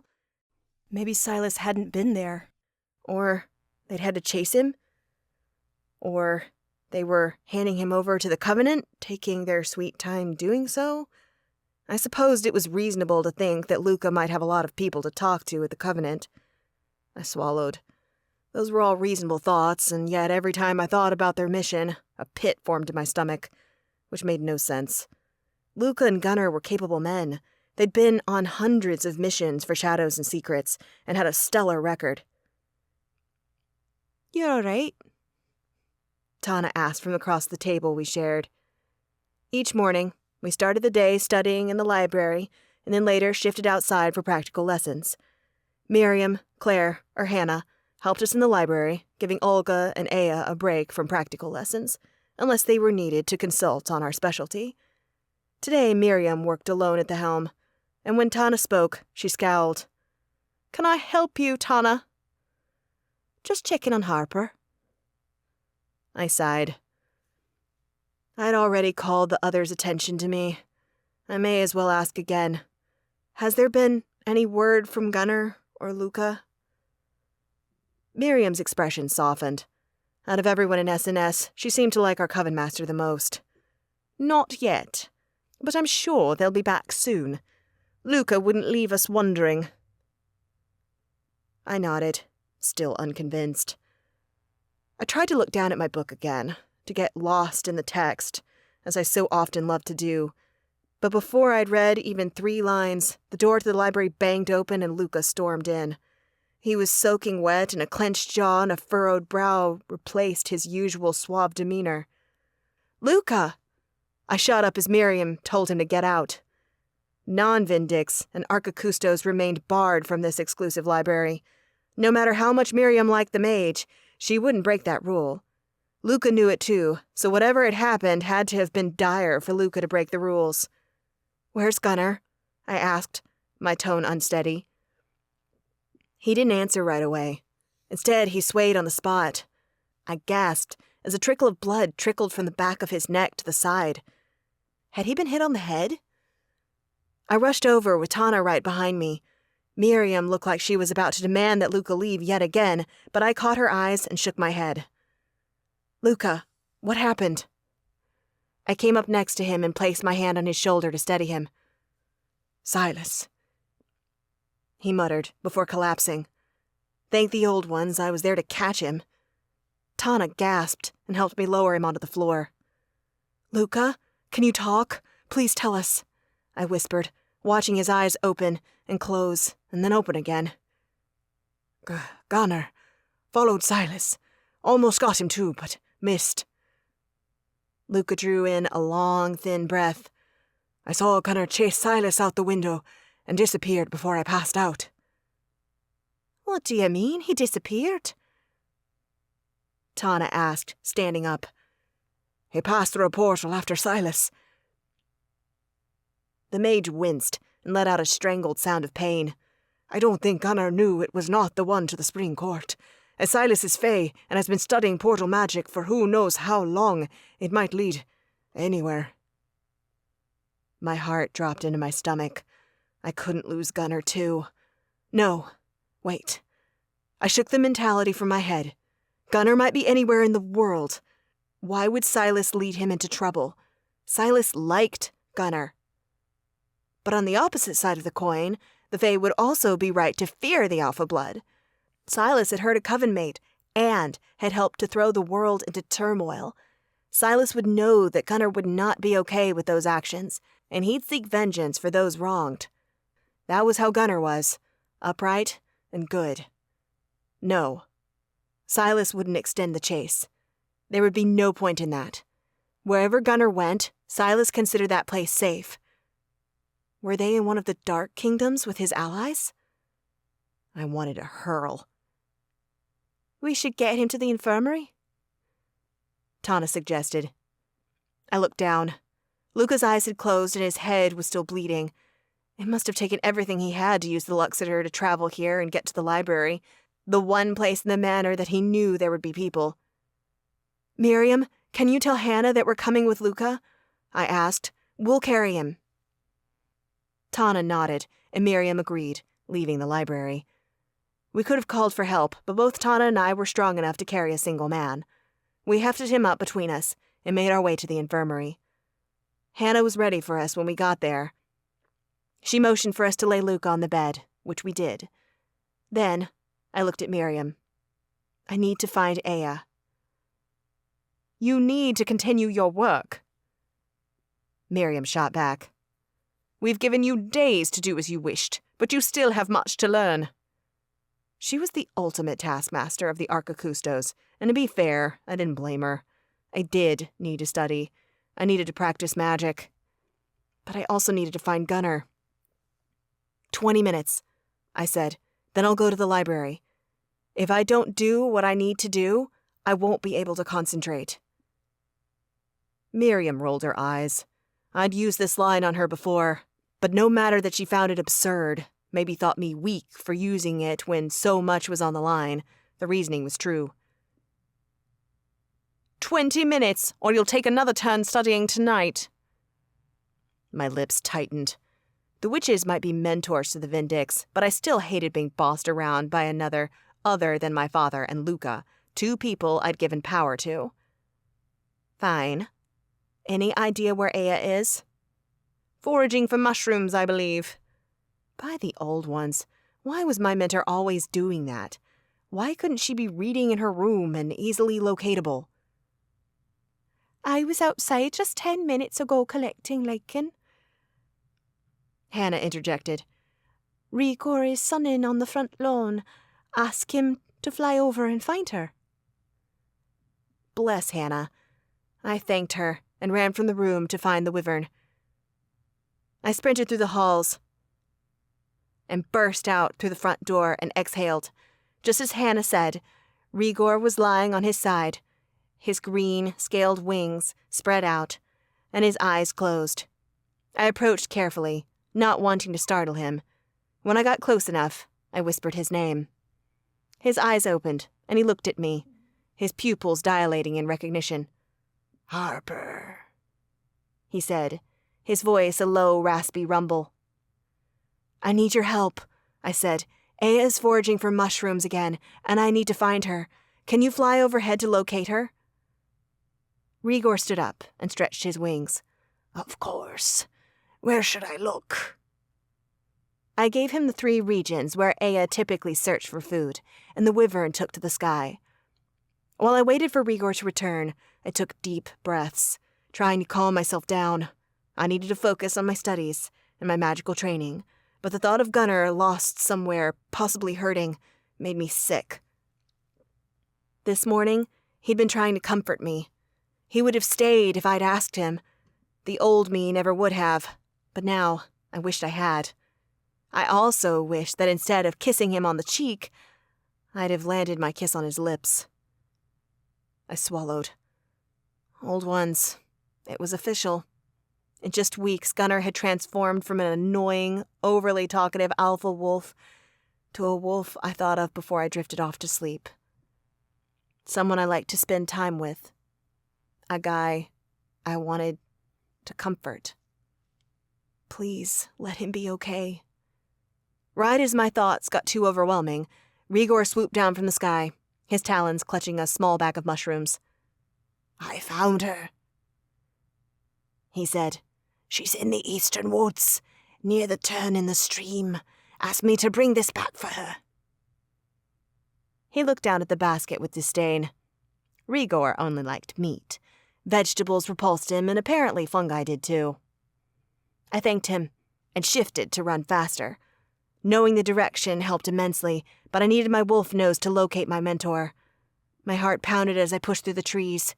Rationally, I knew that Gunnar was probably fine, but I needed reassurance, needed to act and find him. I caught her scent and redirected. 2 minutes later, I spotted a bright color amongst the green. Aya. I put on another burst of speed and found her up ahead, crouching down amongst the underbrush, her eyes scanning the ground for more mushrooms. I ran up to her and shifted before she even stood. "Aya, I need your help." She stood. "So Rigor said. What is it?" Succinctly, I told her about Luca and Gunnar. "We'll send spirits out."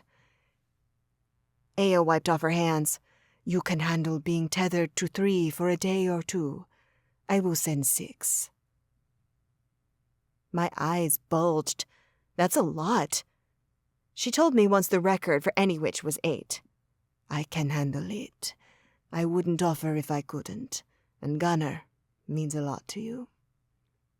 I nodded, thankful that she understood, even if I wasn't sure how I felt about others observing Gunnar and me so closely. I needed help, and Aya was willing. Only once had I sent a spirit to find my mother, but it took days to return to us. I couldn't wait that long. As Aya knew Gunnar too, she'd be able to help locate him. We got to work, drawing the protective salt circle and then performing the ritual. My spirits arrived faster than ever, a sign that my magic grew ever stronger. I didn't recognize these spirits, but that was not too odd. Familial ghosts were more responsive, but even they weren't available all the time. These were spirits that were ready and willing to help, and I would take them up on that offer.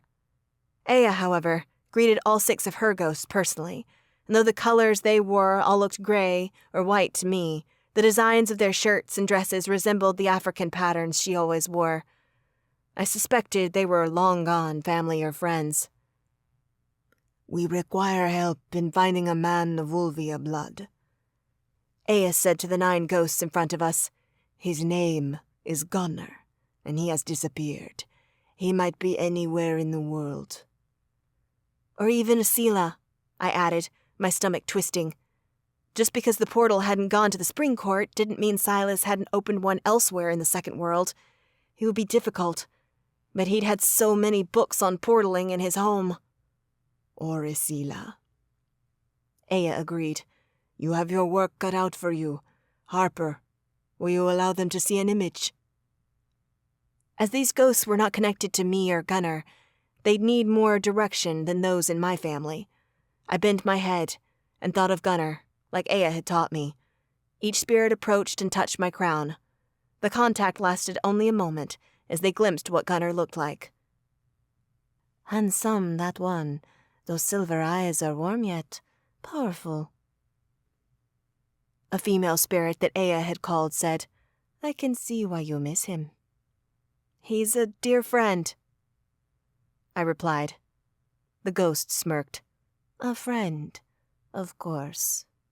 Yeesh, even random ghosts were up in my business about Gunnar. "How long will it take?" I asked. The spirits exchanged looks, and the same woman that had spoken earlier replied, "No one can say. With 9 of us, though, I expect a day, perhaps 2. The world is a big place, child, but we see and travel far." 2 days was a long time, but maybe Gunnar was okay, and will have even reached out before then? I tried to convince myself that he would, even while my intuition, a feature that Aya had drilled into me that I needed to lean into more, told me otherwise. "Thank you," I murmured, hoping for the best. The spirits divided the globe amongst themselves and disappeared to find Gunnar. Once they left, I felt better for having done something, though a small sense of hopelessness remained. I hated staying here, waiting. Unfortunately, that was all I could do. I had to rely on my magic, and on Aya's help to find Gunnar. In the meantime, I had to pray to the old ones that whatever was happening to him wasn't as terrible as my gut led me to believe. Chapter 26. Tobias. The moon hung high in the sky. Save for the whispering of the wind, the creeping of a nearby small animal, and Shay's snoring, the forest was silent, asleep. I tilted my chin to the stars as she loosed a sound loud enough to shake the trees we rested amongst. Bloody hell! The Nephilim sounded like a trucker. Thank the gods my mate didn't snore so loudly. I could barely even think above the din of half-angel snores. as if she knew I thought about her. A sleeping Meredith murmured and shifted on the ground, right next to me. We'd traveled through the woods all day, and hours into the night before we stopped. I could have kept going, but exhaustion gripped the others, so we found a clearing off the main road for them to rest. With a few hours of sleep, the others would be more alert when we reached the capital. I projected that we'd get there at midday tomorrow. In my band of travelers, Benedict was the only one who held the midnight watch with me. He'd ridden in Meredith's backpack all day, which enabled him to take many naps. Currently, he was somewhere in the trees, hunting and keeping a lookout. I peered around, trying to spot the familiar, even though my efforts might be for naught. The cat possessed invisibility magic, and if he was smart, which he was, though I'd never say that to his face, he'd employ that ability while hunting.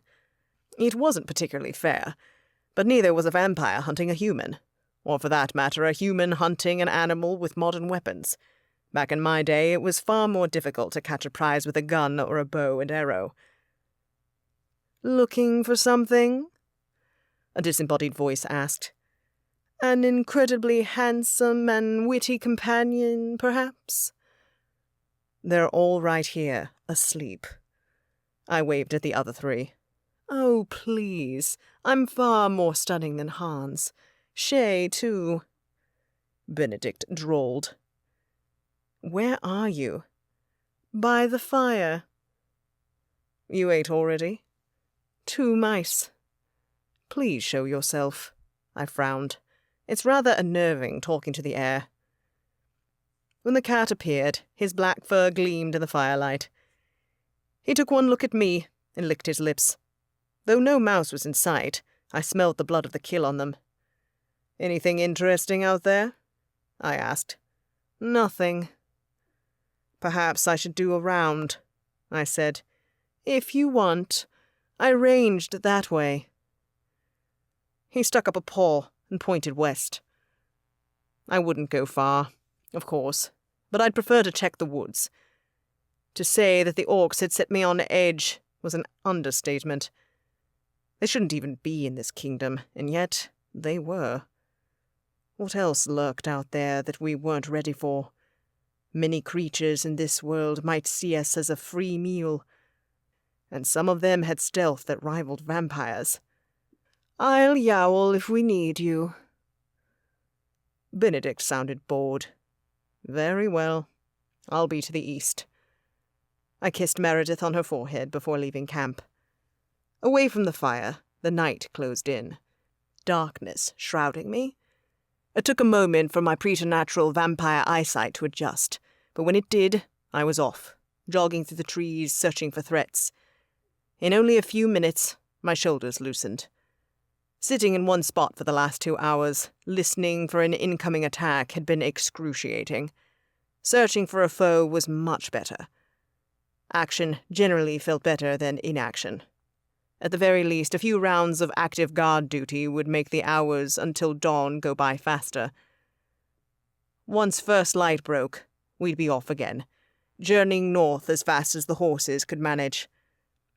I continued scouting, ranging as far as 2 miles east and an additional mile north, then south, before I felt sure the woods were quiet. I'd heard nothing unusual, seen no threats. Tonight, it seemed as though it was just us in the forest. I was halfway back to camp when the yowling of a cat, followed by the screaming of a woman, Meredith, hit my ear. My usually still heart began pounding as I took off at a sprint. Around me the woods blurred and I could feel my fangs elongating. When I arrived at the small clearing, it took only a moment to assess the threat before me. A trio of vampires, 2 male, 1 female, had snuck up from the west. They had already tied Meredith to a tree, while Shay and Hans sprawled on the dirt unconscious. Benedict slumped against another tree, though he stirred slightly, alive, but possibly injured. With a roar, I leaped into the clearing, fangs bared. All 3 vampires turned their attention to me. One of them, a male with a cruel smile, stepped forward, his fangs bared in return. Behind him, a smaller female smirked as an amber-eyed male cracked his knuckles, ready for a fight. You want a taste of the snack we found ourselves?" The one with the vicious smile taunted. "Tobias!" Meredith yelled. "They heard Hans and Shay!" At the fear in her voice, my muscles tensed, ready to strike. Release her. The vampire with the vicious smile laughed. "Or what? You'll try to take us all on by yourself? Nah, this here is the seeker they sent us to find. We're not giving her up without a fight." As he shifted his weight, readying himself for a fight, I seized the opportunity and launched myself towards him. We collided in midair, our bodies slamming into each other with an intense impact. When we landed, I already had my dagger in hand. I brought it down with enough force to do some serious damage. Caught off guard by the blade, he stumbled, giving me the opening I needed. I lunged and sank my teeth into his neck. I tore through the flesh before ripping his head clean from his shoulders. The other two vampires rushed forward. The female moved with grace and harnessed strength, while the other burly male had a crazed look in his amber eyes. The female lunged at me with a series of quick slashes of her blade. I blocked her attacks, deflecting her weapon and knocking it from her hands. Then I grabbed her and hurled her into the air. This left an opening for the male to come at me with brute force and fists.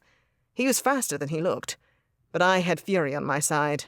I dodged his blows and countered with a swift kick to his ribs. He crumpled, giving me an opportunity to zoom in. I did so and tore his head off just as the female landed.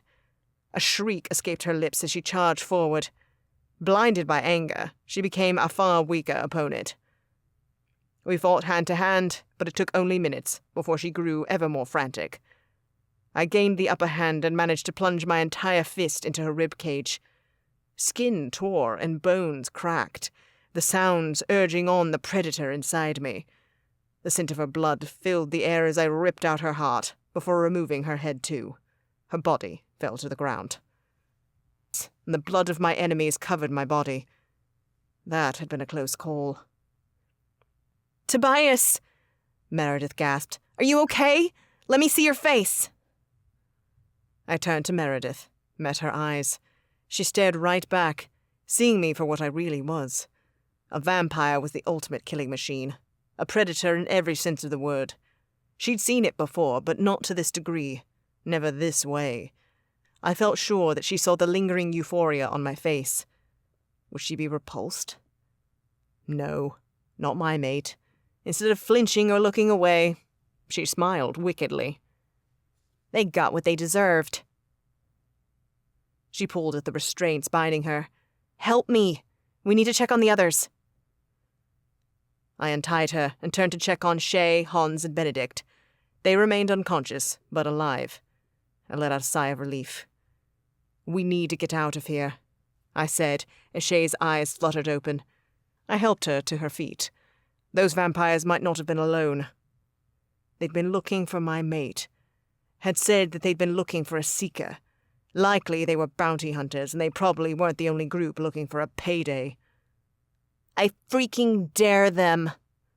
Shay shook her head, as if attempting to regain full consciousness as fast as possible. Meredith's eyes were still wide with fear. "Not me. To be honest, I thought we were done for." "Not today," I said, "but someone sent them, my love. It might have been the blood."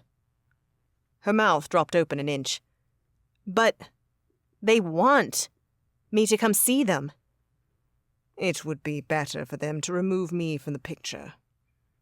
My royal family was just that brand of psychotic. At that moment, Hans awoke. His torso shot up and his hands thrust out as if he were ready to pummel an adversary with demon magic. Shay dropped to her knees to calm him, only for Hans to let out a stream of curses that would blister someone's ears.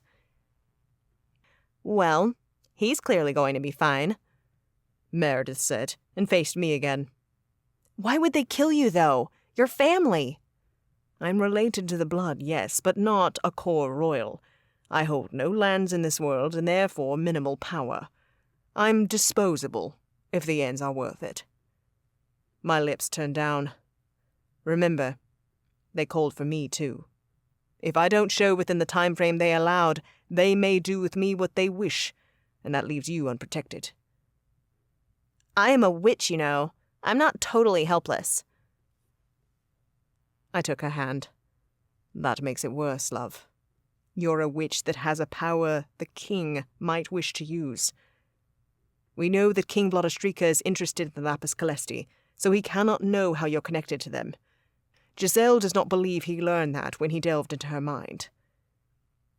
Meredith frowned as she handed Hans a skin of water. He'd been rubbing his head, but it wasn't bleeding. I took heart in that. Then we need to get there, present ourselves publicly so others know we're there. They can't just sneak us away into some dungeon without someone asking questions. Even if that's just Serena and Giselle. Meredith said. Then we do whatever we can to be allowed back home. I agreed, and yet I dreaded arriving at court. All this time, I'd believed it was Silas who had closed the portal leading to Sangreal in Paris. But what if it was the blood? Again, I thought about how our attackers had called Meredith the Seeker. How would they know we were traveling this road? At that thought, I checked the vampire's pockets, one after the other. I struck gold on the last, the mail with the cruel smile. The letter the stablemaster had written to Lord Alderic was in his pocket. I looked it over. The stablemaster hadn't played us. The letter was in fact addressed to my uncle, but someone had intercepted it. That seemed to confirm that the blood was on the lookout for us, wanting my seeker mate for their own means, and they were willing to play dirty to get her. I reevaluated as I looked at the corpses. They didn't want to be seen, else they would have waited until we arrived in the city. We were, after all, journeying straight for them. They were being careful, and had to be because the important lords and ladies of their land would be gathering in Sangreal for the ball. Tobias, Shay and Hans are ready, Meredith said. She glanced at the paper in my hand. What is that? The letter the stablemaster sent. It was intercepted. That can't be good. It means that you're right, my love. I shoved the paper into my pocket. We need to get to the city and announce ourselves before they send more hunters. I'll announce myself, all right. Hans growled before untying his horse. The others did the same, and Benedict, still recovering from being hurled into a tree, gingerly hopped back into Meredith's backpack. As we hit the road, I warred with two truths in my head. 1, we weren't safe anywhere in this kingdom. And 2, the safest place for us was the den of serpents that we planned to walk into. Chapter 27. Meredith. Sangreal, the beating heart of the vampire court, loomed in front of us. I felt small compared to the massive city with the impressive palace at the heart of it, even from this far away. Palais Immortial appeared massive. Its black and red stone edifice glittered in the mid-morning light, and gold-topped spiky towers soared from the building, reaching up to the sky. Goddess help us. Blood rushed in my ears as I urged my tired mare forward. We'd reached the capital, aching booty, thighs, back, and all. Unfortunately, I remained unconvinced that if I got off my horse, things would get better. The king and queen of the Blood Court had called me here because I was Tobias's mate. Me, a witch. To them, a vampire and witch pair, bound as fated mates, went against the natural order of things. Even I had to admit it was weird. Soulmates were traditionally found in one's own order, but Tobias and I had the markings to confirm our bond. Of course, the ruling royals wanted me for more than my bond to a member of their family line. As a seeker witch, the royals, like everyone else in the two realms, wanted to get their hands on me. They wished to force me to find the Lapis Calesti. That would not happen. I also could not allow them to know that we carried 2 of the 7 sacred stones with us, the pearl and the opal. I would meet the king and the queen. I would even entertain questions about how a witch and a vampire might be mated. But I would not negotiate with the Lapis Calesti, and I wouldn't look for the other missing stones for them. Knowing that the king had been actively searching for the stones, even before I came into the picture, I was sure that boundary would go over really well. Remember to stay alert at all times, Tobias said. Hans and Shay, can you show your wings so they know who they're dealing with from afar? Sure thing. Shay unfurled her white-feathered wings at the same time Hans spread his black wings. Tobias nodded, the gesture stiff with tension. We need to announce ourselves to as many people as possible at the gate. Should the king and queen attack us, I'd rather it be public than private and swept under the rug. I swallowed thickly. Had the blood kidnapped me last night, and someone from our world asked after us, the king and queen might plead ignorance while they locked me away to do their bidding later, at a more convenient time. Though I loved my powers, at this point in history, being a seeker witch was not ideal. Too many people wanted to use my magic for their gains. It was why SNS had sought to keep my specialty hidden for so long. Benedict, now would be an ideal time for you to become invisible. Stay in the bag and remain deadly quiet until we reach Lord Alderic's city home.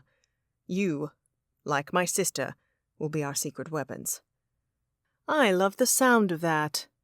My feline familiar agreed without his usual snark. Though it sometimes grated, this time the sass in his tone relieved me. He'd been quiet since we'd woken up from being knocked out. Our attackers in the woods had snuck up on him, and I was pretty sure he was taking it personally. I didn't want my familiar hurting, physically or emotionally.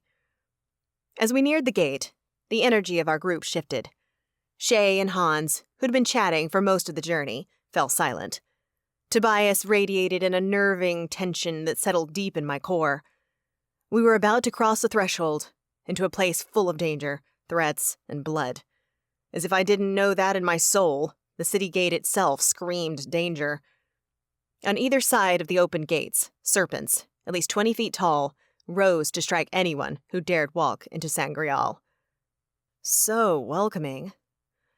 I closed my eyes briefly to steady myself, then opened them again, rearranging my features to show none of the fear skittering through me. The open city gate was guarded by people dressed in sharp red and gold uniforms with a striking serpent embroidered over their right breasts. They looked us over with cold, appraising eyes before one of them spoke.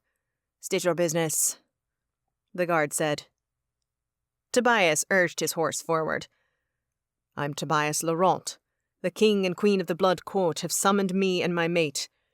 We intend to stop by Lord Alderic Laurent's home to freshen up, then go to Palais Immortial and do our duty to the king and queen." "Freshen up? How sweet of you to consider how the stench of the human world will affect us." A man with black curled hair and skin so moon-pale he could only be a vampire stepped through the open gate. The guards who'd been questioning us shuffled back. It was only then that I noticed they did not move with the grace of vampires. Were they not of that order? If not, what were they? "Prince Gervais." Tobias's tone soured as he inclined his head. Instinctively, I followed his example.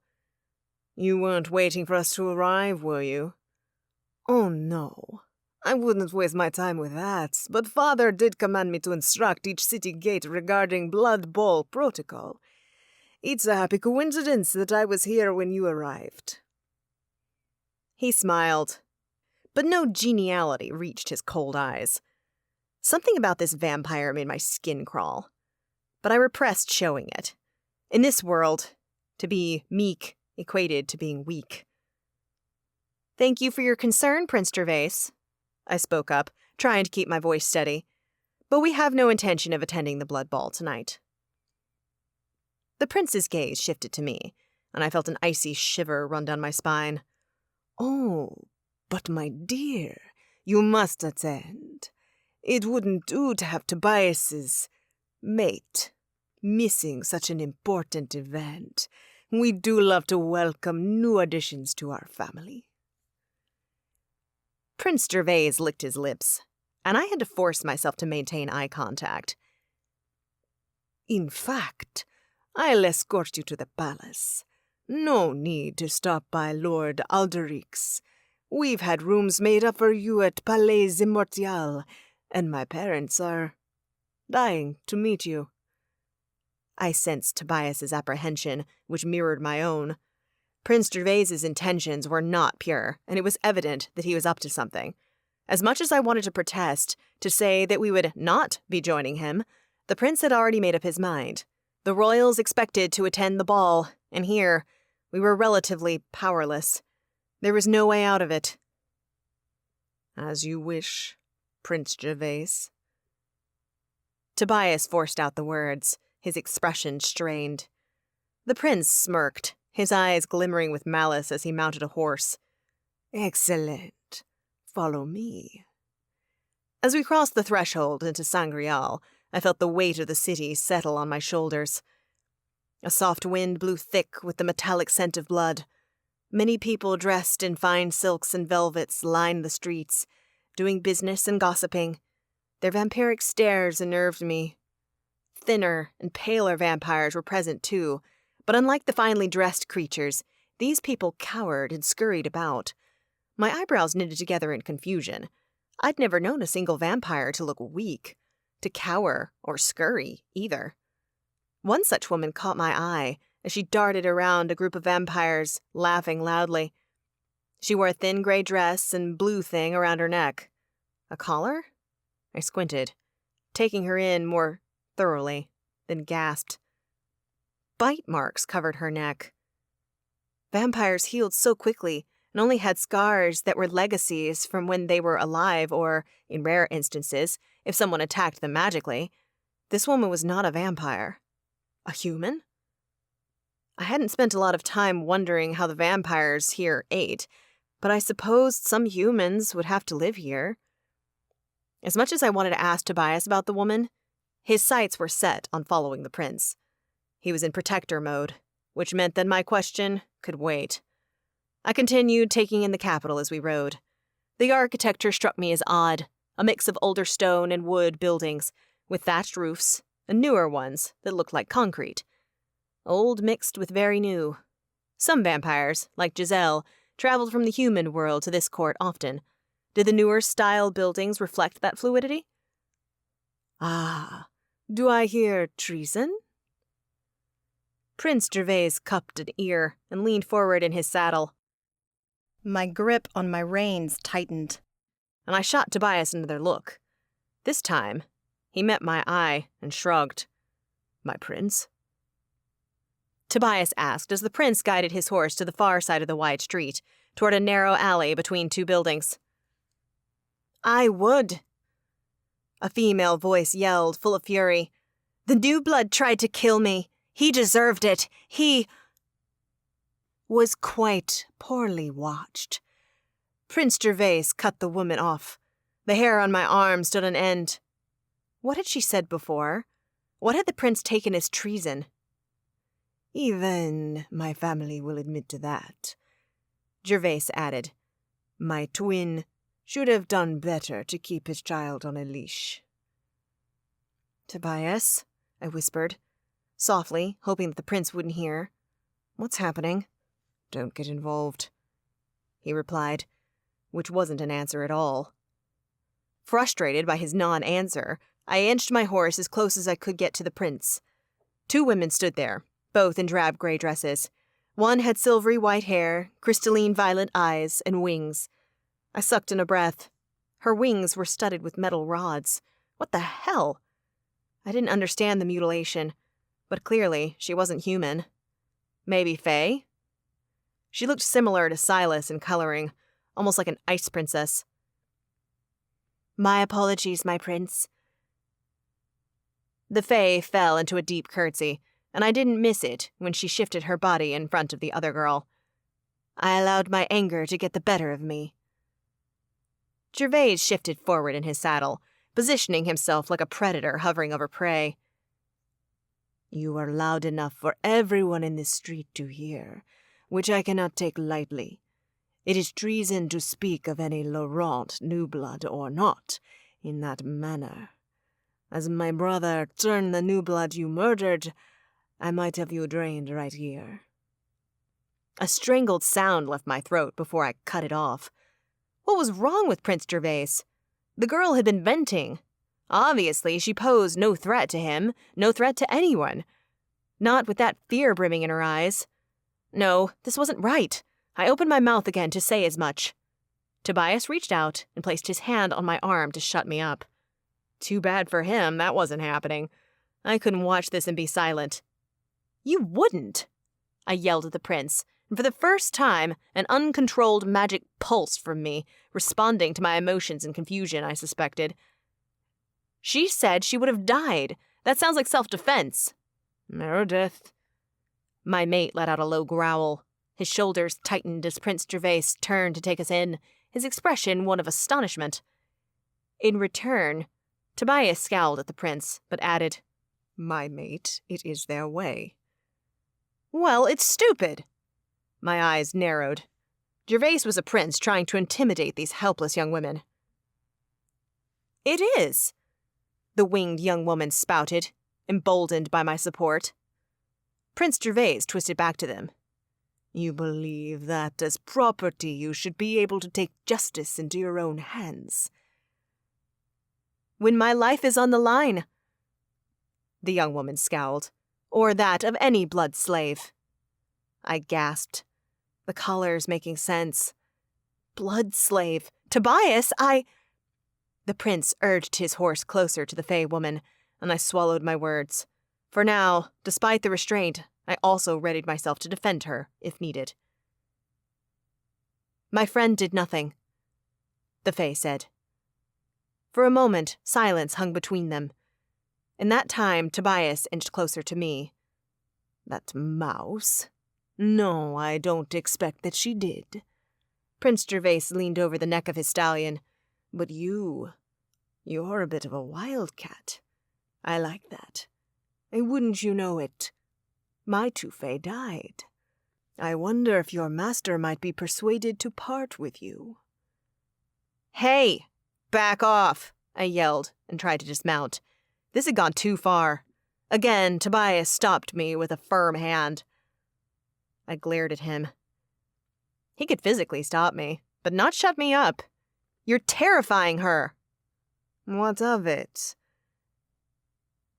Gervais asked, not even bothering to turn around and look me in the eye. Well, don't you have a job to do? My chin jutted out. Like, taking us to the palace? Aren't the king and queen dying to meet me? Again, silence hung in the air, until the prince broke it. Alas. You're right, witch. Gervais let out a frustrated huff and backed his horse up, all the while still staring at the Fae. I'll find you later, wildcat. What a D-bag! Leaving after threatening someone weaker than him was atrocious. Before, I'd been pretty sure I didn't like this prince. But now, I despised him. Meredith, follow. We'll talk at the palace. Tobias leaned closer, met my eyes. Please. Yeah, rooms. Shay said, her gaze flickering nervously about. We don't want to fight in the street. Not here. Goddess. My heart fell to my knees. I'd been so concerned about the Fae. I hadn't even considered I was putting my friends in danger. As much as I hated how Gervais had spoken to that young lady, I had to let it go. For my sake, for my mate, and for Hans and Shay, friends who had put their lives on the line to protect us. I nodded. No more. The other three breathed a collective sigh of relief. But that relief was short-lived as Prince Gervais turned to face us, his beautiful face sharpened with anger. If you're going to leave here alive, witch, you'd better learn to respect our ways.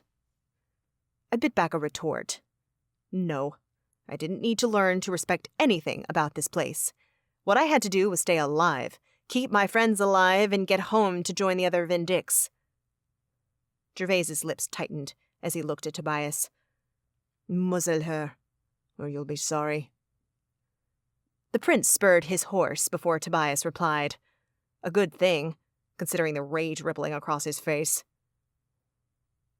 Goddess, we'd been here for minutes and already things were going poorly. We might be here for days, weeks, though I refused to believe months, as Tobias had told Miriam. How were we going to survive? Among vampires in our world, Tobias was near the top of the food chain. He was a Laurent. He could compel any vampire, other Laurents born before him, or those who ranked above him. He was powerful as hell. In the human world, he held a rank that others did not question or fight. Here, many of the royals were stronger, more powerful, more vicious. They were the be-all and end-all in this kingdom. I needed to keep my mouth shut, or they'd slit our throats and drink our blood for the fun of it. I resolved to keep quiet as we followed Prince Gervais through the streets of the city. And yet, try as I might to distract myself while we rode, I couldn't help but think about what had happened with the Fey woman. I had never seen anything like the mutilation on her wings before. What kind of place was this where such things were done to people? Where people would be enslaved for their blood? Why hadn't Tobias told me about that? Or had he? So much information had been thrown at me in the last weeks. Perhaps I just didn't recall. I chewed on my bottom lip. I was beginning to think that our time here would be far worse than anything I imagined. As we neared the looming Palais Immortal, my shoulders tightened. The building was at the center of Sangreal, glimmering like a black diamond. Closer now, I spied gargoyles on the towers and flanking windows. In front of us stood a vast main entrance with intricate carvings of blood-red roses. Soldiers watched our approach with cold, unfeeling eyes. The prince dismounted from his horse, and without him uttering a word, a boy wearing a gold collar resembling a serpent wrapped around his neck ran up to take the steed. Then the prince gestured for us to follow him through the main palace gate. "Welcome to Palais Immortal." Gervais twirled his hand through the air and smiled, though his eyes remained cold as ice. "I'll take you to see my parents." Chapter 28. Tobias. The walls inside Palais Immortal glittered, black as night studded with diamonds. The ceiling sparkled even more brilliantly, as if we looked upon the stars set in the darkest of nights. Giselle had once told me this design was a tribute to where the vampires believed their powerful origin stemmed from. While magical orders in the human world credited the angels with their creation, most in Asila believed the angels only wielded the magic of the stars to create magical beings. During our recent days in the Abscondita Manor, Shay had told us the same story, a new revelation that her father, Archangel Uriel, had confided to his daughter. The angels were not the ultimate creators, but had used the stars' magic to create. That meant that the angels were not all-powerful, as many had been led to believe, and in fact the stars had never gifted them with the power of creation ever again. I might have wrestled with the concept more, if long ago I had not heard something similar from Giselle, but really, what did it matter? The angels never involved themselves in the human world anyway. Shay's rescue at the hands of her father had been an anomaly. But Meredith could not hand over her obligations, nor deny the summons of the king and queen of the Blood Court. Not if she wished to live, anyway. I eyed my mate sidelong, and found her watching Prince Gervais's back with wariness as he led us to the rulers of this kingdom. Smart witch. She was right to fear him. If only he was the worst of the lot in the palace. I swallowed. Bloody hell. Even following the rules here, bowing to the royals and licking their boots, might get her killed. It all depended on the whims of King Vlodostrika and his mate, Queen Narcissa. Would they compel us? It was possible. I possessed their blood, and hence had that power too, but I was no match for the king and queen. If they used their magic and looked into Meredith's mind, they'd find that she was more than my mate, and a seeker witch who'd found a sacred stone by sheer chance. They discovered that my love was also a Vindix, and carried on her person one of the Lapis Calesti. Here we are. Prince Gervais stopped at a set of double doors manned by two vampires wearing fighting leathers and fitted tunics with the red serpent of House Laurent emblazoned on their chests.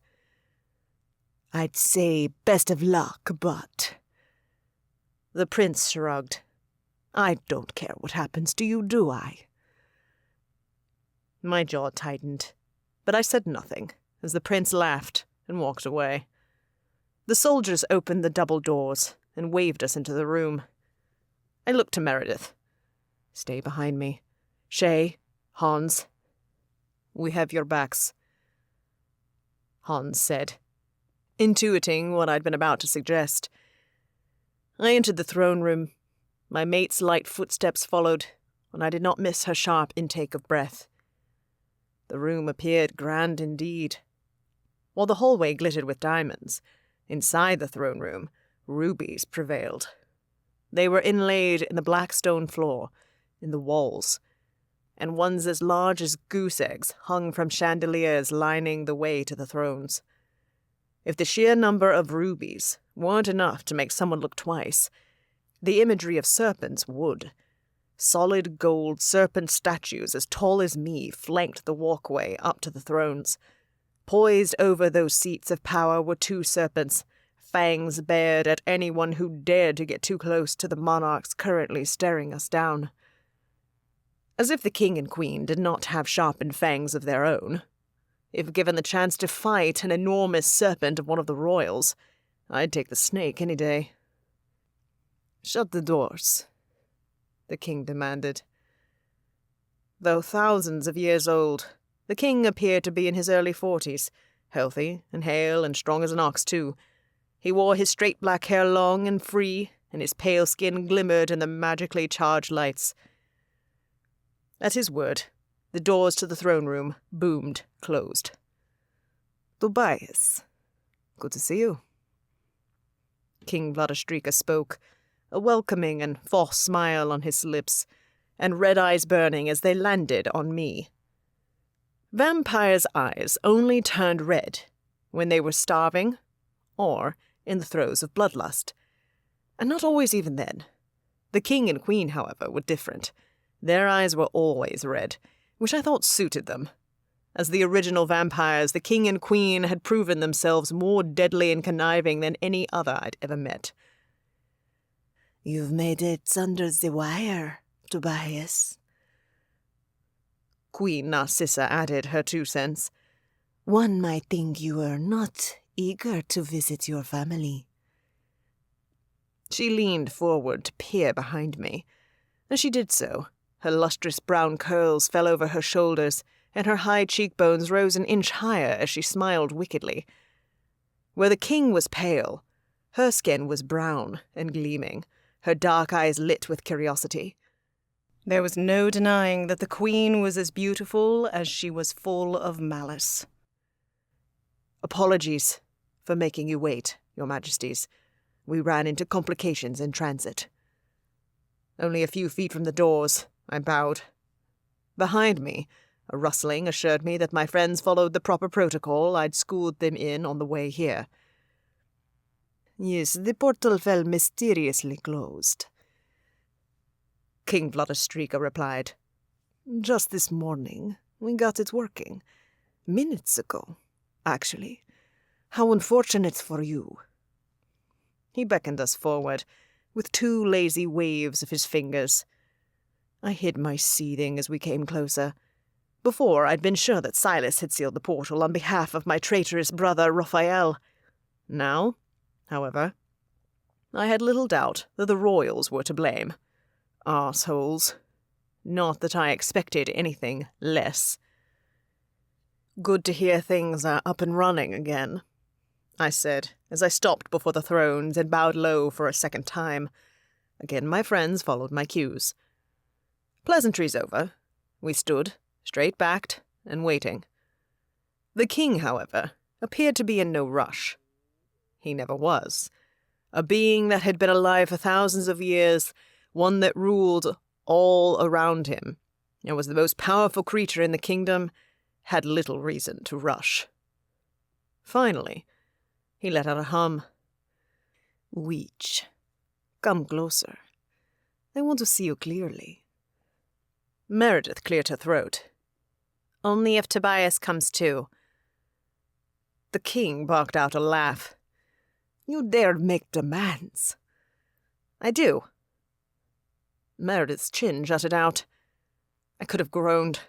My mate had always possessed a sassy streak, one I quite liked, but this was not the time. Serena had foreseen that Meredith would be called here, and that the king would want her for his own. To bargain, she'd make a deal with the king. I, of course, wanted none of that. The less attention Meredith drew to herself, the better. Tobias, your mate has fire in her. King Bloodstreaker's eyes burnt hotter. I can see why you like her, though not how the bond snapped into place. 'Tis so unusual. Come forward with her, my son. My son. Though all vampires descended from the two on the thrones, I hated when they used that term. I was Giselle's vampire child, no one else's. Alas, the royals did not see it that way. Any Laurent within 3 generations of the natural born was considered, by them, of their line and therefore their progeny. Setting aside my emotions and worry for my mate, I took Meredith's hand, and we climbed 2 steps toward the thrones, remaining at least a dozen below the royals. Closer, the king whispered. We climbed 3 more steps. Closer.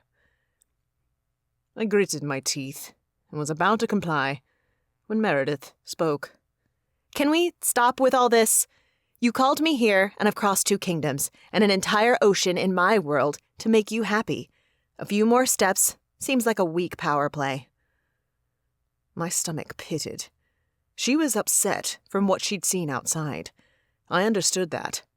In truth, I should have prepared her more for what she'd witness in this kingdom, but I'd been so focused on the royals and palace etiquette. I'd worried about how she'd speak to those in power and had instructed her on how to revere them. Not that she was doing that, either. Bloody hell, my mate was going rogue, and if the king and queen took true offense, I doubted that I could help us evade their wrath. The king shook his head. He studied her before answering in his own time. You shouldn't speak to me that way, girl. My apologies, Your Majesty. Meredith replied. I'm tired and cranky, and saw things I didn't agree with when we arrived. A long pause cut through the room. You refer to our blood slaves, I presume? The queen asked. What did you expect? Without them, how else should we eat? Why was she even entertaining her? Then again, it was better than Narcissa tearing out Meredith's throat. I get that you need to eat, but why are they slaves? Meredith asked. Why can't they be paid to donate blood and, I don't know, work however they want? It is our way, Queen Narcissa said, dismissing the concerns of a witch from the other world. We will speak no more of it, witch. You're here to answer questions, not ask them. The king inclined his head down toward my wrist. So, you are now bonded? We are, Your Majesty, I replied. And she is a seeker witch. From what I learned of Giselle's memories, she is the very one that unearthed the Pearl of Hell by accident, correct? Yes. The less said, the better. Perhaps he would think looking through our heads was pointless. He'd searched Giselle's thoughts, though my sire believed that he'd missed one very important note, that Meredith held a sacred stone. Was that true? The first seeker I've ever seen. How remarkable. The king studied my mate as if she were an exotic animal, and though I was answering his questions and cooperating, I felt his annoyance rising behind years of practice in hiding his true emotions. I was sure that he wanted to claim her now, to put her in a cage to use as he wished, to call her his own. Who are the others? He asked. I twisted toward Hans and Shay. I felt vulnerable when I presented my back to the king, but no blow came. This is Lord Hans Novak, I replied, adding the honorific, as we discussed in our long journey through the woods. Son of Queen Lilith of Hell, wife of Lucifer. King Bloodstreaker's eyes widened. A son of hell? I have never met one of your kind, Lord Hans. Now your wings make sense. I'm dear friends with Meredith and Tobias, your grace, Hans replied, rustling those same massive black wings. Indeed. The king's gaze strayed to Shay, appearing greedy to know her connections. And you? Shay Ramos. Her mother is Angelina Ramos, Nephilim seat in the human world. The king's face fell. A covenant seat, while powerful, was an elected position, not a legacy bloodline, and in this world, bloodlines mattered more than almost anything else. And my father is Archangel Uriel. Shay finished, the pause between her lines so masterfully done that the king jerked back to attention. Even Queen Narcissa, well known for having an excellent poker face, appeared impressed. An archangel? Well, that is nearly as rare as being us, isn't it, my mate? The queen cooed as she studied Shay. Have you inherited any of your father's powers? A few. She did not elaborate. You have come with my son and his mate, the king said, filling the silence.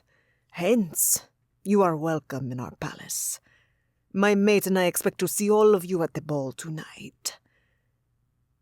He rose, and the queen followed suit.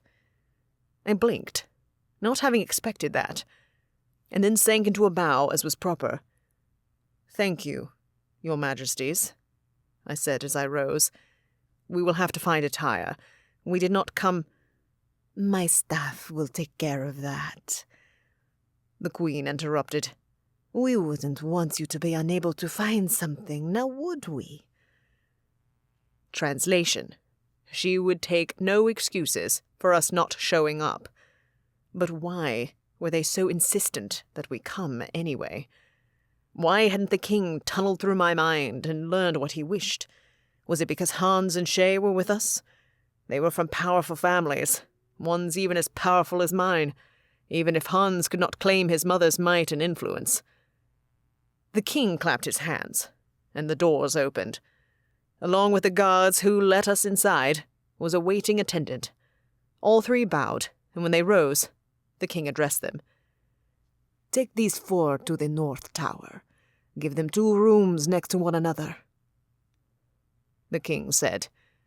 Shay opened her mouth to argue, but I shot her a glower. I didn't care if she didn't want to share a bed with Hans. Pairing up was safer, and while Shay might wish to share with Meredith instead, there was no way in hell that was happening. No one would part me from my mate while we remained in this court. The Nephilim's mouth shut, though she didn't look happy about it. If you would follow me, the attendant asked. We remained quiet as the escort led us through the palace. I was certain that, like me, the others were wondering why we'd not already been attacked, why the king and queen insisted on us attending the ball and hadn't merely attempted to bend us to their wills. As we approached a corner, loud, masculine laughter, followed by sharp screams, cut through the air. At my side, Meredith stiffened, but I didn't have time to protect her because after rounding the corner we were confronted with 2 vampires leading around 2 naked women. Leashed women, with the collar of Laurence around their neck. Judging by the florid bite marks visible beneath the collars, I assumed they were blood slaves. And yet I was still astonished. What was going on? The vampire court was notoriously cruel, but I'd never experienced such blatant villainy. What are you looking at? One vampire holding the leash barked. I reared back. Blonde curls and brilliant blue eyes, set in an innocent-looking face. But this vampire was not only a monster, he reeked of blood and onion, an unusual odor for a vampire, even for a blood slave. They did not get served food that might taint the taste of their blood, onion being one of those foods. One of the slaves must have gotten their hands on the pungent dish, and it had somehow rubbed off on the vampire.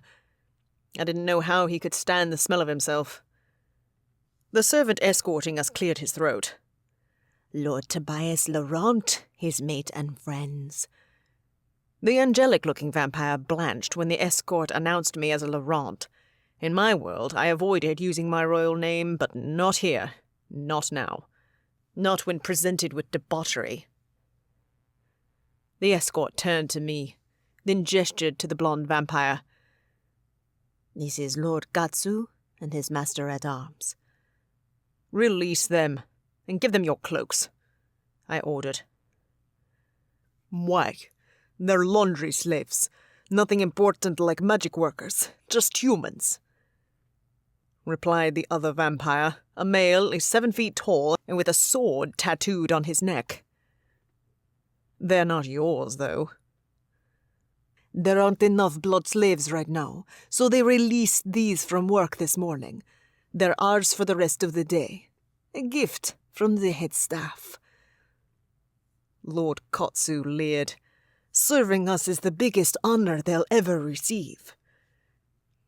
Gift for the day or not, my family owns them all the time.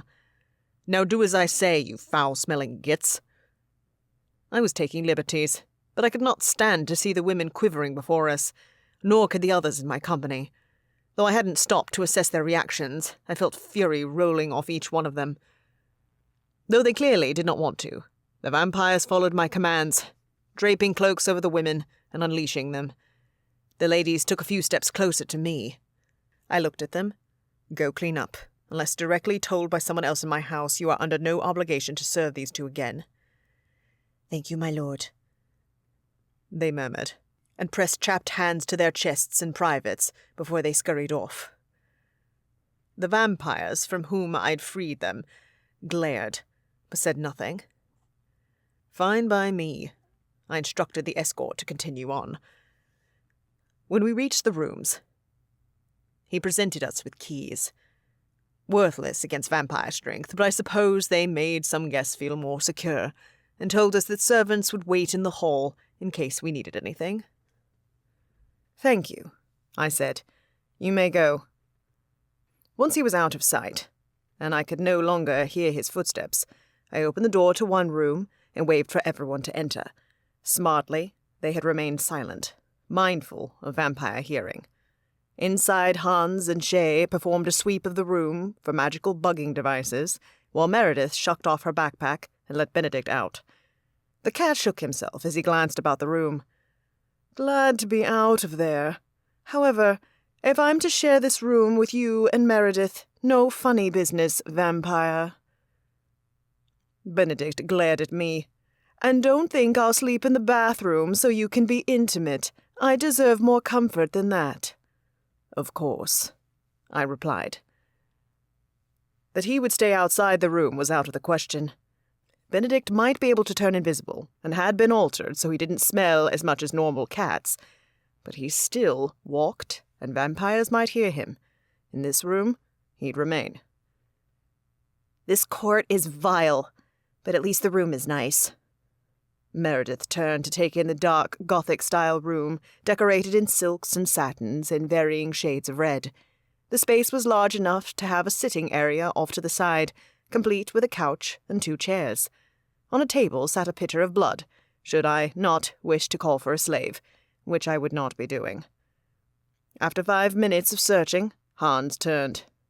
Nothing here. Same over here, Shay said as the rest of us collapsed into chairs. But let me ward the door. Like we're going to trust their locks. Light beamed from her hands, which she focused on the door. It took her only seconds before the Nephilim turned.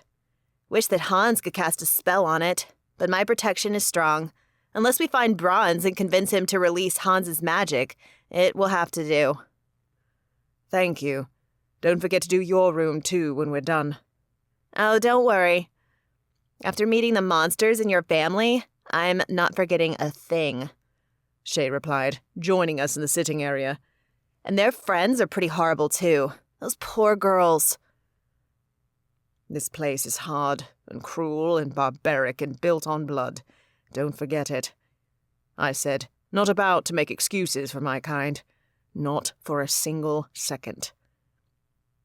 Meredith turned to me. I can deal with the culture. Well, no, I can't. But I know I also can't change it. Not with the timeline we have, and 4 people and 1 familiar. Her fists clenched. So for now, I need to know, why did they let us go? Especially after what I said. I'd been thinking more about that as Hans and Shay had swept the room. I suspect that they will bring attention to us at the ball, where we can be humiliated. It's their way. I exhaled through my nose. I believe we might have also caught them off guard by introducing Shay and Hans. The king and queen are all powerful, but even they do not wish to screw with royals in other realms. Even other kingdoms here give them a second thought. But they're going to want answers later, Meredith said as she watched Benedict jump on the bed as though he was testing how comfortable it was. I believe so. They're figuring out how best to lay it all out there, maybe cover their asses. That's likely. Shay chewed on her bottom lip. I understand that they will not let you out of here until they have answers, but is there a way to do that without hurting anyone? Serena foresaw the king will want to keep me, Meredith replied. I'll make a deal with him. Already I can think of one I'd like to make. They'll never free their slaves, I pointed out, not without war. Meredith nodded as Benedict came to sit against her leg. Why didn't you mention them? My only concern was keeping you safe, us safe, and returning home alive. I admitted, it felt bad to say something like that when others lived like dirt. Blood slaves are not a threat. They did not occupy my thoughts. Rooms, Shay interrupted. Tobias might not have mentioned them, but Giselle did a few days ago. Offhandedly, mind you, at a meeting. She told Tana that if the blood came to our world, they might very well take Tana as a blood slave. I suppressed a snort. My maker could be so dramatic. The royals would never take a fire witch as a blood slave, and Giselle knew that, but Tana probably didn't. My sire only wanted to put the pressure on. Classic Giselle. Meredith's eyebrows drew together. I didn't recall. The Arcacustos had been fighting over leaving their property. A lot was happening, and it was easy to miss, Shay said. I only remembered because it offended Tana. I didn't recall the conversation either, but now I understood why Shay did. She and Tana had been in a strange war of bids for Hans's attention then. Shay would have been paying great attention to the fire elemental, even if she appeared not to be. You've been absorbing a lot, Meredith, Hans added. Easy to miss something like that. Just like it's easy for Tobias to focus on his mate so soon after your bond snapped into place. I almost laughed. The Nephilim and the Hell-Blooded were now acting as our therapists. My mate sighed. True. I wished I knew, but I didn't, and... Anyway, let's move on. She rubbed her temples as though a headache had struck. According to Serena, the king will accept a deal that I'm supposed to make with him. So if that's off the table, what sort of deal will I make? Whatever it is, I said finally, I'm sure it will be unavoidable. And risky. Shay chuckled. Wouldn't be an S&S mission any other way. How will Serena know we're here anyway? Hans asked, pivoting. Aren't we supposed to meet her elsewhere? At the home of my sire's brother, I replied, with a small shake of the head. She'll be there, eventually. You should see if she already is, and if so, get her an invitation to the ball," Meredith said. "and when you see her, ask about the future she saw." Though I would be astonished if Serena had already made it to the court, I did want to leave her a message pertaining to where we were. I'll go now. It's unlikely that she's there already, but odder things have happened, and even if she's not, I will leave a note telling her where we're at. I kissed Meredith on the cheek before turning to the others. It was painful to have to leave my mate in this place, but we required more help, and I was sure the royals would do their worst later, in public. Until the ball, we should be safe. "Watch over her," I said. "Duh," Shay replied. "Let's all go check our room." She looked at Hans and her cheeks filled with color. "Tobias, you should have let us have our own rooms." "Too dangerous," I said. "And S&S works in pairs, as always." "Not always," Shay shot back. "We just had different rooms in the autumn court." "Do you think autumn is comparable to here?" I crossed my arms over my chest. She glared, knowing I was right, that this court was far more dangerous than Prince Kieran's court. "There's a couch in here." Hans broke the tension between us by patting the couch upon which he was sitting. "I bet that room has one. I can take it." "All right," Shay said, her voice full of frustration. "Let's go check on our space and ward it. Rooms, you come with us." Chapter 29. Gunner. I groaned and rolled over. Why in the world was my head pounding like someone was taking a hammer to it? I sniffed and almost puked. Dang, it stank like sulfur. Sulfur. My heart rate spiked, only to stutter again when someone spoke. "He's waking." A raspy, deep voice said, "Should I hit him again?" "No, idiot." Another voice said, "Prince Belhor wants to see him. He's been waiting for hours. Let's take him to the Dark Lord." Two hands grabbed beneath each of my armpits and began to drag me across a cold, damp floor. Belhor?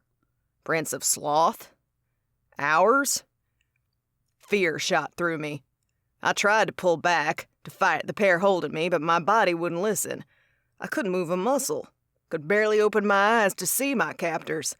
What the hell was wrong with me?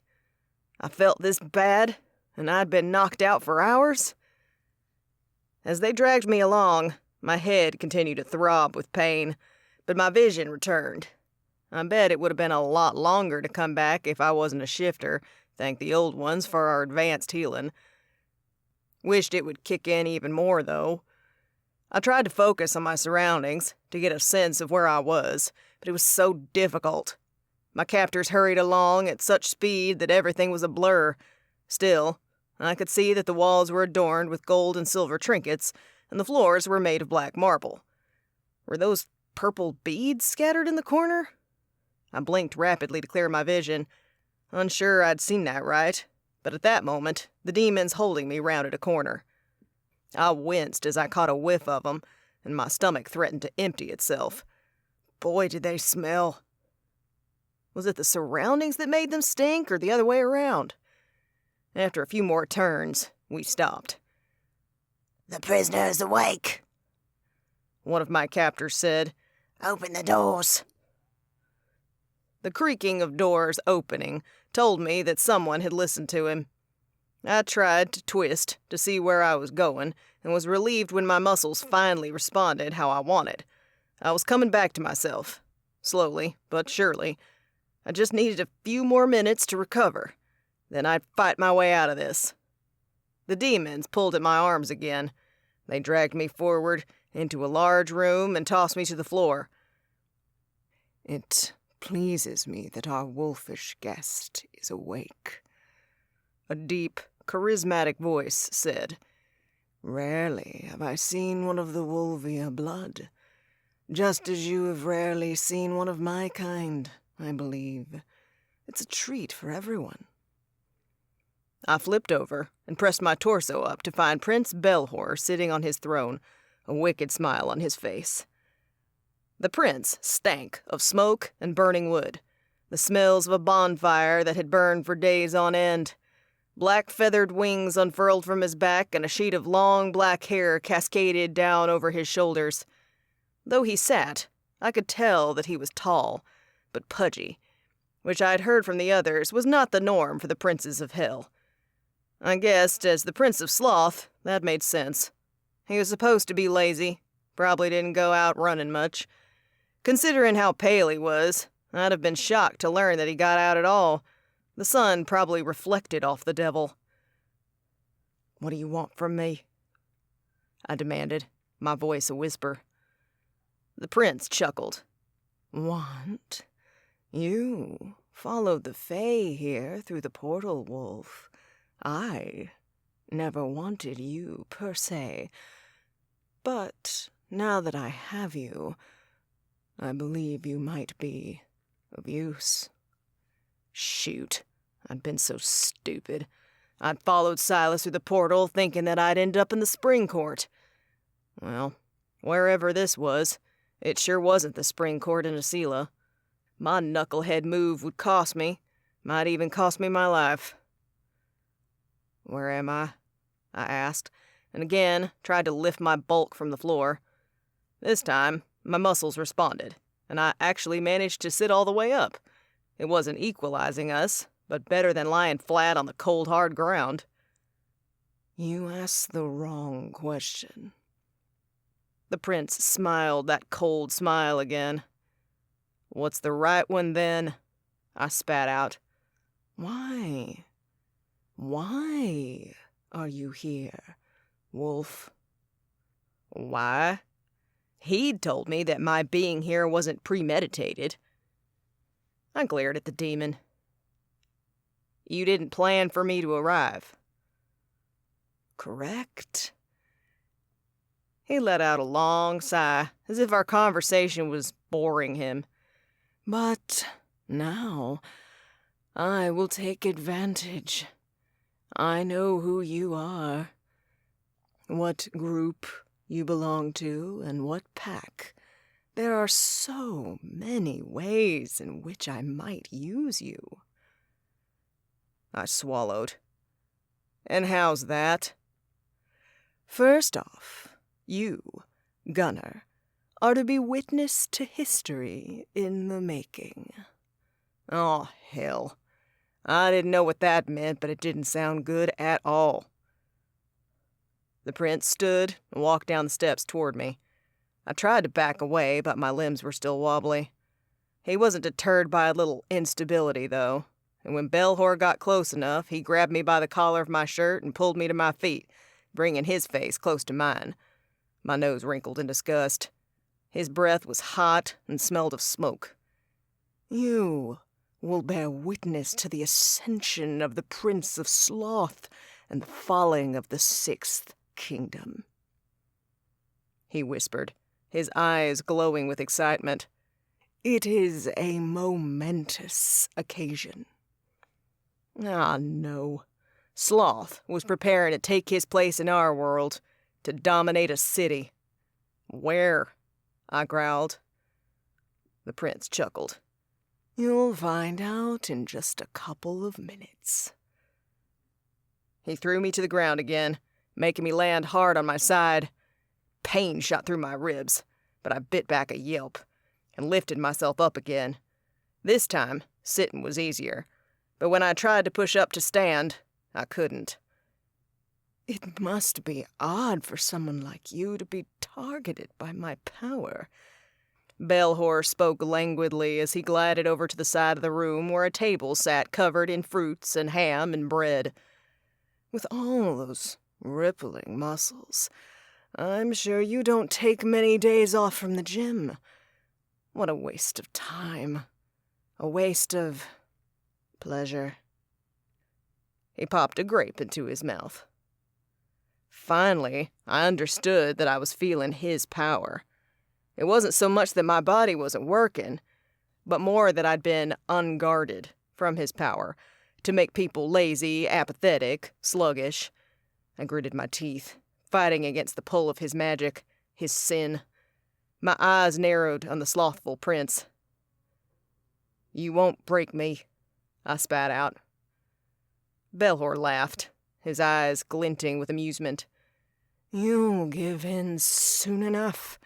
Every person I target does." I shook my head, gritting my teeth harder. I wouldn't give in. Not to him, not to anyone. A boom of jazz music arose from outside, startling the heck out of me. Not the prince, though. At the sound of it, he began walking toward the window.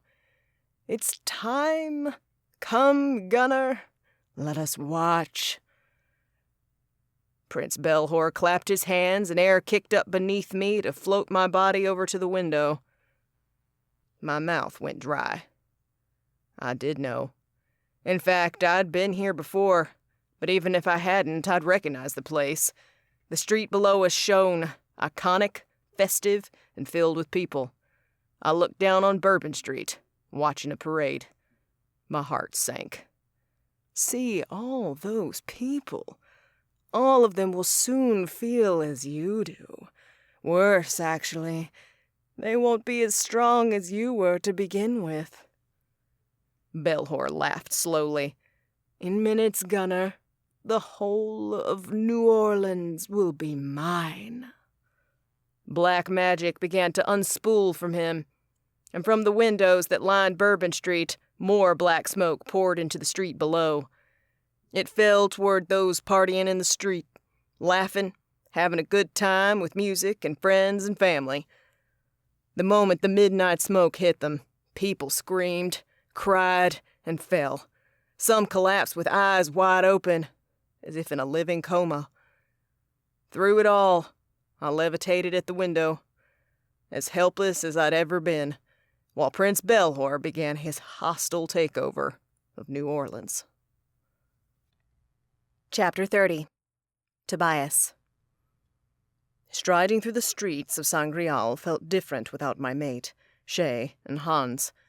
Safer, too, because here, though I bore the royal name, I was also just another vampire in the crowd. No prince escorted me, nor did two beings with white and black wings ride behind me. In fact, despite the fact that I wore clothing from the human world, almost no one looked at me, which suited me. I only wished to get back to Lord Alderic's city home, leave a message for Serena, and then rush back to the palace to ensure that Meredith remained safe. Gods, how would we survive our time here? How long would we be here? It would all depend on whatever deal Meredith struck with the royals. I swallowed, not wanting to consider it too much. What was the point? Meredith had no idea, so clearly it would be done in the moment, based on events that Serena must not have foreseen. I turned a corner and caught sight of Lord Alderic's shop. I'd visited once with Giselle. There his slaves made dresses and exquisite suits. It was quite near the place where Prince Gervais had threatened the Fae, though I hadn't noticed the shop much then. I'd been too fixated on the prince and making sure he did not endanger us. But now, I could mull over the interaction more. The slave had been Fae. One didn't see that every day in Sangreal. The way vampires loved Fae blood, it was a miracle that she was still alive. Putting aside thoughts of earlier, I made my way down the street, all the way to the end before making another turn. 3 more winding blocks later, and my uncle's home came into sight. It was much smaller than his manor in the countryside. But not small, by any means. 7 bedrooms, 7 baths, and many common spaces made for a comfortable city home when my uncle visited court or wished to oversee his businesses in the city. I stopped at the front door and rapped my knuckles against it. It took only a moment before a middle-aged human servant wearing a red collar appeared. I recognized her from a previous visit. "Rose," I nodded. "Is Lord Alderic here?" "Lord Tobias, a pleasure to see you." She curtsied low. "He is at his tailor shop. It's a busy day for him, with the ball tonight and all." But of course, Alderic's shop was renowned for creating beautiful gowns and bespoke suits. I should have realized. "What about Lady Serena?" I asked, though I had low hopes she was in Sangreal already. Has she arrived? In her room. I blinked. How unexpected. Even being an excellent rider and fast runner, how had Serena beaten us here? We'd hoped she'd arrived quickly, but had expected her to come after us. As much as we'd hoped this would be a fast trip into Asila, no one believed the blood would let us go after a brief meeting. She said that you'd be by soon. The human looked around. With others, though. I hope you didn't run into trouble on the road. I almost said that we had, but there was no point. Rose was merely making a pleasantry, and I needed to speak with my sister. A fine journey. Can you show me to Serena's room? Rose moved aside, gesturing for me to enter. I stepped inside and took in the spacious entrance hall. The interior was decorated in shades of gold and cream, with ornate chandeliers hanging from the high ceiling. I followed Rose up the grand staircase and down a long hallway until we reached Serena's room at the end. The human knocked on the door softly. Serena called out for the visitor to enter, so Rose opened the door. I thanked her and stepped inside. The room was new to me, light and airy, and mostly cream, like the rest of the home. Serena sat at a vanity, her back to me as she applied lip rouge. "Tobias, dear brother," she said without turning around. "it is good to see you." "It's good to see you too, sister," I replied, approaching her. "How have you been?" "As well as can be expected." Her eyes darted to the door where the human waited to be dismissed. "Rose, you may go." Very well, Lady Serena. The minute the door shut behind Rose, Serena whirled around, her calm destroyed. "Where have you been, Tobias?" The air of formality dropped from Serena's face. "I arrived yesterday, bartered a ride with a dragon in need. For a fair bit of coin, mind you. When I learned you hadn't made contact, I got anxious." "A dragon?" I asked, astonished. Of all the things I'd expected her to say, it hadn't been that. The kingdom of dragon shifters was not on the way, and dragons were particular with who they allowed to ride on their backs. Also, the vampires did not allow dragons in court. We were too flammable for that. But Serena had always been a risk-taker, and we had told her to get to Sangreal by any means necessary. She'd taken that to heart. "He was hiding from something in a village in the Autumn Court," she explained. "I was buying a new horse, and he said that for the right price he could do me one better. I believed he was quite desperate, but I didn't ask questions. All I cared about was that he got me to the outskirts of our kingdom while avoiding the mountains, which he did, so I can't complain. He can't either, not for what I paid.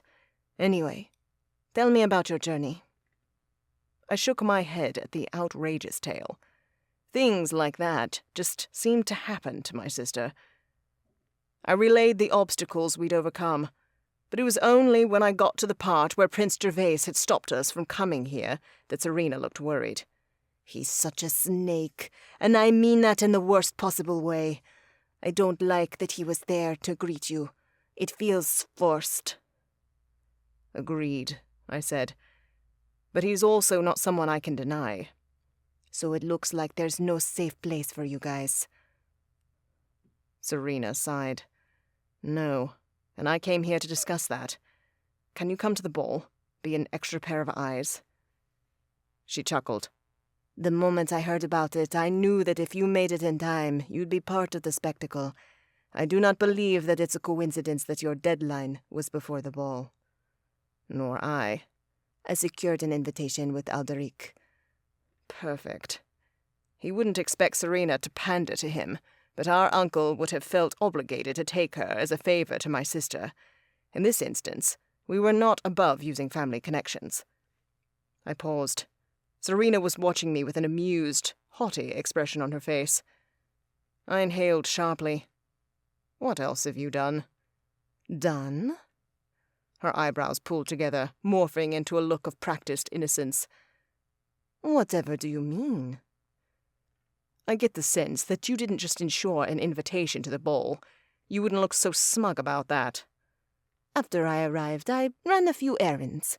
I went to Alderic's shop to procure a gown, checked out the nightlife to hear gossip, as you do. She stretched her arms wide. I can't help it if you have a suspicious mind, Tobias. Perhaps she was right. I've been under a lot of stress, and that usually meant I looked for problems or obstacles where there weren't any. You must relax while you're at the palace, Serena added. I do believe the stress of all this is getting to you. You don't say. I fiddled with a cosmetic on her vanity. If this level of stress didn't affect me, then nothing would. Actually, there's something else that is affecting me. My tone dipped. Remember the vision you spoke about? How Meredith would make a deal with the king and he'd try to keep her here? Of course. Do you have any idea what the deal will entail? We're trying to eliminate any surprises tonight. She leveled me with her gaze. I told you everything I saw, and remember, my predictions always come true, though I don't always know how. I exhaled. Right. Well, I should return to the castle. I'll find you at the ball, brother. Sorry I could not be of more help. She stood and handed over a pouch. I took the pouch, confused. What's this? Coin. In case something goes south tonight and you need it. This bag is enough to purchase 2 horses. Smart Serena. She really was the cleverest of Giselle's children. Thank you. I hugged her, hoping that it wouldn't be the last time, that tonight would not end in violence, like I feared. Chapter 31. Shay. 1 room, 1 Nephilim, 1 half-demon, and 1 bed. Heavens, I was so uncomfortable. We'd passed the time while Tobias was away, sweeping the room for magical bugs and going over things with rooms. But now, Stiff had returned from seeing Serena, who apparently had already arrived safe and sound and on the back of a dragon. The woman was full of surprises, and I was jealous of that adventure. Unfortunately, since arriving, Tobias wanted alone time with his mate, and that left me and Hans in our shared room with nothing to do. Talk about awkward. I glanced across the suite, which was identical to the one Mare and Tobias shared, save for different paintings on the wall, all of which glorified vampire culture. Hans laid on the couch he'd proclaimed that he'd use as a bed. His feet hung off the end by at least 6 inches. I cringed. Was I really going to let him sleep on that small thing? Even I wouldn't fit properly on it. And he must be exhausted from smoke traveling so far and then riding for so long, but being in the same bed, no matter how spacious, wasn't a smart idea either. Hans and I had a history of flirting and attraction, and while we might be friends again, anything deeper made my stomach twist with nerves. "When do you think the clothes will arrive?" I asked, hoping to start a conversation to fill the time. "Not sure." Hans shrugged. The guy always looked nice, but in a casual, athletic way. A fashionista he was not. Plus, since we'd been alone, he'd been obsessing over one thing: where Richard Bronze was located. Giselle had said she'd seen Bronze and Igor Drogo at the Blood Court. Were they staying in the castle? Attending the ball? He propped himself up on an elbow. "As long as it's at least an hour before, we should—" A knock came at the door, and I sprinted to answer it.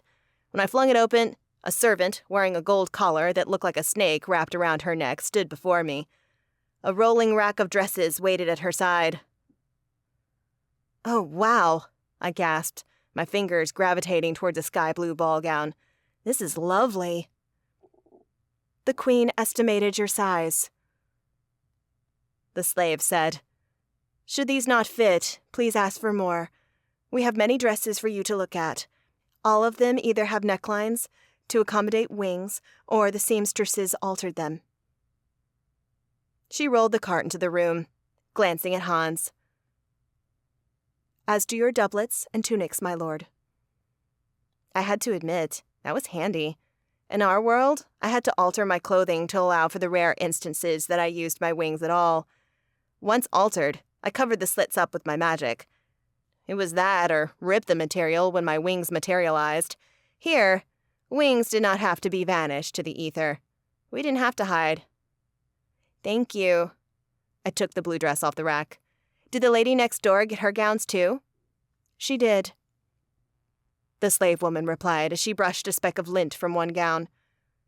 We'll be up shortly with suits for you, my lord, and jewelry that you may borrow to complete your ensemble, my lady. Thank you. I paused. Can I tip you? Tip? Her eyebrows knitted together. Give you money for bringing these? Tobias had dished out the coin that Serena had given him in case we needed it. The slave woman took a step back. They'll punish me. My stomach dropped, and I held up my hands. I didn't realize. Never mind. Forget I asked. She eyed me suspiciously and inched out of the room, which was warranted. I was a Nephilim foreigner, staying in a suite provided by the royals. She might even think I was testing her by offering the money. She departed, leaving the door open behind her, and I turned to my roommate. I hate it here. I can see why Tobias doesn't enjoy coming to Asila. Hans agreed. I liked the spring court, I hedged, and autumn welcomed us. I'd always heard the autumn court was considered darker than spring and summer, but that hadn't been my experience. Truthfully, I had a difficult time believing that, since Kieran was so happy, so vibrant. How could he have grown up in a kingdom that was often at war and had a dismal past? We didn't see much of either, but I prefer to spend time in those courts. Hans stretched out on the couch. Even if Prince Kieran rubbed me the wrong way.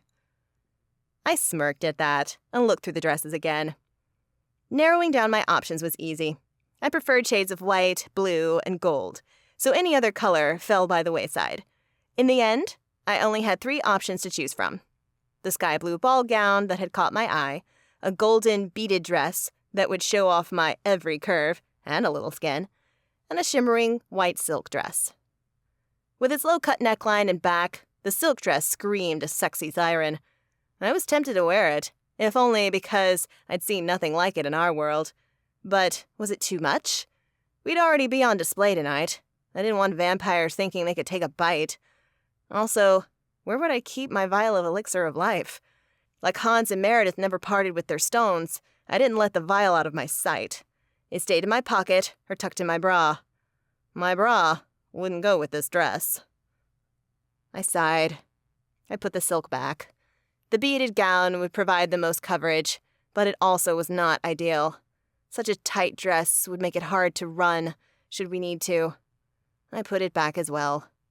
That settled it. The sky blue won out. I could wear a bra with it and tuck my vial in there. The flounce of the ball gown wasn't ideal, but if I needed to, I'd cut any extra material with my sword, which was always within my reach. I was pulling the sky blue gown off the rack to hang in the window to air out when voices approached the open door.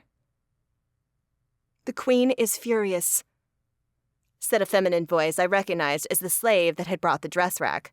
I do not wish to see her again for the rest of the day. What happened? A younger, curious voice asked.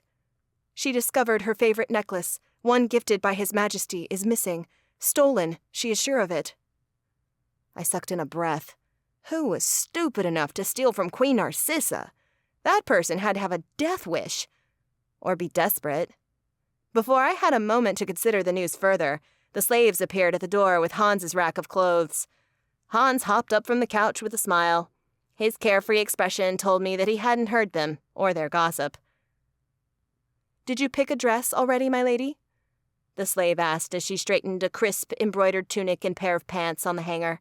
The other slave carried a box over to the table, opened it, and began pulling out necklaces, bracelets, and earrings, all dripping with precious gems. Though the desire to go look at them rose in me, I had to speak to this woman first. The blue ball gown, I replied with a smile. It's so lovely. She nodded and looked away. It appeared my comment on tipping had made the poor woman so uncomfortable she couldn't even meet my eyes. For a moment, I looked away too. Did I need to press her? Yes, I did. As much as I hated causing this woman pain, She carried enough of a burden in life. I needed this information. Beautiful necklaces you've brought, too. I gestured back to where the other slave continued to set out jewelry. I overheard the queen was missing one. The slave paled. Ah, yes, my lady. Though I didn't mean for you to overhear castle gossip. If you... We aren't going to tell anyone you said anything. We might have to use this information, but I'd never sell her out. The slave studied me, and on the other side of the rack, Hans went still. Please, I whispered. We might be in danger here, and knowing about the necklace might help. Serena had foreseen that Meredith would make a deal with the royals. No one knew about what yet, but a lost necklace could be used as a bargaining chip. The woman swallowed, the sound loud in our now silent room. A maid discovered it missing shortly before you arrived, or so the guards at the bottom of the King and Queen's Tower believe. She asked no questions. Smart. She keeps her jewels in her rooms? I pressed my luck. Yes. The slave peered around our room with unease. Her guards were on watch outside their Majesty's room at all times. No one saw anything out of the ordinary, but one guard did hear a sound coming from the tower. It happened only once, so the guard thought little of it. That is our only hint as to what the thief took. Always guarded, and yet someone had slipped by. Maybe through the window? We'd learned in the spring court that griffins were difficult to train, but perhaps someone managed it and had one here. Or another flying creature? But wouldn't someone notice that outside? Do the king and queen have enemies at court right now? The slave shook her head, but the other woman, younger by about 10 years, cleared her throat. I twisted and took her in fully for the first time. She would have fit in at Yale with the clean-cut look that somehow the vampires hadn't drained from her yet. The ball has brought lords and ladies from all over the kingdom, the young slave said. We've been serving them for days since they arrived, and I've noticed a group from the west of the kingdom are not at all pleased to be here. The west. I'd have to figure out who those lords and ladies were at the ball. Thank you, I said, and gestured to the racks of clothing and accessories. We appreciate the help. The slaves curtsied and left the room, the older one faster than the younger. When we were alone, I shut the door and pressed my back to it. We need to tell rooms about the missing necklace before the ball. You're thinking this will be part of the bargain? I don't know, I shrugged. But knowing the royals' business can't hurt. They already know too much about Meredith, and you can't tell me they won't pry further at the ball. Before we go, we'll tell her. For now, it's best to give Tobias and Meredith time to themselves. He had a point. Tobias had needed to find his sister, but it had not been easy for him to leave Meredith, even knowing that Rooms was here with us. When he'd returned, he'd run into her room. He'd been so desperate to see his mate. Hell, I wouldn't be surprised if they'd told Benedict to wait in the hall and were banging. Later, I agreed, and looked at the rack of clothes. Find anything you like? Hans turned to the rack and smirked. Oh, I found something all right. He pulled out a deep forest green tunic. The color looked striking, complementing his golden hair. This will make me quite the catch tonight. Maybe a vampire lady will make me her sugar demon. I rolled my eyes, but a smile tugged at my lips all the same. He was joking about his bloodline. A good sign. You always attract attention, Hans. All the girls love to flirt with you in New Haven. He shrugged. It's a gift. The tats help. I scanned the clothes on my rack again, letting my fingers glide over the fabrics. Aside from the two that I'd put back, deeming them impractical, nothing new was jumping out at me. It's the blue dress for me. Not only is it the most comfortable, but I can wear my bra and stuff a Luxeter and the elixir of life in it. The Luxeter might not work in this realm, but the cost of the magical item was so high that no one would separate me from it. Good choice. You'll look stunning. I chuckled. I'll turn heads, but not because of the dress. I plan on keeping my wings out tonight to remind the royals of who they're dealing with. We both knew the competition at the ball would be fierce. Vampires were renowned for their vanity and the extravagant displays of wealth and beauty that accompanied their events. We could not compete, but Hans and I didn't have to. As a Nephilim and hell-blooded person, we were already extravagant in this court. "We should try them on, though, right?" I said. "In case they need to bring more because of the fit. I don't want to be running late." Good point. Hans grabbed his ensemble and laid it across the bed. Before I could scurry into the en-suite bathroom to change, he'd peeled off his shirt. My mouth went dry. I tried to shake off the sudden rush of desire that surged through me, but it was no use. Hans was toned and muscular, with a trail of blonde hair leading down from his inked chest to his waistband. His wings were vanished, and thank the heavens, because there was something about those inky black wings that was so sexy. As it was, I already couldn't help but stare as he pulled the tunic over his head, his muscles flexing with the effort. He caught me watching in the mirror and smirked. What? Never seen the guy change before? I tore my eyes away and cleared my throat, trying to act nonchalant. "I'm looking at your tattoos." Liar, liar, wings on fire. "I'm going to change in the bathroom," I added, scurrying to the en-suite. Sure thing, he said, still grinning. Don't take too long, though. I want to see you in that dress. I hurried into the bathroom and shut the door, taking a deep breath as I leaned against the door. Chapter 32. Meredith. Tobias fastened the riot fire locket around my neck and took a step back. As I gazed into the mirror, such an intense wave of astonishment washed over me that I barely felt the churning of my guts. The person staring back at me looked so different from the Meredith I was used to. There is not a scrap of my usual black in sight. Instead, I'd opted for a deep crimson gown, the color of House Laurent. True, it was a calculated move, one meant to honor the royal family and perhaps soften them toward me as much as possible. However, despite being strategic, wearing red also felt right. Tobias and I were together, a team, soulmates. He wore a crimson tunic, vest, and pants, respecting his own house despite what they put us through. I'd do the same and represent him. Stunning, I breathed, brushing my hands over the skirt of the gown. The dress was made of silk, with a high neckline and a cutout back that dipped to just above my rear. Best of all, the gown had a small, concealed pocket, large enough for the opal, and was comfortable, as well as beautiful. Tobias told me that ladies of this court often used such pockets to hide their lip rouges. Tonight, this pocket would hide a lapis lazuli. Bloody gorgeous, too, Tobias murmured, taking the hand on which I wore my moonstone ring, the one that recognized the talismans of the other Vindix, and kissing it. If only we didn't have to go to the ball.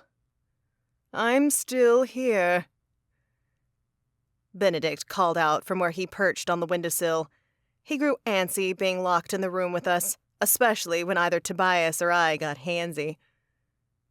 Believe me, we know, Cat. Tobias kissed my neck, his eyes never leaving my reflection. Goosebumps erupted on my arms. Why couldn't we kick my familiar out? Oh, right. Because invisible or not, he'd be caught. Vampires had too good of hearing for him to wander if there weren't others around to cover his noise. Benedict's first chance to explore would be at the ball, when music, dancing, and gossip would make hearing him impossible. A faint knock came at the door. "Come in." The door creaked open, and Shay poked her head in. A smile spread across her face. "Girl, you look amazing." "You too. If tonight weren't so incredibly dangerous, it might also be fun. Shay and I didn't get to dress up like this often, or ever. And what girl didn't love a night of dancing? Crimson is your color." Shay sashayed in like the spicy Nephilim she was. "Take note, Tobias." "She looks good in any color," my mate replied. So not true. Though, I will admit. His tone dipped. This ensemble has me ensorcelled. I beamed at my mate and went to kiss him on the cheek. He pulled a smooth one and tasted my lips instead. When I pulled back, I saw Hans for the first time since I'd left the other's room. Like Shay, he shone in a green tunic that made his blue eyes pop. I caught Shay looking at him too. Drooling, more like, and choked back a chuckle. That girl was gone for Hans, but I was pretty sure they were both denying it. Not a surprise, considering their recent history. Still, my little romantic heart hoped they'd get over it soon. "You look great too, Hans," I said. "As do you." He inclined his head. "I believe we will be stealing eyeballs tonight. Is everyone ready?" A silence hung in the air. Would we ever be ready to participate in a ball filled with murderous vampires? Doubtful. Were we going to do it anyway? Hell yes, we were. "Before we go," Shay broke the quiet, "I need to tell you something, Rooms." I cocked my head. "What's that?" "Earlier today, someone stole a necklace from the Queen. All signs point to the theft happening before we got here, thank the heavens. Apparently, it's one that's important to her. She's pissed, but I also thought that I could use it when I make my deal." I finished, and Shay nodded. This was what I'd been looking for. Something that made Serena's prediction make sense. I was a seeker witch, and the Queen had lost something precious. If we got in trouble, which we surely would, given how valuable I was to the king, finding the necklace was how I'd bargain my way out of this kingdom. I inhaled deeply. Goddess, that felt good. For hours I'd been putting on a brave face, but inside, worry had been twisting my stomach and making my mind race. "Thanks, Shay. That gives me hope." "Same," my roommate replied. "Keep that ace in your back pocket." I nodded. "All right. I'm ready. Benedict, go invisible." The cat leapt off the windowsill and disappeared before his paws struck the ground. Still, I heard the sound. He needed to take care. "Keep us in sight, okay, Benedict?" I said, "but stay back from any vampires around us." "I'll always be watching." His voice drifted out of nowhere. The words would have been creepy, but considering what we were about to do, they reassured me. Together, the 5 of us left our room. As the 2 slaves who'd brought me clothes earlier mentioned they would, a vampire waited for us at the end of the corridor, far enough away to give us privacy, but close enough to be prepared for when we wished to attend the party. I bowed my head to the escort, but he didn't return the gesture. He merely said, "The ball is already underway. Please follow me." I looked at Tobias, a smirk on my lips. We'd planned to arrive a touch late, fashionably so, in my mind. To me, well underway meant that the place was already packed. Those of the blood court were very excited about the blood ball. We remained quiet as our escort led us through the hallways. Again, the surroundings stunned me, even when paired with casual acts of debauchery and cruelty happening in the corridors. None were as vile as the vampires we'd seen leading around naked slaves on a leash, but disgusting all the same. Vampires drank from humans, their fangs sometimes nearing very intimate places. PDA was also common, and while no one was having sex in the open, they weren't leaving much to the imagination either. It was so hard to imagine Tobias in this place, among his kind. He did not fit in, nor for that matter did Giselle or Serena. Maybe that was why they'd made their homes in the human world. "His Majesty is present," the escort spoke, prodding me out of my thoughts as I caught the faintest sounds of music traveling down the halls. We were close. "You must honor him before fulfilling your merriment." "Of course," Tobias replied. We rounded a corner and the entrance to the ball came into sight. Vampires lined up to be announced and take their turn honoring their monarchs. However, when the guards at the doors saw us, they waved us to the front of the line, earning us sneers from those waiting. Deal with it. I wish I wasn't here either. I stood straight-backed beside Tobias behind a curtain that divided the ballroom from the hallway for ultimate drama. As if this court needed more of that. Lord Tobias Laurent and his mate, Lady Meredith Stone, a crier announced, sending butterflies fluttering in my stomach. The palace guard to our side gestured us forward. The curtains parted, and we stepped through into the ballroom. All of my breath left me. The whole of Palais Immortial was stunningly dark, and the ballroom proved no exception. Glittering strings of rubies and diamonds hung from the ceiling, as did cages filled with dancing people, all of whom were scantily dressed. Like in the throne room, the ballroom ceiling sparkled like a starry night sky, but when paired with the floating candles, chandeliers dripping with rubies, and the human-sized torches lining the sides of the room, the glimmering amplified times 10. And that was just what was above our heads.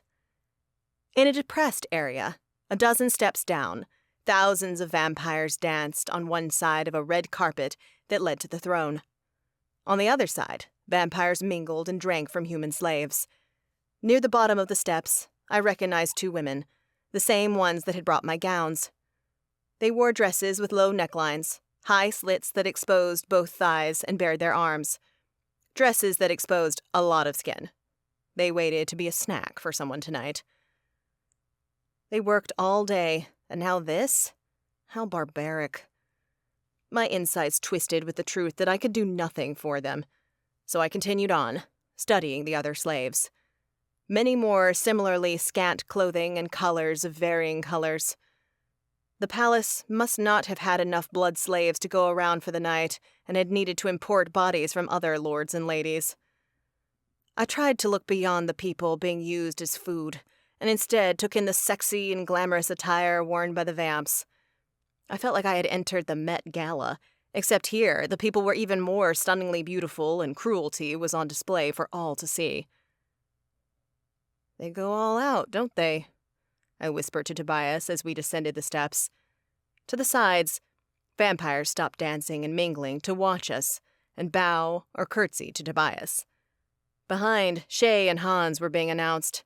Already rumors arose about their wings as vampires began to wonder about our friends' lineages. "Always," my mate replied. "Here, any chance to display wealth and status is seized with gusto." We approached King Vladistrika, lounging on his throne. The throne next to his sat empty. I pitied the poor vampires commanded to carry those massive seats, as well as the striking snakes behind them. When we reached the bottom of the steps leading up to the thrones, I curtsied, and my mate bowed. "A pleasure to see you again," King Vladistrika said when we rose. "I do hope your accommodations are to your liking." "They are," Tobias replied. "Good. Then enjoy the ball." I gaped, but didn't resist Tobias when he pulled me away. I thought for certain the king would have gone for my jugular right then and there. "He has all night to enact whatever plan he has," Tobias whispered. "Vampires are the fastest of all supernatural orders, but we're also immortal, and immortals are rarely in a hurry. Particularly the fastest and strongest of us all, the king and queen." True. Goddess, how infuriating. Not to mention, Queen Narcissa isn't here. She'd want to be included in any machinations her husband gets up to. Tobias whispered, taking a goblet of blood a servant approached him with. Another approached me, and I nearly waved the goblet away. "It's fey wine from the Summer Isles," the servant said. "Other courts covet the drink." In that case, wine might ease my nerves. I took the goblet and sipped. Okay, it was pretty delicious. Shay and Hans joined us, each with a glass of wine in their hands. "What now?" Shay asked. "We wait until they pounce and then Rooms wriggles her way out of it? Where's Serena?" "And has anyone seen Richard Bronze?" Hans asked, craning his neck to look into the crowd. "Or Igor? They'll be close to one another." "I haven't seen my sister yet. And yes, we are waiting for someone else to make a move," Tobias replied to Shay. then turned his emerald gaze on Hans. "I've not spied either Covenant seat. If I do, I'll tell you." Hans frowned. "There are a lot of people here. More than I'd expected." Hans had been willing to wait to find Richard Bronze, but now that we were here, I could feel his restraint fading. "There is food," Tobias said in a not-so-smooth transition. "Perhaps you three should eat. You will want to keep your energy up." "Why is there food, anyway?" I hitched my thumb toward the table. "For the blood slaves, so they don't pass out. Also, there are a few people from other orders present. They live at court and act as emissaries." I wrinkled my nose. Who in the world would want to be a diplomat at this post? "Maybe we should dance," I suggested, not wanting to mingle with the blood slaves because the idea of them made me so uncomfortable. The music was unfamiliar, but the dances didn't look difficult. It was a lot like watching a waltz. I snack during the day, and I'm too nervous to eat. And Hans, dancing allows you to check stuff out without looking like you're spying. "Good point," Hans said. "I'm in." Tobias scanned the dance floor. "Closer to the throne appears the safest, not in the middle." He looked at the ground as if searching for someone, and I understood. If we danced in the middle, it would be impossible for Benedict to stay close, and if something happened and we had to run, Benedict would be separated from us. Perfect.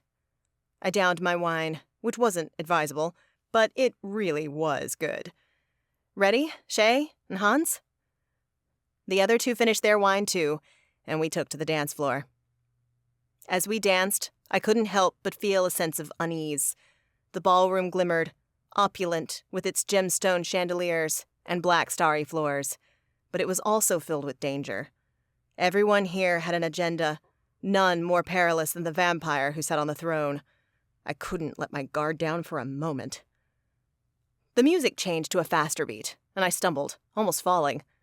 Tobias caught me with a twinkle in his eyes. The sudden closeness between us was electric, and my heart began to race. I breathed in deeply, and his scent of leather and spice threatened to intoxicate me. He pulled me closer. "Are you all right?" A blush crept up my neck, because I danced in a room of graceful vampires, none of whom would ever fall, or even stumble. "Fine, just clumsy." He chuckled, and the sound sent shivers down my spine. "You're not clumsy, Meredith. You're not used to dancing in a room full of predators." He leaned closer, his voice dropping. "Remember, don't let them see your fear." He was right. The dancing should have distracted me. But something about being among all of these vampires jangled my nerves, making me hyper-aware. I looked around the room, letting my gaze linger on faces. Most met my stare, and I repressed a shudder. Again, Tobias leaned in closer, his breath tickling my ear. "Very good, my brave witch."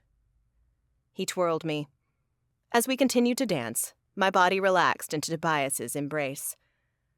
Nearby, Hans and Shay bantered back and forth playfully.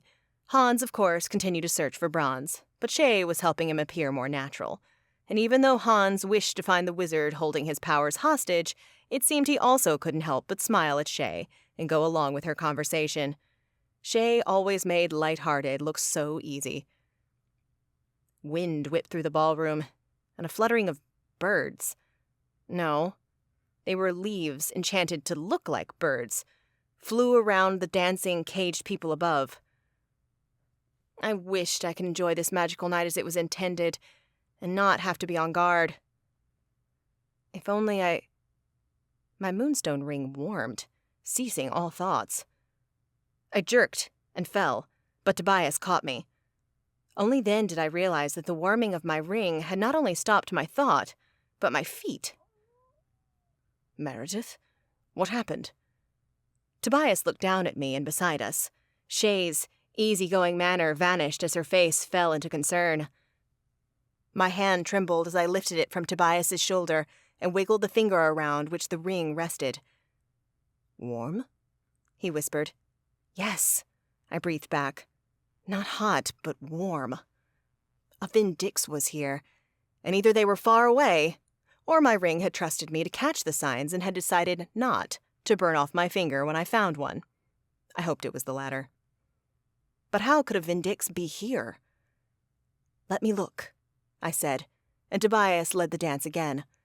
As we moved, I scanned the crowd. Everyone I spotted on the dance floor appeared vampiric. Was it possible that a vampire was a Vindix? Serena had been a witch in her life. Did something like that count?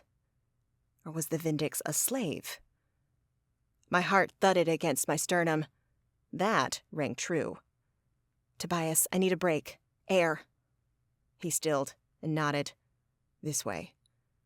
My mate led me off the dance floor, and although he was a lower-ranked royal, vampires parted around him, giving us a clear path to the side of the room. He then wasted no time in veering back toward the steps. There, a few vampires milled, only human blood slaves and the guards and crier announcing new arrivals. All the way, my pulse thrummed and a nervous energy buzzed inside me. Tobias waved off a few vampires who tried to catch his attention. We reached the stairs, and I climbed up 5, hedging between being able to see and being even more on display. From my new vantage, I could see more of the ballroom than when I'd been on the crowded dance floor. I scanned the area as Shay, Hans, and Tobias chatted, providing a cover. The problem was there were so many vampires and slaves present to assist them, too. I estimated that below 1,000 people danced and gossiped and drank from the vein. But I was a seeker. Finding things, and people attached to certain things, like a Vindix talisman, was what I did. And my ring, my talisman, had already reacted to another. And it wasn't Hans's. He'd left the necklace his sister once wore at the Abscondita Manor. So the other Vindix was here, somewhere. I needed to work slowly, methodically, and I'd find them. I'd covered the left half of the room and shifted to the right, starting behind the food tables, when I spotted a black man working with air magic, teasing birds made of leaves from a basket at his side. Air. I'd felt the breeze that he'd created right before my ring had warmed. My stomach fluttered. I'd bet my life that he was the holder of the amethyst of air. "Found one of us, Hans," I said, which halted my friend's conversation. "Where?" Hans asked, grinning as though I'd said something funny. "Behind the food. A wizard working with air. Collared." A gold snake coiled around his neck told me that he was owned by the royal family. Unlike the other slaves present, however, he dressed in long red robes that covered his body. I suspected that meant that he wasn't acting as a blood slave, or more skin would be shown. The robes signaled to other vampires that he was off limits. The vampires used him for his magic, to bring a sense of wonder to the ball. That had to mean that he was powerful. "I need to talk to him," I said. "I need—" The music stopped, and horns blared from the top of the steps. I cringed and turned. Queen Narcissa had arrived, and her eyes blazed a violent, deep red. "Queen Narcissa Laurent," the crier announced. The crowd bowed and curtsied in unison. The king rose and welcomed his mate, but her glare continued, not to be softened. When everyone straightened once more, the queen stepped forward, her back rigid as she descended the steps and walked to the thrones. She reached those great seats, turned, and looked out at her subjects before taking a careful seat. The king followed, reaching a hand out for her. As the queen took her mate's hand, a trickle of sweat slid down my back. She was so intense, so hard. Even though I had a hint to why she was fuming, I felt like breathing would get me in trouble. After an age, the queen spoke. "Welcome to the Blood Bowl. Now, which one of you stole my necklace?" Chapter 33. Meredith. In a room so silent, my breath sounded monstrously loud. Could the queen perched on her throne hear them from where I stood on the steps? Would she think we were guilty, though we'd not even been here when the necklace went missing? Would the timeline matter to her? The king and queen wanted me. Would they fabricate truths to seize me? The Queen had not waited until this moment to announce the theft for no reason. She did nothing without purpose. I studied her and shivered as she took in the room with cold, calculating eyes. In a ballroom full of predators, she showed no fear, because she was at the top of this food chain. Only Narcissa's maid had strength and speed that rivaled hers. From the hard look on the king's face, he supported his wife. Hell, they probably planned this spectacle for fun. Well? The Queen barked so harshly that, at my side, Shay startled. Next to her, Hans's hand wrapped around her wrist just as Tobias pulled me close. Who is foolish enough to steal from me? Queen Narcissa roared. Come forward now. Your choice will save me from making rash decisions. Vampires exchanged glances. All the joy that had consumed the room moments before dissipated. No one steps forward.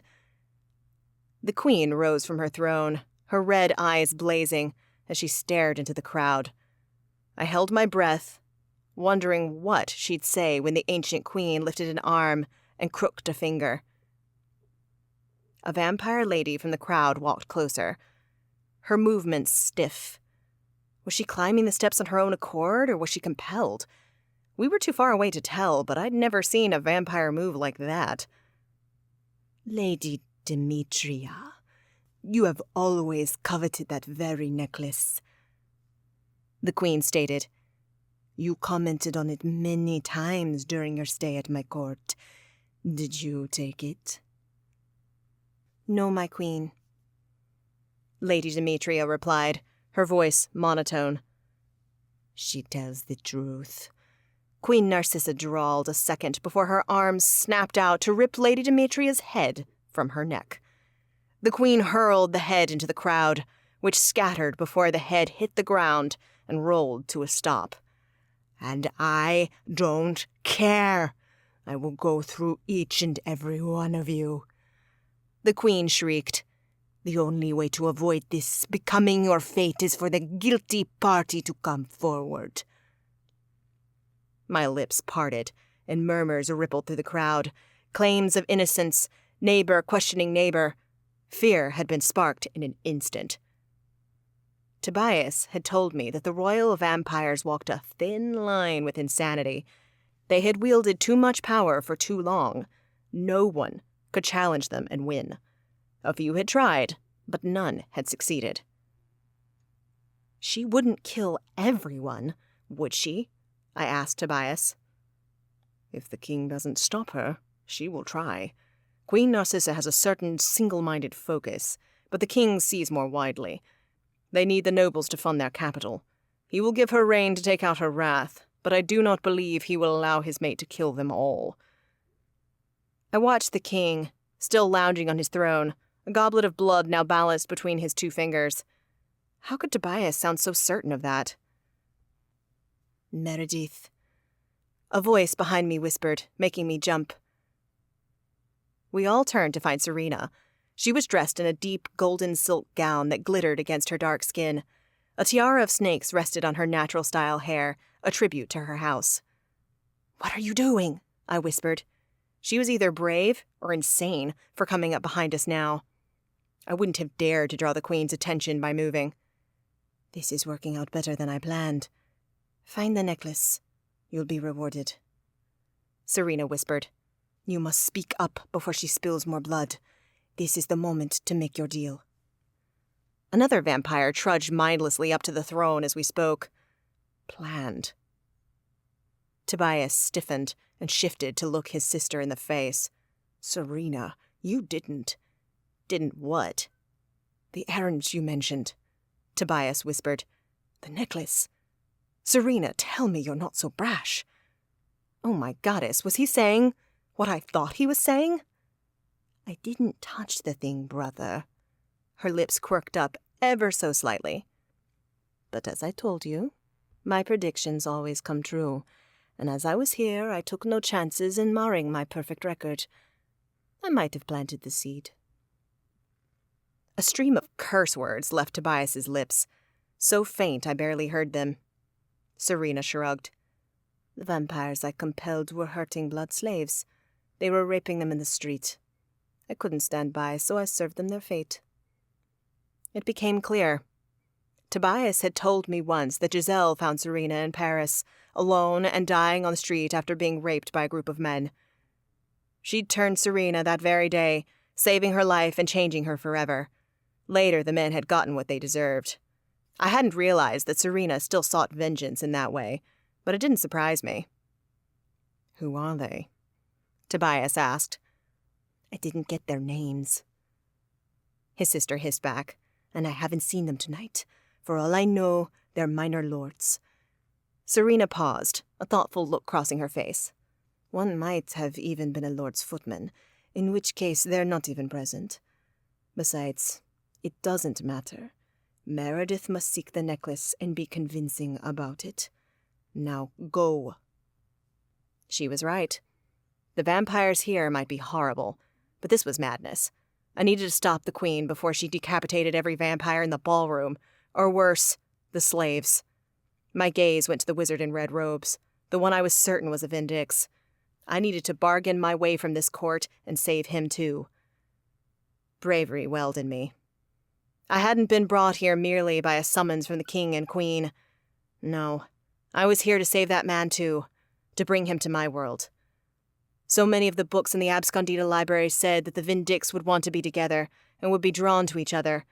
We were supposed to experience a convergence that I was destined to usher along, and after learning that Harper and Hans had been right under my nose, I knew better than to dismiss this turn of fate.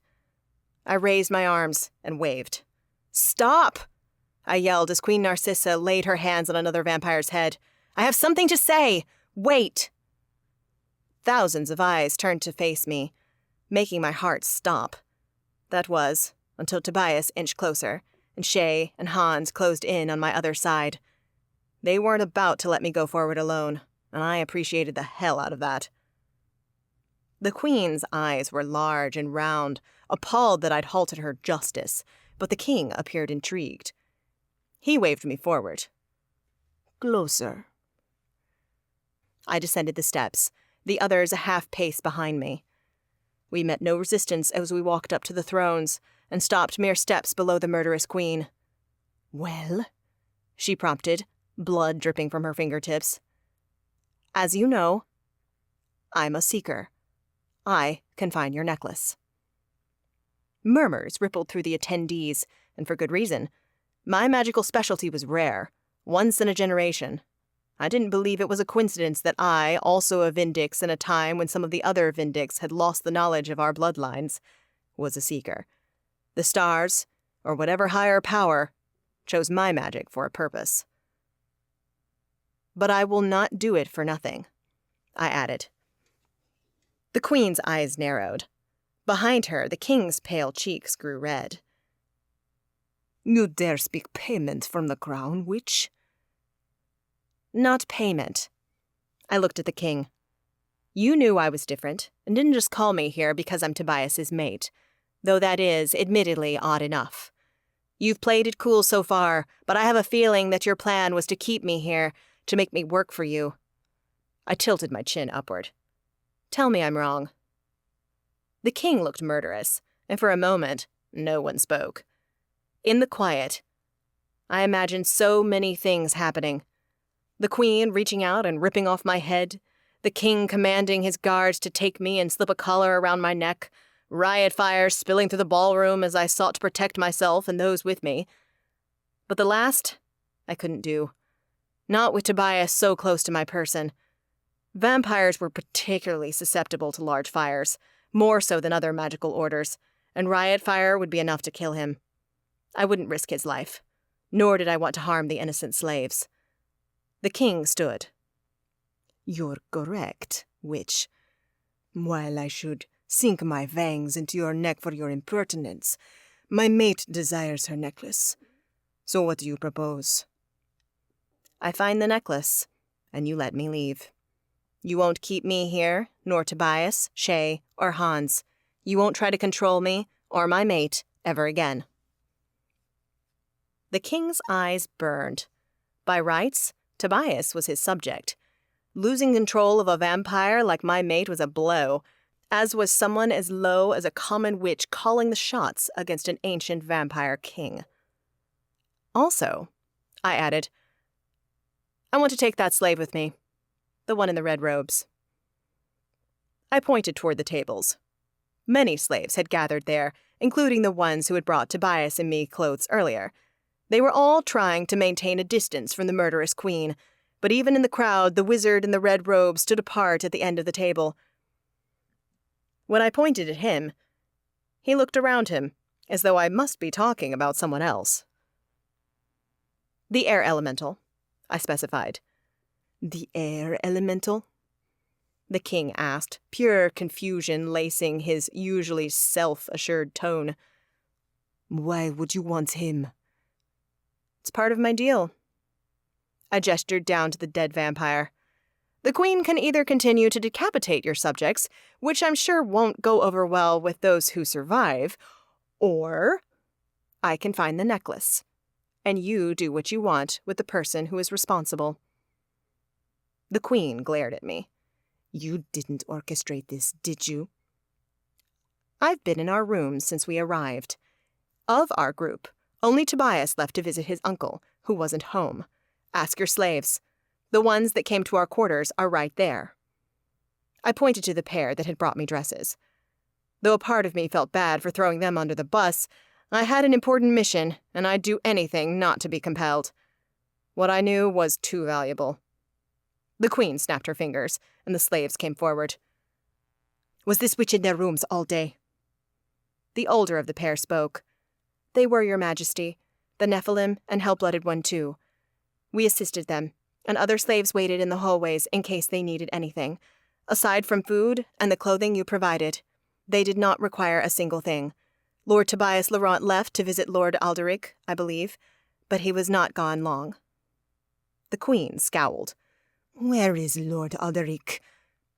The crowds jostled, and a moment later, a vampire came forward. He wore crimson as well, and though Alderic was Giselle's brother, and therefore a born vampire too, he looked nothing like his blonde bombshell sister. With his dark hair and ivory skin, he resembled the king. Here, my queen. Did Tobias come to your home? The queen asked. He did. My slave informed me that he'd stopped by, but I was not home. He did not elaborate further. The queen turned her attention to Tobias. And that was the only place you went? It was, my mate replied. As you might recall, I'd planned to stay with my uncle while at court, but when Prince Gervais saw us at the gate, our plans changed. I wished to inform Lord Alderic of those changes.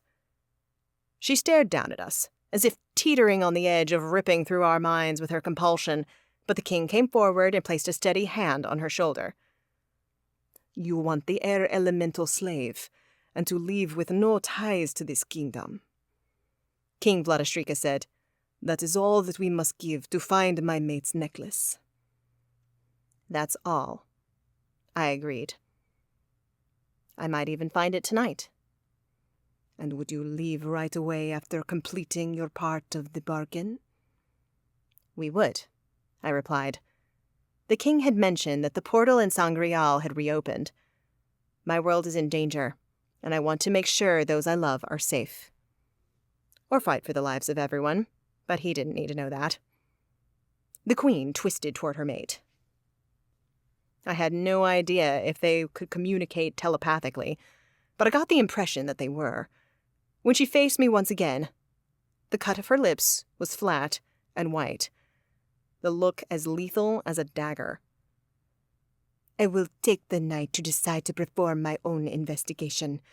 My guards will thoroughly search anyone leaving the palace tonight. Her voice rose to ring through the room. Should you have my necklace, you will not leave Palais Immortal alive with it. I swallowed, drawing the queen's attention again. She looked me up and down, as if I were a vermin. If you are too squeamish to stay while I question my subjects, you may return to your room, witch. So we did not have a deal yet. She wanted to continue her crusade of murder so that she did not have to give up the option of keeping me here. What a monster. I didn't want to think about how many would die tonight, and I also didn't want to stay and watch. The ball was over for me. The royals had laid their cards on the table. They'd pull out all the stops to find the necklace tonight, so they could continue to hold power over me. I hope Serena had been clever enough in her choice of someone to steal it, and that they'd hidden it well. If she hadn't, I had no leverage. Chapter 34. Hans. Dismissed by the Queen, palace guards escorted us from the ball back to our suites. The night had decidedly not gone as planned. I'd hoped to find Richard Bronze among the vampires and demand the return of my magic. Unfortunately, tonight, he'd been nowhere in sight. Had he already left the Blood Court? Why had he been here in the first place? None of us wanted to speak in front of our escort, so we held our tongues until we reached our rooms. Shay and I went inside our room and waited 60 seconds before opening the door. Tobias and Meredith stood there. A soft brush on my leg told me that Benedict had entered, still invisible. We let them in, locked the door, and took to the sitting area, Shay and I claiming the couch, the other two taking the chairs. Benedict released his invisibility and appeared on the side table next to Meredith's chair. Meredith sighed. So, what do you all think? That you scared the bejesus out of me, Shay replied. But I also think you did the right thing. She paused. How sure are you that the slave is a Vindix?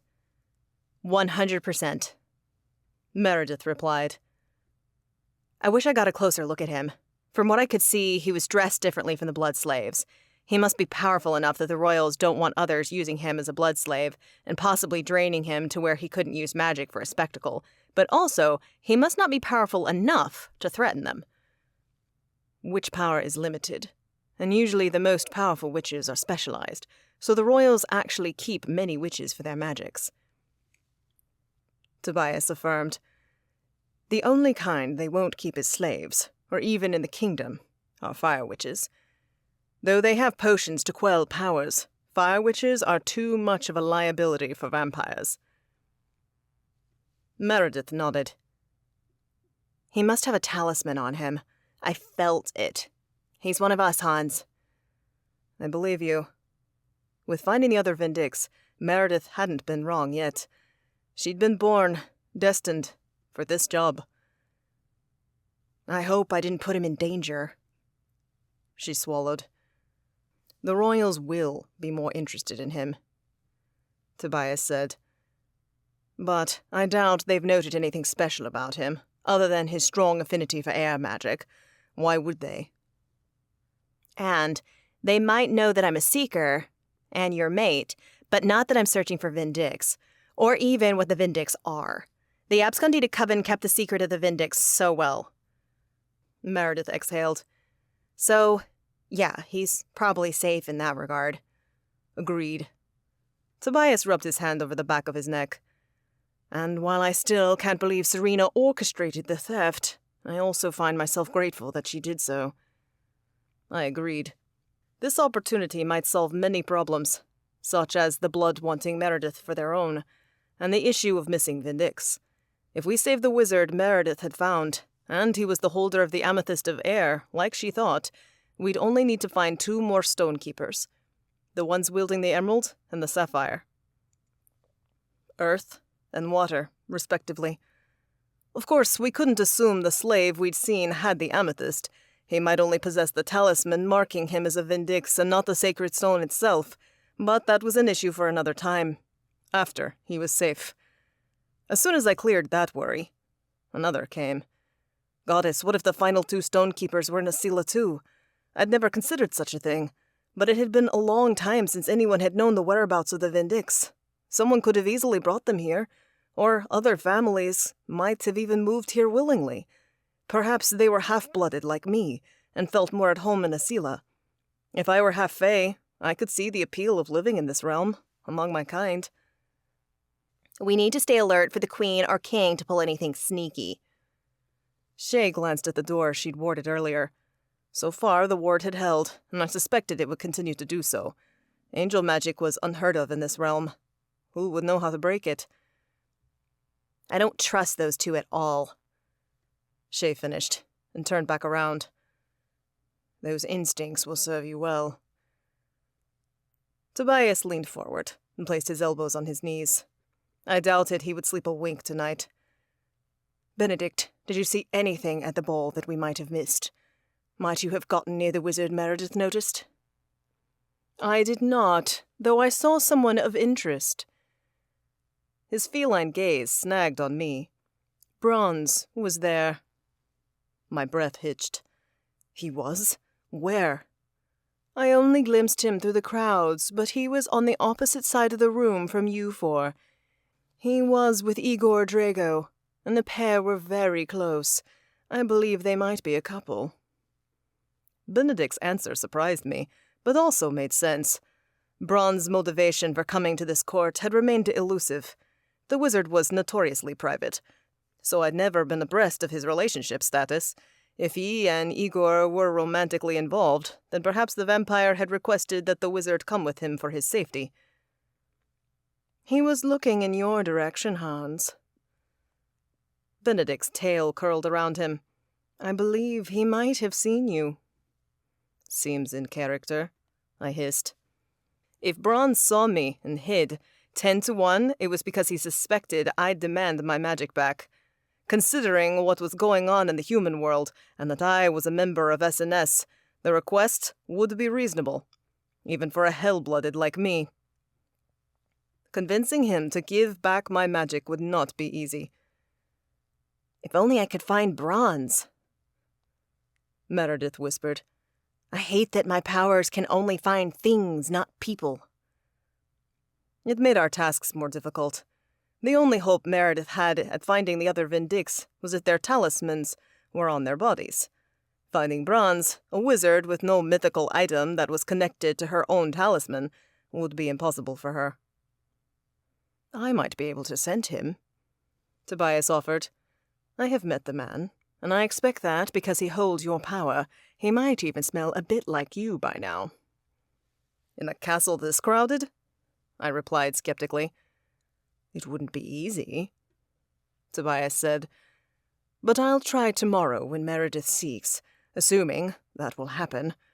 Igor is a known spy for the blood, so I assume that Bronze, as Igor's guest, is safe from losing his head. Thanks. I exhaled. The night hadn't gone as I'd hoped, but there was still a light at the end of the tunnel. Meredith let out a yawn, and Tobias looked at his mate with concern. We should rest.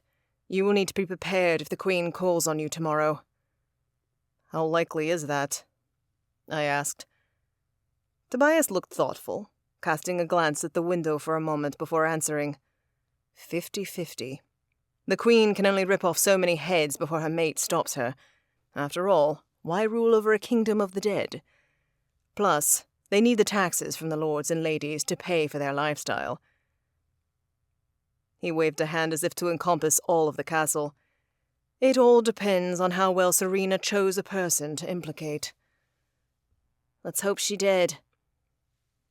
Meredith stood with a smile. For now, we wait. See you guys in the morning. She and Tobias exited the room, hand in hand, leaving Shay and me alone. Suddenly, the air felt thicker, uncomfortable. She cleared her throat, her eyes dipping to the couch.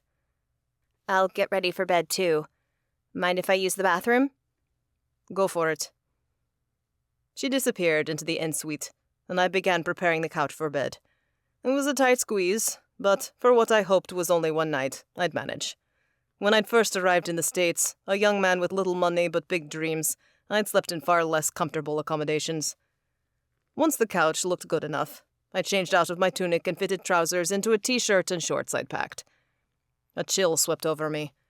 Had I known the castles were drafty, I would have packed sleep pants, but I'd survive. Sometime later, the bathroom door opened. If you want to brush your teeth, come on in. That was all I planned to do before hitting the hay, so I grabbed my backpack and joined my SNS partner in the bathroom. For a castle that looked old, the bathrooms were large and fairly modern in appearance. Far bigger than the one in my New Haven home, too, and I'd always considered my home bathrooms to be fairly spacious. Shay took one sink and began to brush her teeth. The moment felt strangely intimate, but perhaps not to her. Shay lived with Harper and Meredith. Maybe getting ready for bed like this with another person was normal for girls. I pushed aside my feelings and followed suit, ready to rest. As we brushed, I caught her watching me, only for her to look away quickly. She finished and smiled in the mirror, white teeth shining. I like a good party as much as the next girl, but that one sucked, no? I laughed, then spit and finished brushing before replying. Decapitation at a party is a downer. And no one even got to tell us how incredible we looked, Shay said, washing her hands, feigning annoyance. Queen Narcissa stole the show. I liked that she tried to lighten the mood. So much of our lives today weighed heavily, and I often felt it in my soul. I bet she's hell to play board games with. Shay barked out a laugh. Can you even imagine? Playing D&D or whatever? She'd flip over the board. I snorted. You, Shay, have never played D&D in your life. Her cheeks pinked. Called out. I chuckled. But I know that you played it, Shay said with a shrug. Trying to be relatable. I hadn't played D&D for years, but at one point I had loved meeting up with friends on Friday nights and playing. I couldn't believe Shay remembered that. When had I even mentioned it? The Queen wouldn't play it. I agreed with her, which made her grin, and my heart stop. Goddess, a girl spoke D&D speak to me and this happened? Imagine if she started talking about rebuilding a classic car. I'd be a goner. One brigade of trolls ruining her campaign, and it would be all over for the other players. I waved a hand like I was wiping everything off a board. Shay chuckled again and made for the door. Heads would roll. Soon after, I joined her in the main chamber of our room to find Shay already tucked in the bed. I locked the door and double-checked the magic, she said. Just felt better that way. Good idea. It had crossed my mind too, though anyone who would break into a room with us two in it would have to be an idiot. I went to the couch and was pulling back the blanket when she cleared her throat. Hans, you don't have to sleep there. It's way too small, and this bed is huge. I looked up to find her watching me, her teeth sinking into her bottom lip. It's fine. It's not. 2 nights ago, you almost killed yourself smoke traveling, and we haven't gotten real rest since then. Shay patted the bed. Come on, Hans. We can be adults about this. For a moment, I debated, but the seconds ticking on made it all the more awkward. I nodded. Okay, thanks. I padded over and slipped into the bed and groaned. It was much better than the couch. My legs would not be cramped or hanging over the edge. Comfy, huh? Shay asked with a smile. We're going to sleep so good. Shay reached for the lamp. Good night, Hans. Though this court embraced some aspects of the human world, like plumbing, the lamps were lit by magic that one turned on and off with a button. I suspected a witch or a mage provided it. Darkness shrouded us, and we settled in until all I heard was Shay's breathing deepen and slow. She'd fallen asleep in a minute flat. I chuckled and turned toward her, feeling less awkward about it now that she was passed out. I hated sleeping on my other side, but had been trying to make things more comfortable for us both. Clearly, Shay really was at ease, so I could relax too. I closed my eyes, ready for sleep to take me, and for morning to come. Like Shay, I relaxed and was falling into slumber when 2 weights landed across my arm and waist. My eyes flew open. While I'd been falling asleep, Shay had inched closer. She'd thrown 1 arm and 1 leg over me. Her face was much closer than before. Was that okay? Sleeping in the same bed was fine, but how would she feel if she woke up like this? I was about to turn, hoping that would get her to move, when an alarm sounded outside. She jolted at the same time I did. Her eyes widened when she saw the position we were in. My heart thundered as her breathing grew deeper. What was that noise? She asked, not moving a muscle. Her face lingered so close that I felt her breath on my face, smelled her mint toothpaste. I don't know, I whispered. It's coming from outside. A siren? Their form of police? Shay stared at me, nodded before removing her leg from my waist and disentangling her arm from mine. Sorry, she whispered. Don't mention it. I don't mind. You fell asleep so hard and... She closed her eyes, and suddenly her lips were on mine in a chaste yet somehow simmering kiss that made me burn all the way to my toes. When she pulled away, she kept her eyes closed. We don't have to mention that either, if you don't want to.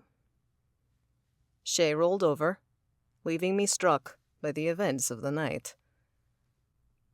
Chapter 35. Meredith. The next morning we were ready when King Vladistrika and Queen Narcissa sent an escort to summon us. Truthfully, I'd been waiting for 3 hours, foot-tapping and incessantly annoying myself, as I hoped they'd call. If Narcissa had rooted out the thief on her own, then my offer would be useless.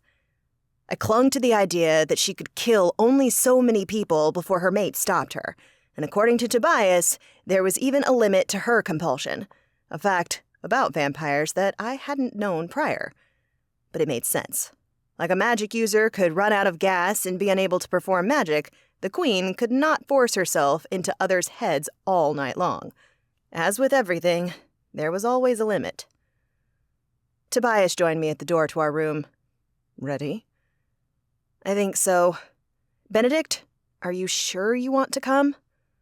I have to be there for you, and don't worry, I'm prepared for anything. Benedict turned invisible, and though I wasn't sure about him coming, I no longer fought it. I needed to save all of my strength and focus for seeking. I'll keep a respectful distance from all vampires in the hallways. I patted my pocket, assuring myself the opal rested there for the 10th time. Then I checked the ring on my finger. Having all that I needed, I opened the door to find that Hans and Shay were already outside, waiting with the escort. My eyebrows pinched together as I took in how Shay avoided Hans's gaze. Why were they standing so far apart? I studied their odd body language. They were turned away from one another just enough that it looked off. While they danced at the ball, they'd seemed happy and like they were having fun. What had happened? Come with me. The king and queen are waiting. The escort pulled me from my questions, and we fell in behind him. Rooms. Shay whispered as we made our way down the corridor. I looked at her, and she tossed me a thumbs up. Yeah, I got this. Right. I kept telling myself that as we wound through the palace, toward the ballroom. Few vampires milled about, and they all seemed to be the palace guards. We also passed several slaves taking down decorations and such. When we arrived at the door to the ballroom, I peeked inside, interested to see what it would look like in the light of day. I wished I had not. A pool of crimson spread across the floor, covering the entirety of what had been the dance floor. 24 slaves were on hands and knees cleaning up the mess that would take hours. Worse, limp bodies of other slaves, and even a few lords and ladies, judging by their attire, lined the walls, discarded like trash. 2 were set apart from the others, a few feet from the wall, their hair splayed out behind them, as if to draw extra attention. They were the women, both the young and the old, who had brought my dresses. Vomit climbed my throat. Heavens help us, Shay muttered and looked away. Hans's face paled, and even Tobias looked stunned. Is that normal for balls here? I whispered, fury lacing my tone. The blood? The killing? Tobias shook his head. Drinking from the vein is, but outright public murder of slaves is not.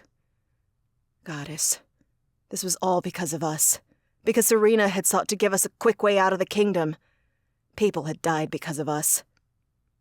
The escort continued walking, completely unbothered.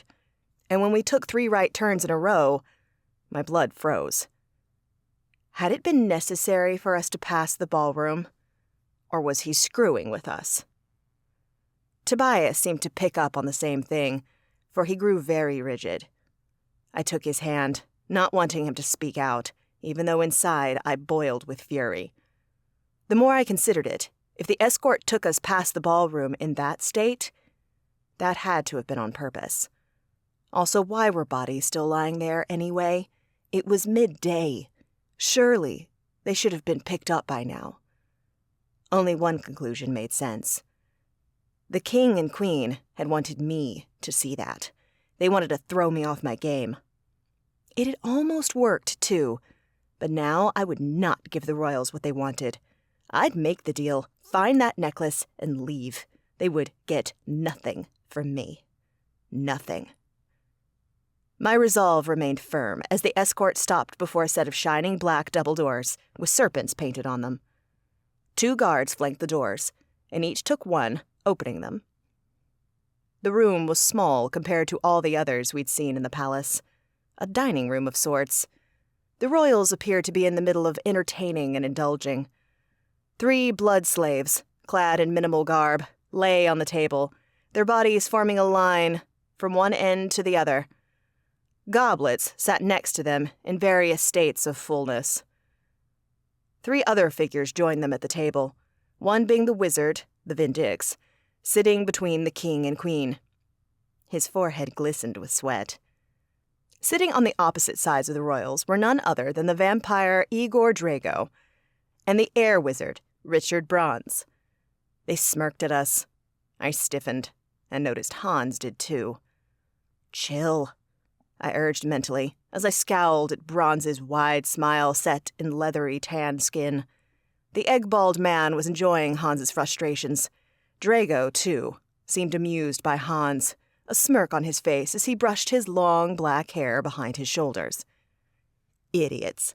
If a hell-blooded person with the power to torture others was pissed at me, I wouldn't be pleased at all. I'd be sprinting in the opposite direction. But neither moon-pale Igor nor Bronze appeared worried. They were certain in their safety here, which meant Igor, a known spy for the royals, had given the king and queen valuable information. But what? Did the Covenant, of which Igor was an elected member, know of the Vindix? I didn't think Lucas shared that information with the Covenant, but I'd never asked either. I wished I had. Closer to the Black Wizard than I'd been last night, I spotted a gold chain around his neck, which was partially hidden by his serpent collar. Like yesterday, my ring burned slightly, telling me he wore his talisman. As I spied no rings on his fingers and he wore no bracelet or earrings, I suspected the necklace was the piece calling to me. Enter, King Vladistrika commanded. Today, he wore a deep crimson tunic and matching pants, but no crown. Kingly casual wear? The queen, too, appeared in less striking attire. She wore a gold gown with serpents slithering up her long sleeves, their heads meeting at her collarbone. Take a seat, the king instructed. We did so, sitting across from the royals, one of the human blood slaves of about my age between us. Only inches from her, I couldn't fail to notice that the woman resembled me. She had the same dark hair, same light eyes, though not one blue and one green, even the same face shape and build. Another mind game. I had to force myself not to scream insults as I stared at the queen. Have you considered my bargain? She smiled, slow and languid, and I was reminded of Tobias telling me that immortals never rushed. I might be in a hurry to leave this place, but the queen would do everything in her power to stop me and probably chip away at my sanity. I have, she replied, her lips turning down ever so slightly. Last night I was unsuccessful in sussing out the culprit, and am willing to hear your terms once more. I go free, as do Tobias, Shay, and Hans. I shot back. You won't call me or Tobias here ever again. I gestured to my side of the table before locking eyes with the Vindix across the table. And he goes with us. At my demand, the air elemental looked away. Although I was trying to save him, he was terrified. To him, I must seem like a crazy witch from another world. What reason would I have for wanting him? I wouldn't be surprised if he didn't trust me at all. That would change. Once I found the Queen's necklace, and they freed him, he'd learn who he was, what he was. I hoped that then he'd help us. I've grown fond of Robbie. The Queen eyed me suspiciously. And you already have your maid, so why would you want him? Unless Tobias is not as satisfying as one might believe. She looked Tobias up and down like he was a piece of meat. Under the table, my fists clenched. All you need to know, I replied, reining in my anger, is that I can find your necklace. Robbie, I inclined my head to the collared wizard. Our freedom and a one-way trip out of here for all of us is my price. Queen Narcissa glared at me. I doubted that people bargained with her often. I was walking on thin ice.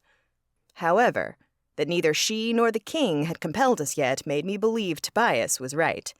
They'd questioned so many last night that they were out of juice. Also, one couldn't discount the sway of Hans and Shay. After all, Giselle had suggested that they come for a reason. Both came from powerful families that were not beholden to Vladistrika or Narcissa. As far as the blood knew, if Hans or Shay were injured or disliked their treatment at the Blood Court, they might involve their own families. And even vampire kings and queens didn't want to anger an archangel or the Queen of Hell. Narcissa shared a glance with her mate. And suddenly, the king nodded.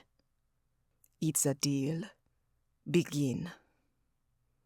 I stood, ready as ever to leave this room. Can you take me to the site of the crime? The Queen's dark eyebrows arched. I thought seekers could find anything. Not people, I corrected, though loopholes did exist. Not that she needed to know about them, just items. I didn't add that it was always helpful if I could connect with an item that had been close to the one I sought, physically or as a set, like each Vindix's talisman and the lapis celesti existed in 7 pairs. I'd like to start from the scene of the crime, I added, not wanting to share more about my powers.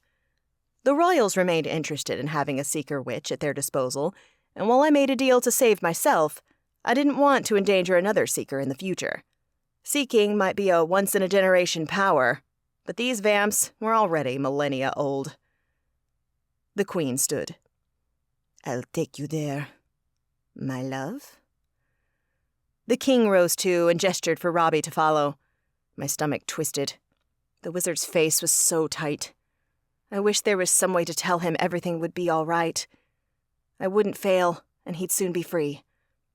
Hopefully, if given that freedom, he'd choose to help us. Our foursome trailed the king and queen. Robbie stuck between the royals like the pawn he was, and Bronze and Drago followed at the very back. I was wondering why they came with us, when Igor glided closer to me and sneered. I knew I sensed something different about you back in New York. I turned my attention to him. His mercurial gray eyes narrowed as he studied me. A seeker. The Covenant should be using your power. And that was exactly why we hadn't told them. I worked for SNS because I wanted to, but before that, the ringmaster had owned me. I'd never be forced into working for someone or an organization ever again. Why are you here? I asked. He's a spy. Tobias spat, trailing the royals around a turn. A desperate social climber. Unlike others, I was not reborn into privilege. Igor spat. And while I might despise your sire, Tobias, the others of your line, the noble Laurents, have been good to me. So I'm good to them, and they are also kind enough to be good to those I care for. His attention flickered to Bronze. Igor spoke so plainly about hating Giselle. Did the king and queen not care? Giselle was of their line too, a duchess in this world, though she did not claim her rights. Or was Igor more valuable than Giselle? It seemed that way, and it made me worry about my mate's sire. I'd never seen Giselle as the black sheep of the family, but maybe I'd been wrong. And if that was true, then Tobias might be as well. A few minutes passed before we neared the end of one hallway. 6 guards stood at the entrance to a staircase, and they parted as the royals approached. Welcome to our tower. The king looked past me. Touch nothing save what we allow. Igor, Richard, you will remain down here. Hans cast a glance at Bronze. His expression said that he wanted to stay, to question Bronze now, but he came with us, climbing the steps all the way to the top of the tower. No guard stood on alert up here, which I thought odd, until I realized that the king and queen were far more deadly anyway. If anyone got past the retinue below, I doubted they'd best the royals. The king opened a door and waved us through. A moment later, I found myself in a Gothic penthouse. Like the rest of the castle, red, black, and gold colors dominated. The room took up the entire top floor of the tower, complete with a sitting area, a bathroom visible from the door, and what I assumed was a closet. A stunning view of Sangreal spanned beyond the many open windows. Across the room from the closet, a bed at least twice the size of the one Tobias and I shared in our room snagged my attention. Golden serpent posts held a canopy of crimson. All of that would have stolen the show if not for the blood smeared on the serpents and the corpse on the bed. Again, vomit threatened to climb my throat. I forced it down, not about to let them see their effect on me. A collar around the man's neck told me he had been a slave. Upon seeing the slave, Robbie recoiled, making me feel terrible. He wouldn't be here, wouldn't be seeing this, a fate that could be his, if not for me. This way, the queen said, not sparing the body a glance. I followed her into a closet, easily the size of my bedroom back home. Against the far wall, an 8-foot-long table featured glittering gems set in gold and silver. The queen had quite the collection of necklaces, bracelets, rings, crowns, and hairpieces. On each side of us, clothing hung. There had to be 1,000 dresses, gowns, and suits in their closet, each more extravagant than the last. Through the numerous distractions, I focused on the jewelry table. One velvet-lined box held only a set of ruby earrings ringed with serpents, though the box was far too large to store only earrings. It rested here. I gestured to the box. The earrings match it? They do, the queen replied. I reached out, touched the earrings, and called on my magic. A tug behind my heart thinned my breath. Yes, seeking became easier every time I did it. I felt the necklace, not close by, but still within the city. Maybe even still on palace grounds. Only one way to find out. Did I need to take the earrings? A smile spread over my face as my power thrummed in me, stronger than ever. I released the earrings back into the box. The yank behind my breastbone still guided me. I could do this without the earrings. I have the trail, I said, turning to the queen. By all means, follow it. Chapter 36. Hans. Meredith led the way through the palace, with Tobias striding like a protective wolf at her side. Shay and I had tried to walk between them and the royals, acting as the shields we were meant to be, but the king and queen would not have it. We were forced to walk behind the royals and in front of Igor and Bronze. With every passing second, this felt more like a setup, a trap. Why else would Igor and Bronze even be here? Tobias surely sensed the potential for a backstabbing moment. Shay, too. Meredith, however, might not. She was focused on seeking the necklace, the item that would win freedom for so many.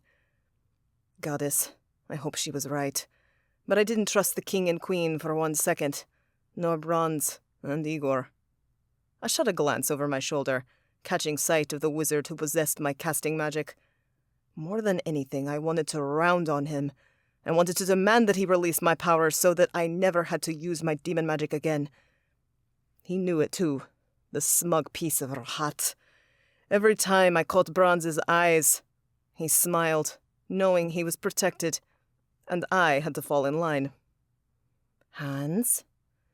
Shay brushed my hand with hers. Stop. Only at her touch did I realize tendrils of darkness swirled around my hands. They didn't even look like smoke, but solid, like the kind that my sister Nicoletta created. What did it mean that I could produce them so easily now? Was I falling into darkness the same way that she had? I exhaled, trying to release some of the stress I carried in my shoulders, though Shay's touch had brought about an entirely different kind of tension. The memory of her kiss lingered on my lips. We hadn't discussed it, or much of anything today. Since the moment I'd woken up, Shay had been suspiciously busy for someone who had nothing to do but wait to be summoned by royals. She'd bathed, cleaned the already spotless bathroom, made the bed, and started skimming a book written in high vitrolic, a vampire language I was certain that she didn't know, although she was fluent in many. No, she'd been avoiding me. And worse, I'd let her. Did she regret the kiss? I sure as hell didn't. It might have taken me by surprise, might have kept me awake for hours despite it being chaste, but there is nothing to regret. In fact, though it was hard to admit, even to myself, I wanted more. Did Shay? Meredith stopped, and I dropped my musings as she pointed to a door down a short hallway. Does that lead outside? It does. To the gardens. Our head gardener stays there. The king pointed to a room off the hallway, very close to the door to the outside. And his supplies are there. Should I call him? Interrogate him? No, Meredith replied quickly. just because the person who took the necklace passed through here doesn't mean it was the gardener. Does he work alone? Slaves work beneath him. King Bloodstreaker replied. He's more of an artistic visionary when it comes to the landscaping. So he pointed, and the others dug. Hardly a gardener. Okay, Meredith mused. my powers tell me to go outside, so let's see if the thief is enjoying the gardens. Her words sounded carefully chosen, and as her gaze slithered to Robbie, I would bet that she didn't want to implicate any slaves. We exited the palace into a beautiful autumn day and followed Meredith into a vast garden boasting a ton of fountains and short hedges. I'd visited Versailles once on a job, and the style reminded me of that. Meredith wove through the paths, her pace fast. I understood her eagerness. Finding this necklace meant freeing a Vindix, and for me, finally getting to talk with Bronze. She stopped and spun on her heels, looking around. It's close. Actually, it should be right here. Hold on a minute. Meredith crouched, stuck her hand in a hedge and beamed. Got it. They threw it in the brush? Queen Narcissa shrieked. I'll have their heads. Where are they? Meredith blinked. I told you, I can't find people, just things. Clearly, after the ball last night, they were scared to keep the necklace with them, so they threw it out here. I don't know where they are, but I never promised to hand the thief over to you, only to find the necklace. The Queen's cheeks darkened. You expect me to give you freedom, to allow you and your mate to leave here scot-free without tracking down the thief? How can I be sure it wasn't you? Compel her, Igor hissed. Tobias shielded Meredith, which earned him a hiss from the king. Shay and I prepared to protect them. There will be no compelling my mate, Tobias said. When neither the king nor queen argued, I was certain it was because they'd extended those powers too much last night. They wouldn't be able to do so now, even if they tried. Tobias held his hand out for the necklace. Meredith passed it over, and Tobias sniffed. A nod, and then he passed it to the Queen. The necklace was gone before we arrived at court, but I can find the thief. Surely you can smell the reek of onion coming off the necklace. The Queen sniffed. It is faint. I'll track it. King Vladastrika scoffed. It might be anyone. We had slaves preparing food for the ball, some of them dishes from other kingdoms. Many might have touched an onion to create those foreign dishes. Perhaps. Tobias snapped back. But I believe I have a hint. Where is Lord Katsu staying? My eyebrows pulled together. Lord Katsu? We hadn't met many vampires here, but wasn't that the vampire who'd been leading the naked blood slaves around on leashes? How was he making that leap? Eastern wing with the others of his domain. The king replied, somewhat stunned.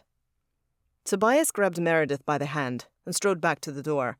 Everyone else followed, probably as confused as me, but Tobias didn't slow or stop as he marched to the eastern wing. When he reached an intersection that branched in 3 ways, he turned to the king and queen, pointing straight ahead. I presumed that was where the eastern wing was located. Do you know where his room is in this wing? I don't know, King Vladastrika replied, but there are slaves on standby. He peered down the hall, in time to see a slave exit a room, their arms laden with sheets. You.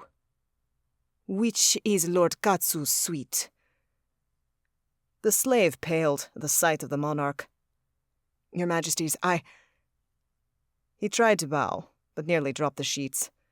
Rise, the king said, sounding bored. Answer my question.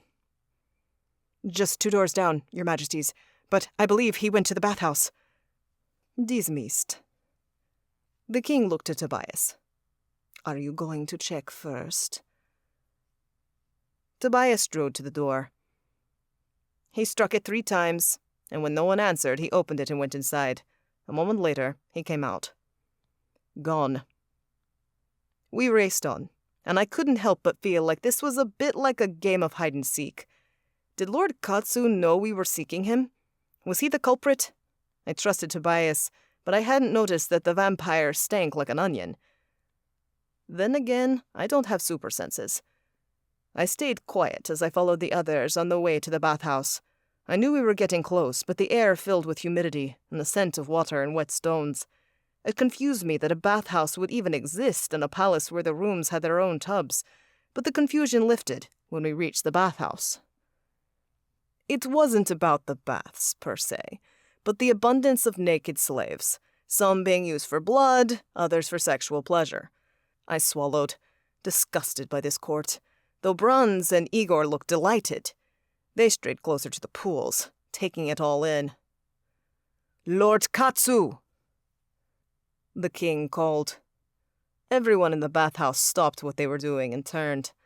Despite their various stages of undress, they bowed or curtsied as if they were in clothing, as if this wasn't the strangest royal visit. It would have been funny if I wasn't so disgusted. My king? Lord Katsu emerged from a corner, mouth bloodied from feeding. He wore a robe, thank the goddess. Come here, the queen hissed. There was no fear or apprehension in Katsu's face as he approached. If he was the thief, wouldn't he be showing signs? After all, the queen had ripped off heads to find her necklace. This ought to be good. Igor growled from some 20 paces away, a bloodthirsty look in his eyes. You're sick, I muttered. Says the hell-blooded. Bronze hissed. Shut the hell up! Shay shot back, defending me.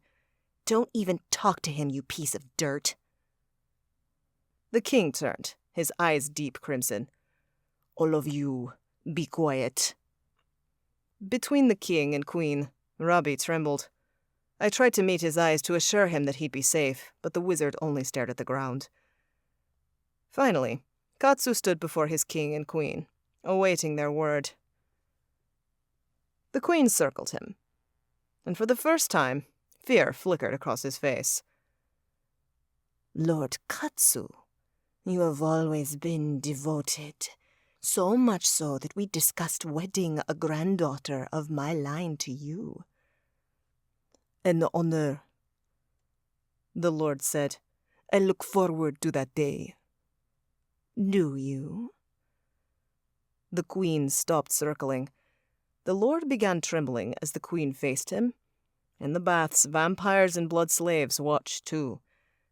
Then tell me, why did you steal my necklace? I did not, my queen. Liar! Katsu made to drop to his knees, perhaps to beg or assure her that he was innocent, but the queen caught him by the neck and pulled him so that they were eye to eye. I ask once more. The queen had taken on a serpentine hiss. Did you steal my necklace? Yes, he squeaked, sounding nothing like himself.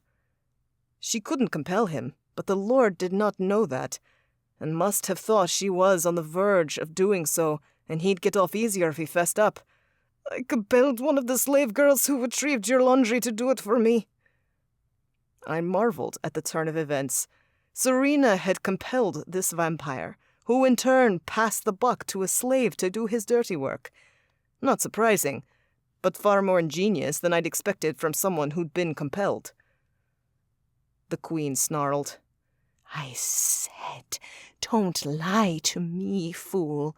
She was the only one allowed in my tower. My guards questioned her first. Do you think I'd miss that? He quivered. Well, whoever did the questioning didn't see that I'd erased the memory of stealing the necklace. They're clearly not as skilled in compulsion as I am. Queen Narcissa roared, before tearing his head from his body and throwing it into a steaming bath. She then darted forward, so fast that she was only a blur, and grabbed another vampire and tore his head from his neck. Vampires and blood slaves alike scattered, trying to get as far away from Narcissa as possible. Startled by the reaction, I grabbed Shay and pulled her close, as Tobias did with Meredith. The queen was out of her mind with rage, unpredictable. We did not, however, watch the king. A mistake, for he reacted too by sinking his fangs into Robbie's neck. Meredith shrieked, "No! Leave him alone! He's free!" He's a slave, the queen screamed. Our property, and so are you, witch. Seize her! Take all of them! They'd never intended to honor the bargain. We had to run. It clicked for Shay the same moment it did for me. She pulled her sword of fire and light from the ether and rushed forward, closer to the baths, swinging at any vampire who approached to do their queen's bidding. Tobias pushed Meredith at me as he swung into action. "Call your smoke!" he instructed, then lunged at the king. "Benedict!" Meredith yelled. "Here!" The cat appeared out of thin air before leaping for Meredith. She caught him just as Igor advanced from the side, evading an attack from Shay. His eyes burned with hatred for me. Given half a chance, I was sure Igor would rip my throat out. Not today, scum. I struck with my demon magic, always far too easy to use for my liking. The vampire stopped in his tracks, the pain I sent his way ripping through his body so that he cried out. In my pocket, the pearl of hell burned. The urge to release it nearly overpowered me, but Shay was there a second later, silencing Igor's cry forever with a swing of her sword. Igor's head fell to the ground. "Oh my goddess!" Meredith whispered. "Where the hell is Bronze?" I shouted to Shay while calling my smoke again. I don't know." She pivoted toward the door again and pointed. "There!" I spun as fury raged inside me. The wizard had opted to run rather than fight. What a coward. Forgetting the smoke, I struck at him with my demon powers of torture, shooting pain through the wizard who had wronged me. He didn't even see it coming. A guttural scream left his lips as he collapsed. Again, the pearl burned. The cursed thing wanted in on the action, but no. I was causing enough pain. I didn't need its help. Plus, if I brought out the pearl, that would blow our cover. Resolutely, I ignored it. I got him! Watch my back! Shay soared over and vanished her sword so that she could scoop him up. I did as she requested, using my magic to inflict intense pain on any vampire who approached us on behalf of the Queen. They all fell to the ground, but the Queen herself was rampaging. I took a chance to make sure that Shay was okay. Right at that moment, a projectile came right for her. "Shay, watch out!" I yelled as the projectile struck her, right in the leg. Shay screamed in pain, and the thing that had hit her rebounded and clattered to the ground. A freaking bar of soap. I exhaled, relieved for a moment because soap wasn't going to kill her or slice off her leg. But Shay patted her pant leg, her eyes wide, frantic. "No, no, no!" Shay shouted, still patting her leg. "The elixir!"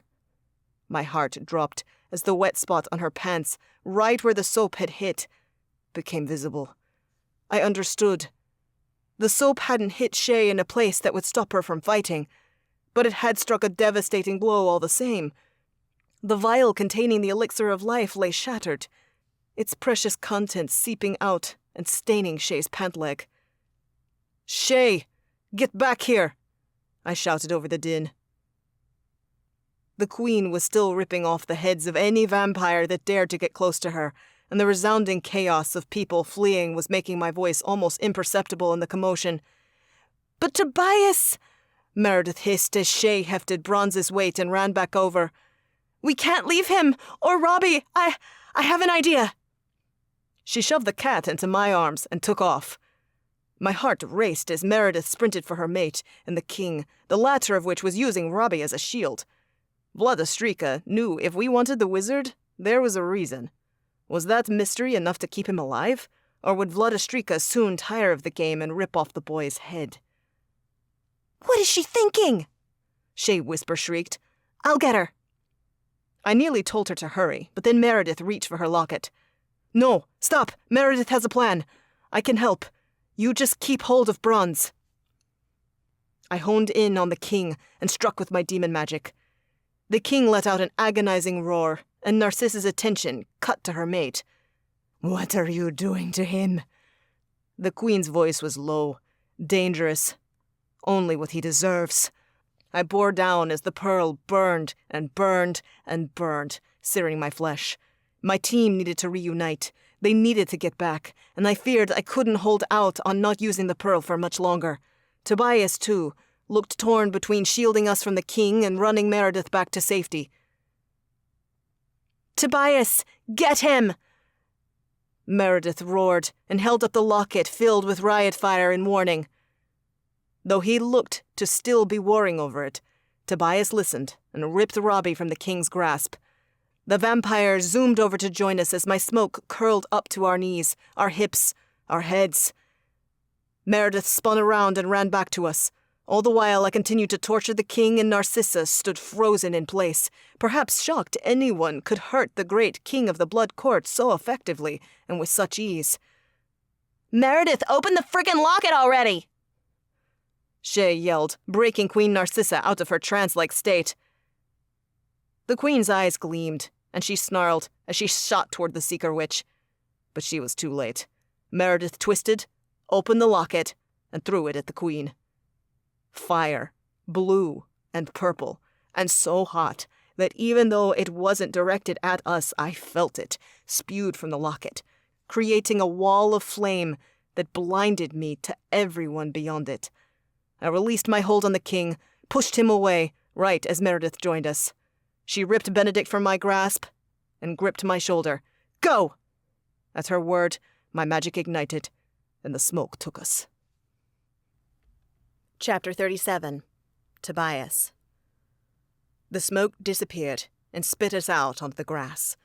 I looked around, desperate to get my bearings. We stood just outside the Sangreal city gates. Bloody brilliant, Hans, I thought, even as I noticed the human gate guards above watching us. They hadn't made a move yet, but that wouldn't last long. The hell-blooded wizard met my eyes as Benedict became visible and leapt from his arms. No idea where the portal is. Figured this was far enough away from the castle, though. They keep it outside of the city walls, so this is perfect, but we must hurry, I answered.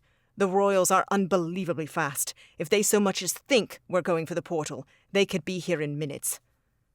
All vampires were fast, but Queen Narcissa and King Vladastrika were on a whole other level. Tobias! Meredith gasped. What about Serena? My heart sank. Serena had only approached us once, at the ball, but the royals knew she was in their kingdom, and her relationship to me. I needed to warn her that trouble was coming, but I couldn't go to Lord Alderic's and leave the rest of my group here. I looked at the human soldiers at the gate, all of them still studying us warily, and passed a shell-shocked Robbie to Hans. A minute. I zipped over and came to a fast stop before one soldier. "Why do you have a royal blood slave?" the soldier asked, shoulders thrown back and chin up, though I detected the waver in his tone. In his position, it took courage to stand up to a vampire, but I didn't have time for his heroics.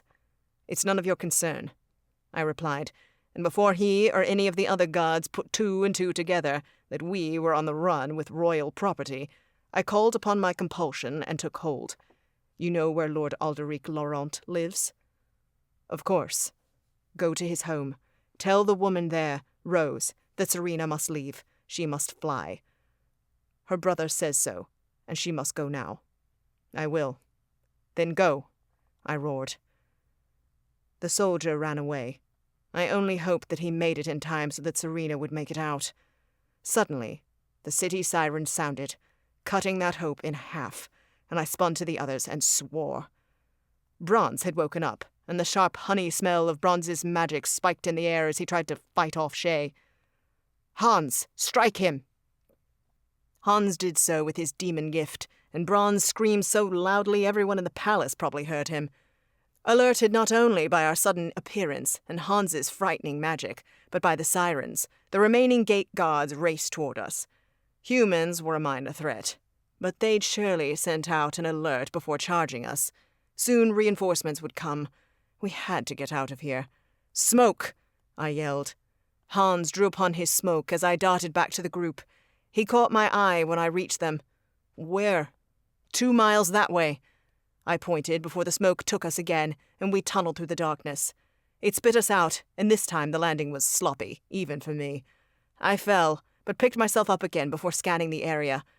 Hans had gotten us close, so close. As he'd never seen the portal, it was remarkable. "We must run," I said. "We're about a 1/4 mile west." Wings unfurled from Hans and Shay. Hans grabbed Bronze, while Meredith scooped up Benedict. "We won't be able to keep up with Tobias by running, so we'll fly," Shay said. "Do you have Robbie?" "Of course," I replied. "Meredith, too." "Good. My sword is ready to protect you." Shay pulled her sword from the ether. Though Meredith was able-bodied, she'd never be fast enough if vampires came after us, especially not those more ancient than I. Shay and Hans wouldn't be fast enough either, but they could fly, and that would keep them out of other vampires' reach. If the Queen or King come, bloody hell. I couldn't think like that. Mindful not to knock the cat out of her grasp, I scooped my mate up with one arm and Robbie with the other. Because she knew just how fast my kind could run, Meredith didn't fight it, and during our escape, the wizard had passed out, which was probably for the best. "Go," I said to the other two, and they took off, leaping into the air. The problem with their flying was that they'd give away our position. But if we went fast enough, that wouldn't matter. We only needed to get to our world, to Paris. From there, we'd use the Luxators and vanish, leaving no trace to follow. So I raced for the portal between worlds, all the while hoping that Serena would understand my semi-cryptic message. She would not be able to reach the portal to our world in time. Of that I was sure. To survive, my sister would need to ride like the wind all the way back to the Spring Court. There, Prince Aedonius and Cora would help her. Could she get a horse out in time? If anyone can, it's Serena, I assured myself, trying not to panic. The portal came into sight, but something was wrong. Usually, only one sentry stood guard. Today, 12 surrounded the portal. They were not human, but vampire guards. What the bloody hell happened? There was no way the palace could have manned the portal so quickly. It was like they were prepared for someone else to come here and try to escape. But who? I shook my head. It didn't matter. This was our only shot. We had no griffins, no horses, nothing. We had to get through the portal. "Stop!" one guard yelled when he saw me approaching. "Slow and present yourself." I did, but was still running when I came up to them. "We're going home." The soldier eyed me skeptically, Meredith and Robbie still tucked in my arms. "That slave is the palace's property. It is." The soldier gripped his sword. "I'm going to ask you to—" "Stop them! In the name of your queen, stop them!" The queen's distinct voice roared through the forest. I sucked in a breath. So she'd survived the riot fire and was already past the city gate. I couldn't see her yet, but she was coming for us. As an ancient vampire of great power, she'd be here in no time. I prepared to fight through the soldiers when Shay dropped out of the sky and landed in front of me. She swung her magical sword in a violent arc, decapitating 3 of the vampires in one go. Hans landed a moment later. His powers of torture brought the others to their knees, then sprawled them flat on the mossy ground. Shay lobbed off their heads without so much as blinking. "Go!" Hans shouted as he shifted bronze on his shoulder so he didn't fall off. "The queen is coming, but I can hold her back."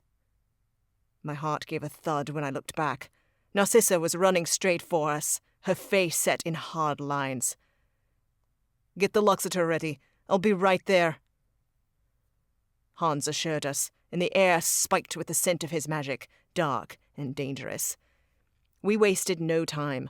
I ran through with Meredith and Robbie, while Shay closely followed behind. The portal between worlds was not like smoke or light travel.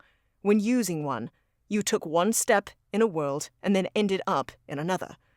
We emerged into a dingy, dirty alley that, because of the enchantments on the place, no humans would ever travel down.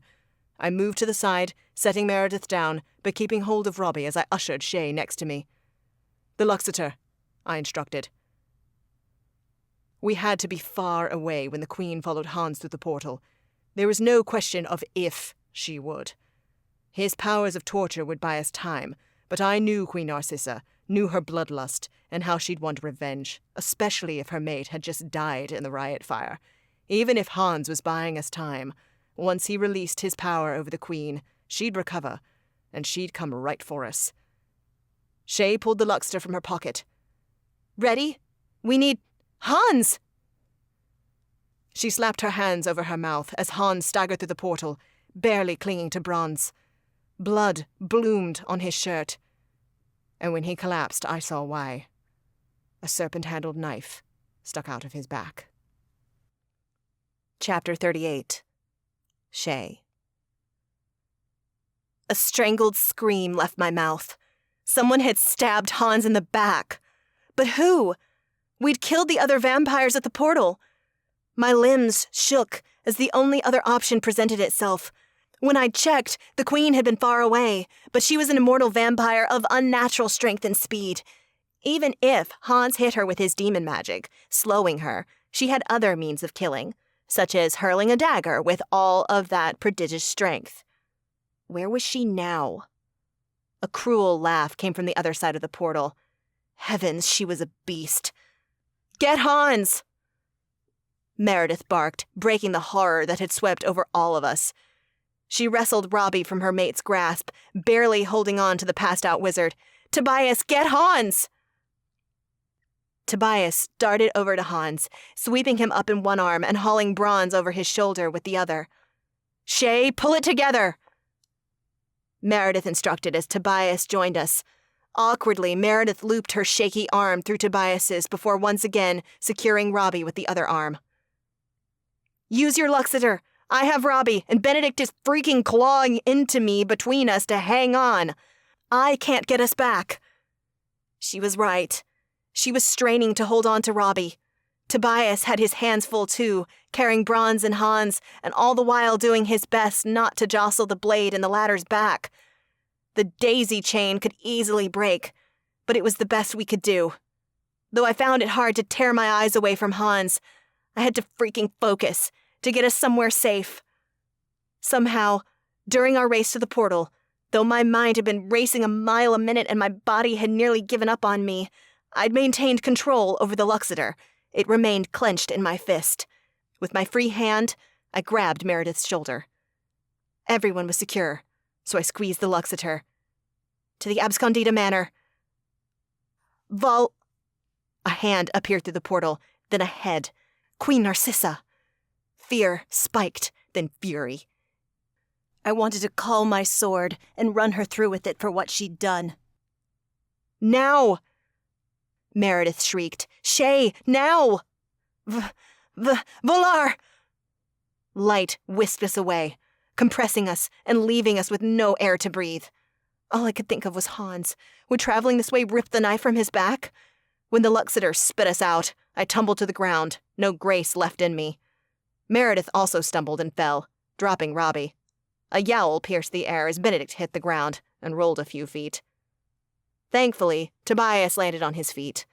I leapt up to help, and after assuring myself that the blade was still in Hans, that it hadn't torn out and caused more damage, I studied the area. We'd made it. We were in the front yard of the Abscondita Manor, the front door only 20 feet away. Jesus, Shay! Meredith yelled. Why did you hesitate? She could have grabbed us and come here. She was about to, Benedict added, his amber eyes haunted. He was pacing, but shaking violently as he did so. Inches away. My blood froze. I didn't even think about that. Obviously. Meredith looked at Tobias. Is Hans breathing? How's his pulse? Tobias set Bronze on the ground. The Covenant seat moaned, telling us all that he was alive, so we turned our attention to more important matters. Hans. Gently, Tobias laid Hans on his side before seeking his pulse. Weak. Tobias said after a few seconds. He needs attention now, or he won't survive. Shay, use your light, just to stabilize him. It hurts him. We'd tried it before, to disastrous effects.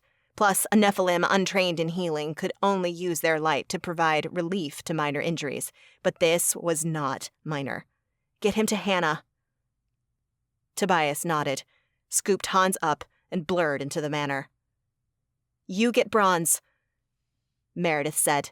I have Robbie. They're going to need Hannah too. After Hans, I spat.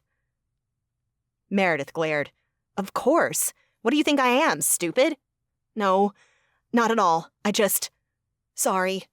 I choked out, and breathing deeply, I squatted and hauled Bronze over my shoulder. The man was on the large side, but I was no weakling, and I had so much adrenaline pumping through me I probably could have lifted an elephant. Without stopping to see if Meredith could handle running with Robbie, I dashed inside the manor, chest heaving and unshed tears swimming in my eyes. Meredith had every right to be pissed at me. I'd lost my head, and that was unacceptable. I was a trained member of Shadows and Secrets. We drilled for times like these. I was so pissed at myself. And yet the memory of seeing Hans falling through the portal, the knife stuck in his back, and the serpent handle with the gleaming ruby eyes, all of that would haunt me for the rest of my life. Shay. Luca called as I ran through the intersection of corridors. Is that Richard Bronze? Can't stop. Hans got stabbed. Meredith might need help with something. Front yard. A pause. Then Luca shouted, On it. Fast footsteps heading in the opposite direction told me he'd be there to help soon enough, so I pushed onward. By the time I reached the healer's quarters, I was finally feeling the full effects of Bronze's weight. I all but stumbled into the room and exhaled when I saw that Hannah, the Archicustos healer, was there and already tending to Hans. Hannah looked up at my entry, her eyebrows pulled together. Who's that?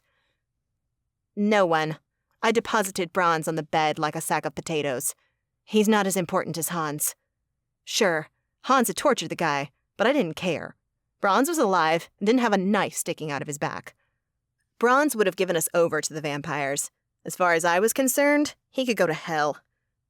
If Hans didn't need Bronze to get his magic back, I would have sent him there myself.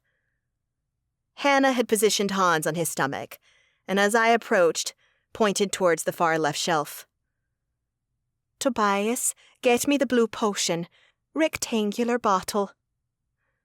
I reached Hans's bedside, my throat tightening at the blade still in Hans's back. Will he live? Hannah swallowed. I don't know. His pulse is so weak. He's an inch from death, and I worry that he'll bleed out too fast for me to help if I remove the blade. An inch from death. I gasped, and my hand flew to my pocket, only to find it soaked. I was right. The vial of elixir of life had shattered. Hannah, the elixir of life! Her eyes widened. It's not here. What? Claire studies alchemy. I gave it to her earlier to study. It's in her chambers. I did not know where Claire's room was, but it didn't matter. The third bottle was in my room. Keep him alive. I'll be right back. I raced to my rooms at the manor, passing Stewart and Phallic as I ran, and yelled for them to go to the infirmary and help. The more people there to help, the better. When I reached my room, I burst through the door and darted straight for the dresser, where the third vial of elixir of life waited. I grabbed it and sprinted like hell back to the infirmary, arriving completely out of breath. It was more crowded now, with Luca, Meredith, Robbie, and the 2 Archicustos I'd passed also present. I plowed through them all and went for Hannah. Give him this. She took the vial, popped off the top, and after maneuvering his chin a bit, tilted it into Hans's mouth. Once he drank it all, Hannah shifted Hans on his side, grabbed for a stethoscope, and listened to his chest. Seconds passed in which I prayed to any god, goddess, or magical being that had ever existed to save him. I didn't care who or what would help. I needed Hans to live. Seconds turned to minutes, and I wanted to scream, but I waited. I just watched Hannah. He's stabilizing. The healer exhaled a long breath as she laid him back down on his stomach. Honestly, I didn't think he'd make it, but the elixir's working fast. You brought him back in time. Thank you, Shay. Now I can work on the wound with greater care. Take good care of him, I whispered. Please. I will. Hannah turned and grabbed another vial from her stash. Stewart and Phallic assisted, allowing Tobias to slip aside and join Meredith and Benedict, hovering at the edge of the room. Luca appeared at my side. Your vial was used in Asila? Broken during the fight to leave. The Coven master appeared unsurprised. Who's the other person? He's collared, so he must be a slave from the Blood Court. I was surprised Meredith hadn't told him, but then realized Luca had likely just taken the blood slave from Meredith and ran here. It was in his character. A Vindix. A strangled sound filled the room as Robbie shot up from the bed he lay upon, terror in his eyes. He made to leap from the bed, but fell. Tobias started over, grabbing the man by the shoulders. Stop, Robbie. Tobias spoke in a strong, controlled manner. You're safe. You're safe. The Queen, the King, take me back or they'll drain me. His eyes were wide, wild with fear. You took me. They'll drain me dry. They won't. You're not in Asila. Tobias said, his tone soft yet firm. You're in the human world. The man blinked, stilled. I am in the human world? You are. Meredith approached, her hands up and palms out to reassure him. We brought you here because we believed that you're very important, but that tale can wait for later. For now, rest. Robbie nodded, slowly, as if not sure what to think. No surprise there. One moment he was a blood slave for two of the cruelest rulers in Asila, and the next he'd woken up in the human world. He turned, taking in the space. When his eyes landed on Hans, he paled and pointed. That man. That dagger. He'll live, I assured Robbie. We have an excellent healer here, and she just gave him a strong potion. He'll never live as before, Robbie whispered. His eyes appeared haunted as he took a step back from Hans. That's no regular blade in his back. My blood chilled. What do you mean? That, Robbie shuddered, is Queen Narcissa's cursed dagger. This has been Kingdoms of Sin, Book 5 in the Covens of Shadows and Secrets series, a Crowns of Magic Universe series, written by Ashley McLeo, narrated by Elsie Johnson. Copyright 2023 by Ashley McLeo. Production copyright by Ashley McLeo. Thank you for listening.